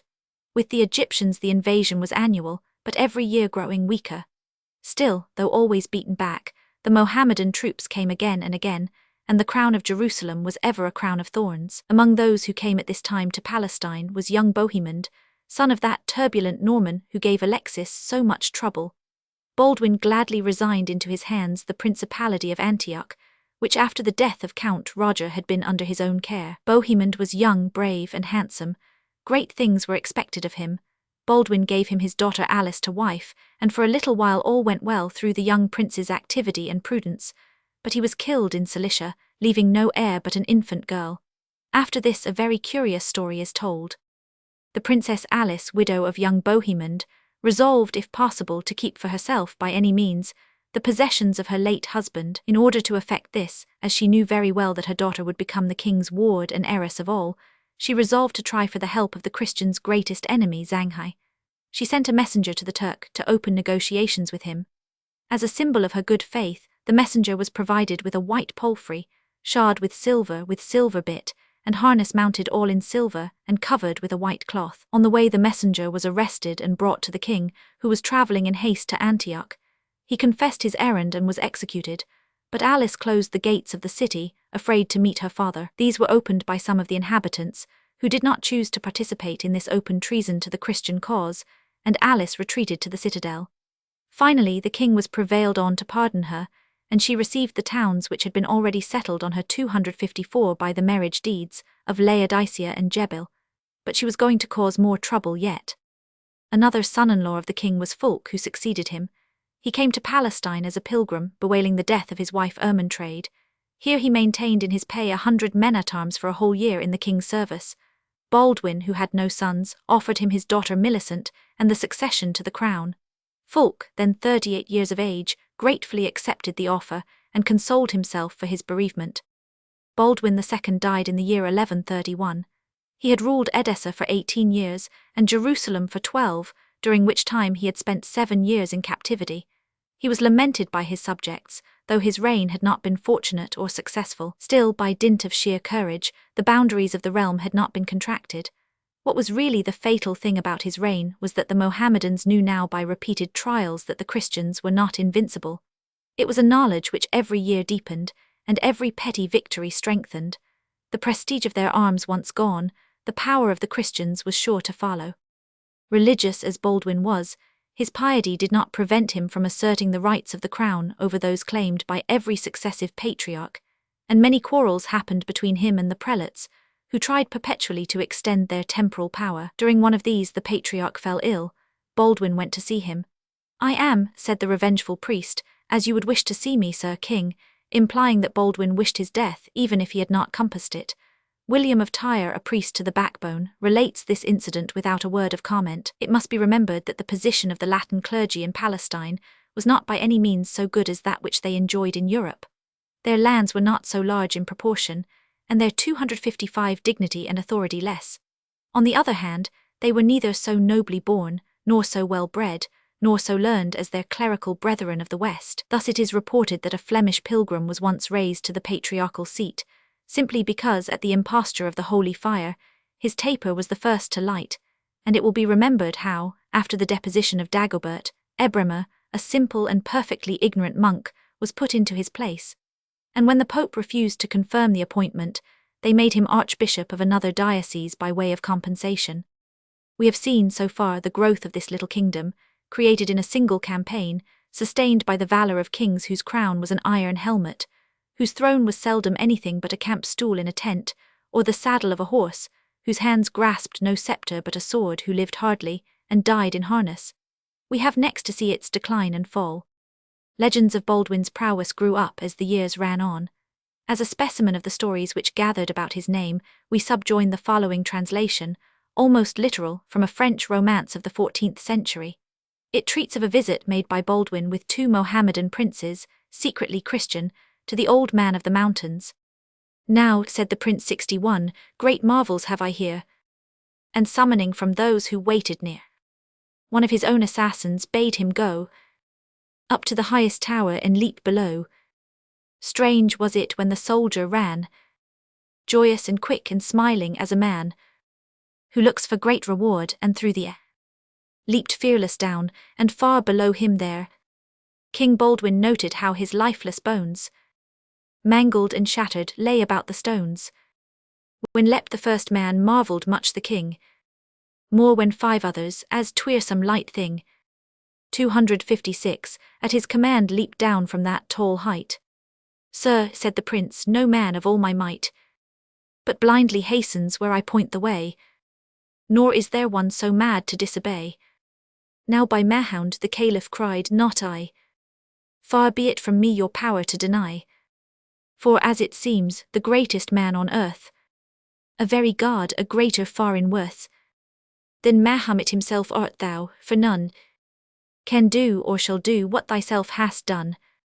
Thou speakest truth, the prince replied, and lo, as yet thou knowest not all, for I can show the fairest place that ever yet was found. And so he led by many a mazy round and secret passage to an orchard fair, planted with herbs and fruit trees, hidden there. Deep in a corner was a golden gate. This to the prince flew open wide and straight. Great brightness shone upon them, and behind, upwards long flights of silver stairs did wind. 200 steps they mounted, then behold, there lay the garden as the prince had told. Ah, what a garden, all sweet hues that be! Azure and gold and red were here to see. All flowers that God has made were blooming here, while sparkled 3 fresh fountains bright and clear. With claret one, with mead all honey sweet. The second ran, while at their thirsty feet. The third poured white wine. On a dais high was set a golden table, and thereby sat Ivorine, the fairest maid of earth. Round her, each one a jewel of great worth. 200 damsels waited on her word, or sang as never Baldwin yet had heard. The maids of Europe sing, and here and there minstrels with golden harps made music fair. Ever they danced and sang, such joy had they. So light seemed every heart, each made so gay. So sweet the songs they sang, so bright their eyes, that this fair garden seemed like paradise. But Lady Ivorine smiled not and sat, downcast and sad, though still content to wait. Her knight, the flower of knighthood, who some day would surely come and bear her far away. 257, Baldwin bethought him of the maiden fair, whose fame had gone abroad and everywhere. Looked till his eyes fell upon one who seemed fairer than mind had pictured, brain had dreamed. She sat upon a golden seat, alone, in priceless robes, upon her head a crown, well worth the county, there row over row. Full many a sapphire shone with richest glow, and many a pearl and many a gem beside, glittered therein the gold beneath to hide. Her robe was broidered 3 long years and more, twirled on it he who wrought it, and thrown o'er a costly mantle lay, from far 'twas brought, in some sweet isle beyond the ocean wrought.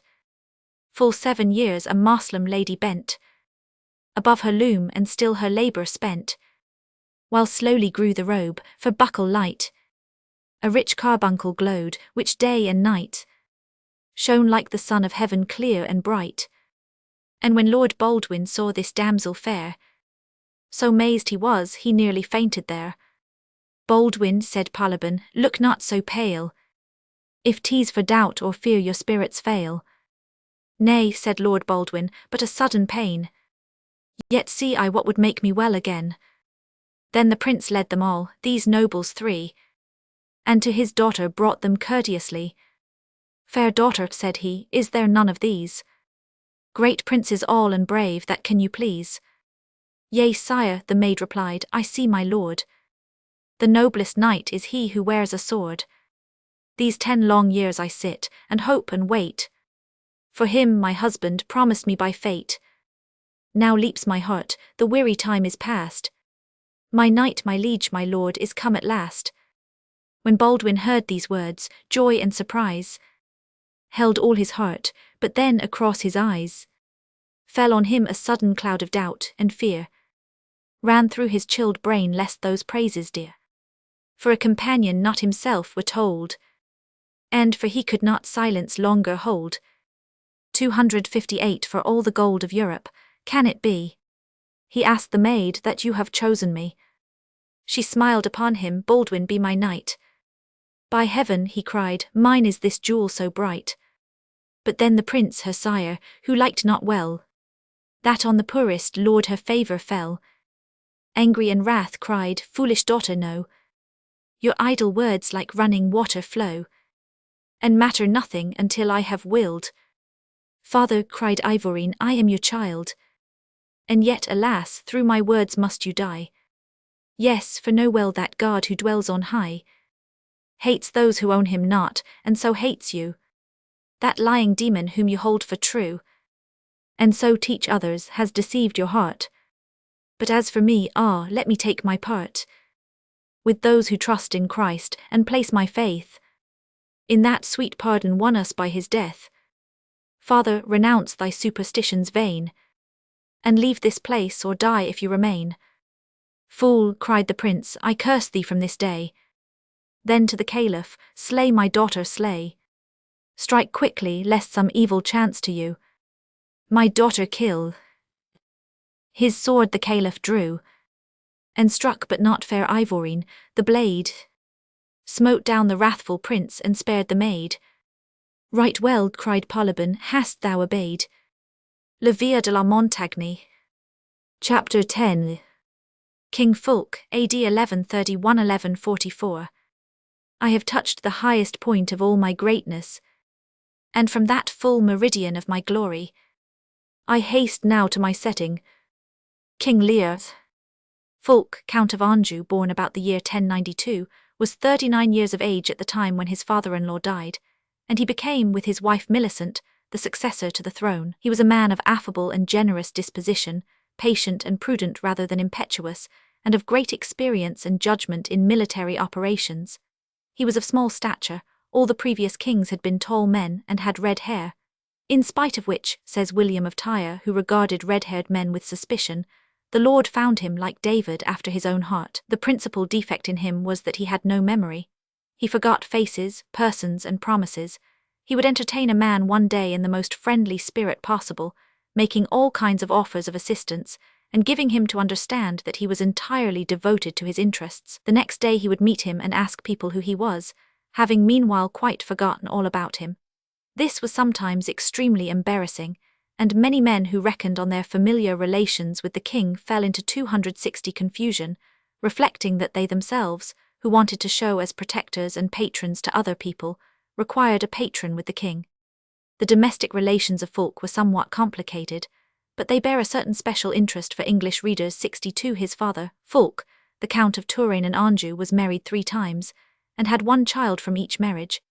His third wife, Bertrade, the mother of King Fulk, ran away from him and became the mistress of King Philip of France, by whom she had 3 children.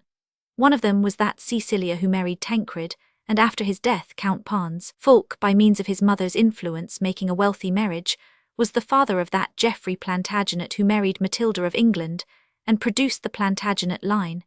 His daughter Matilda was also betrothed to William, the son of Henry I, and on the drowning of that prince, she went into a convent where she remained. Another daughter, Sybil, married Thierry, Count of Flanders. By his second wife, Millicent, Fulk had 2 sons, Baldwin and Amaury, both of whom became, in turn, kings of Jerusalem. See genealogical table, p. 268. In the first year of King Fulk's reign died that stout old warrior, Jocelyn of Edessa. His end was worthy of his life. In the preceding year he had been besieging a fort or castle near Aleppo, and had ordered a certain town to be undermined. While he was personally superintending the works, the tower suddenly fell and buried the old count beneath its ruins. They extricated him, but his legs and limbs were broken, and he never walked again. He retained, however, his power of speech and his lofty courage, and when next year the news came that the Sultan of Iconium was besieging in force one of his strong places, he sent for his son and ordered him to collect all the men and knights he could, and march at once to the rescue. But young Jocelyn, who was, like 261 most of the Syrian-born Christians, little better than a cur, refused flatly, alleging as an excuse the disproportion of numbers. The old man, sorrowful at heart on account of his son's cowardice, and foreboding the troubles which would surely come after his own death, ordered his litter to be prepared, and was carried at the head of his own army to the relief of the fort. The news reached the Saracens that old Jocelyn was coming himself, and at the very mention of his name, they broke up their camp and fled. And when he heard this, the Count ordered those who carried his litter to place it on the ground. Then raising his hands to heaven with tears and sighs, he returned thanks to God who had visited him in his affliction, and had thus favoured him by suffering him once more, and for the last time to be formidable to the enemies of Christ. And while he poured out his thanks to heaven, he breathed his last. There was now no one left of the old crusading chiefs, and their spirit was dead. Most of them had married Armenians, and their sons were degenerate, sensual, and cowardly. Young Jocelyn, for instance, though married to the most beautiful and the best woman in the East, the Lady Beatrice, was so given over to all kinds of licentious excesses and luxuries that he was, says the historian, covered with infamy. His daughter married Fulk's son Amory, and the evil life of Jocelyn bore its fruits in the leprosy of his grandson, King Baldwin Roman IV. Directly the Countess Alice of Antioch heard of her father's death, she began to plot and intrigue to break through the settlement made in her daughter's favor, and to get the town and principality for herself. By means of gifts and promises, she drew over to her own interests young Jocelyn of Edessa, and Pons, Count of Tripoli, and the people of Antioch, alarmed for their future, sent hastily to the king for assistance. Fulk went first to Beirut, whence he intended to proceed through the 262 territories of the Count of Tripoli to Antioch, but Pons, though his wife was the king's own sister, positively refused to allow him to pass. The king went by sea. Then Pons followed him with a small army. Fulk, getting together some troops at Antioch, went out to meet him, and an engagement took place in which Pons was defeated, and most of his knights taken prisoners. After this the Count of Tripoli made his submission, and was reconciled to the king, who confided the government of Antioch to Renaud de Marget, and returned to his capital. But there was no repose for a king of Jerusalem, and the news came that Zanghai, with a large army, had passed the Euphrates, and was invading the territory of Antioch. Once more the order for preparation was given, and the king marched north. When he arrived at Sidon, he was met by his sister Cecilia, who told him how her husband was besieged in Montferrand by the Saracens, and implored the king, with all a woman's tears and entreaties, to go first to his assistance. Zanghai thought best to retire, and raising his camp, got back across the Euphrates with all his plunder. But he only retired, poor Mia Soter, and came back in overwhelming force. And then followed one more, almost the last, of those splendid victories which seem to have been won, unless the histories lie, against such fearful odds, and entirely through the personal valor of each individual Christian. The reputation of Fulk rose high by this victory, and he had time to regulate some of his domestic matters. First, it became necessary to get a husband for little Constance of Antioch, in order to save himself the trouble of perpetually interfering in the troubles caused by Alice. He could think of no one so suitable as Raymond of Poitiers, but there were difficulties in the way. Raymond was in England at the court of Henry I. If deputies were sent publicly, inviting him to Antioch, Alice would certainly use all her influence with the Norman princes of Sicily, 263 her late husband's cousins, to stop him on the way. A double deceit was therefore practiced. Alice was privately informed that Raymond was sent for to marry her, not her daughter. Raymond was written to by a special messenger, a knight hospitaller named Gerard, and ordered to travel to the east in disguise as a simple pilgrim. These precautions proved successful. Alice, rejoiced at the prospect of another gallant husband, ceased her intrigues. Raymond arrived safely in Antioch, where Alice and the patriarch were both waiting for him, and then he was married without the least delay to Constance, a little girl of 11 or 12. The Countess Alice, who had been deceived up to the very hour of the wedding, went away to Laodicea, mad with rage and disappointment, and we hear no more of her. Fulk had checkmated her. His next trouble was on account of her sister, his own wife Millicent. At a council held in Jerusalem, one Walter, Count of Caesarea, son-in-law to Hugh, Count of Jaffa, rose and accused his father-in-law of the crime of lèse-majesté. The accusation was prompted by the king himself, who had or thought he had good reason to be jealous of his wife's relations with Count Hugh, and accordingly he hated Hugh. The barons heard the charge and summoned Hugh to answer it in person, and to defend his honour en champ close against his accuser. On the appointed day Walter of Caesarea appeared in arms, but Hugh did not come.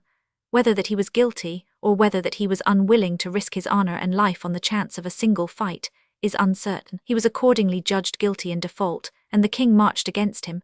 But Count Hugh was not so easily put down. He hastened to Ascalon, and made an alliance, to the horror of all good Christians, with those hereditary enemies of the faith, the inhabitants of that town. They joyfully joined him, and engaged to harass the country while he defended Jaffa, and then 264 Hugh drew up his bridges, shut his gates and sat down, announcing his determination to hold out to the last. There was no one in the kingdom with so great a reputation as he for personal bravery, no one so handsome, no one so strong, and no one of better birth.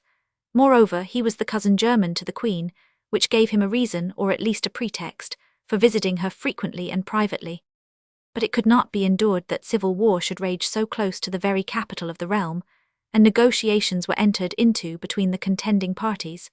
Finally, it was agreed that Hugh should put away his unnatural alliance with the Saracens, and should so far acknowledge the sentence of the barons by an exile of 3 years. Hugh repaired to Jerusalem with the king, where he waited till the preparations for his departure should be completed.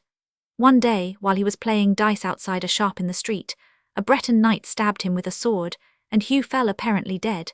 He was not dead, however, and was ultimately cured of his wounds, but died in Sicily before the term of his exile was completed. Everybody thought that King Fulk had ordered the assassination, but the murderer stoutly declared, in the midst of the keenest tortures, that he had no accomplices, and that he had acted solely in what he thought obedience to the will of heaven. Fulk ordered his limbs to be broken and cut off one after the other, all but his tongue, which was left free, in order that full confession might be made. Queen Millicent's resentment pursued those who had compassed the exile of her lover.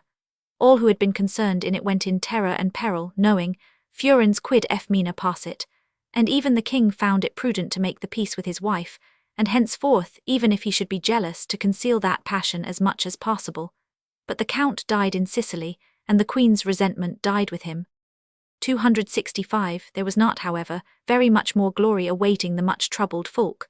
Pons, Count of Tripoli, was taken prisoner by the Damascenes, and being recognized by certain Syrians living in Lebanon, was put to death. Evidently the historian is wrong here, as the time was quite gone by for putting illustrious prisoners to death. There must have been some special reason for this barbarity. However, his son Raymond believed the story, and in order to avenge his death, marched a force to the mountains and brought back to Tripoli, loaded with irons, all those whom he could catch as accessories to the death of his father. There, in presence of all the people, the poor creatures who appear to have done nothing at all, were put to death with different kinds of tortures, all the most cruel, in just punishment of their enormous crimes. And now the misfortunes of the Christian kingdom began fairly to set in. The Emperor John Comnenus, son of Alexis, was marching across Asia Minor with the intention of renewing his father's claims on Antioch. Raymond sent hurriedly to the king for assistance. Fulk went northwards again, he arrival in time to hear that Shanghai was again on Christian soil, ravaging and pillaging. He went to meet him, and the Christian army was completely and terribly defeated. Fulk took refuge in the fortress of Montferrand. Raymond of Tripoli was made prisoner. In this juncture an appeal was made to Jocelyn of Edessa and Raymond of Antioch to come to their assistance, and the Patriarch of Jerusalem was ordered to muster every man he could find. It was the most critical moment in the history of the kingdom. Fortunately, John Comnenus was too wise to desire the destruction of the Latin Christians, and he contented himself with the homage of Raymond of Antioch, and came to their assistance. But the Franks quarrelled with the Greeks, and were suspicious of their 266 motives. John retired in disgust with his allies. A year afterwards he came back again, was insulted by the people of Antioch, was actually refused permission to go as a pilgrim to Jerusalem, except in disguise, and was killed by a poisoned arrow, very likely by a Frank. Thus the Latins lost all hope of succour from Constantinople, at a time when succour from some quarter was necessary to their very existence, when the old ardour of crusading which had kept their ranks full was dying out in Europe, and when their chiefs, the children of the old princes, were spending their days in slothful luxury, careless of glory, and anxious only for peace and feasting. Fulk's own son-in-law, Thierry of Flanders, arriving at this time with a large following, the king made use of his men to go across the Jordan and clear away a nest of brigands which had been established in a cavern on a mountain side. While they were occupied in the regular siege of this place, the Turks took advantage of their absence and made a predatory incursion into the south of Palestine, taking and plundering the little town of Tekoa. Robert, Grand Master of the Templars, went in hot haste against them. They fled at his approach, but the Christians, instead of keeping together and following up the victory, dispersed all over the plain. The Turks rallied and, forming small detachments, turned upon their pursuers and slaughtered them nearly all. Among those who were killed was the famous Templar, Odo of Montfaucon. Fulk was sore afflicted by the news of this disaster, but persevered in the siege, and had at least the satisfaction of destroying his robbers. One more military expedition King Fulk was to make. Allied with the Emir of Damascus, he laid siege to the town of Bocchus, which Shanghai had taken. The legate of the Pope, Alberic of Ostia, was with the army, and exhorted them to courage and perseverance. After an obstinate resistance, the town capitulated on honourable terms. 267. The legate had come from Rome to act as judge between the Patriarch of Antioch and the bishops. It is not easy to make out how these quarrels arose, nor is it edifying to relate the progress of squabbles which were chiefly ecclesiastical. Alberic of Ostia had been recalled, and a new legate, Peter, Archbishop of Lyon, sent out in his stead. The charges against the Patriarch were chiefly that he refused to submit to Rome. William of Tyre gives the whole story of the trial and consequent deposition of the Patriarch. He was taken to a monastery as a prisoner, and kept there for some time, but succeeded in escaping to Rome, where he pleaded his own cause, and was on the point of being reinstated when he died of poison. In the last year of King Fulk, 3 important fortresses were built, that of Kerak in Moab, that of Ibelin, and that on Tel Es Saphieh. The fortress of Ibelin, about 10 miles from Ascalon, was on the traditional site of Gath. The citadel built on Tel Es Saphieh, about 8 miles from Ascalon, and called Blanchegard, was made the strongest place in Palestine, and played an important part in the subsequent wars. One day in 1144, Fulk, walking with the queen in the neighbourhood of Acre, put up a hare in the grass. Calling for a horse and a lance, he rode after it, and the horse falling brought him down with such violence that he fractured his skull. He lingered 4 days in a state of insensibility, and then died, leaving 2 sons of 13 and 7 years respectively, by his wife Millicent. 268 Genealogy of Fulk. Fulk le Richin. Hildegard Hermingard, Bertrade Philip K. of France. His first wife, de Montfort. Hermingard Geoffrey Martel, Fulk K. of Jerusalem. Florus Philip Cecilia. Tancred.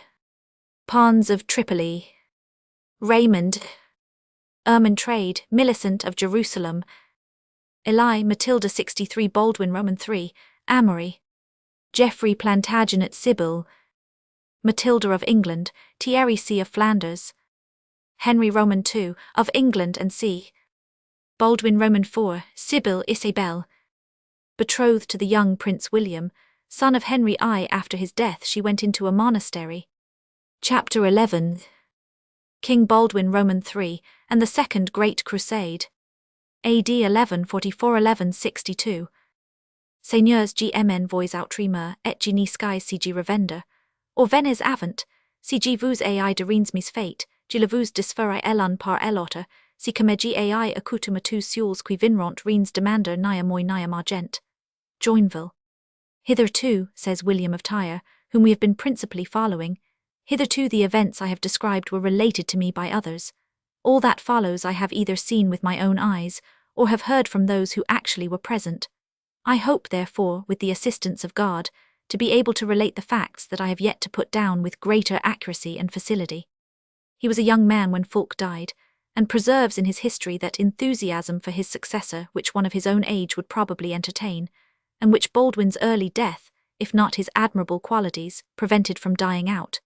He writes of him as one might have written of Charles I, had he died 5 years after he came to the throne, or of Louis Roman XIV, had he finished his reign 30 years earlier.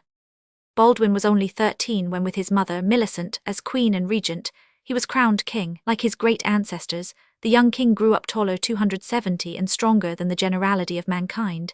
His features were firm and undaunted, and a light beard covered his lips and chin. He was not too fat like his brother, nor too thin like his mother. In short, Baldwin, when he grew up, was a tall and handsome man.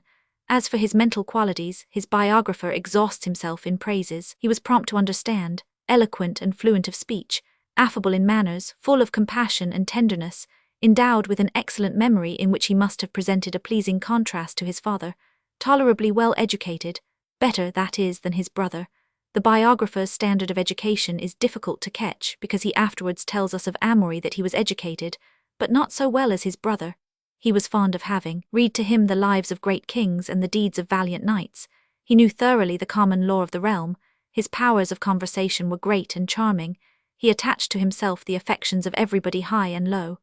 And, says the worthy bishop, what is more rare in persons of his age is that he showed all sorts of respect for ecclesiastical institutions, and especially for the prelates of the churches. Where could a finer king be found? If he had a fault it was that he was fond of gaming and dice. As the greater part of his life was spent on horseback, it was only occasionally that he could indulge in this vice. Another fault he had as a youth which he entirely renounced in later years. To the credit of King Baldwin, it is recorded that he was, after his marriage, entirely blameless in respect of women. Now by this time the morals of the kingdom of Jerusalem were in an extremely bad way, and the example of the young king could not fail of producing a great and most beneficial effect.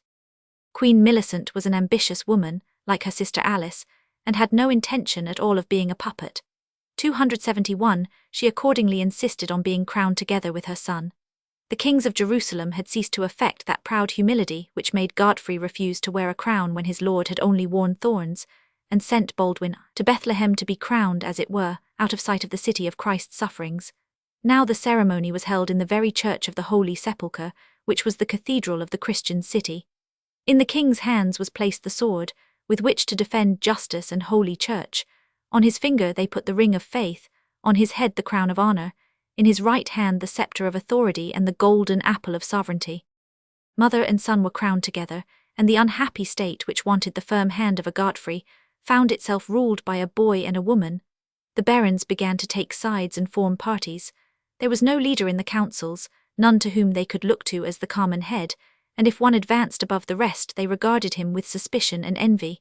Worst of all, they began to fight with each other. In the north, Raymond of Antioch and young Jocelyn of Edessa looked upon each other as enemies, and spent most of their time in trying to devise means of mutual annoyance. Jocelyn, who ought to have been occupied in organizing means for the defense of his dominions against the formidable Zanghai, when he was not harrying Raymond, lay inactive at Telbasha, where he indulged in his favorite pleasures, hoping to spend the rest of his life in ignoble ease, looking out upon the world with those goggle eyes of his, the only feature, and that not a lovely one, recorded of this prince.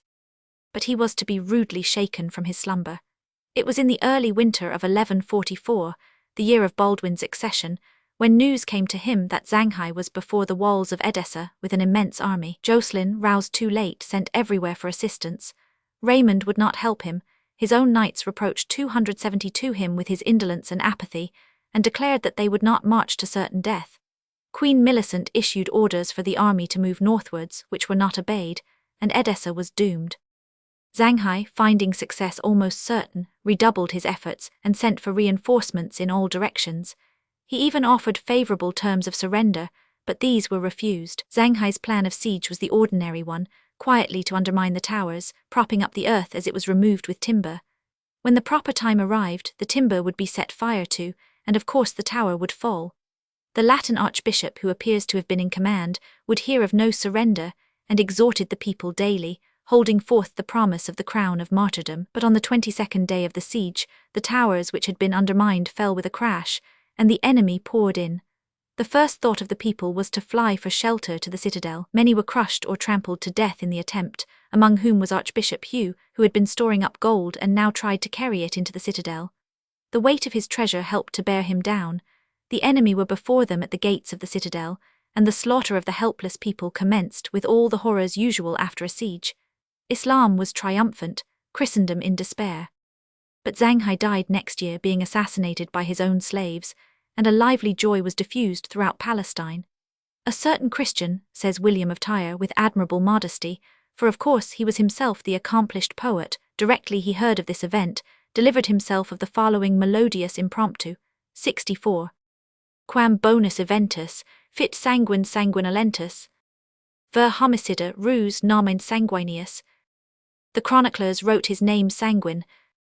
King Baldwin won his spurs while yet a boy, first by 273 a short and successful expedition beyond the Jordan, and next by his quixotic attempt on the town of Basra in the Hauran.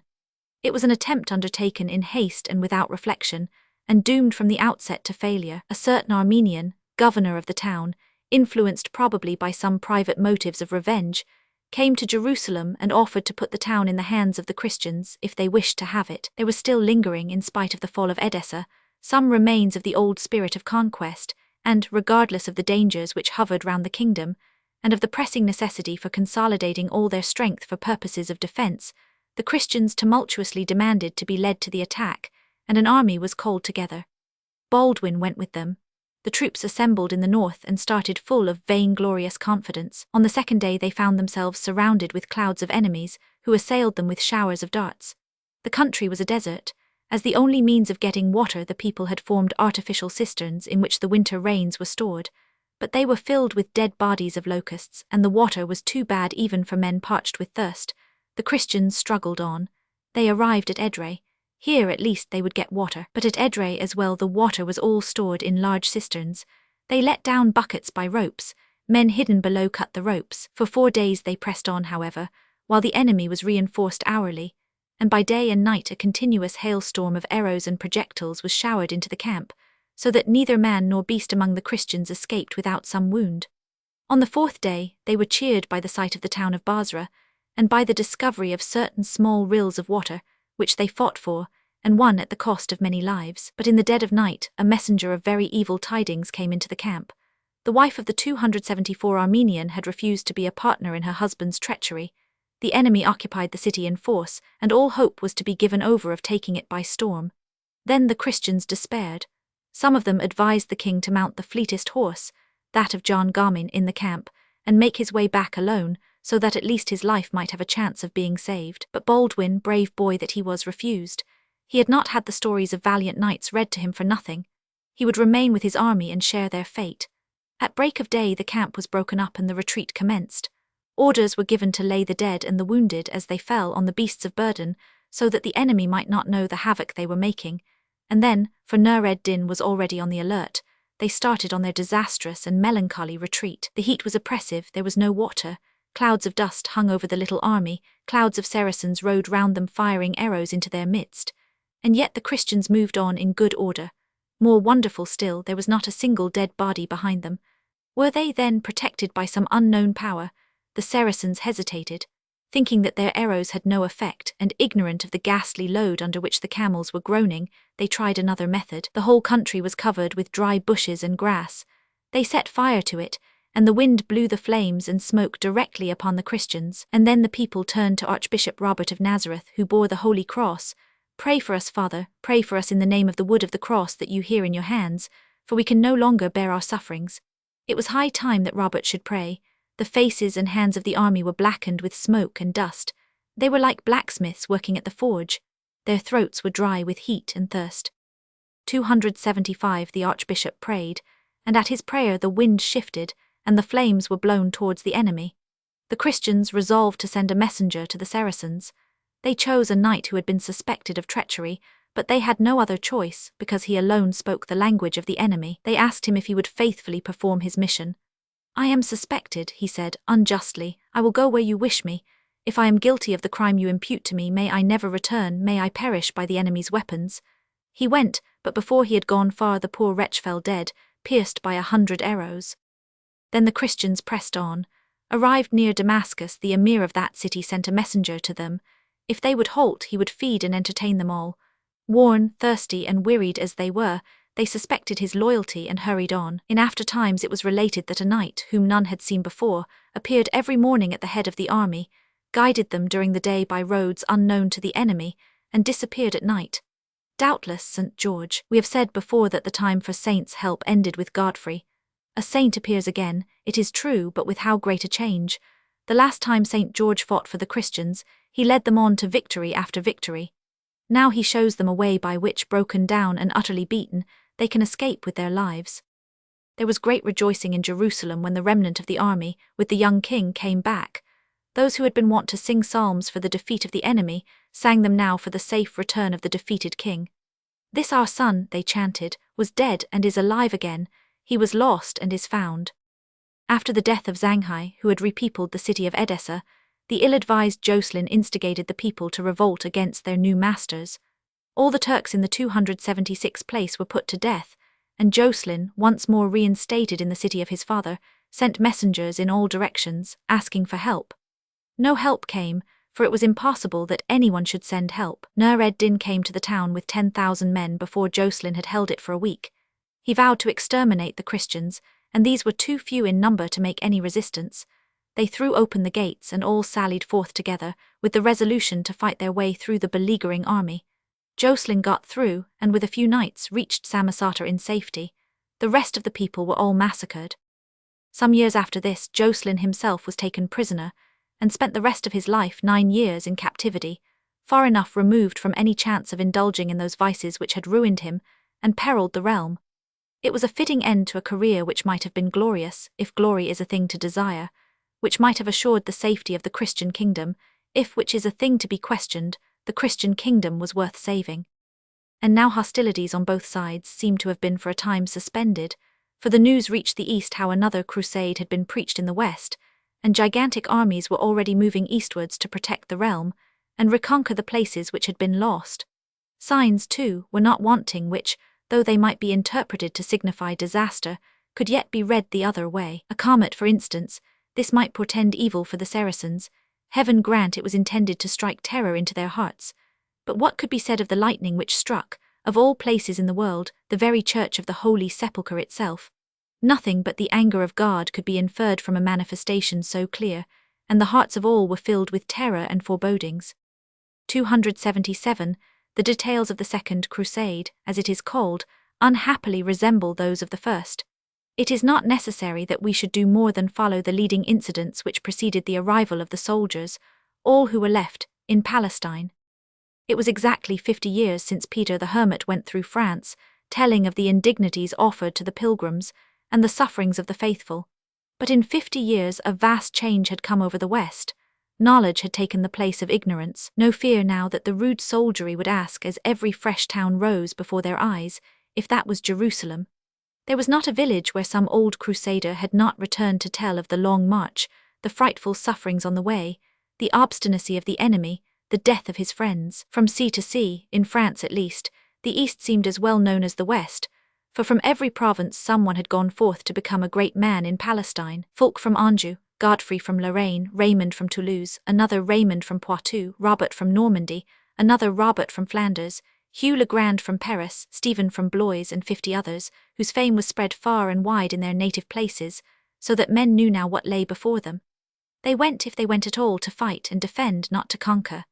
The city was Christian, but there was plunder and glory to be got by fighting beyond the city. Bernard proclaimed the crusade. He preached the necessity of going to the assistance of a kingdom dear to all Christian eyes, tottering to its fall. He called attention to the corruption of morals, which he declared to be worse than any state of things ever known before.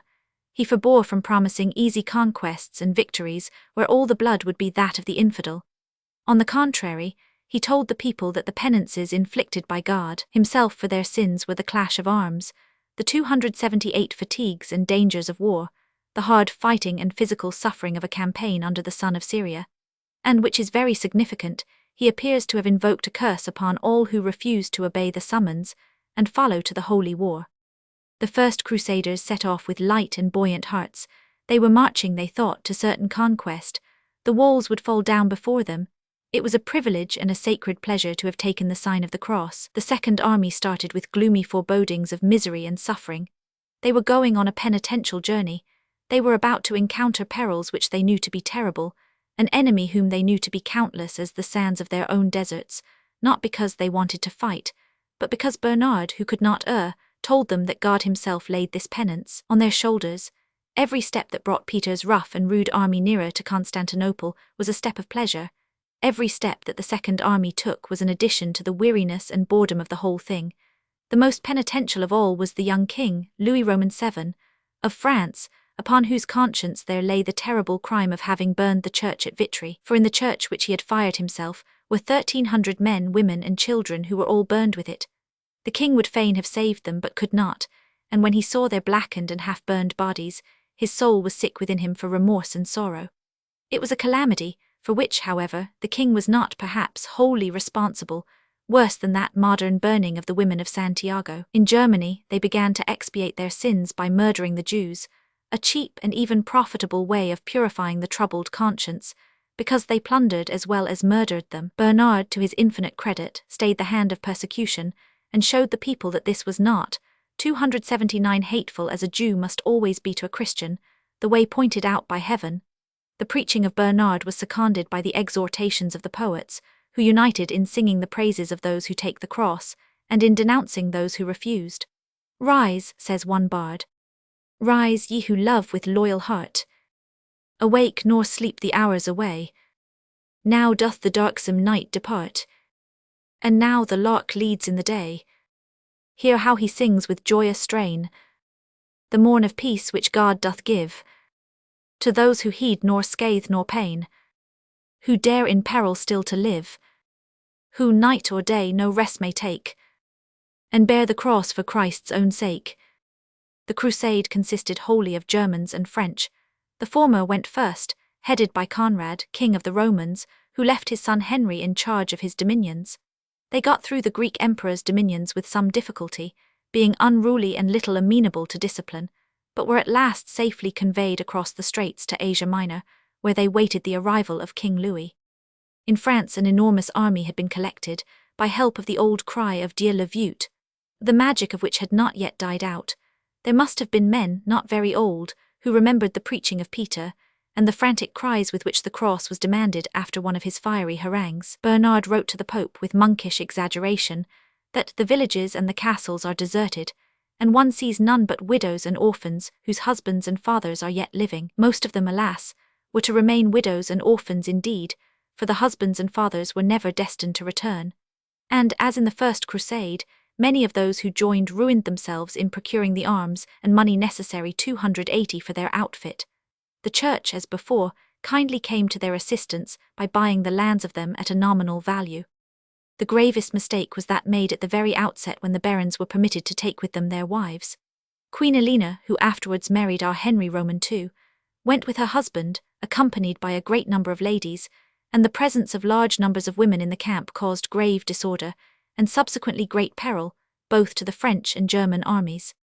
It was in the early winter of 1147 that the Crusaders crossed the Hellespont. Without waiting for the French, the Germans, divided into two bodies, had pushed on. They reckoned on the friendship of the Greeks, but they were grievously disappointed. Extravagant prices were demanded for the most inferior food. Lime was put into the bread, which killed many. The Turcopoles hovered about and cut off the supplies. But in spite of these obstacles, a portion of the army under the Bishop of Freysingen managed to reach Syria. As for the larger part under Conrad, they were guided as far as Dorilum, where the first Crusaders had so hard a battle. Here the guides ran away and the Turks fell upon them. The army consisted of 70,000 horse and a vast multitude of foot soldiers, of women and of children. About 7,000 horse escaped with King Conrad. All the rest was slaughtered. No greater calamity had ever happened to the Christian arms. Conrad got back to Nika, where Louis, who had just arrived, was encamped. The French resolved to take the way by the seashore. We need not follow through all the perils of their march. They fought their way to Ephesus. Thence, crossing the Mander, they came to a place called Satalia at the western extremity of Cilicia, and here Louis left them and went by sea to Antioch. The plague broke out 281 among the troops. The Greeks refused them any help, which they got from the very Turks whom they came to fight, and finally, out of the hundreds of thousands who had left the West a year before, a few thousands only struggled into Syria. Of the women who went with them, their wives and mistresses, not one got to Palestine, save only Queen Elena and her suite. Raymond of Antioch was the cousin of Elena. He welcomed Louis and his queen to his little court, and immediately began to cast about for some way of making their visit to Palestine serviceable to himself. It was the way of all these Syrian knights and barons. Every man looked to himself and to his own interests. No man cared about the general interest. Jocelyn of Edessa, who was not yet put into prison, Pons of Tripoli, Raymond of Antioch, all hoped to catch the great kings of the West on their way to Jerusalem, and to turn the crusade into such channels as might advance their own interests. Suspecting nothing, Louis made a lengthened stay at Antioch, waiting for the remains of his great army. Raymond, thinking the best means of getting at the king was through his consort, employed every means in his power to amuse Elena. She, who had no kind of sympathy with the piety or remorse of her royal husband, preferred the feastings and amusements of Antioch to anything else, and would gladly have protracted them, but her own conduct and the levity of her manners caused grievous scandal, and effectually prevented her from having any influence over the king, who, when pressed to help Raymond, coldly replied that before anything else, he must visit the holy places. Raymond, who had succeeded in pleasing the queen, if he had not won her heart by way of revenge, persuaded Elena to announce her intention of getting divorced from the king on the ground of consanguinity. While Raymond declared that he would keep her, by force if necessary, at his 282 court, Louis took counsel of his followers and by their advice carried off his queen by night, and made the best of his way to Tripoli, where he was met by an emissary of Queen Millicent, who was afraid he would be drawn into some enterprise by the count, urging him to come straight on to Jerusalem. In June 1148, a great council of the assembled kings and chiefs was held at Acre. At this meeting were present King Baldwin, Queen Millicent, the Patriarch of Jerusalem, the barons of the kingdom, and the grand masters of the two great orders of the Temple and St. John on behalf of the Christian kingdom, while the Crusaders were represented by Kings Conrad and Louis, Otto Bishop of Freysingen, brother of Conrad, Frederick afterwards Barbarossa, his nephew the Marquis of Montferrat, Cardinal Guy of Florence, Count Thierry of Flanders, and many other noble lords. Only it was remarked by those who were anxious for the future that the Counts of Tripoli, Edessa, and Antioch were not present, while it was ominous that Elena of France did not take her seat with the other ladies who were present at the council. There were several courses open to the Crusaders. They might retake Edessa, and so establish again that formidable outpost as a bulwark to the kingdom. They might strengthen the hands of Raymond, and so make up for the loss of Edessa. They might take Ascalon, always a thorn in the side of the realm, or they might strike out a new line altogether, and win glory for themselves by an entirely new conquest, an exploit of danger and honor. Most unfortunately, they resolved upon the last, and determined on taking the city of Damascus. Such a feat of arms commended itself naturally to the rough fighting men. They despised Jocelyn. They resented the treatment of Raymond, and therefore they could not be got to see that to strengthen the hands of either of these was to 283 strengthen the power of the Christians, while to conquer new lands was to increase their weakness and multiply the hatred and thirst of revenge of their enemies. And with that want of foresight which always distinguished the Crusaders, they followed up their resolution by immediate action, and started on their new enterprise with the eagerness of children, in spite of a burning July sun. The King of Jerusalem marched first, because his men knew the roads. Next came King Louis with his French, and lastly the Germans under Conrad. On the west side of Damascus lay its famous gardens, and it was determined first to attack the city from this side. The paths were narrow, and behind the bushes were men armed with spears, which they poked through at the invaders as they passed. The brick walls which hedged in the gardens were perforated, with a similar object. There was thus a considerable amount of fighting to be done in dislodging these hidden enemies before the Christians managed to make themselves masters of the position. It was done at last, all the leaders having performed the usual prodigies of strength and valor. Conrad himself cut a gigantic Saracen right through the body, so that his head, neck, shoulder, and left arm fell off together, a clean sweep indeed, and the Damascenes gave themselves up for lost. And then happened a very singular and inexplicable circumstance. The Christians deliberately abandoned a position which had cost them so much to win, and resolved to cross over the river to the other side, where they were persuaded that the attack would be much easier. They went across. They found themselves without water, without provisions, and in a far worse position for the siege than before. The Damascenes received reinforcements, closed up the approaches to the gardens, and quietly waited the course of events. There was nothing left but to retreat, and the Christians, breaking up their camp in the middle of the night, 284 retreated, or rather fled, in disgrace and confusion. This was the end of the Second Crusade. Why did they leave the gardens? Many answers, all pointing to treachery, were given to the question. Some said that Thierry of Flanders wanted the city, and because the chiefs would not promise it to him, preferred seeing it remain in the hands of the enemy, and so became a traitor. Others told how the Templars arranged the whole matter for 3 great casks full of gold byzants, which, when they were examined, turned out to be all copper. Raymond of Antioch, according to a third story, managed the false councils out of revenge to the king, and so on. Talk everywhere, treachery somewhere, that was clear, because treachery was in the Syrian air, and because knights and barons and priests were all alike selfish and interested, rogues and cheats, all but King Baldwin. Whoever were the traitors, says the historian, let them learn that sooner or later they shall be rewarded according to their merits, unless the Lord deign to extend them his mercy. He evidently inclines to the hope that mercy will not be extended to them. Disgusted with a people who would not be served, and wearied of broken promises and faithless oaths, the chiefs of the crusade made haste to shake off the dust of their feet, and to leave the doomed kingdom to its fate. Some of their men remained behind, a reinforcement which enabled Baldwin to keep up his courage and show a bold front to the enemy so long as his life lasted. Nur ed-Din, directly they were gone, invaded Antioch, and Raymond was killed in one of the small skirmishes which took place.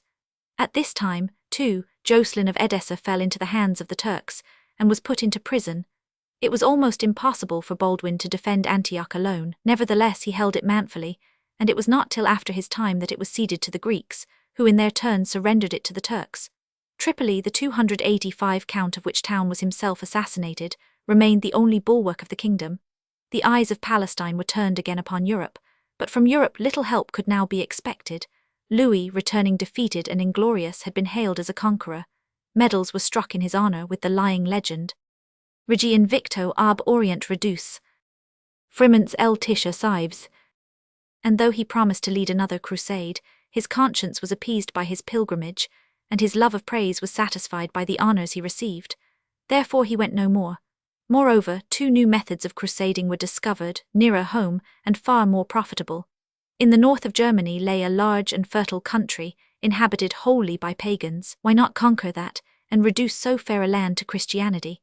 And in Spain, so close at hand for pious Frenchmen, were vast provinces, rich beyond measure, all in the hands of those very Saracens whom they were asked to go all the way to Palestine in order to fight. And then there died both Bernard and Suger, the sagacious Suger, who saw the disgrace which had fallen on the Christian arms, and wished to repair it by sending out another army in place of that which Louis had madly thrown away. The boundaries of poor young Baldwin's kingdom were greatly contracted. Nothing now remained but what we may call Palestine proper, with a dubious and tottering hold on a few outlying towns. 50 years had been sufficient to turn the sons of the rough and straightforward soldiers of Godfrey, whose chief fault seems to have been their ungovernable fits of rage, into crafty and double-faced Syrians, slothful and sensual, careless of aught but their own interests, and brave only when glory to which they still clung could be got out of it. Nor was the kingdom itself free from discord and variance. Queen Millicent retained her authority, nor could she be persuaded to give it up. It was the most monstrous thing. It shows, however, how the feudal ideas had become corrupted, that she should insist on holding part of the realm in her own name. She did so, however, giving Baldwin Tyre as his principal place, and retaining Jerusalem as her own. She had a following of barons, who preferred, for many reasons, to be under the rule of a woman. The reins of government were confided to her own cousin, one Manasseh, and Baldwin had the mortification of finding himself in times of peace, few enough, it is true, only the second man in a country of which he was the nominal king. He claimed his rights, these were refused. He besieged Manasseh in his castle, he even besieged his mother in hers.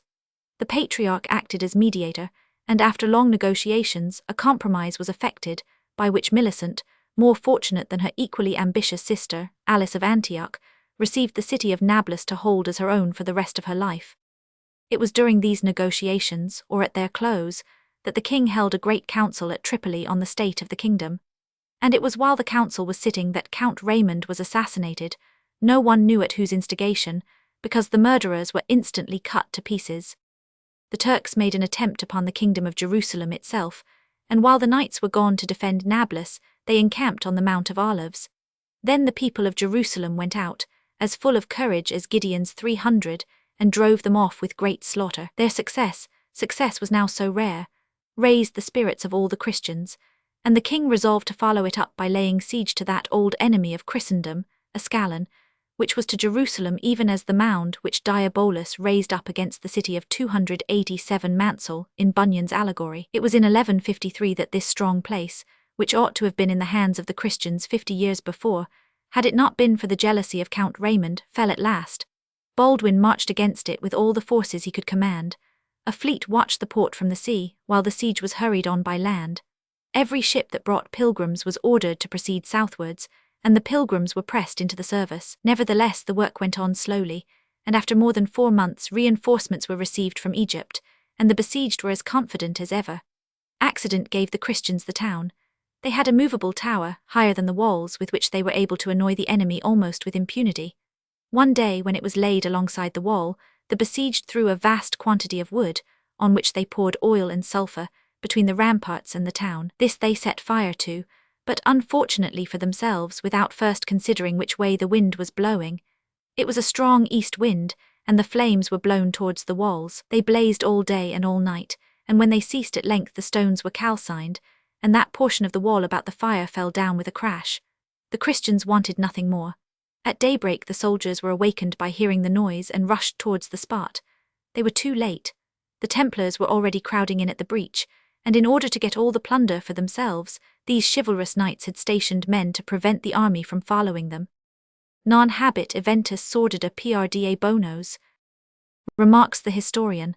Their cupidity proved the death of a great many of their body, for they were too few to carry everything before them, as they had hoped. 40 Templars perished in this attack, and the rest were not able 288 to get in at all, for the people drove them back, and in an incredibly short time, fortified the broken wall with great beams of timber. And then, safe for a time behind their rampart, they tied ropes to the corpses of the knights, and dangled them up and down outside the wall to the indignation of the Christians. After deliberation, confession, and a grand mass, a general assault was ordered, and for a whole day hand-to-hand fighting was carried on. And then the city yielded and obtained fair terms. Provided they evacuated the town within 3 days, their lives were to be spared. And at last, in delusive imitation of the glories which were never to return again to the Christian arms, the standard of the cross floated from the towers of Ascalon, the bride of Syria. The unfortunate people, with their wives and children, made what haste they could to get ready, and in 2 days had all left their city, carrying with them all their portable goods. The king honorably kept his word with them, and gave them guides to conduct them to Egypt across the desert. All went well so long as their guides were with them, but these left them after a time, and gave them over to a certain Turk, who had been with them in Ascalon, valiant in war but a perverse man and without loyalty, on his promise to conduct them safely to Egypt. But on the way he and his men fell on them, robbed them of all their treasures, and went away, whither, history saith not, leaving them to wander helplessly up and down the desert. And so the poor creatures all perished. It is a pity that we cannot ascertain what became of the admirable Turk who knew so well how to seize an opportunity. During the siege of Ascalon, the Lady Constance of Antioch, whom the king had been anxious to see married for a long time, chose, to everybody's astonishment, a simple knight, one Renaud de Chatillon, as her husband.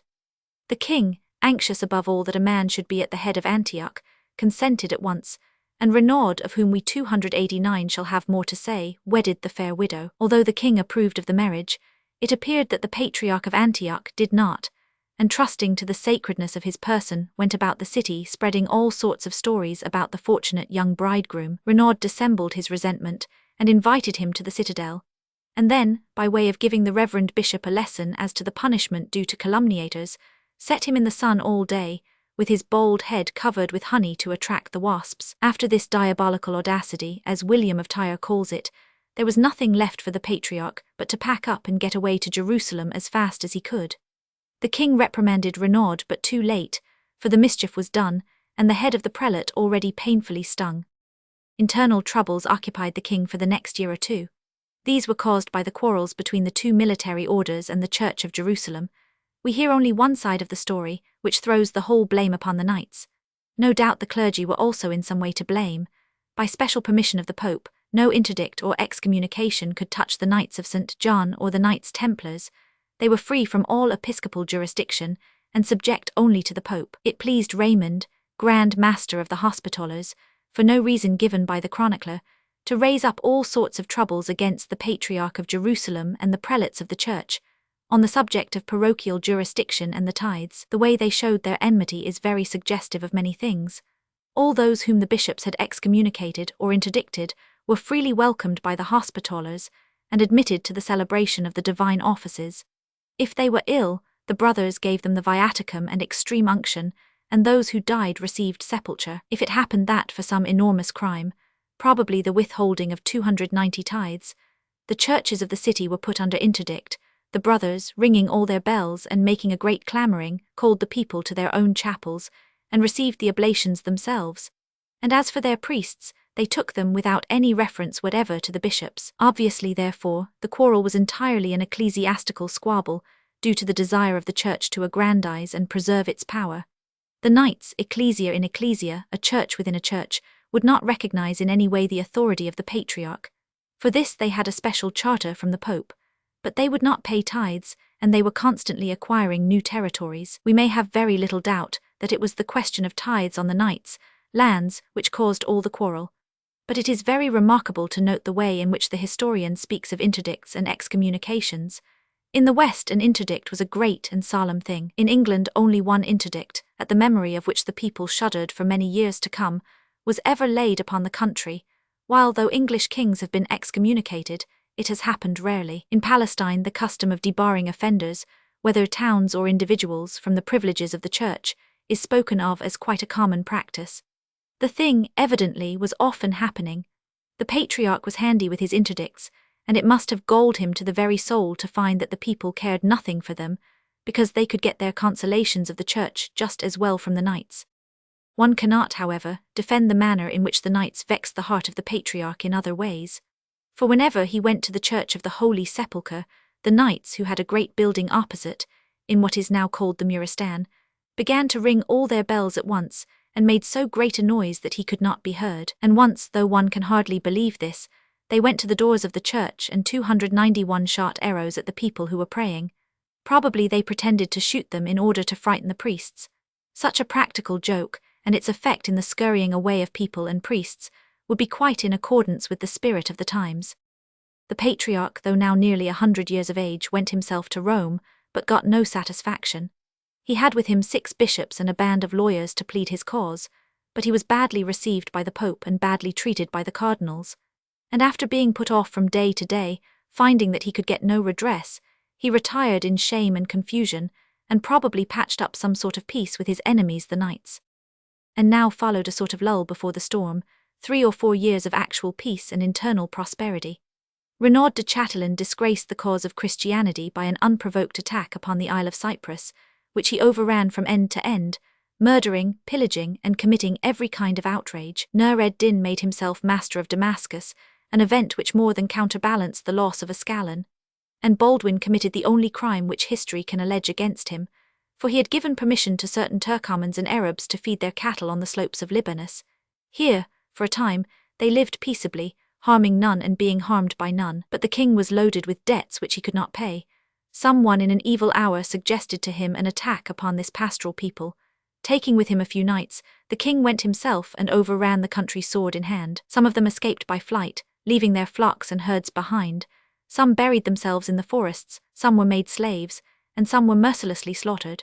The booty in cattle and horses was immense, and Baldwin found by this act of iniquity a means of paying off at least the most pressing of his creditors. But his subsequent misfortunes 292 were attributed to this perfidy, the worst which a Christian king of Jerusalem had as yet displayed. Nur ed-Din laid siege to the castle of Banias, into which Count Humphrey had introduced the Knights of St. John on conditions of their sharing in the defence. Baldwin went to its assistance. Nur ed-Din raised the siege and retired. The king, seeing no use in staying any longer, began his southward march. They encamped the first night near the Lake Hule, where they lay without proper guards, believing the enemy to be far enough away. The king's own bodyguard had left him, and some of the barons had left the army altogether, followed by their own men. In the morning the enemy fell upon them all straggling about the country. Baldwin retreated to a hilltop with 6 men, and gained in safety the fortress of Safed. And then the historian adds a sentence which shows how utterly rotten and corrupt was this kingdom, founded by the brave arms of Godfrey and his knights. There was very little slaughter because everybody, not only those who were renowned for their wisdom and their experience in war, but also the simple soldiers, eager to save their miserable lives, gave themselves up without resistance to the enemy like vile slaves, feeling no horror for a shameful servitude, and not dreading the ignominy which attaches to this conduct. Is it possible to imagine a knight of the First Crusade, or even a simple soldier, preferring to surrender at once than to risk the chance of life in the battle? And when the news came south, which happened soon enough instead of flying to arms, the men flew to the altars, chanting the psalm Domine salvum fac regem. Fortunately, one of those little crusades, consisting of a fleet and a few thousand men, arrived at this juncture, headed by Stephen, Count of Perche. Baldwin welcomed them with delight, and made the best use of them, defeating by their help the Saracens at every point in the 293 county of Tripoli and the Principality of Antioch, and lastly gave the Damascenes the most complete defeat they had ever experienced. It must always be remembered that it was by such windfalls and adventitious aids as these that the kingdom of Jerusalem was maintained. The pilgrims who came to pray fought in the intervals of prayer. A small percentage of them always remained in the country and attached themselves to the fortunes of king or baron. When the influx of pilgrims was great, the new blood kept up the stamina, physical as well as moral, of the Syrian Christians. When the influx was small, the king had to depend upon the Polani, the Syrian-born, the Creoles of the country, who were weedy, false, and cowardly, like those knights and soldiers who surrendered, rather than strike a blow for their lives, to Nur ed-Din. In 1160 died Queen Millicent. Against her moral character, since the scandal about Hugh of Jaffa, no word had been breathed. But she was ambitious, crafty, and intriguing like her sisters, not one of whom lived happily with her husband. She founded a convent on the Mount of Olives, in return for which the ecclesiastical biographers, as is their wont, are loud in their praises of her. Her youngest sister was made its first abbess. She died of some mysterious malady, for which no cure could be found. Her memory failed, and her limbs were already long dead when she breathed her last. No one was allowed to go into the room where she lay save a very few, including her 2 sisters, the Countess of Tripoli, widow of Raymond, and the Abbess of St. Lazarus of Bethany. Probably the disease she suffered from was that which broke out in her grandson Baldwin Roman IV, leprosy. The year before her death the king had contracted a splendid marriage, advantageous from every point of view. He married Theodora, niece to the Emperor of Constantinople. The new queen was only 13. She was singularly beautiful and brought, which was of more 294 importance, a large dowry in ready money. Baldwin was passionately fond of his young bride, and from the moment of his marriage gave up all those follies of which he had been guilty before. But he had a very short period of this new and better life. Renaud de Chatillon, who had made his peace with the emperor, by means of the most abject and humiliating submissions, got into trouble again, and was taken prisoner by the Mohammedans. Baldwin, affairs in the north falling into confusion in consequence of this accident, went to aid in driving back the enemy. Here he was seized with dysentery and fever, diseases common enough in the Syrian climate. His physician, one Barak, an Arab, gave him pills, of which he was to take some immediately, the rest by degrees. But the pills did not help him, and he grew worse and worse. They said he was poisoned. Some of the pills were given to a dog which died after taking them. The story is, however, only told from hearsay and is probably false. He was brought to Beirut, where he languished for a few days, and then died in his 33rd year, leaving no children. Great was the mourning of the people. Other kings had been more powerful in war, none had been braver. Other kings had been more successful, none had so well deserved success. And while his predecessors, one and all, were strangers in the land, Baldwin Roman III was born and brought up among them all. He knew them all by name, and was courteous and affable to all. In those degenerate days he was almost the only man in the kingdom whose word could be trusted. Moreover, he was young, handsome, bright, and generous. The only faults he had were faults common to youth, while from those which most degrade a man in other men's eyes, gluttony and intemperance, he was entirely free. Even the Saracens loved this free-handed chivalrous prince, and mourned for him. When someone proposed to Nur ed-Din to take advantage of the confusion 295 in the country and invade it, he refused, with that stately courtesy which distinguished even the least of the Saracen princes. "Let us," said he, "have compassion and indulgence for a grief so just, since the Christians have lost a prince such that the world possesses not his equal." The wiseacres remembered how, when he stood godfather to his brother's infant son, he gave him his own name, and on being asked what else he would give him, "I will give him," said the king with his ready laugh. It was his laugh which the people loved. "I will give him the kingdom of Jerusalem." The gossips had shaken their heads over words so ominous, and now, with that melancholy pleasure, almost a consolation, which comes of finding your own prognostications of evil correct, they recalled the words of fate and strengthened themselves in their superstition. Ill-omened or not, the words had come true. Baldwin was dead, his brother was to succeed him, and his nephew was to come after, and henceforth the days of the kingdom of Jerusalem are few and full of trouble. The kingdom of Jerusalem, like a Roman colony, was founded by men alone. Those women who came with the Crusaders either died on the way, unable to endure the fatigue, heat, and misery of the march, or fell into the hands of the Turks, whose mistresses they became. The Crusaders therefore had to find wives for themselves in the country. They took them from the Syrian Christians or the Armenians, occasionally too from Saracen women who were willing to be baptized. Their children, subjected to the enervating influences of the climate, and imbibing the oriental ideas of their mothers, generally preserved the courage of their fathers for 1 or 2 generations, when they lost it and became wholly cowardly and sensual and treacherous. But the kingdom was always being reinforced by the arrival of new knights and men at arms, so 296, that for all practical purposes it was a kingdom of the West transplanted to the East. All the manners and customs were purely European. Falconry and hunting were the most favorite sports. They amused the Saracens, when they came to have friendly relations with them, by tournaments and riding at the quinton. Indoors they beguiled the time which was not taken up by eating, drinking, or religious services, in chess, dicing, and games of chance. They were all great gamblers, and forgot in the chances of the dice all their misfortunes and anxieties. Those who were rich enough entertained minstrels, and had readers to read them the lives of illustrious warriors and kings. Later on, but this was always done with the greatest secrecy, even by Frederick Roman II, who cared little enough what was said of him, they learned to admire the performances of dancing girls. Richard of Cornwall was so delighted with their voluptuous dances that he carried a number of them to England. As for their manner of living, it was coarse and gross. They brought their Western appetites to the East, and, ignorant of the necessity of light food and temperance in a hot climate, they made huge meals of meat and drank vast quantities of wine. This was probably the main cause of their ungovernable temper, and the sudden outbursts of rage which sometimes made them commit acts of such extraordinary folly, and this was most certainly the cause why they all died young.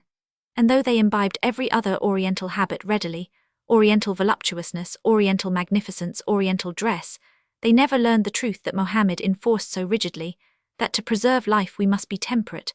Fever destroyed them, and leprosy, that most miserable of all diseases, crept into their blood, possibly through the eating of pork, of which they were inordinately fond. For the rest, they swore enormous oaths, vying with each other in finding strange and startling expressions. They were 297 always rebelling against the authority of the church, and always ready to be terrified by the threats of the priests, and to repent with tears.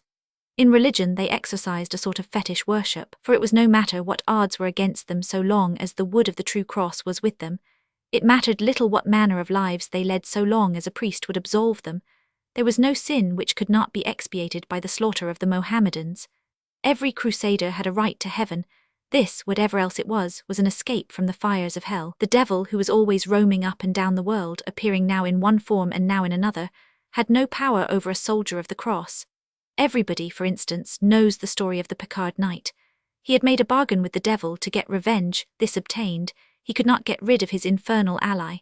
He took the cross and the devil ceased to torment him, but when Jerusalem was taken and he returned home, he found the devil there already, awaiting him in his own castle. Therefore he took the cross again, went out Tremur, stayed there, and was no more troubled. And every crusader was ready to swear that he had never himself met any other devil than the black Ethiopians of the Egyptian army. The saints, on the other hand, frequently appeared, as we have seen. Such, in a few words, were the manners of the Christians over whom ruled Baldwin Roman III. An unruly, ungodly set, superstitious to their fingers' ends, and only redeemed from utter savagery by their unbounded loyalty to their chiefs, by their dauntless courage in battle, and by whatever little gleams of light may have shone upon them through the chinks and joints of the iron armor with which they had covered, so to speak, and hidden the fair and shining limbs of Christianity. Chapter 12. King Amory, A.D. 1160–1173. I had thought I had had men of some understanding and wisdom of my counsel, but I find none. Henry Roman VIII. At the death of King Baldwin, the personal unpopularity of his brother among the barons caused at first some hesitation as to his election, but this was overruled by the influence of the clergy, and Amory was duly crowned in the church of the Holy Sepulchre. He was at the time of his succession to the crown 27 years of age. He had been named by his brother first Count of Jaffa, and afterwards, when the place was taken, Count of Ascalon. He was a man somewhat above the middle height. Like his brother, he had an aquiline nose, brown hair falling back from his forehead, and would have been as handsome as Baldwin but for his premature corpulence. He was inordinately fat, in spite of extreme temperance in eating and drinking. As for his faults, they were many. He was morose and taciturn, rarely speaking to anyone, and never showing any desire to cultivate friendships. He was avaricious, always trying to accumulate treasure, a habit which he defended honestly enough on the ground that it was the duty of a king to provide for emergencies, a duty which he was the first king of Jerusalem to recognize. 299 At the same time, he was always ready with his money in cases of necessity. He seldom laughed, and when he did, he seemed to laugh all over in a manner as undignified as it was ungraceful. He had, too, a slight impediment in his speech, which prevented him from speaking freely, and was probably the main cause of his taciturnity.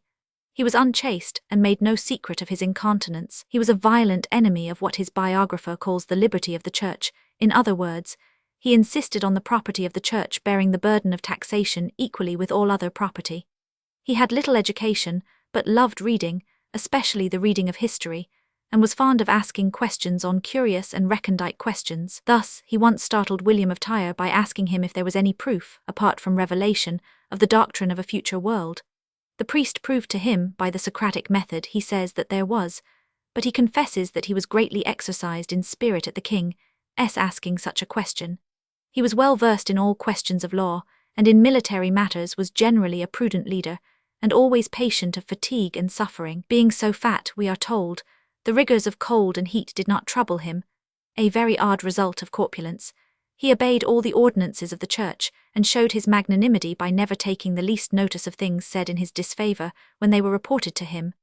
He loved not dice or gambling, and had indeed but one sport of which he was really fond, that of falconry. Evidently a gloomy kind of prince, with his mind overwhelmed by all sorts of doubts and questions of morality and religion, perplexed by the cares and anxieties of his position, void of enthusiasm for the crown which he wore, but resolute to do the best he could for his kingdom, more prudent and far-seeing than any who had preceded him, but without the dash and vigour of his ancestors, slow of thought, and 300 consequently liable to ill success for want of promptness, a man something like our William Roman III, who had a few who admired and respected him, but who, to the many, was unpopular and distasteful.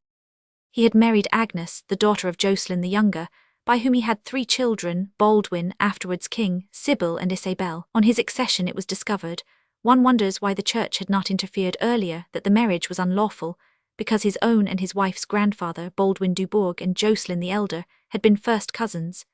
He was therefore compelled to get a divorce from Agnes, who married again, first Hugh of Ibelin, a gallant fighting man, and afterwards Renaud of Saladin, also a marriage within the limits, only this time the church did not think proper to interpose her authority.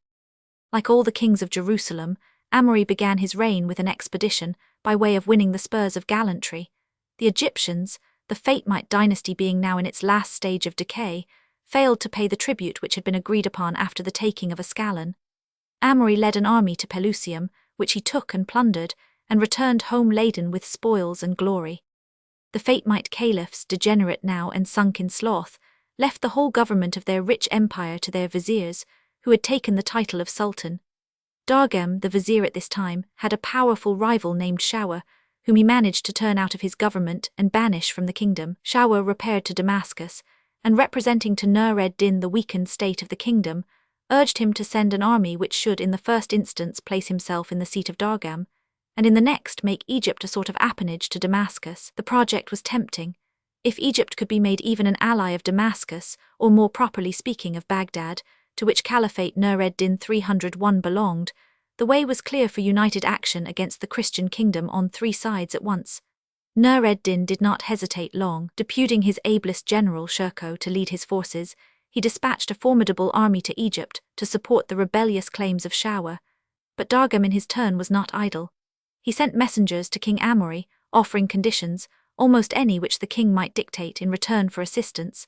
But while the negotiations were pending, and Amaury was making up his mind how to act, Shirkuh and his army were already in Egypt. Dargham led his troops to meet the enemy, and in a first engagement entirely routed the Syrians. The next day, however, these rallied, and the unfortunate Dargham was killed by a chance arrow in the battle. Shawer entered into Cairo in triumph, killed all Dargham's relations, a summary and efficacious way of preventing any possible future claims on the part of his descendants, and allowed Shirkuh to establish himself in Pelusium, where the Syrians settled down, and refused either to quit the kingdom or to acknowledge the authority of the caliph. Shawer found himself thus in the position of one seeking to be delivered from his friends, and saw no way of escape but by the intervention of the Christians. He sent ambassadors to Amaury, making overtures similar to those proposed by his late rival, even offering greater advantages if the previous terms were not sufficiently liberal. But Amaury accepted them, and marched with all his forces into Egypt. These allied forces of Shawer and Amaury besieged Shirkuh in Pelusium, but were not strong enough to get more than a conditional surrender, the Syrian general being allowed to depart with all the honours of war, and to return to Damascus, and at the same time Nur-ed-Din received a defeat near Tripoli, which raised the spirit of the Christians to the highest point. Next year, however, he avenged himself by defeating young Bohemond of Antioch, Raymond of 302 Tripoli, the Greek governor of Cilicia, and the Armenian prince Tauros.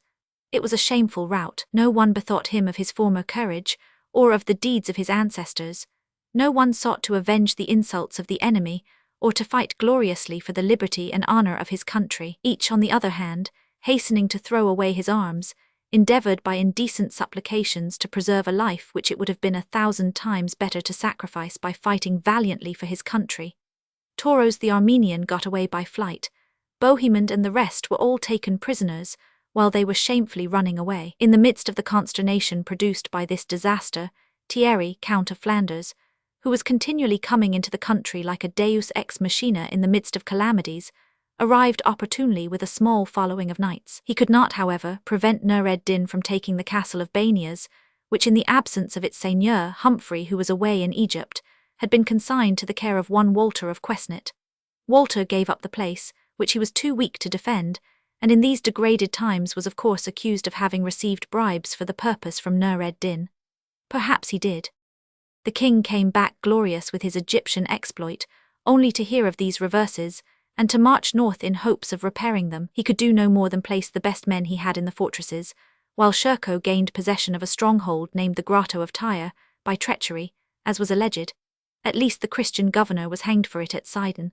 The fortress of Montreal in Moab fell at the same time, and the king was so indignant that he hung up 12 of the Templars who had been among the besieged, and had consented to its capitulation. Nothing, in fact, can explain the continual reverses of the Christians, except the fact of their utter demoralization and cowardice, and 303, the dwindling away of that full stream of pilgrim soldiers who had formerly flocked yearly to the east. The Second Crusade, indeed, was productive of the greatest harm in this respect to the Christian kingdom. It drained the West of all the men who wished to become pilgrims, and the fact that so few returned deterred effectually those who would otherwise have wished to go. Other causes, of course, were at work. Of these, the chief were the Crusades against the Moors in Spain and the pagans in Germany, and the development of pilgrimages to local shrines and saints. It was much easier and a great deal pleasanter, though not so glorious, to ride across a friendly country to a saint not many hundreds of miles away, than to journey in peril and privation along the long and weary road which led to Jerusalem. But there was a lull in the incursions of Nur ed-Din. He and Shirkuh had other and vaster projects on hand. They sent to the Caliph at Baghdad, and pointed out the manifest advantages which would accrue from the extinction of the Fatimite power, the union of both caliphates into one, and the possession of a country so rich and so fertile as Egypt, the people of which were enervated by pleasure and luxury, and absolutely unfitted for any kind of resistance. The Caliph listened, surrounded as he was by every luxury that the heart of man could desire. It mattered little to him whether another rich country was added to his nominal rule or not, but it mattered greatly that the divided allegiance of Islam should be made to run again in one stream, and he consented to give all his influence provided the war were made a religious war. To this Nur ed-Din and his general eagerly assented, and the Caliph wrote to all the princes who owned his sway, commanding them to assist Shirkuh in his intended invasion of Egypt.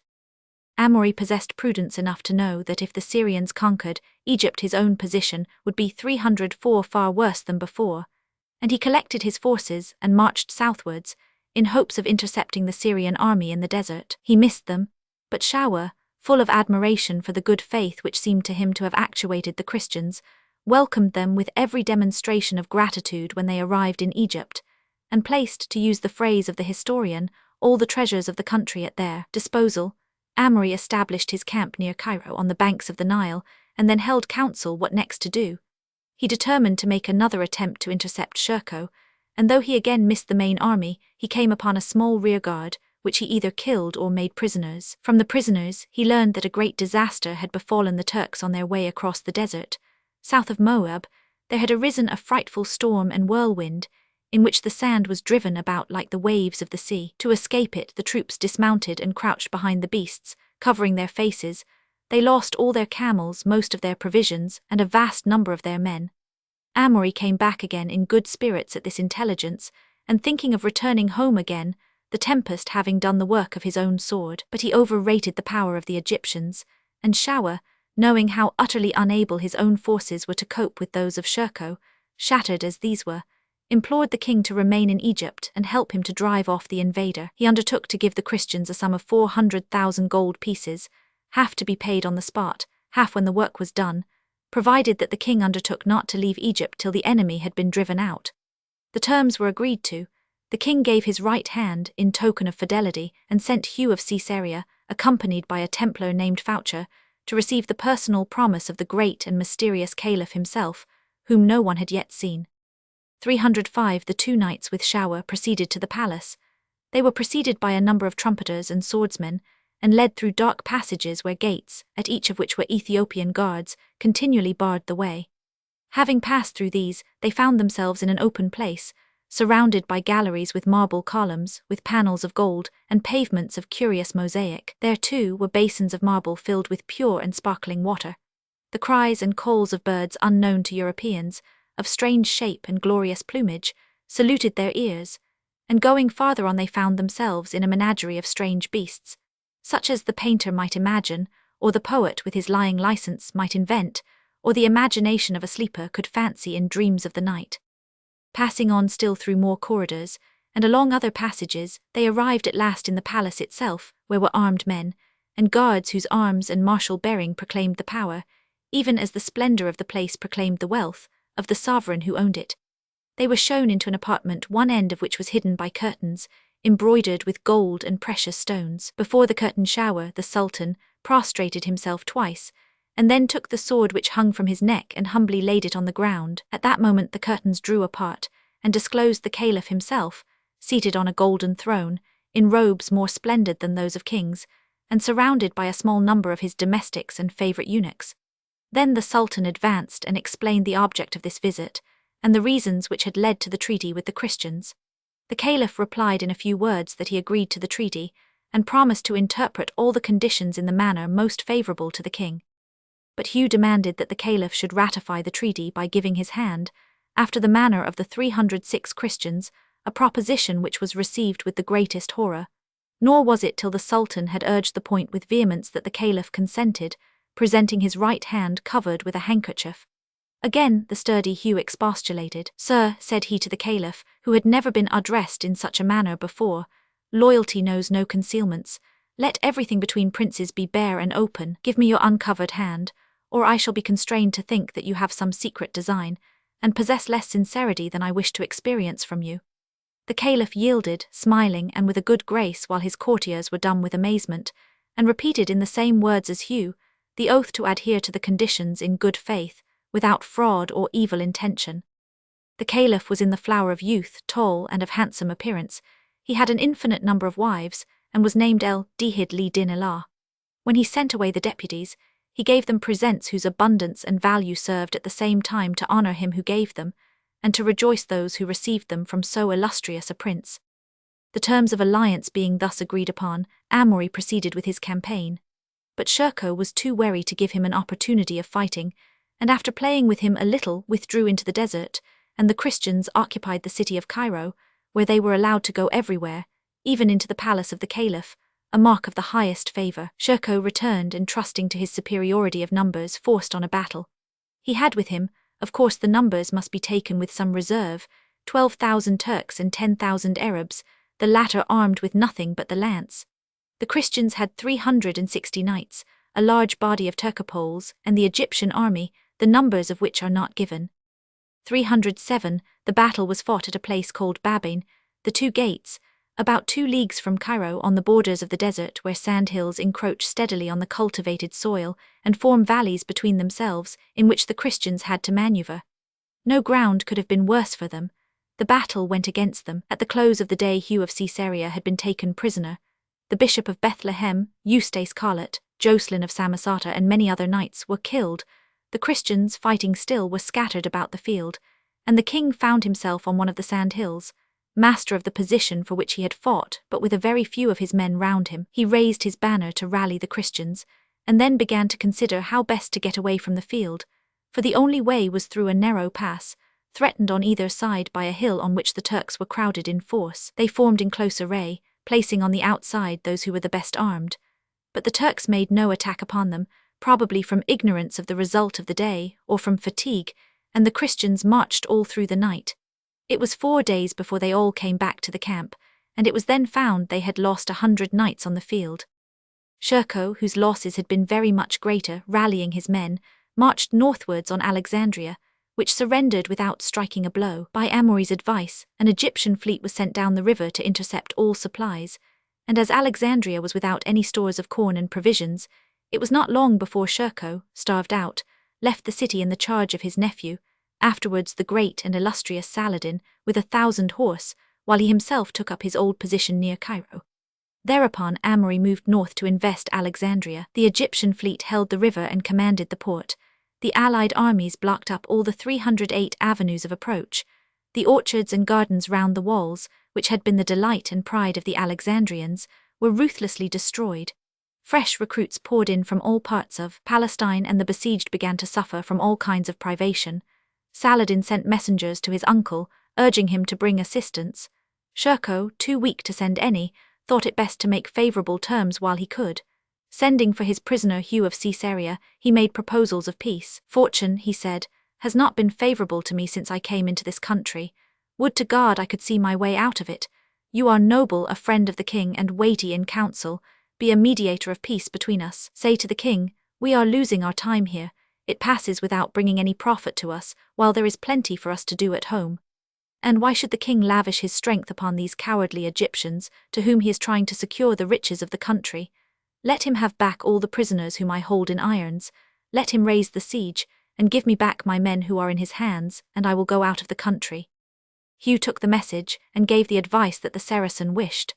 A council was held, and the terms were agreed to. The gates were thrown open, provisions taken in, and besiegers and besieged mingled on those friendly terms which were now common in the east. Saladin went to the camp of Amory, who received him as a friend, and the vizier Shawar entered into the city, and began the administration of justice. That is to say, he hanged all those who were unlucky enough to be in power when Shirkuh entered the city, and who had surrendered a place they had no means whatever of holding. Examples such as these, common enough in the Middle Ages, might have been expected to bring civic distinctions into disrepute. Ambition, however, was probably stronger than terror. 309 all being finished, the king returned to Ascalon, not entirely covered with glory but not without credit. On his arrival, he learned that a bride was waiting for him at Tyre, Maria, niece of the Greek emperor, who had been wooed and won for him. The young lady's wishes were not probably much consulted in the matter by the Archbishop of Caesarea. He hastened to Tyre, and on the 29th of the month, 9 days after his arrival at Ascalon, he was married in great state and ceremony. And now there was peace in Palestine for a brief space. The young Count of Nevers arrived in Jerusalem with a numerous following, intending to offer his arms to the king and dedicate his life to fighting the Mohammedans, but a sudden illness struck him down, and after languishing a long time he died. A secret embassy was also sent to Amory from Constantinople. The emperor had learned the feeble and enervated state of Egypt, and ignorant that Nur-ed-Din, a greater than he, had his eyes upon the same country, sent to expose his own ambition to Amory, and to propose terms of common action. The idea was not new to the long-sighted king, the most clear-headed of all the kings of Jerusalem. He had had plenty of opportunities, during his Egyptian campaign, of contrasting the riches of Cairo with the poverty of Jerusalem, the fertility of Egypt with the sterility of Palestine. Little as he cared about the church, of which he was the sworn defender, it could not but occur to him to contrast Jerusalem with Mecca, and to consider that while Mecca was the holy city, Baghdad and Cairo were the capitals of the sovereign caliphs. Why should not Cairo be to Jerusalem what Baghdad was to Mecca? Why should not he, the caliph of Christianity, sit in that gorgeous palace behind the gold-embroidered curtains, dressed in robes of purple and satin, with his guards, his life of indolence and ease, and his seraglio? For the customs of the East had struck the imaginations of these descendants of the 310 Crusaders. They too longed for the shady gardens, the fountains, the sweet scent of roses, and the houris of the world with whom the happy Turks anticipated the joys of heaven. Many of them, in their castles far away in the country, imitated, so far as they were able, the customs of their enemies, notably young Jocelyn of Edessa. Some of them became renegades and, going over to the Saracens, got riches and therefore luxury at the point of the sword. All of them, except perhaps the Templars and Hospitallers, who might do so in secret, openly maintained friendly relations with the Mohammedans and partook freely of their hospitality. And now Amory was guilty of an act of perfidy which brought about, or rather accelerated, the final fall of the Christian kingdom. Tormented by his own ambitious designs, and the thought of that rich empire of Egypt, which seemed to wait for the first hand strong enough to seize it, without waiting for the Greek emperor, perhaps, however, acting in secret concert with him, he declared that Shawar had been sending secret messages to Nur-ed-Din, and had thereby infringed the treaty of alliance. For this reason, as he alleged, he proclaimed war against Egypt, and led his army against Pelusium. One voice only was raised against the enterprise. Cruel, ambitious, avaricious, and haughty as the Templars were, they were never capable of deliberately breaking their word. The Grand Master of the Order, Bertrand de Blanquefort, spoke loudly against the expedition. He, for one, would not allow his knights to join an army which set out to carry war into a kingdom friendly to their own, bound by acts of solemn treaty, which had committed no offense, which had continued loyal and true to its engagements. The Templars remained behind at Jerusalem. The Hospitallers went with Amaury and his host, one of the finest armies that the kingdom had ever produced. They began by taking Pelusium, after a 10 days' march through 311 the desert along a road which they knew well by this time. The resistance made by Pelusium was very short, lasting only 3 days, when the Christians took the place, and slaughtered at first every man, woman and child who fell into their hands. The vizier Shower was thrown at first into the wildest terror. In the disorganized state of his army there was absolutely nothing to prevent the Christians from marching directly upon Cairo, and gaining possession by a single assault of the whole realm of Egypt. All seemed lost, and Shower was already preparing for flight, when it occurred to him to tempt the king, whose cupidity was notorious, by the offer of money. Nullum numen abest, si sit prudentia. Everything is preserved if only forethought remains. Shower sent his messengers. Amaury listened to them. At the same time, as a last resource, Shower sent couriers in hot haste to Nur ed-Din, exposing the critical state of the kingdom. To keep the Christians from advancing, he kept his messengers backwards and forwards, offering, declining, renewing, increasing the advantages of his terms. Amaury was to have 250,000, 500,000, 1,000,000, 2,000,000 pieces of gold, on condition that he would give him back his son and nephew, and quit the kingdom. All this time, the negotiations being entirely secret, the king was pretending to advance but very slowly, and the Christians, not knowing the cause of the delay, were eager to be led. After 8 or 9 days of negotiations, which the Sultan had occupied in getting into Cairo every fighting man upon whom he could reckon, the king moved his forces to a village 5 or 6 miles from Cairo, where he pitched his camp. Here messengers from Shower met him, imploring him not to advance nearer the city, as he was engaged in collecting with all possible speed and diligence the sum of money which he 312 had promised. Shower had already got back his son and nephew, giving in return 2 grandchildren, children of tender age. Amaury was completely deceived. Lulled by the assurances of Shower, dazzled by his own golden dreams, he saw himself, the successful violator of a solemn treaty, returning laden with a treasure of gold such as no king of the West could boast. With this he would bring knights from Europe. With this he would beat off the Saracens, conquer Damascus, reconquer Edessa, and the strong places of the north, and having successfully used this mighty treasure, he would violate another solemn treaty, return to Egypt with a larger and more powerful army, and make himself master of Cairo and all its wealth. There was plenty of time. He was not yet 30. Life was all before him, and many years of enjoyment. But there came a rude awakening to the dream. Nur ed-Din, hearing of the expedition of Amaury and getting the messengers of Shower, had for himself 2 courses open to him. He might take advantage of Amaury's absence and pour all his troops together into Palestine, so as either to annihilate the kingdom of Jerusalem or cripple it beyond power of recovery. Or he might send Shirkuh again to Egypt, this time as the ally of Shower, and with secret instructions as to the nature of the alliance. He preferred the latter course. Egypt was a prey that required courage and promptness. Palestine could wait. Like an overripe pear, it was certain sooner or later to drop at his feet. Shirkuh arrived in Egypt. Shower dropped the veil and laughed at Amaury. The king, in an agony of rage and mortification, hastily broke up his camp and retired to Pelusium. Thence, seeing that there was nothing more to be done, he returned in disgrace and confusion to his own kingdom. As for Shirkuh, he had no intention whatever of going home again without getting something substantial out of the expedition.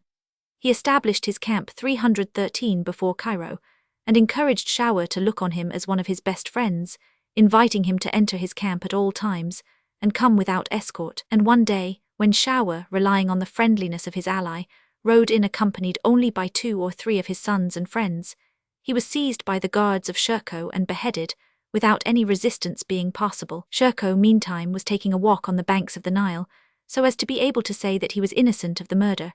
Shower's sons fled to the Caliph, but the Caliph could do nothing. The house of Shower were all cut off like the house of Saul, and the representative of the Fatimites was compelled to acknowledge the servant of his rival as his sultan and vizier, the real master of Egypt. "O blind cupidity of men," cries William of Tyre, "all the treasures of Egypt were lying at our feet. There was safety for those who travelled by sea. There was trade for those who wished to enrich themselves in Egypt. There was no enemy for us in the south. The Egyptians brought us their merchandise and spent their gold in our country, and now all is changed. Sad are the notes of our harps. The sea refuses us peaceful navigation. All the countries around us obey our enemies. Every kingdom is armed for our ruin. And the avarice of one man has done this. His cupidity has covered over with clouds the clear bright sky which the goodness of the Lord had given us. It was some comfort to the Christians to hear that Shirkuh, a year after his accession to power, was gone out of the world. But a mightier than Shirkuh came after him, his nephew Saladin. And now, indeed, the situation of the Christian kingdom was precarious. With the exception of Tyre and the towns to the north, the kingdom consisted of nothing but Palestine between Tiberias on the north and Ascalon on the south. All the outlying forts, or nearly all, were already 314 gone. The prestige of Amaury, which had been raised by his first successful expedition, was entirely gone by the ill success of the second. Moreover, Egypt, which had been a friendly power, was now hostile. By means of a fleet from Egypt the country might be menaced from the sea as well as from the land. Reinforcements, supplies might be cut off, pilgrims intercepted. Under these circumstances, it was resolved to send letters at once to all the western kings and princes, calling for assistance. The Patriarch, the Archbishop of Caesarea, and the Bishop of Acre were selected to be the bearers of these. The deputies, armed with these dispatches, embarked in a single ship. A frightful storm overtook them, the oars were broken, the masts all went by the board, and on the third day, more dead than alive with sickness and fright, the unlucky ambassadors put back to port, and refused to venture themselves again upon the sea. The Archbishop of Tyre took their place and went away under better auspices, accompanied by the Bishop of Banias, who died in France. He was away for 2 years but did not effect anything. Europe, in fact, was growing tired of pouring assistance into a country which, like the sea, swallowed everything, gave nothing back, and still demanded more. The Emperor of Constantinople, however, who was perfectly aware of the importance of keeping the Turks employed in fighting against Palestine, and knew well that, Jerusalem once gone, Asia Minor was at their mercy, and Constantinople would be the object of their ambitions, sent a fleet of 150 galleys of war, with 60 large transports, and 10 or 12 dromons filled with all sorts of instruments of war. It would have been better for King Amaury had this gift, a white elephant which had to be fed, never been sent. As it was come, however, he proceeded to make use of it by invading Egypt a third time. And this time they determined on besieging Damietta, and Amaury led his army from Ascalon, 315 on the 10th October, 1169, on the most useless expedition that he had yet undertaken. A bar, formed by an iron chain, ran across the river, which prevented the Christian fleet from advancing to the town.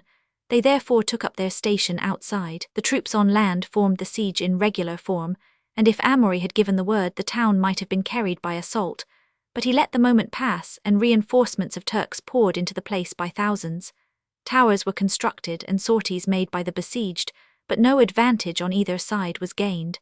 But now began the misfortunes of the Christians. The Greeks had no provisions. They subsisted for a while by eating that portion of the palm which is cut from the top of the trunk at the branching out of the leaves. No bad food provided enough can be obtained, the worst of it being that each palm contains no more than enough for a single salad, as the palmiste is now used, and costs the life of a tree.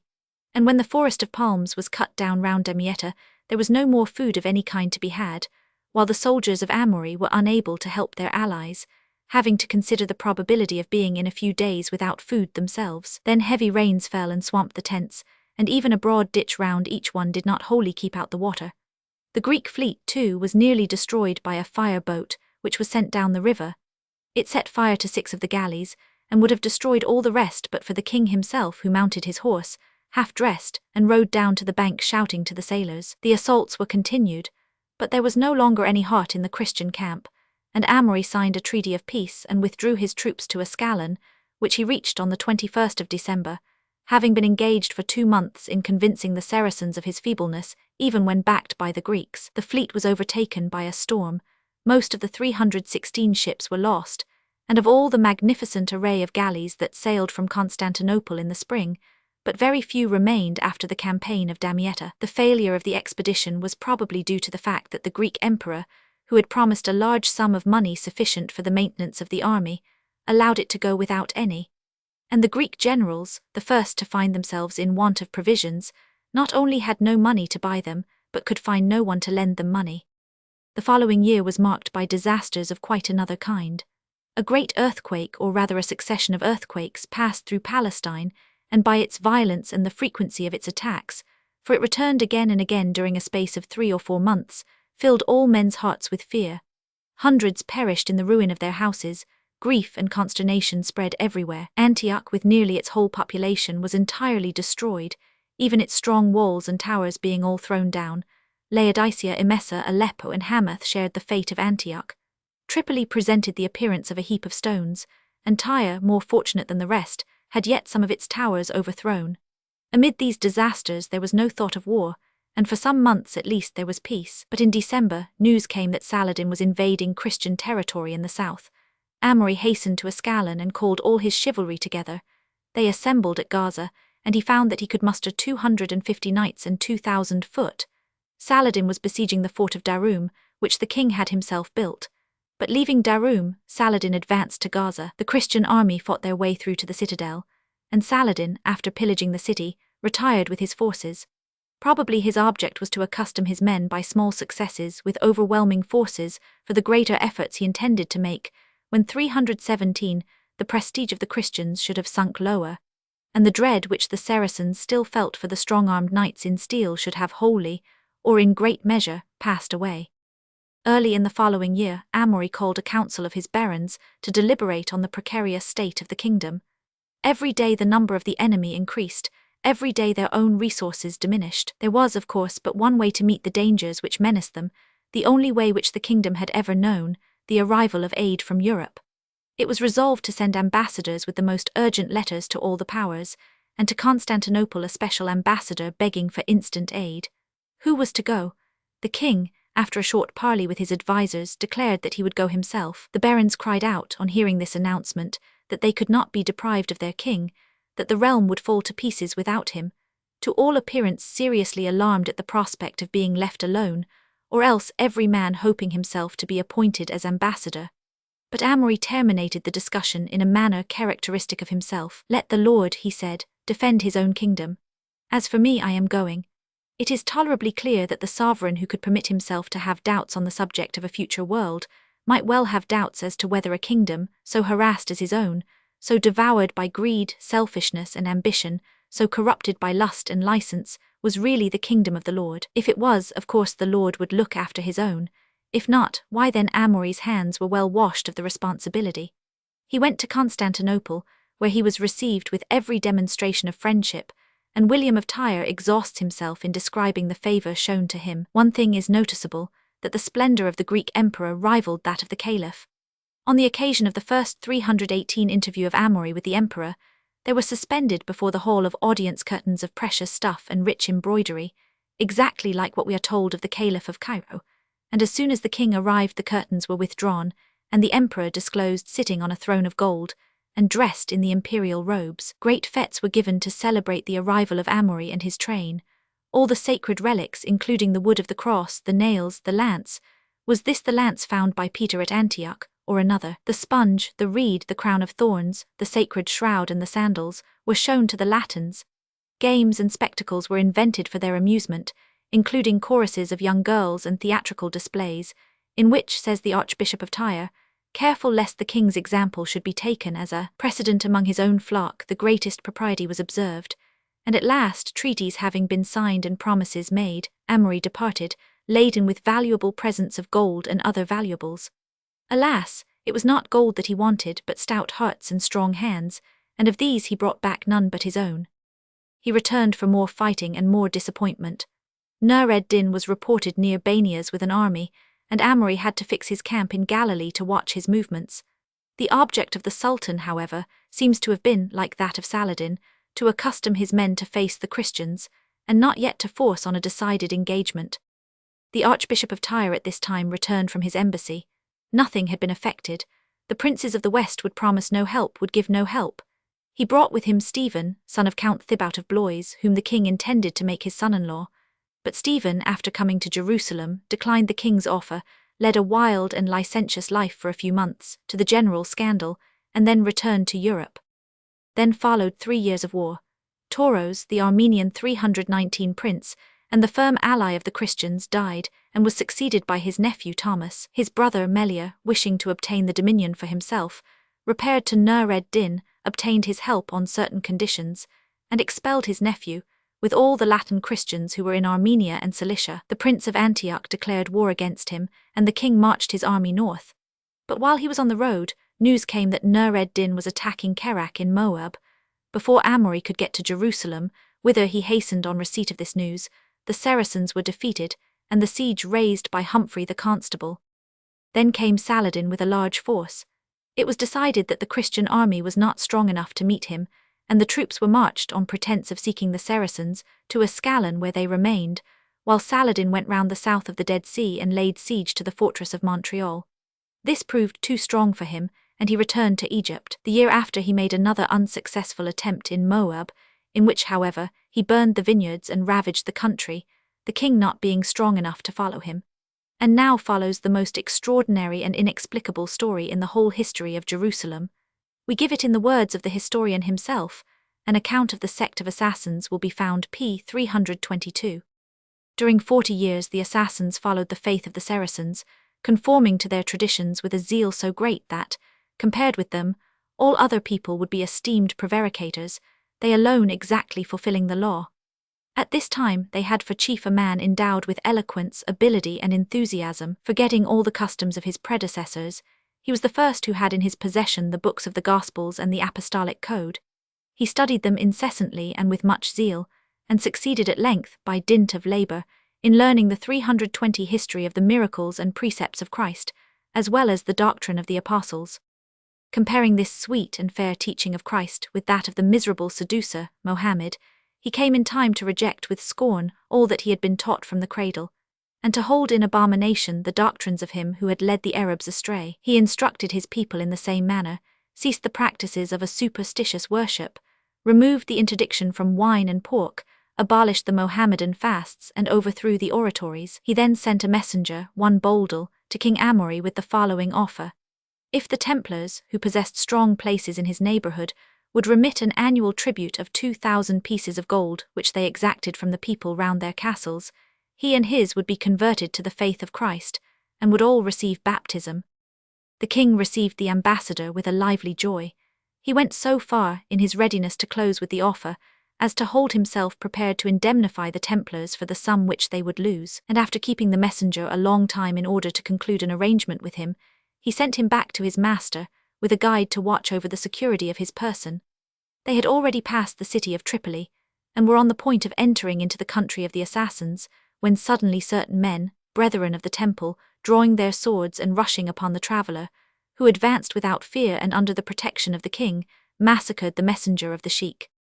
Thus was lost the most splendid opportunity that ever Christian king of Jerusalem had. There cannot be the least doubt that, had the messenger arrived home in safety, a large army of men devoted to any cause which their chief embraced, sworn to obey or to die, trained in close discipline, fanatic to the last degree, would have 321 been transferred to the Christian camp.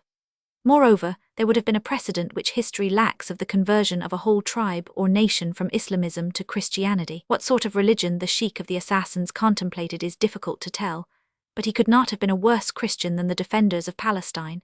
And then comes the question, why did the Templars kill the messenger? What reason had they for thwarting the sheikh and the king? Why, considering the indemnity they were to receive, should they wish to prevent the arrangement? And what could have been their motive for preventing the conversion of the assassins to their own religion? One answer only occurs to us. It has always seemed to us that the Templars, towards the close of the Christian rule in Palestine, were actuated by a deep and firmly rooted ambition. They proposed, seeing the weakness of the kingdom and the worthlessness of its barons, to acquire for themselves castle after castle, strong place after strong place, till when King Amory was dead and his son, already known to be tainted with leprosy, was on the throne, the kingdom would drop quietly into their own hands, the only strong hands left in the country. With this end in view they were acquiring forts in Cilicia and Armenia, all over Phoenicia, and across the Jordan. Palestine proper was dotted with their manors and fiefs. Nor was this all.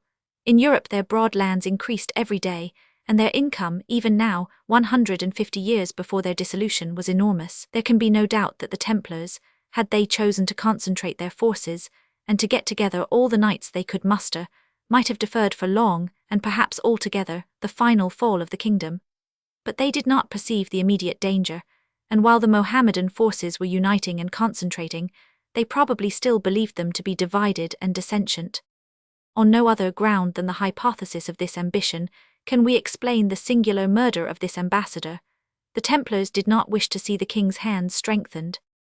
As this strange association, the Order of Assassins, played a most important part in the political events of the period of which we are speaking, a more detailed account of their origin and tenets may not be out of place here.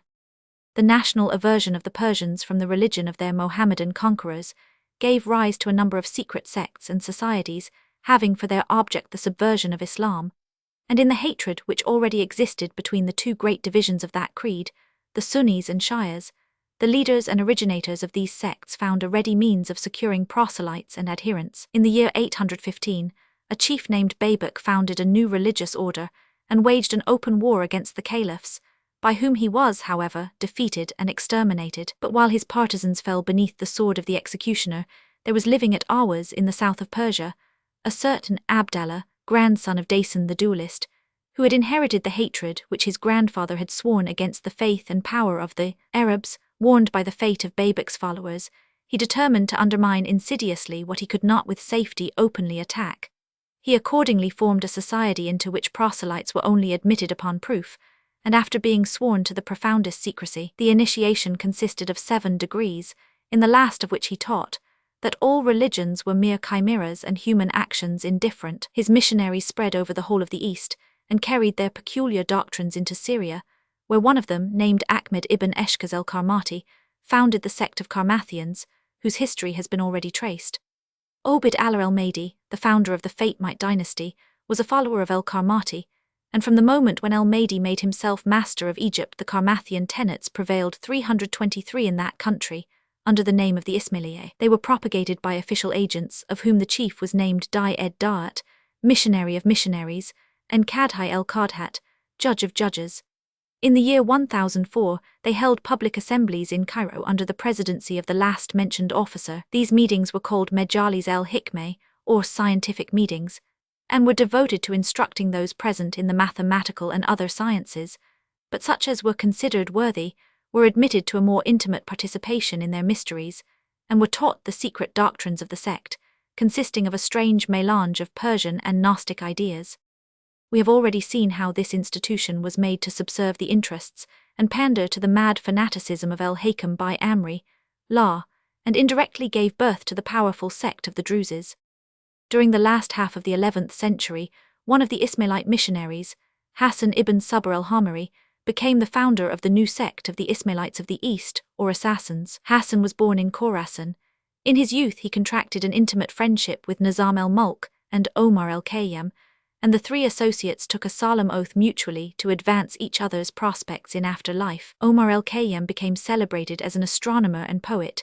65 and Nizam el-Mulk attained to the office of Grand Vizier under the Seljukian Sultan Melik Shah.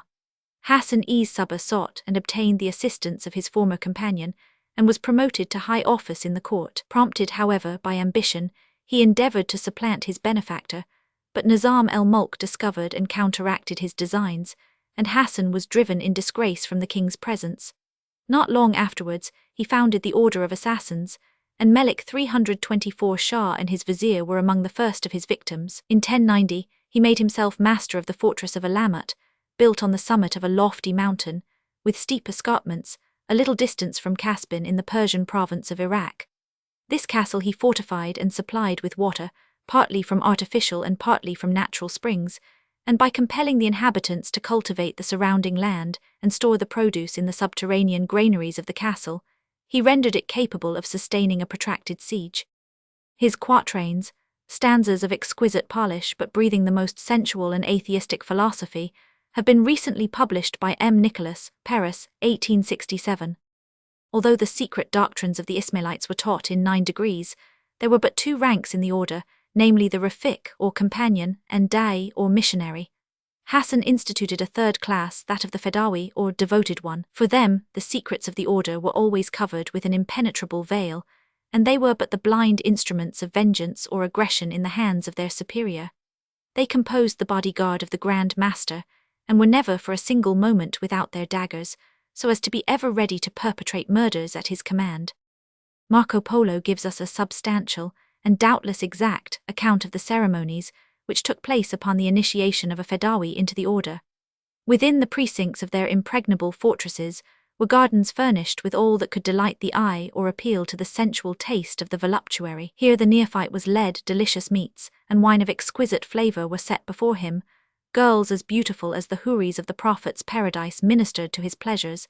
Enchanting music ravished his ears. His every wish was gratified almost before it was uttered, and intoxicated with delight, he fancied that he had really entered upon the joys of the blessed. An intoxicating drug had in the meanwhile been mixed with the wine, and by producing a sort of delirium, for a time enhanced his enjoyment. But as the satiety and languor consequent upon 325 excess crept over him, he fell back stupefied and insensible, in which state he was carried out of the place. On awaking he found himself beside the Grand Master, who told him that all the joys he had experienced were but a foretaste of what was destined for those who yielded implicit obedience to his commands. The alternative for those who doubted or hesitated was instant death. The youth thus devoted to the service of the order was carefully trained in all the arts of deception and disguise. He was taught to speak various languages, and to assume a variety of dresses and characters, and loosed from all trammels of conscience or of creed, he went forth, prepared to plunge his dagger into the breast of his dearest friend, and even into his own at his superior's command. Such an association could not but prove a formidable political agent in those troublous times, and the sovereigns of the East feared the secret dagger of the order more than the armies of their foes, and rendered to the Grand Master whatever tribute and homage he chose to demand. Towards the middle of the 12th century, the power of the assassins had extended itself from Khorasan to the mountains of Syria, from the Mediterranean to the Caspian. All trembled before it, and submitted more or less to its will. Hassan died in 1124, after having chosen for his successor Kir Buzurgumid, one of the most strenuous of his days, and the dignity of Grand Master became ultimately hereditary in his family. The order of assassins continued in its integrity until 1254, when Manju Khan, grandson of the celebrated Genghis Khan, put an end to its existence. As for the association of the Ismailites in Cairo, the Mejalis el-Hikmeh, or scientific lodges, they were finally suppressed by Saladin in the year 1171 AD. The Grand Master of the assassins was called simply Sheikh, elder or chief, and from his rocky fortresses of Alamat and Maziat, he was known as Sheikh el-Jebel, 326 Sheikh of the Mountain. The Crusaders, misinterpreting the title, always spoke of him as the Old Man of the Mountain. There is little doubt but that the Order of Knights Templars, who figure so largely in the history of the Crusades, were a society closely akin to the assassins. The different grades of rank amongst them correspond exactly with the several degrees of the Ismailite fraternity. Their dress, white with a red cross, symbolizing innocence and blood, is almost identical with the garb of the Fedawis, while the irreligious practices and secret murders, which are clearly proved against them, all tend to establish the conviction that they were rather knights of the dagger than of the cross. But to return to our history, Amaury, the poor harassed king, all whose projects failed, and none of them through his own fault, fell into a fit of rage which nearly killed him. When he heard the news of the murder of the ambassadors of the Old Man of the Mountain, what was to be done? What revenge could be taken for a mischief which was irremediable? He called his barons and poured the whole story into their indignant ears. They chose 2 of their own body, and sent them to Odo de St. Amand, Grand Master of the Templars, to demand satisfaction in the name of the king and the realm for a crime so extravagant. One Walter du Mesnil was suspected, a stupid man, likely to do whatever others told him without inquiry or doubt. And here appears the pride of the Templars.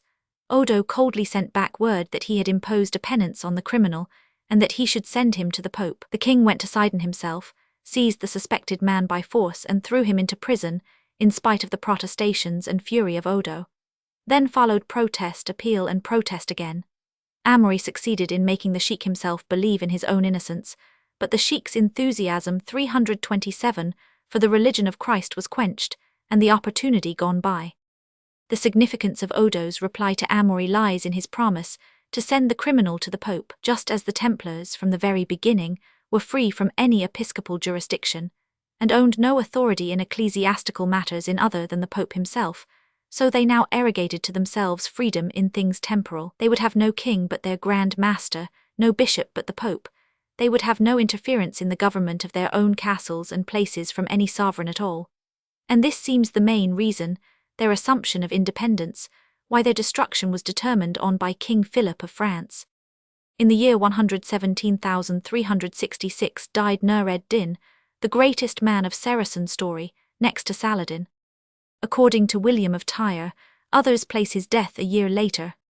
Directly Amory heard of his death, he laid siege to Banias.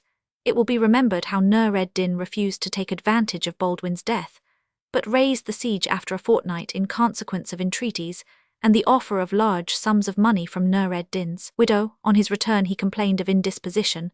This became worse and a violent dysentery set in. They carried him to Jerusalem, where he died, after all the doctors, Greek, Syrian and Latin, had been called in successively. He was then in his 38th year. One feels pity for Amory, more than for any other of the kings of Jerusalem. He was at the same time so long-headed and so unlucky, so capable yet so unsuccessful, so patient under all his disasters, so active in spite of his corpulence, so careful of the kingdom yet so unpopular, so harassed with doubts yet so loyal to his oaths, and so hopeful in spite of all his disappointments, that one cannot help admiring and sympathizing with him. He committed the 328th most gross act of perjury in invading Egypt on pretense of Shower's disloyalty, but he was punished for it by the destruction of the fairest dream of conquest that ever man had. For one thing the present writers must at least be thankful to him. He it was who instigated William of Tyre to write that admirable history from which a large part of these pages are taken. In 1163, the city of Jerusalem was visited by the Jewish traveller Benjamin of Tudela. He tells the following curious story concerning the tombs of the kings. On Mount Sion are the sepulchres of the house of David, and those of the kings who reigned after him. In consequence of the following circumstance, however, this place is at present hardly to be recognized. 15 years ago, one of the walls of the place of worship on Mount Sion fell down, and the patriarch commanded the priest to repair it. He ordered stones to be taken from the original wall of Sion for that purpose, and 20 workmen were hired at stated wages, who broke stones from the very foundation of the walls of Sion. 2 of these laborers, who were intimate friends, upon a certain day treated one another, and repaired to their work after their friendly meal. The overseer accused them of dilatoriness, but they answered that they would still perform their day's work, and would employ thereupon the time while their fellow laborers were at meals. They then continued to break out stones, until, happening to meet with one which formed the mouth of a cavern, they agreed to enter it in search of treasure, and they proceeded until they reached a large hall, supported by pillars of marble, encrusted with gold and silver, and before which stood a table with a golden scepter and crown. This was the sepulchre of David, king of Israel, to the left of which they saw that of Solomon in a similar state, and so on the sepulchres of all the kings of Judah, who were buried there. They 329 further saw chests locked up, the contents of which nobody knew, and were on the point of entering the hall, when a blast of wind like a storm issued forth from the mouth of the cavern, so strong that it threw them down almost lifeless on the ground. There they lay until evening, when another wind rushed forth, from which they heard a voice like that of a man calling aloud, "Get up and go forth from this place." The men rushed out full of fear, and proceeded to the patriarch to report what had happened to them. This ecclesiastic summoned into his presence R. Abraham L. Constantini, a pious ascetic, one of the mourners of the downfall of Jerusalem, and caused the 2 laborers to repeat what they had previously reported. R. Abraham thereupon informed the patriarch that they had discovered the sepulchres of the house of David and of the kings of Judah. The following morning the laborers were sent for again, but they were found stretched on their beds and still full of fear. They declared that they would not attempt to go again to the cave, as it was not God's will to discover it to anyone. The patriarch ordered the place to be walled up, so as to hide it effectually from every one unto the present day. The above-mentioned R. Abraham told me all this. To enable the reader better to understand what has gone before, it will be as well to review the position of the Turks in Syria during this and the immediately preceding reigns.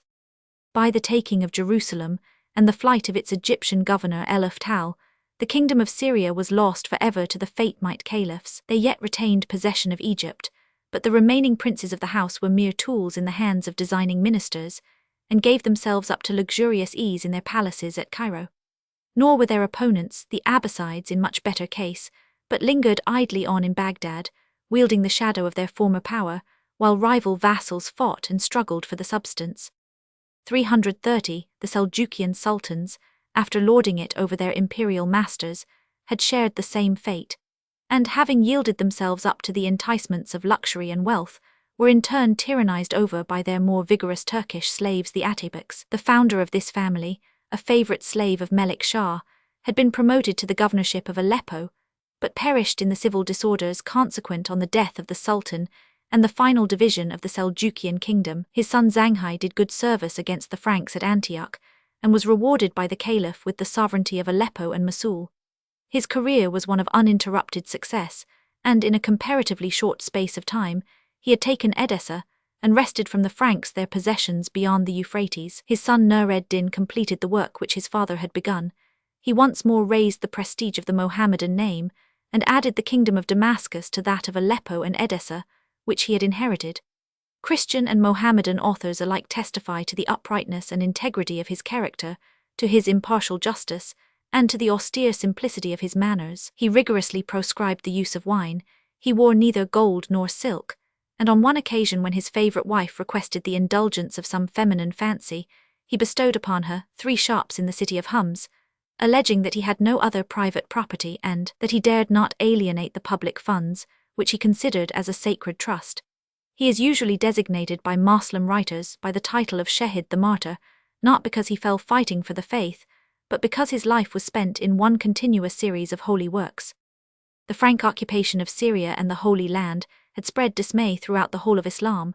In their distress, the followers of the Prophet turned to Damascus and saw in the rising greatness of its sovereign a fresh 331 hope of retrieving their fortunes. Nur-ed-Din did indeed become the instrument of the final overthrow and expulsion of the Christians, but a slight digression is necessary to explain the circumstances which led to his introduction upon the scene. Dargham and Shawa, rival aspirants to the dignity of Prime Minister to el-Dihid Ladin Allah, last of the Fatimite caliphs of Egypt, had by their struggles for power involved that country in civil war. Shawa, finding himself unable to cope with his more powerful foe, applied for assistance to Nur-ed-Din, who sent Izz-ed-Din Shirkuh, governor of Edessa, with a large army into Egypt. Dargham was defeated and slain, and the victorious Shirkuh claimed for his master Nur-ed-Din the reward which Shawa himself had proposed, namely, 1/3 of the revenues of the country, and on payment being delayed, proceeded to occupy Bilbays, the capital of the eastern province, as security. Shawa, as perfidious as he was ambitious, invited Amaury, king of Jerusalem, to aid him in ejecting his creditor. Shirkuh was obliged to relinquish Bilbays, but having received reinforcements from Damascus, he speedily returned, marched upon Cairo and defeated the troops of the Fatimite caliph, and made himself master of Upper Egypt. His nephew Yusuf had been, in the meanwhile, sent against Alexandria, which place he captured and gallantly defended for more than 3 months against the combined forces of the Egyptians and Crusaders. At last, both the Christian and Damascene troops consented to evacuate Egypt, on consideration of receiving each a large sum annually out of the revenues, and articles of peace were solemnly drawn up and ratified by all the contending parties. The Crusaders were, moreover, allowed to maintain a garrison at Cairo, ostensibly for the purpose of protecting the Egyptian government from aggression on the part of Nur-ed-Din. Fortunate would it have been for 332, the Christian kingdom of Jerusalem had Amaury held to his agreement, but the favourable terms which had been accorded him inspired him with an undue confidence in his own strength, and, blind alike to his interests and his honour, he determined upon a fresh invasion. Accordingly, in the latter end of the year 1168, he led an army into Egypt, took possession of Bilbays, and marched upon Cairo. The greatest consternation prevailed in the capital at the treacherous conduct of the Christian monarch and the savage cruelty of his troops. Cairo was hastily surrounded with a wall and fortifications, and the old city was set on fire at the approach of the invaders, the conflagration raging for 54 days. In this extremity, the Egyptian caliph piteously besought Nur-ed-Din to lend him his aid, and, in order still further to excite his compassion and depict the miserable plight to which they were reduced, and the danger to which they were exposed from the unbridled licentiousness of the invaders, el-Dihid enclosed locks of his women's hair in the letter which contained his appeal. Shawa, in the meantime, endeavoured to avert the immediate calamity by making terms with Amaury, and the latter, dreading the arrival of the Damascene reinforcements, consented to raise the siege on receiving an indemnity of 1,000,000 dinars. 100,000 were paid down in ready money, and the Crusaders retired in order to give the vizier time to collect the remainder. Nur-ed-Din, on receipt of el-Dihid's letter, at once dispatched Shirkuh to the relief of Cairo, with an army of 8,000 men, 6,000 of whom were Syrians and the remainder Turks, and a sum of 200,000 dinars, as well as a large supply of clothes, arms, horses, and provisions. Shirkuh requested his nephew Yusuf Salah ed-Din, Saladin, to accompany him upon this expedition. But the latter, remembering the difficulties and dangers he had experienced at Alexandria, begged to be 333 excused, and was only induced to accept a commission by an exercise of authority on the part of the Sultan Nur ed-Din. El-Dihid met Shirkuh on his arrival with every mark of respect and gratitude, and conferred upon him a magnificent robe of honor. The Vizier Shawar was also a frequent visitor to the Damascene general's tent, and assured the latter that although appearances had been against him, he had not willingly broken faith with him, and promised that the former agreement to pay Nur ed-Din a third of the revenue should now be complied with. At the same time he was plotting how he might best dispose of so troublesome a visitor, and having determined upon his assassination, invited Shirkuh, his nephew, and the rest of his staff to a banquet at which he hoped to execute his treacherous project. Saladin, however, received intelligence of the conspiracy, and prevented his uncle from accepting the fatal invitation. Shawar, furious at being thus foiled, sought the tent of Shirkuh, under pretense of a friendly visit, and would doubtless have murdered him had he not fortunately been at that moment on a visit to the tomb of the celebrated Mohammedan saint Is Shafi. 67 Returning from his fruitless visit, Shawar was met by Saladin and his party, who threw him from his horse, and carried him to Shirkuh's camp. El-Dihid, on hearing the news, sent to demand the head of his treacherous vizier, whom he justly regarded as the cause of all the troubles that had recently fallen upon Egypt. Shirkuh gladly acceded to the request, and was installed by the Fatimite caliph into the vacant post of prime minister, and received the honorary title of El-Melik el-Mansur, the victorious king, and Emir el-Jaysh, commander-in-chief of the forces. He did not, 334 however, live long to enjoy his newly acquired dignity, but died within 2 months and 4 days after his appointment. He was succeeded by his nephew Salah ed-Din Yusuf ibn Ayyub, the Saladin of European historians, whose life and exploits we shall relate in a future chapter. On page 204, we gave William of Tyre's version of this event. The Mohammedan authors from which the foregoing account is taken regard it in a somewhat different light. Chapter 13. King Baldwin the Leper, AD 1173–1186. Would I were dead if God's goodwill were so, for what is in this world but grief and woe? King Henry Roman VI, the only son of Amory, by his first wife Agnes, daughter of the younger Jocelyn of Edessa, was placed at the age of 9 years under the charge of William of Tyre. He was a studious, bright boy, and at first raised the highest hopes of his future, but his tutor discovered by accident that he was afflicted with that dreadful and incurable disease, which was beginning to be so prevalent among the Syrian Christians. In his boyish sports with the children of his own age, his tutor remarked that when the boys pinched each other in the arm, little Baldwin alone was able to bear the pain without any cry or apparent emotion. This awakened his suspicions, and he took the child to be examined by physicians. It was found that his right arm, of which he had appeared to have perfect command, was half paralyzed. All sorts of fomentations and frictions were tried, but all proved fruitless, and it was soon apparent that the future king was a confirmed leper. Day by day the disease gained ground, seizing on his hands and feet, and gradually gaining hold of his whole body.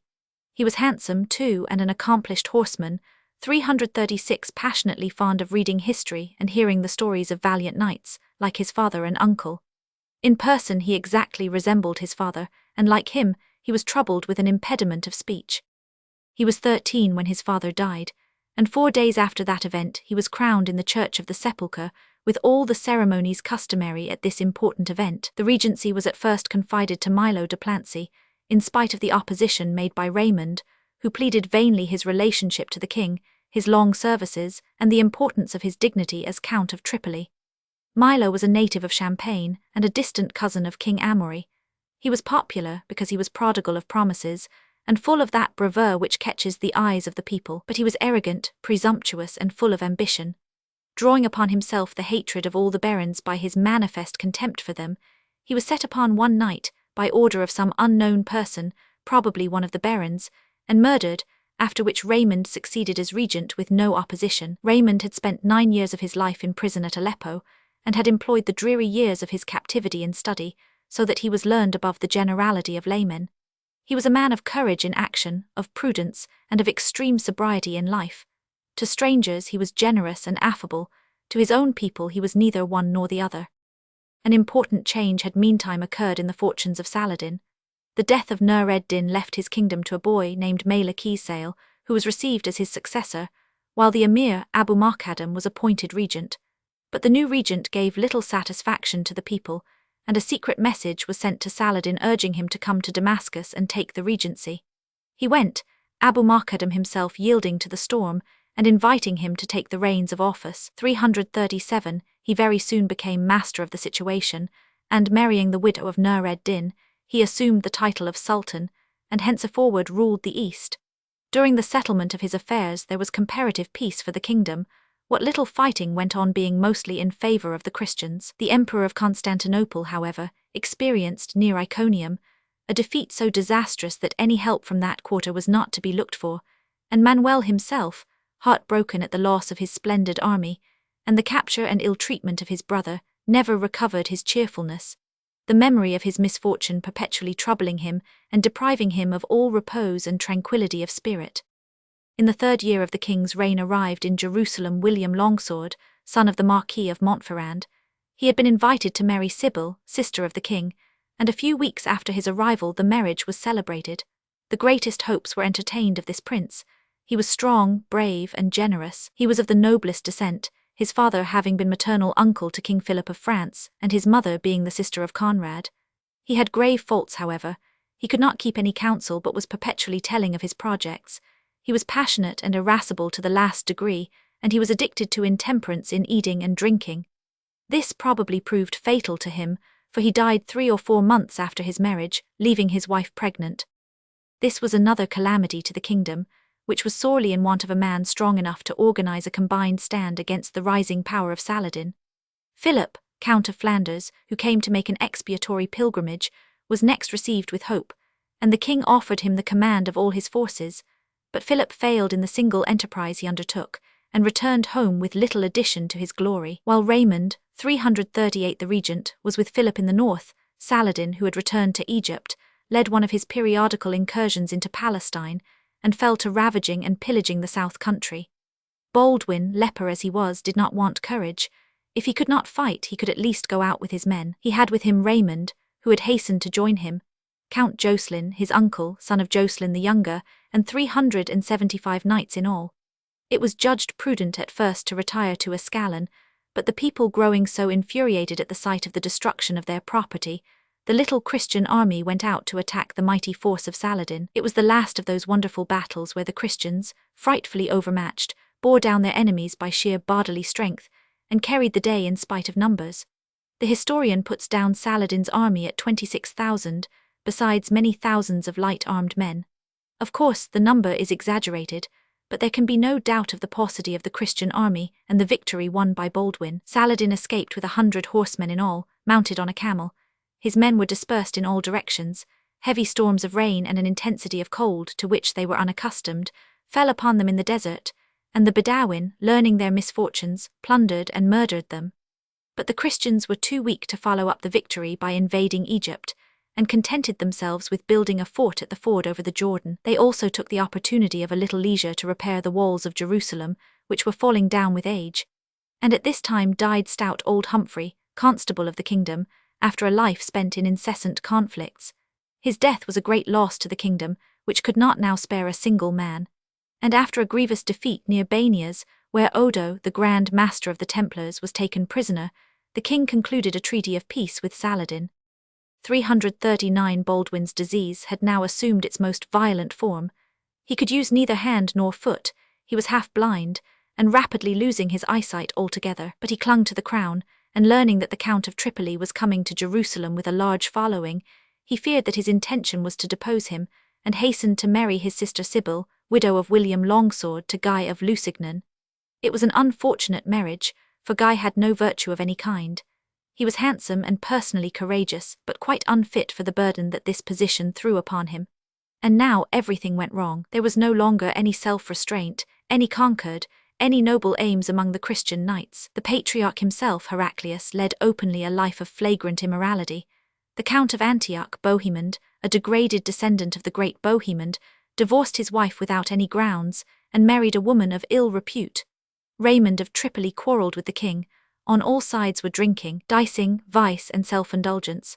Nothing was more certain than that the fall of the kingdom was a matter of time only, and Saladin, taking advantage of the treaty, which was as useful to him as it was necessary to the Christians, was training his men for the final effort by which he was to win Jerusalem. Renaud de Chatillon, the restless adventurer who had married Constance of Antioch, was the actual cause of the fall of the kingdom.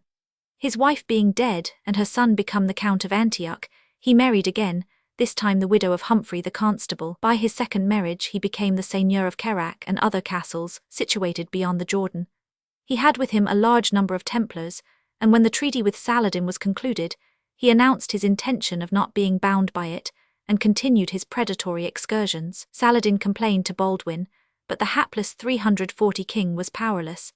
Then Saladin arrested 1,800 pilgrims, who had been wrecked on the shores of Egypt, and declared his intention of keeping them in irons until Renaud gave up his Mohammedan prisoners. Renaud and the Templars only laughed at the threats of Saladin, and went on as before. The treaty being thus openly broken, Saladin had no other course open but to recommence hostilities, but after ravaging Galilee and laying siege to Beirut, the affairs of his own kingdom compelled him to retire, in order to make war with the Atabegs, masters of Mosul. Guy, meantime, too weak for the position he held, had not been able to prevent Saladin's ravages in Galilee, and when the Sultan attacked the fortress of Kerak, could not go out to the assistance of Renaud. Yielding to the pressure of his barons, the king deprived Guy of the regency, and associated his nephew, a child of 5 years old, with him on the throne, under the title of Baldwin V. Poor little Baldwin V died very soon after, however, and had very little enjoyment of his dignity. He was the son of William Longsword and Sybil. Baldwin then summoned Guy de Lusignan before him to answer for his many sins of omission. Guy refused to obey and took refuge in Ascalon, of which he was count. The king, who was now quite blind, was carried to that city, and personally summoned him to surrender.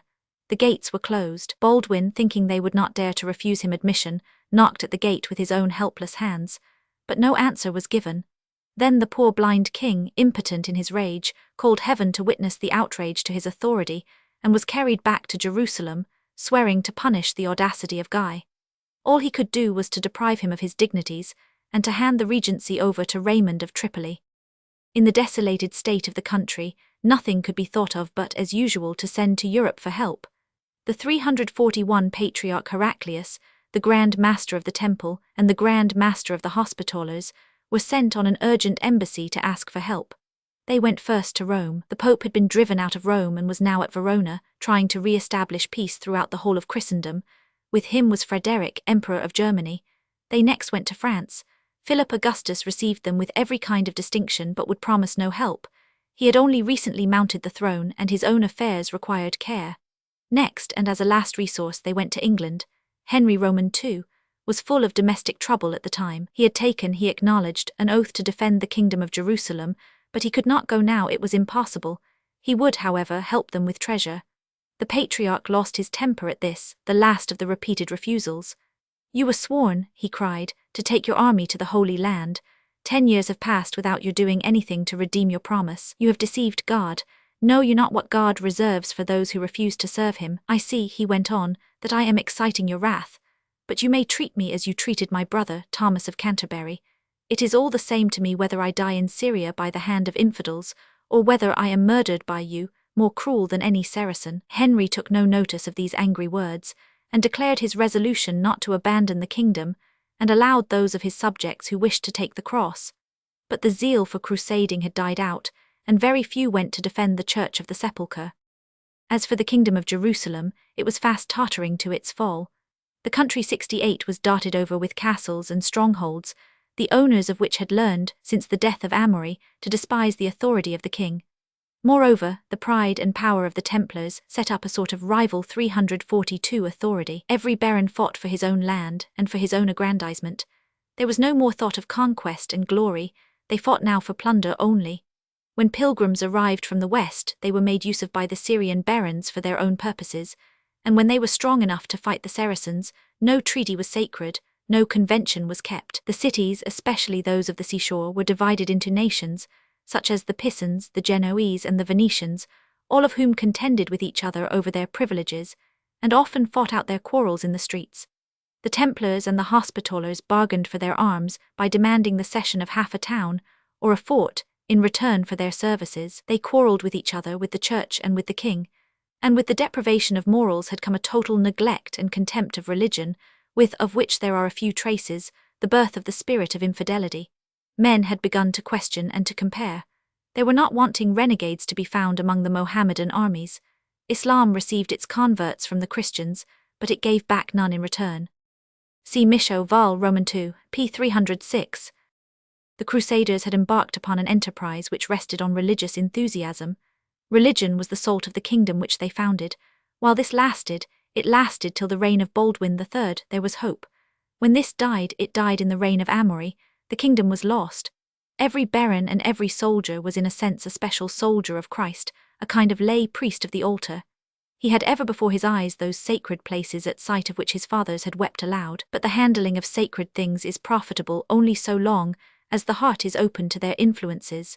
To the impure the most holy things are a mockery, the highest aims are a subject of derision, and just as a worthless priest is generally worse than a worthless layman, because he has 343 deadened his conscience more, and religion, a familiar thing, has no longer any power to move his soul, so the degenerate soldiers of Jerusalem were worse than their fellows, coarse, rude, and sensual though these might be, beyond the sea, because for them there was nothing left which was able to touch their hearts.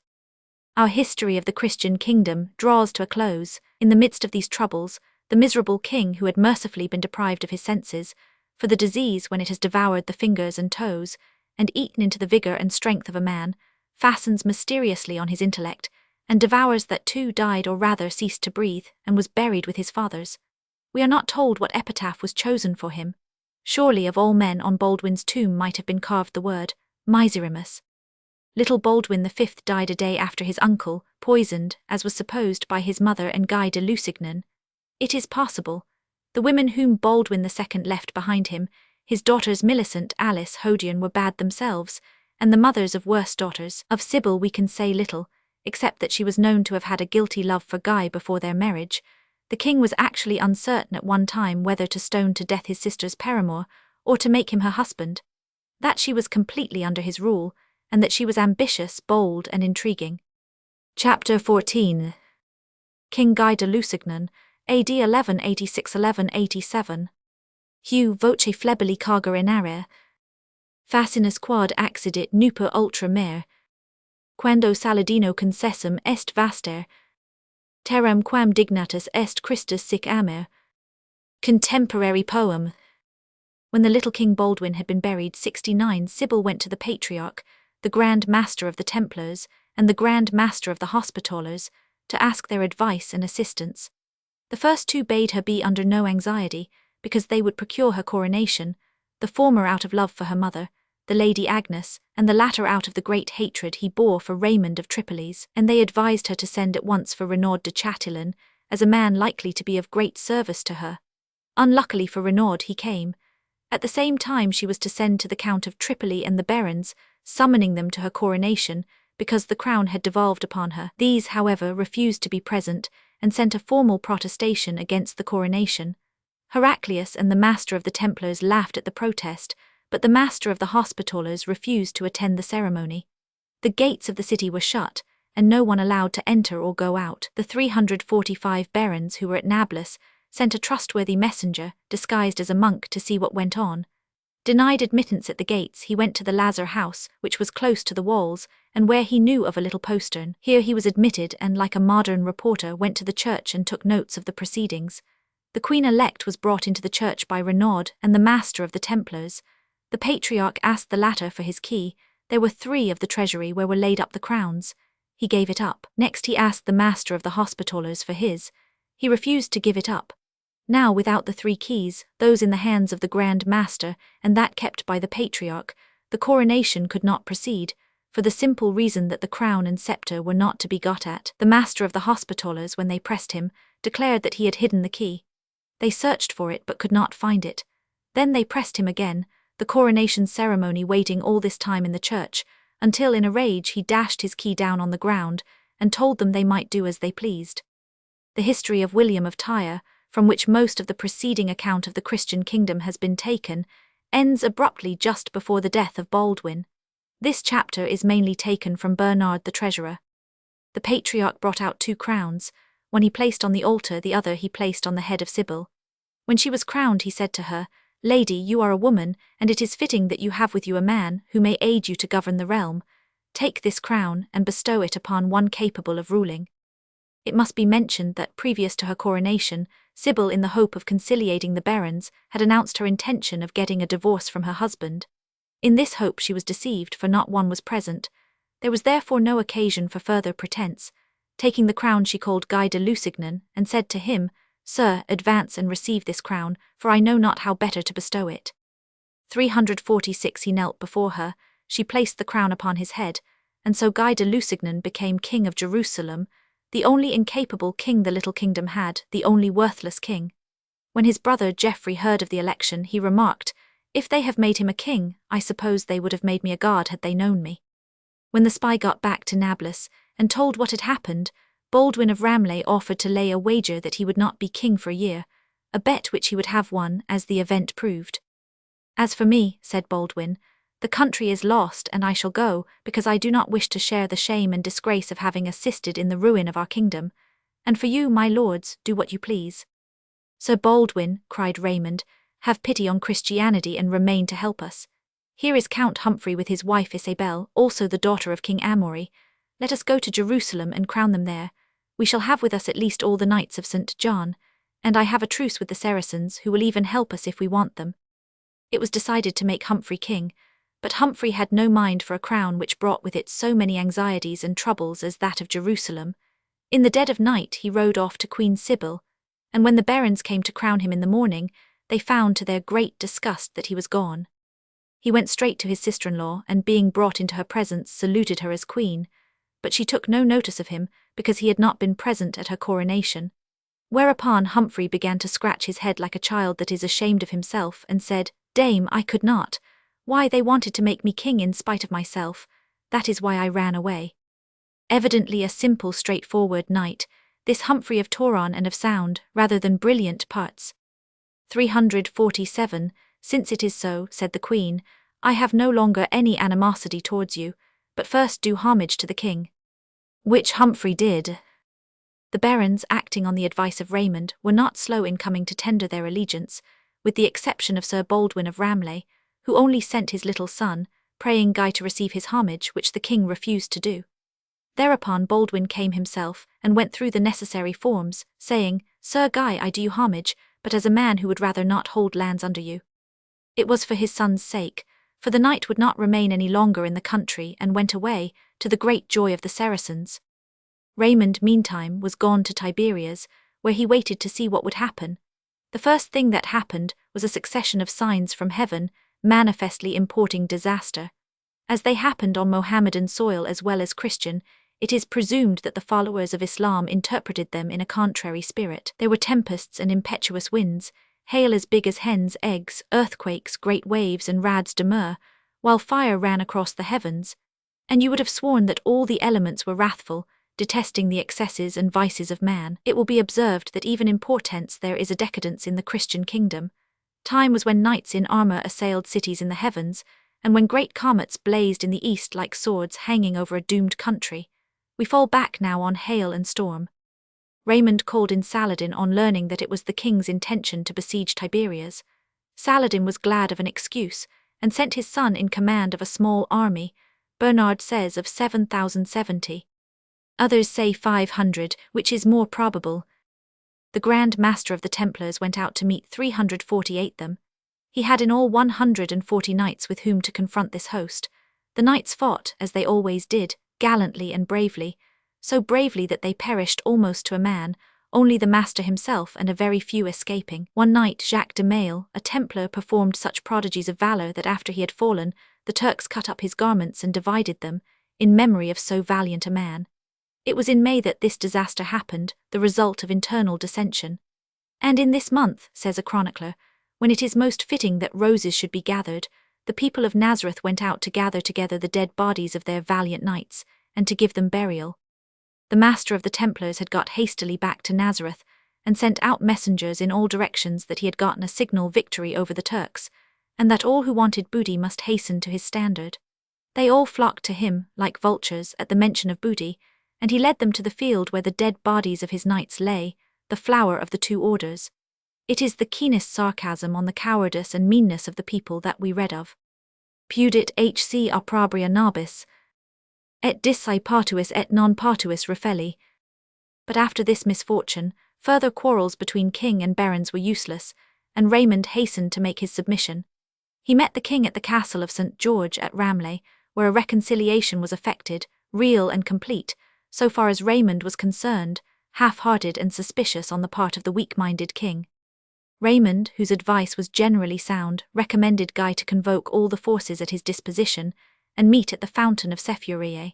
He also advised that the wood of the cross should be brought out by Heraclius, as the emergency was great. Heraclius, 349, who was afraid and probably foresaw disaster, declined to come, alleging illness, but sent it by 2 of his bishops. Meantime, the king, by permission of the Master of the Templars, had laid hands upon the treasure which Henry Roman II of England had sent year by year, since the death of Thomas à Becket, to be used when he should find time to accomplish his vow of a crusade. By means of this money Guy found himself, when Saladin sat down before Tiberias, at the head of the finest army which had marched under the banner of the cross since Godfrey besieged Jerusalem. The Countess of Tripoli was in Tiberias with her 4 sons, all knights. She wrote to Guy saying that unless assistance came she must surrender the place. Guy called a council and read the letter. Raymond was the first to advise. "Sir," he said, "let them take Tiberias, and I will tell you why. The city is mine and my wife is in it. If it is lost, no one, therefore, will lose so much as I, but if the Saracens take it, they will occupy it, and will not come here after us, and then I shall get it back again whenever I please. Now I prefer to lose my city for a time than that the whole country should be lost, and between this place and Tiberias there is not a drop of water. We shall all die of thirst before we get there." Thereupon, quoth the Master of the Templars, "Here is some of the hair of the wolf," but Raymond took no notice of this offensive remark. "If it is not exactly as I have said," he went on, "take my head and cut it off." All agreed that the advice given was sound and just, except the Master of the Templars, who in his blind rage against Raymond could not agree that anything he said was right. And in the night he went to the king's tent, just as he was going to bed. "Do you believe," he said, "in the advice of Raymond? It was given for the sole purpose of bringing shame and disgrace upon us all. Strike your tents, call to arms, and march at once." 350 the king, who owed to this man his crown, and the money with which the army was raised, obeyed immediately, and to the grief and surprise of the barons, the order was given to break up the camp. And on this sad night, the 1st of July 1187, the Christian host marched in silence and sadness to its fate. The Count of Tripoli led the first division. In the centre was the king with the Holy Cross borne by the bishops of Acre and Lydda, and the Templars with Balian of Ibelin brought up the rear. The whole army consisted of 1,200 knights, a considerable body of light horse, and about 20,000 foot. The words of Count Raymond proved exactly true. There was no water at all on the way. The Christians were harassed by the Turkish cavalry, by the heat of the day, by the clouds of dust, and by the burning of the grass under their feet, which was set fire to by the enemy as they marched along. They halted for the night, and the camp of the Saracens was so close to that of the Christians that you could have seen a cat run from one to the other. It was a night of dreadful suffering for want of water, and when the morning dawned some of those who could bear their sufferings no longer went over to the camp of Saladin, and threw down their arms, begging for a drink of water. "Sir," said one of these deserters to Saladin, "fall on them, they cannot help themselves, they are all dead already." King Guy, in hopes of ending the sufferings of his men by victory, gave the signal for the battle to commence. It was lost as soon as begun, for men who had not quenched their thirst for nearly 24 hours had no last in them. The knights, as usual, fought manfully, but even these soon gave way. All round them was an arid plain or arid rocks, while beneath their feet, and hardly a mile away, lay the calm and placid Lake of Galilee, mocking their thirst by the serenity of its aspect. The Holy Cross was lost in the midst of the fight, and 351, when the news went through the army, there was no longer any hope. Some tossed away their arms and sat down to be killed or to be taken prisoners. Some threw themselves upon the swords of the Mohammedans. A little band of 150 knights gathered round the royal standard and defended the king to the last. Raymond, with Balian of Ibelin and a few more, cut their way through and escaped to Tyre. But at last all resistance ceased, and King Guy, his brother Geoffrey with Renaud de Chatillon, the Grand Master of the Templars, and all the chivalry of Palestine that were not killed, were taken prisoners and brought before Saladin 71. See also chapter Romans 16, page 300 AD. As for the wood of the Holy Cross, some years after the Battle of Tiberias had been fought and lost, a brother of the temple came to Henry, Count of Champagne, and told him that, in order to save it from falling into the hands of the Saracens, he had himself buried it with his own hands, and that he knew where to look for it. He took with him certain men to help in digging, and they searched for 3 consecutive nights but failed to find it, so that for a time there was an end of one mischievous imposture at least. And now the highest ambition of Saladin was to be crowned with success. Of all the holy places of his religion, only one was more sacred than Jerusalem. It was destined for him to restore that sacred Dome of the Rock, which Omar had founded to the purposes for which it was built, and to remove from the midst of the Mohammedan Empire that hornet's nest of Christians which, for nearly 100 years, had checked their conquests, insulted their faith, and perpetually done them injury. The gates of the cities of Palestine flew open at the approach of the conqueror. Tiberias yielded at once, and Saladin sent Raymond's wife to her husband. Raymond, however, was dying, and of a broken heart. Almost alone among the chiefs he had still some nobility left, and he 352 could not bear to survive the fall of the country, his country, and the end of so many high hopes and glorious achievements. Acre resisted 2 days, and then opened its gates. Nablus, Ramleh, Caesarea, Jericho, Jaffa, Beirut had no knights left to make defence with, and perforce capitulated. Tyre, Tripoli, Ascalon alone remained to the Christians. Saladin vainly attempted the first, and desisted from the siege for more important matters, but Ascalon was too necessary, in consequence of its communications with Egypt, to be passed over, and he laid siege to the place in due form. Guy was with him in fetters. A breach was effected in the walls, and Guy was put forward to urge upon the inhabitants not to make a useless resistance. These sent deputies to the Sultan. On these conditions only shall you enter Ascalon except to cross our bodies, give life to our wives and children and restore the king to liberty. Else we will fight. Saladin granted the conditions. Guy was to be set at liberty within a year. The people of Ascalon were to leave the city freely, and to carry with them all that they pleased. And now at length came the turn of Jerusalem. Balian of Ibelin had obtained of Saladin a safe conduct to the city, in order to take out his wife and children, but on the sole condition that he was not to stay there more than 1 night. He promised and went. He found the city defended by women and monks. A few pilgrims were there, and some fugitive soldiers who had escaped the slaughter of Tiberias. The people pressed round him with tears, cries, and lamentations, when he told them of his word given to Saladin. "Sir," said the patriarch, "I absolve you from your oath. Know well that it would be a greater sin to keep it than to break it, for great shame would it be for you and for your heirs, if you were thus to leave the city in its hour of danger." Then Balian of Ibelin yielded, and sent to Saladin that he had been forced to break his word. Saladin by this time was used 353 to the perjury of Christians. For some years the Mohammedans, simple in their faith, could not understand a religion which permitted the most solemn treaties to be broken, whenever a priest could be prevailed on to give absolution for the perjury. But they were wiser now. Raymond and Jocelyn, Renaud and Amory, had taught them the worth of a Christian's promise, the value of a Christian's oath. Still, in Balian's case there was much to be said. It was not in human nature to resist the pleadings of the women, and the sight of all these helpless beings whose fate seemed placed in his hands. There were only 2 knights in all the city. Balian knighted 50 sons of the bourgeois. There was no money, because Guy had taken it all.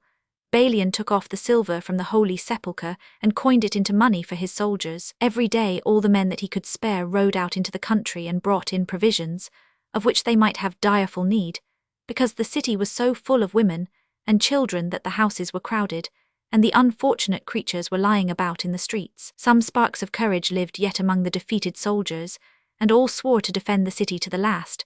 Balian, of course, knew perfectly well that the cause was hopeless, and only remained to make what terms he could for the people. But it was necessary to make at least some resistance for the sake of honor, barren honor though it might be. Before the siege began, Saladin sent a message to the city to the effect that if they made any resistance he had sworn to enter it by assault only. Before this message, and after the taking of Ascalon, his offers there were those which nothing but the most extreme confidence in his own power would justify. "I know," he said, "that Jerusalem is the house of God.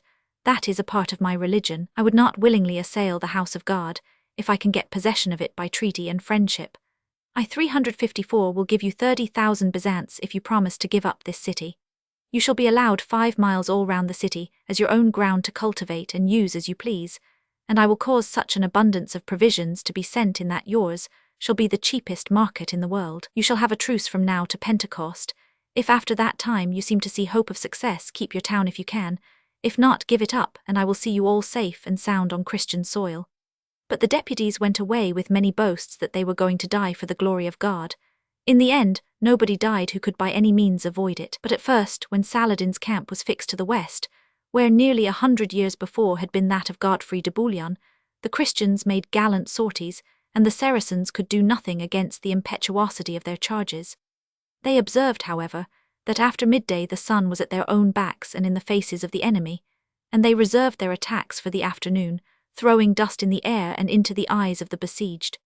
After 8 days of ineffectual fighting, Saladin changed his camp to the east side, pitching it at the gate of St. Stephen, where the valley of the Kedron has no great depth. In this new position, Saladin was able to erect machines for casting stones and arrows into the city. He also set his men to work undermining the walls. In 2 days they had undermined 15 toises of the wall, the Christians not being able to countermine, because they were afraid of the showers of missiles from the mangonels and machines. The Saracens fired the supports of their mines, and as much of the wall as had been mined fell down. Then the besieged, finding that no hope remained of holding the town, held a hasty council as to what should be done. For now a universal panic had seized the soldiers. They ran to the churches instead of to the ramparts, and while the defenders of the city prayed within the walls of 355 the church, the priests formed processions and walked round the streets chanting psalms. Let Bernard the treasurer tell this story in his own words.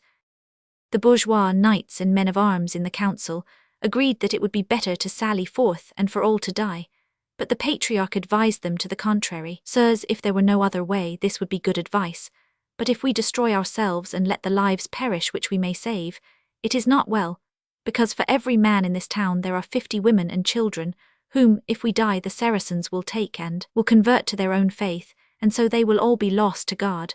But if, by the help of God, we can gain permission, at least, to go out from here and betake ourselves to Christian soil, that would seem to me the better course. They all agreed to this advice. Then they took Balian of Ibelin and prayed him to go to Saladin and make what terms of peace he could. He went and spoke to him, and while he was yet speaking with Saladin about delivering up the city, the Turks, bringing ladders and fixing them against the walls, made another assault. And indeed, already 10 or 12 banners were mounted upon the ramparts, or had entered where the wall had been undermined and had fallen down. When Saladin saw his men and his banners on the walls, he said to Balian, "Why do you talk to me about delivering up the city when you see my people ready to enter? It is too late now, the city is mine already." And even while they spoke, our Lord gave such courage to the Christians who were on the walls, that they made the Saracens thereon give way and fall to the ground, and chased them out of the moat. Saladin, when he saw it, was much ashamed and troubled.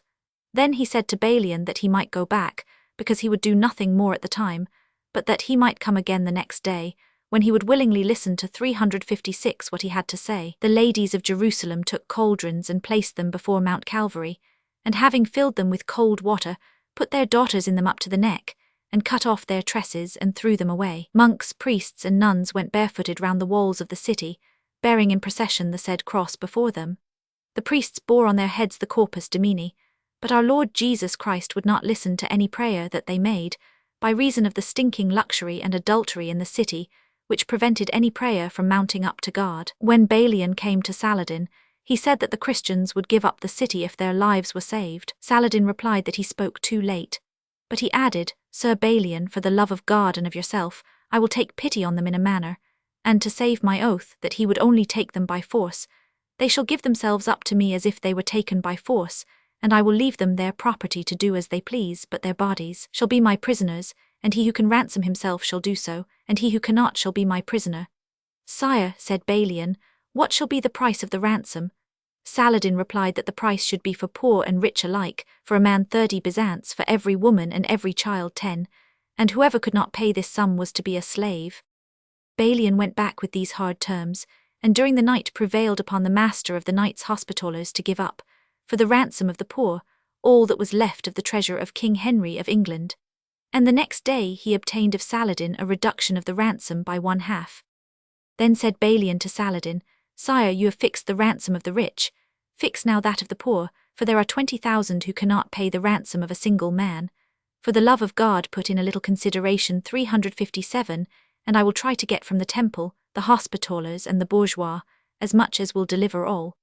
Saladin said that he would willingly have consideration, and that 100,000 Byzants should let all the poor go free. Sire, said Balian, when all those who are able have ransomed themselves, there will not be left half of the ransom which you demand for the poor. Saladin said that it should not be otherwise. Then Balian bethought him that he should not make so cheap a bargain by ransoming all together as if he ransomed part at a time, and that by the help of God he might get the rest at a cheaper rate. Then he asked Saladin for how much he would deliver 7,000 men. For 50,000 Byzants.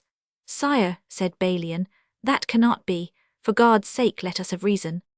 It was finally arranged that 7,000 men should be ransomed for 30,000 Byzants, 2 women or 10 children to count as 1 man. When all was arranged, Saladin gave them 50 days to sell and mortgage their effects and pay their ransom, and announced that he who should be found in the city after 50 days should belong to the conquerors, body and goods. All the gates were closed except that of David. Guards were placed at this to prevent any Christian from going out, the Saracens being admitted to buy what the Christians had to sell. The day on which the city was given up was Friday, the 2nd day of October, 1187. Saladin placed officers in the town of David to receive the ransom, and ordered that no delay was to be granted beyond the 50 days. The Patriarch and Balian went immediately to the hospital and carried away the 30,000 Byzants for the ransom of the poor. When this was paid, they summoned the bourgeois of the city, and choosing from their body the 2 most trustworthy men of each street, they made them swear on the relics of saints that they would spare neither man nor woman through 358 hatred or through love, but would make one and all declare on oath what they had, and would allow them to keep back nothing, but would ransom the poor with what remained after their own ransoms had been paid. They took down the number of the poor in each street, and making a selection, they made up the number of 7,000 who were allowed to go out of the city. Then there was hardly anything left for the remainder, but when all those who were ransomed were out of the city, and there remained yet many poor people, Saif-ed-Din went to Saladin his brother and said to him, Sire, I have helped to conquer the land and the city. I pray you to give me 1,000 slaves of those that are still within it. Saladin asked him what he would do with them. Saif-ed-Din replied that he would do with them as seemed him best. Saladin granted his request and his brother released them all. When Saif-ed-Din had taken out his 1,000 captives, the Patriarch prayed Saladin to deliver the poor which yet remained. He gave the Patriarch 700. Then Balian asked Saladin for some of those left. He gave Balian 500. And now, said Saladin, I will make my own alms. Then he commanded his bailiffs to open the postern towards St. Lazarus, and to make proclamation through all the city that the poor might go out by this way, only that if there were among them any who had the means of ransom, they were to be taken to prison. The deliverance of the poor lasted from sunrise to sunset, and yet there were 11,000 left. The Patriarch and Balian went then to Saladin, and prayed him that he would hold themselves in hostage until those who were left could obtain from Christendom enough to pay their ransom. Saladin said that he would certainly not receive 2 men in place of 11,000, and that they were to speak no more of it. But Saladin was open to prayers from all quarters. 359, the widows and children of those who had fallen at Tiberias, came to him weeping and crying. When Saladin saw them weeping, he was moved with great pity, and hearing who they were, he told them to inquire if their husbands and fathers were yet living, and in prison, those who were his captives he ordered to be released, and in those cases where it was proved that their husbands were dead, he gave largely from his own private purse to all the ladies and the noble maidens, so that they gave thanks to God for the honor and wealth that Saladin bestowed upon them. Clearly a magnanimous prince, this Saladin, and one who was accustomed to return good for evil. There were so many Christians who came out of the city that the Saracens marveled how they could have all got in. Saladin separated them into 3 divisions. The Templars led one, the Hospitallers another, and Balian the third.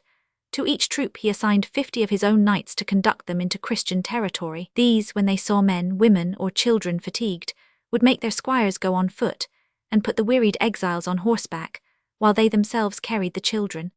Surely this is a tender and touching picture of the soft-hearted soldiers of Islam, too pitiful to let the little children cry while they had arms to carry them, or to drive the weary forward while they could walk on foot themselves. When the exiles got to Tripoli, they found themselves worse off than on the march. Raymond would not let them enter, but sent out his knights, who caught all the rich bourgeois and brought them prisoners into the city. Then Raymond deprived them of all that they brought out of Jerusalem. The poorer of them dispersed into Armenia and the neighboring countries, and disappear from history. The names of the Christians linger yet, however, in the Syrian towns, and many of their descendants, long since 360 converted to the faith of the country, may be found in every town and village between Antioch and Ascalon. Jerusalem was fallen, and the kingdom of the Christians was at last at an end. It had lasted 88 years. It had seen the exploits of 6 valiant, prudent, and chivalrous kings. It was supported during all its existence solely by the strength and ability of its kings. It fell to pieces at once when its king, a poor leper, lost his authority with his strength. Always corrupt, always self-seeking, the Christians of the East became a byword and proverb at last for treachery, meanness, and cowardice. It was time that a realm so degraded from its high and lofty aims should perish. There was no longer any reason why it should continue to live. The holy city might just as well be kept by the Saracens, for the Christians were not worthy. They had succeeded in trampling the name of Christian in the dust. The cross which they protected was their excuse for every treachery and baseness which a licentious priest could be bribed to absolve. The tenets and preaching of their faith were not indeed forgotten by them, for they had never been known. There was nothing in their lives by which the Saracens could judge the religion of Christ to be aught but the blindest worship of a piece of wood and a gilded cross, while the worst among them, the most rapacious, the most luxurious, the most licentious, the most haughty, the most perjured, were the very men, the priests and the knights of the orders, sworn to chastity, to self-denial, to godliness. It appears to us that Christianity might have had a chance in the East against Islam, but for the Christians, and had men like Saladin been able to comprehend what was the religion which, like an ancient painting begrimed and overladen with dirt and dust, lay under all the vices and basenesses of the Christianity they witnessed, the world would at least have been spared some of the bitterness of its religious wars. 361. As for Guy de Lusignan, it matters very little what became of that poor creature. He made 1 or 2 feeble attempts to get back something of his kingdom, but always failed. He finally sold his title to King Richard, in exchange for that of King of Cyprus, and ruled in great tranquility in his new kingdom for a year when he died. So disastrous an event as the fall of Jerusalem must needs be accompanied by signs and wonders from heaven. On the day that the city surrendered, one of the monks of Argenteuil, as he remembered afterwards, saw the moon descend from heaven to earth. It is remarkable that nothing was said at the time of this very curious phenomenon. In many churches the crucifixes shed tears of blood, which was their customary and recognized way of expressing regret when the monks thought anything was going wrong with the power of the church. And a Christian knight saw in a dream an eagle flying over an army, holding 7 javelins in its claws, and crying, "Woe, woe to Jerusalem." Chapter 15. The Third Crusade. Signor Sassis kai orni essen era. En silter eudix fumors et vis. Et kai la croix d'autri mer ni prendre. A pains mais era en paradis. Thibault de Champagne. We are not writing a history of the Crusades, and must hasten over all those episodes in the long struggle of 300 years, which do not immediately concern the Holy City. It is with regret that one turns from the glowing pages of Vinsoff, Villehardouin and Joinville, with the thought that they have little to do with our subject, and that we must perforce leave them for other pastures. Not so fair 72, but a few words to show the progress of events, if it is only to make us understand the story of Saladin, are indispensable. Why has no English historian treated of the Crusades? Besides the scattered notices in Milman, there is only the work of Knightley, meritorious in its way, but as dry as sawdust. Spoiled, too, by the accident that it was written for the Society for the Promotion of Christian Knowledge, and the author seems always horribly afraid of saying something which might offend the committee. The news of the fall of Jerusalem was received in Europe with a thrill of horror and indignation. From every pulpit, preachers thundered in the ears of the stupefied people the intelligence that the city for which so much had been risked and spent was fallen, and that it 363 was the judgment of God upon the sins of the world. Terrified and conscience-stricken, all Europe repented and reformed. Luxury was abandoned, mortifications and self-denial were practiced. Every sinner looked on the fall of the city as partly caused by himself. Nothing but prayers and lamentation were heard through all the cities of Western Europe. And then when Pope Gregory sent his circular letter exhorting the faithful to take up arms for the recovery of Jerusalem, and when William of Tyre, eloquent, noble in appearance, illustrious for learning and for virtues, came to Europe to pray for help in the name of Christianity, kings forgot their quarrels, nobles their ambitions, and it seemed as if once more the cry of de la Vute would burst spontaneously from the whole of Western Europe. It might have done had there been a man with the energy and eloquence of Peter the Hermit. But the moment of enthusiasm was allowed to pass, and Philip Augustus, after taking the cross, delayed his crusade, while he renewed his quarrel with Henry II. In England and in France, in order to defray expenses, a tax called the tithe of Saladin, consisting of 1/10 part of all their goods, was levied on every person who did not take the cross. The clergy, with their usual greed, endeavoured to evade the tax, on the ground that the Church must keep her property in order to preserve her independence. They were overruled, however, and had all to pay except a few of the poorer orders and the lepers' hospitals. In every parish the tithe of Saladin was raised in the presence of a priest, a templar, a hospitaller, a king's man, a baron's man and clerk, and a bishop's clerk. As this did not produce enough, Philip Augustus arrested all the Jews and forced them to pay 5,000 marks of silver in order to prevent such a rush of villagers as might lead, as it had already led, to the desertion of the fields. Everyone had to pay the tithe, except those who took the cross with the permission of 360 for their seigneur. And when the money had all been collected, war broke out again between the two kings of France and England. Peace was made between them by aid of the Pope's legate, but Henry died in the midst of his preparations. Richard saw in the death of his father the consequence of his own unfilial conduct, and took the cross as a sign of his unfeigned repentance. Baldwin, Archbishop of Canterbury, preached the crusade throughout England. It was the first time that it had been preached here, and the old enthusiasm of the French was aroused among the English. All wanted to take the cross. Wives hid their husbands' clothes, they ran naked to Baldwin. Everywhere all sorts of miracles took place. The people gathered the very dust which the bishop had trodden on as a holy relic. They flocked together from every part of England, Wales, Ireland, and Scotland, and if the numbers were less than those which went from France, it was because a selection was made, and only those went who obtained permission to go. The religious zeal of the English found its first exercise in the famous massacre of the Jews. From them Richard got large sums of money, and as with all his resources he could not get enough, he mortgaged a large part of his estates, sold the dignities of the crown, and was quite ready to sell the city of London itself, could he have found a purchaser.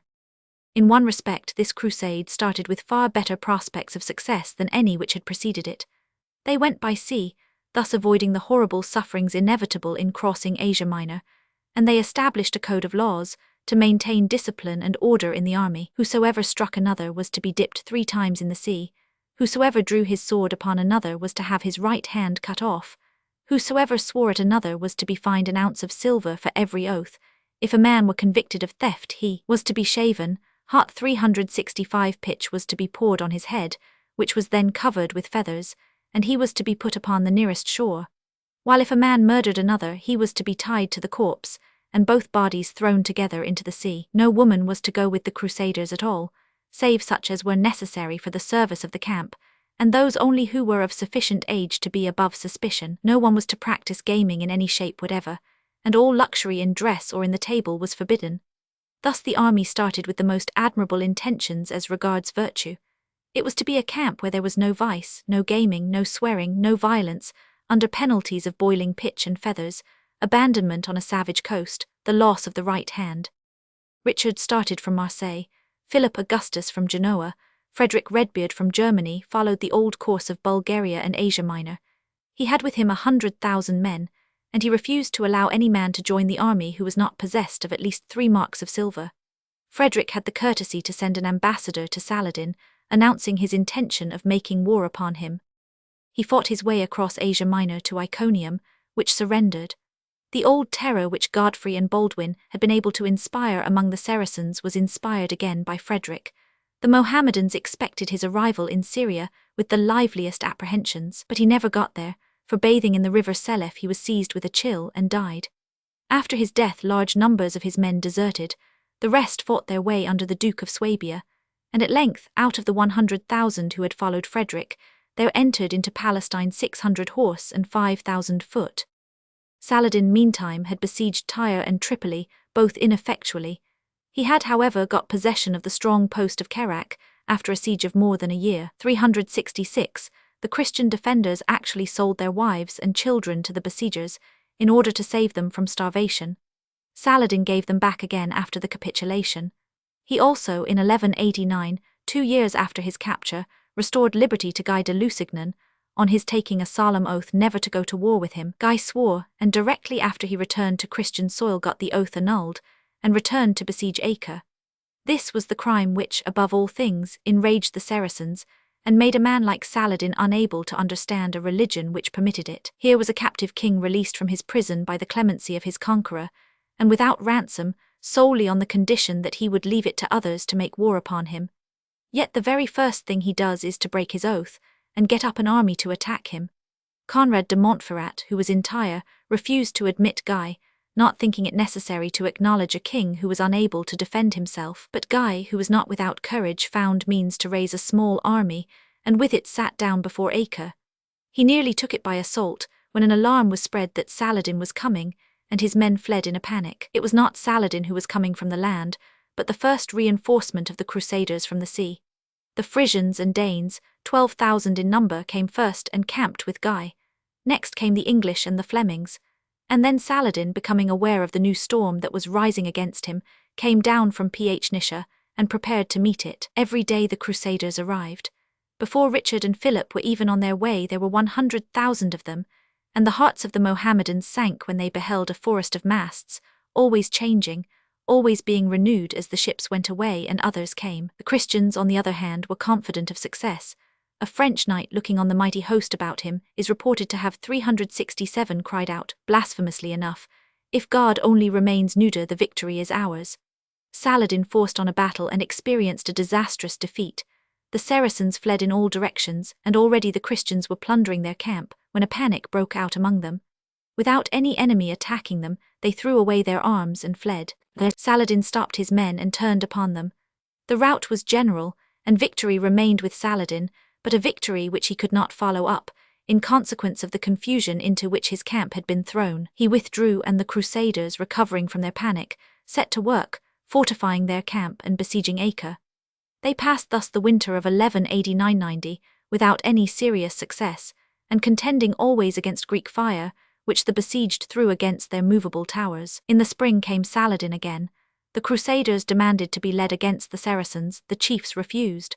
The soldiers revolted and poured forth against the enemy, only to experience another defeat, exactly similar to the first. And then the leaders, despondent at their ill success, endeavoured to make peace with Saladin, when the arrival of Henry, Count of Champagne, followed by that of Frederick, Duke of Swabia, raised their hopes again. But then came famine, winter, and disease. Worse than all these came dissension. Queen Sybil died with her 2 children. Conrad of Tyre resolved to break the marriage of her sister Isabel, now the heiress to the crown of Jerusalem, with Humphrey de Toron, and to marry her himself. He did so and claimed the throne, so that the camp was split into 2 parties, that of Guy and that of Conrad.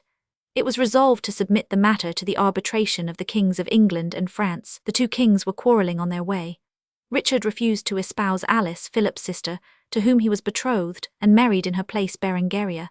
He further offended Philip by his 368 conduct in Sicily, and by his conquest of Cyprus, which island he refused to share with Philip. Of course, therefore, directly Richard declared for Guy, Philip took the part of Conrad, and it was not till after long discussions that it was decided that Guy should hold the crown during his life, after which it was to descend to Conrad and his children. Then both kings fell ill. Saladin also was ill, with continual fevers, and constant messages were sent to and from the Christian and Saracen monarchs, which were construed by the savage soldiers into proposals of treachery. Acre fell after a 2 years' siege, and the loss of 60,000 Christians by the Saracens' swords. Philip went home after this, and Richard, pleased to be left without a rival, began his ferocious course in Palestine by the cold-blooded slaughter of 2,700 Saracens. From Acre, after a short rest devoted to those very pleasures against which such stringent edicts had been passed, Richard led his army to Caesarea.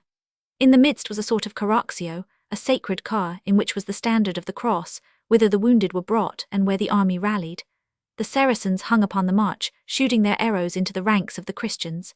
If one was killed, he was buried there and then. At night, when the camp was fixed, a herald cried aloud 3 times, to remind the soldiers of their vows, "Lord, help the Holy Sepulchre." And at break of day the march was resumed. They moved slowly, only performing about 10 miles a day. And then came the great battle of Assur, when Saladin lost 8,000 of his men, and ought to have lost Palestine, if Richard had been as good a crusader as he was a general.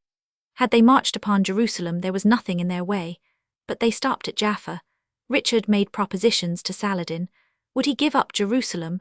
The Saracen replied that it was impossible to abandon a city whence 369 the prophet had mounted to heaven. Then Coeur de Lion made a proposition which called forth, to his extreme astonishment, for the strong-armed king had but little insight into the intricacies of theology, such vehement opposition that he was forced to abandon it.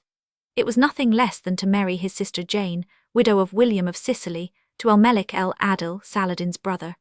Both were to govern Jerusalem together. El-Melik el-Adil, who was on terms of personal friendship with Richard, was perfectly willing to arrange the marriage. But it was impossible to meet the objections of imams as well as bishops, and the negotiations were broken off, Richard proving thereupon his zeal for the faith by murdering his captives. He then gave orders to march, declaring that he was going to deliver Jerusalem. They started, but on the way he changed his resolution and determined to rebuild Ascalon, to the chagrin and even despair of the common soldiers. And then the chiefs quarrelled. Peace was re-established. Guy de Lusignan was made king of Cyprus, and Richard gave the crown of Jerusalem to Conrad of Tyre. But the latter was murdered by 2 emissaries of the Sheik of the Assassins, the Old Man of the Mountains. 73 Henry of Champagne then married his widow Isabel, and received the title of king. CP 410. The next winter passed, and in the spring Richard, who had spent his time in small skirmishes, whence he usually returned with 6 heads at his saddle bow, declared his intention of returning to Europe. He was persuaded to remain, and once more led the army in the direction of Jerusalem, but he stopped some 20 miles from the city, and the army, like the people of Israel, murmured against him. There must, it seems to us, have been some secret reason why he never marched upon Jerusalem. Could it have been some superstitious one? Joachim, the hermit of Calabria, had prophesied 370 that Jerusalem should be taken 7 years after its capture by Saladin. It was now only 5 years. Was he waiting for the fulfillment of the prediction? From his vacillation, it would almost appear so.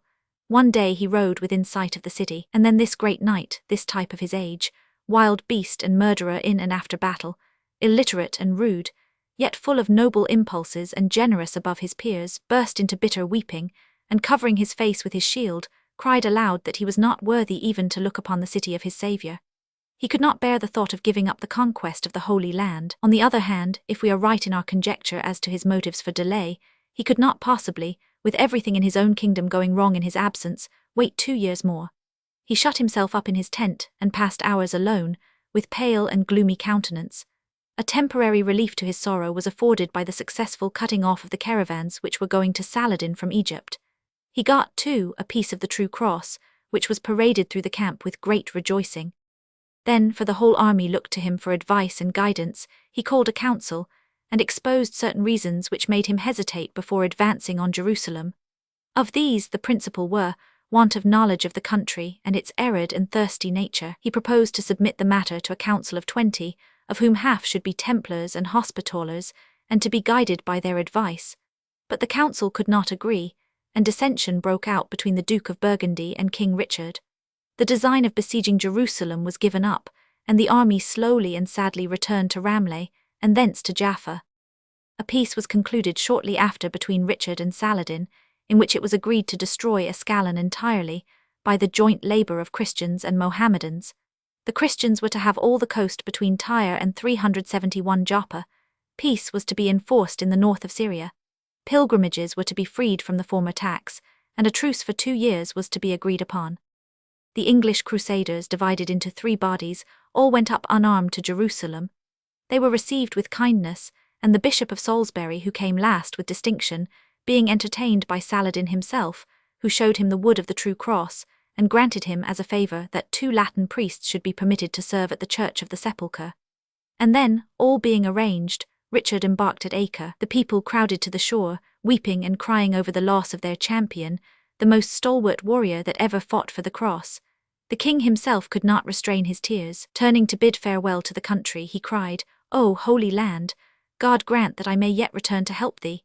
And his last message was one to Saladin, telling him that he was only going home to raise money in order to complete the conquest of the land. "Truly," said the courtly Saladin, "if God wills that Jerusalem pass into other hands, it cannot fall into any more noble than those of the brave King Richard."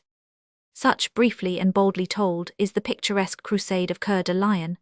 Of the terror which his name inspired, of his many and valiant jests, of his personal strength, his chivalrous generosity, we have not room to speak, nor can we do more than allude to those other qualities for which he made his name known: his ferocious and savage cruelty, his pleasure in fighting for love of mere butchery, the ungovernable rage which sometimes seized him, his want of consideration for others, his masterfulness, the way in which he trampled on, careless over whose body he passed, provided he attained his ends. For these and the other stories which can be told about him, we refer our readers to the Chronicles, and to that book on the Crusades which has yet to be written. Chapter 16. Saladin.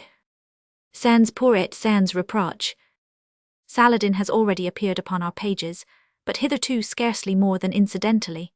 The reader will, no doubt, be glad to have a consecutive account of the career of this illustrious prince, as told by the historians of his own nation. We must go back to the time of the invasion of Egypt by King Amaury. On Shirkuh's death, many of the chief officers of Nur ed-Din's army were desirous of succeeding to the important post of Grand Vizier. But the Caliph el-Dihid himself sent for Saladin, and conferred the office upon him, together with many privileges and titles of honor. He was designated el-Melik en-Nasir, the victorious king, and Sipasalar, a Persian title signifying generalissimo of the army, and his standard or coat of arms was placed instead of his name at the head of all official communications, a form made use of only in the case of royal personages. In writing to him, however, the Egyptian caliph did not address his letters to Saladin individually, but inscribed them to the Emir Saladin and all the princes in the land of Egypt. This was doubtless in order to assert his own prerogative and superior authority. But the young Kurd, having once 373 placed his foot upon the steps of the throne, was not to be deterred from mounting to the summit of his ambition by mere scruples of etiquette. He was, moreover, a rigid follower of the Shafi'ite sect, and therefore no friend to the pretensions of the sons of Ali. Indeed, he had already received the commands of Nur ed-Din to depose the Ismailites from all religious and judicial offices, to appoint orthodox doctors in their stead, and to insert the name of the Abbasid Caliph of Baghdad in the Friday prayer, in the place of that of the Fatimite Caliph of Egypt. In 1169, the Franks made their final effort for the possession of Egypt, and besieged Damietta, but Saladin had garrisoned and provisioned the town so well that it was enabled to hold out until a fresh attack by Nur ed-Din upon the Syrian possessions of the Christians compelled them to abandon the attempt and return home bootless. The next year Saladin himself invaded their territory, and after plundering the neighborhood of Ascalon and Ramleh, returned to Egypt. His next expedition was against Ayla, Aqaba, which he blockaded by land and sea, and conquered with little difficulty. For some time Saladin was prevented from carrying out Nur ed-Din's injunctions respecting the abolition of the Fatimite sect and authority, through fear of an insurrection, but towards the end of the year 1171, an opportunity offered itself in the sudden illness of el-Dihid li-Din Allah. Of this, Saladin at once availed himself, and the name of el-Mostadhi by Amr-Ilah was solemnly proclaimed in the mosques of Cairo. This great coup d'état, which won Egypt over to the orthodox Mohammedan sect, and ultimately enabled Saladin to grasp the independent sovereignty of the country, was effected, as an Arab historian quaintly observes, so quietly that not a brace of goats beauted over it. The last of the Fatimites died only 10 days afterwards, in happy ignorance of the downfall of his 374 dynasty. The news was hailed with great demonstrations of joy in Baghdad, and Imad ed-Din Sandal, a confidential servant of Saladin's, was dispatched to Cairo with dresses of honor for the emir, hearing also the black flag, the famous standard of the House of Abbas. But Saladin was flying at higher game, and when news reached him of the death of Nur ed-Din in August 1174, he at once set out for Damascus. El-Melik Sali Ismail, who had succeeded his father upon the throne, was absent at Aleppo when Saladin arrived, and the latter established himself without opposition in the government of the town. Hums and Hammer, the Hamath of the Bible, next yielded to his authority, but Aleppo still held out, and warmly supported the cause of el-Melik Sali, the legitimate heir to the kingdom. After an unsuccessful attempt to reduce the place by blockade, Saladin made terms with his rival, and each agreed to leave the other in quiet possession of the districts of Syria which he then actually held. Having concluded this arrangement, he returned to Egypt. El-Melik Sali died in 1181, and was succeeded by his uncle, Ez-ed-Din Masud, who however exchanged by mutual consent the throne of Aleppo with Modud, lord of Sanjar. In May 1182, Saladin once more set out for Damascus, ravaging the country of the Crusaders by the way and obtaining a large amount of booty. He never afterwards returned to Egypt, but from that moment devoted himself to the task of reconquering the Holy Land for the Mussulmans. In the following month he began his campaign, and pitching at Tiberias, harassed the neighborhood of Basan, Jabin and the Gore, causing much loss to the Christians, both of property and life. Beirut and the seacoast were next attacked, and even where the towns themselves held out, the country around suffered severely 375 from his depredations, for he seldom returned empty-handed from a raid. It was in this same year, 1182, that the Frank occupants of Kerek and Shobak determined to make an expedition against Medina itself, and thus to attack the Mohammedans in the very birthplace and stronghold of their faith. They had even sworn that they would dig up the body of the Prophet and carry it off to their own country, in order to put a stop to pilgrimages once and for all. That this was no idle threat was clear from the fact that the Prince Renaud of Kerek had caused ships to be constructed and carried over land to the Red Sea, and that troops had been transported in these vessels, and were actually on their way to Medina. Saladin was at Horan when the news of the intended invasion reached him. He was furious at the insult offered to his religion, and sent orders to his lieutenant in Egypt to dispatch the Emir Hisam ed-Din Lulu in pursuit of the enemy. The Franks, rather more than 300 in number, besides a body of rebellious Bedouin which had joined their ranks, had advanced within a day's march of Medina when Lulu caught them up. Despairing of being able to resist the Egyptian troops, who were superior to themselves both in numbers and discipline, they sought refuge upon a mountain difficult of access, while the Bedouin, with their usual discretion in cases of danger, took to their heels. Lulu, however, followed them to the heights captured and sent them in chains to Cairo. They were given over for execution to the dervishes, lawyers and religious persons, who put them all to a cruel death, reserving only 2 of the most conspicuous members of the band, who were sent to Mecca to have their throats cut, like the beasts who are sacrificed before the Kaaba. In 1183, Saladin obtained possession of Homs, Aimed, Ain Tab and other places. He next besieged Aleppo, 376 which he took after a short siege, though to compensate the sovereign of that place, Imad ed-Din ibn Modad, for its loss, he bestowed upon him the territory of Sanjar. The conquest of Aleppo took place in the month Safar, and a poet of Damascus, Muhi ed-Din, celebrating the event in an ode addressed to the Sultan, declared that the capture of Aleppo in Safar was a good augury for that of Jerusalem in Rajab, a verse which seems to have been prophetic, for Jerusalem fell in the month Rajab of the year 1187 AD. The next year the Sultan made a fresh attack upon Kerek. A severe conflict took place between his forces and the Christians, and some of the forts fell into his hands.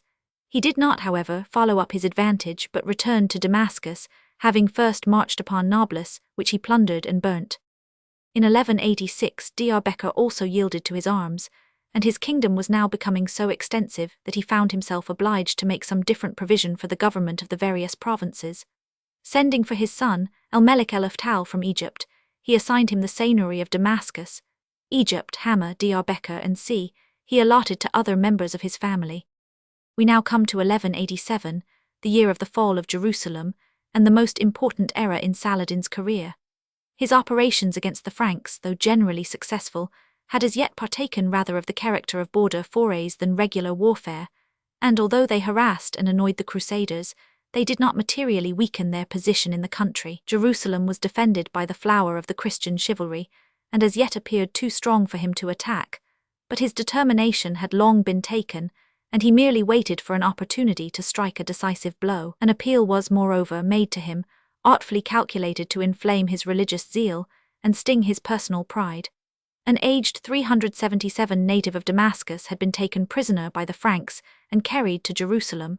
From the place of his captivity, be sent a copy of verses to the Sultan, in which the holy city was made to address him thus: "Just sovereign, mighty monarch, thou, to whom the cross's standards bow, there cometh up before thee now Jerusalem's piteous plaint.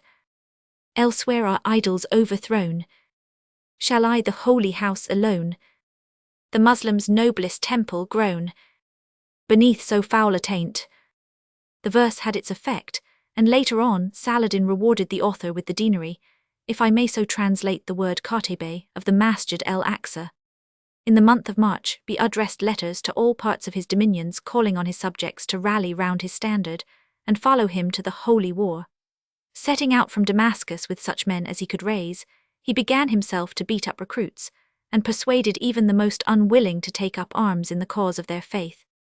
Renaud, Prince of Kerek, had resolved upon attacking the Mohammedan pilgrims on their return from Mecca and carrying them into captivity, but Saladin encamped near Basra until the caravan had passed, and so thwarted his designs. Renaud was one of the fiercest and most implacable antagonists the Muslims had to contend with, and he, knowing that he had little chance of quarter if he fell into Saladin's hands, withdrew into his fortress at Kerek. As the Egyptian contingent for which he was waiting did not arrive so soon as he had expected, Saladin commanded his son, El-Melik el-Aftal, to remain at Ras el-Ma and collect an army, while he himself occupied his leisure by plundering and burning the villages in the neighborhood of Kerek. Here he was at last joined by the Egyptians, and things remained in 378 statu quo for 2 months.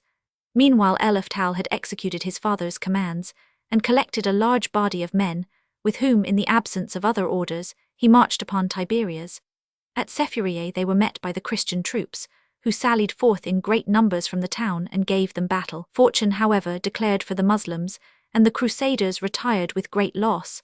Saladin, on receiving the news of this victory, left Kerek and joined his son. The combined forces now amounted to an immense number of men, all ardently desiring to do battle with the infidels, and the Franks, sensible of the approaching danger, made overtures for peace, but Saladin continued his march upon Jerusalem. On the 27th of June he pitched at Jabin, and on the following morning reached the Jordan. In the meantime the Crusaders endeavored to stop his progress, and had assembled, according to the Arab authorities, to the number of 50,000 in the plain of Sephuriae, where for some days continuous but unimportant skirmishes took place. Saladin determined first to attack Tiberias itself, and sending a party of sappers and miners stealthily to undermine the walls, he approached and entered the town at nightfall. The Franks knew that the loss of this important place would be fatal to their cause. The next morning, therefore, as soon as they got information of the movement, they beat to arms, and proceeded with all speed to endeavor to oust Saladin from his position. It was a Friday morning, but, rigid Mussulman as the Sultan was, he did not, on this occasion at least, allow his scruples to interfere with his plan of action. Leaving some men in charge of the castle of Tiberias, he sallied out and gave battle to the enemy. The conflict raged fiercely, neither side gaining a decisive advantage, until night coming on put a stop to the encounter. In the morning both sides prepared to resume the fight, and the Muslims rushed to the attack 379 shouting like one man. At this a sudden panic seized upon the Christian ranks, and they retired in disorder to Jebel Hattin, a village in which is the reputed tomb of Jethro, the father-in-law of Moses. The Count of Tripoli, foreseeing that defeat was imminent, withdrew with his followers before the general rout began and fled to Tyre. And now was enacted a scene of indescribable carnage and confusion. The Muslims, who had followed in hot pursuit, came suddenly upon the retreating host, and having surrounded them on all sides, so as to make escape impossible, set fire to the dry herbage beneath their feet. The flames spread instantly, and the Christians, scorched by the burning grass, and fainting under the scarcely less fierce rays of a Syrian midsummer sun, fell, huddled together like sheep, beneath the swords and darts of their assailants. No less than 30,000 of their bravest soldiers are said to have perished on the field, and many others were taken captive.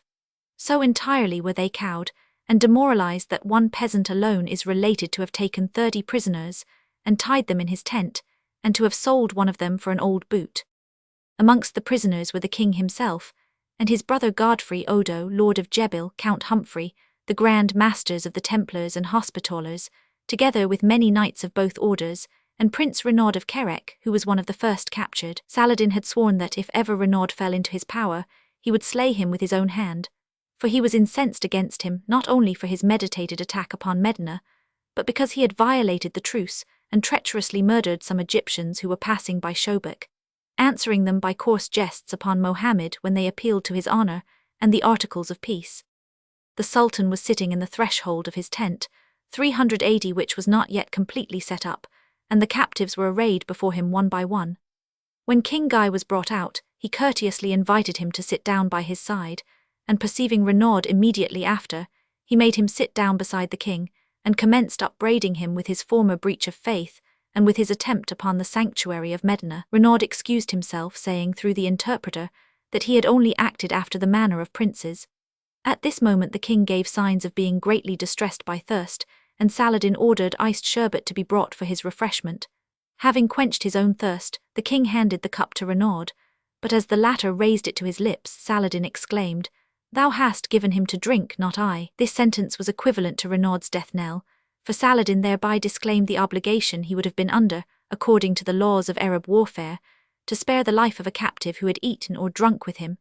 As soon as the tent was pitched, the Sultan again ordered Renaud to be brought before him, and told him he was going to help Mohammed against him this time. He then gave the Prince of Kerek one last chance for his life, offering to spare him if he would embrace Islam. Renaud, whatever his other faults, was no coward, and as he returned a proud refusal to the offer, Saladin smote him to the ground, and commanded the attendants to cut off his head. The order was promptly executed, and the reeking corpse was dragged by the feet to where the king was standing. The latter, who had witnessed the incident, made sure that his own turn was to follow next, and could not conceal his agitation. But Saladin assured him that he had no cause to fear, that it was not the custom amongst his people for one king to injure or insult another, and that Renaud had only met the fate which all such traitors deserved. 381 The capture of the king was, however, of less importance in the eyes of the Christians than that of the true cross, which fell into the hands of the Mussulmans on this occasion. The native writers describe with great glee the costly covering of gold and precious stones in which the relic was encased, and the despair of the Christians at its loss. This victory, which completely crushed the Christian power and paved the way for Saladin's future successes, took place on the 14th of June. Saladin, by his maneuver of the previous Friday, had only possessed himself of a portion of the town of Tiberias. Raymond's wife had moved all she possessed to the castle, and prepared to defend it against the invaders, but when she saw the turn which affairs had taken, she very wisely withdrew with her immediate followers and rejoined her husband at Tyre. The Mohammedans were thus enabled to occupy the fort. Having appointed Sarim ed-Din Kaymaza Sanji as governor of Tiberias, Saladin pitched his tent outside the town, and commanded the Templars and Hospitallers who had been taken prisoners to be brought before him. No less than 200 of these were found distributed amongst the soldiery, and Saladin ordered them to be immediately beheaded. There were a number of doctors and philosophers present with the Mohammedan troops, and these petitioned as a particular favor to be allowed to perform the office of executioners, and permission being accorded them, the learned gentlemen each selected a knight and butchered him, as a practical comment upon the Ovidian maxim, ingenuas didicis fidelitur arts, immolet mores nec sinit esse feros.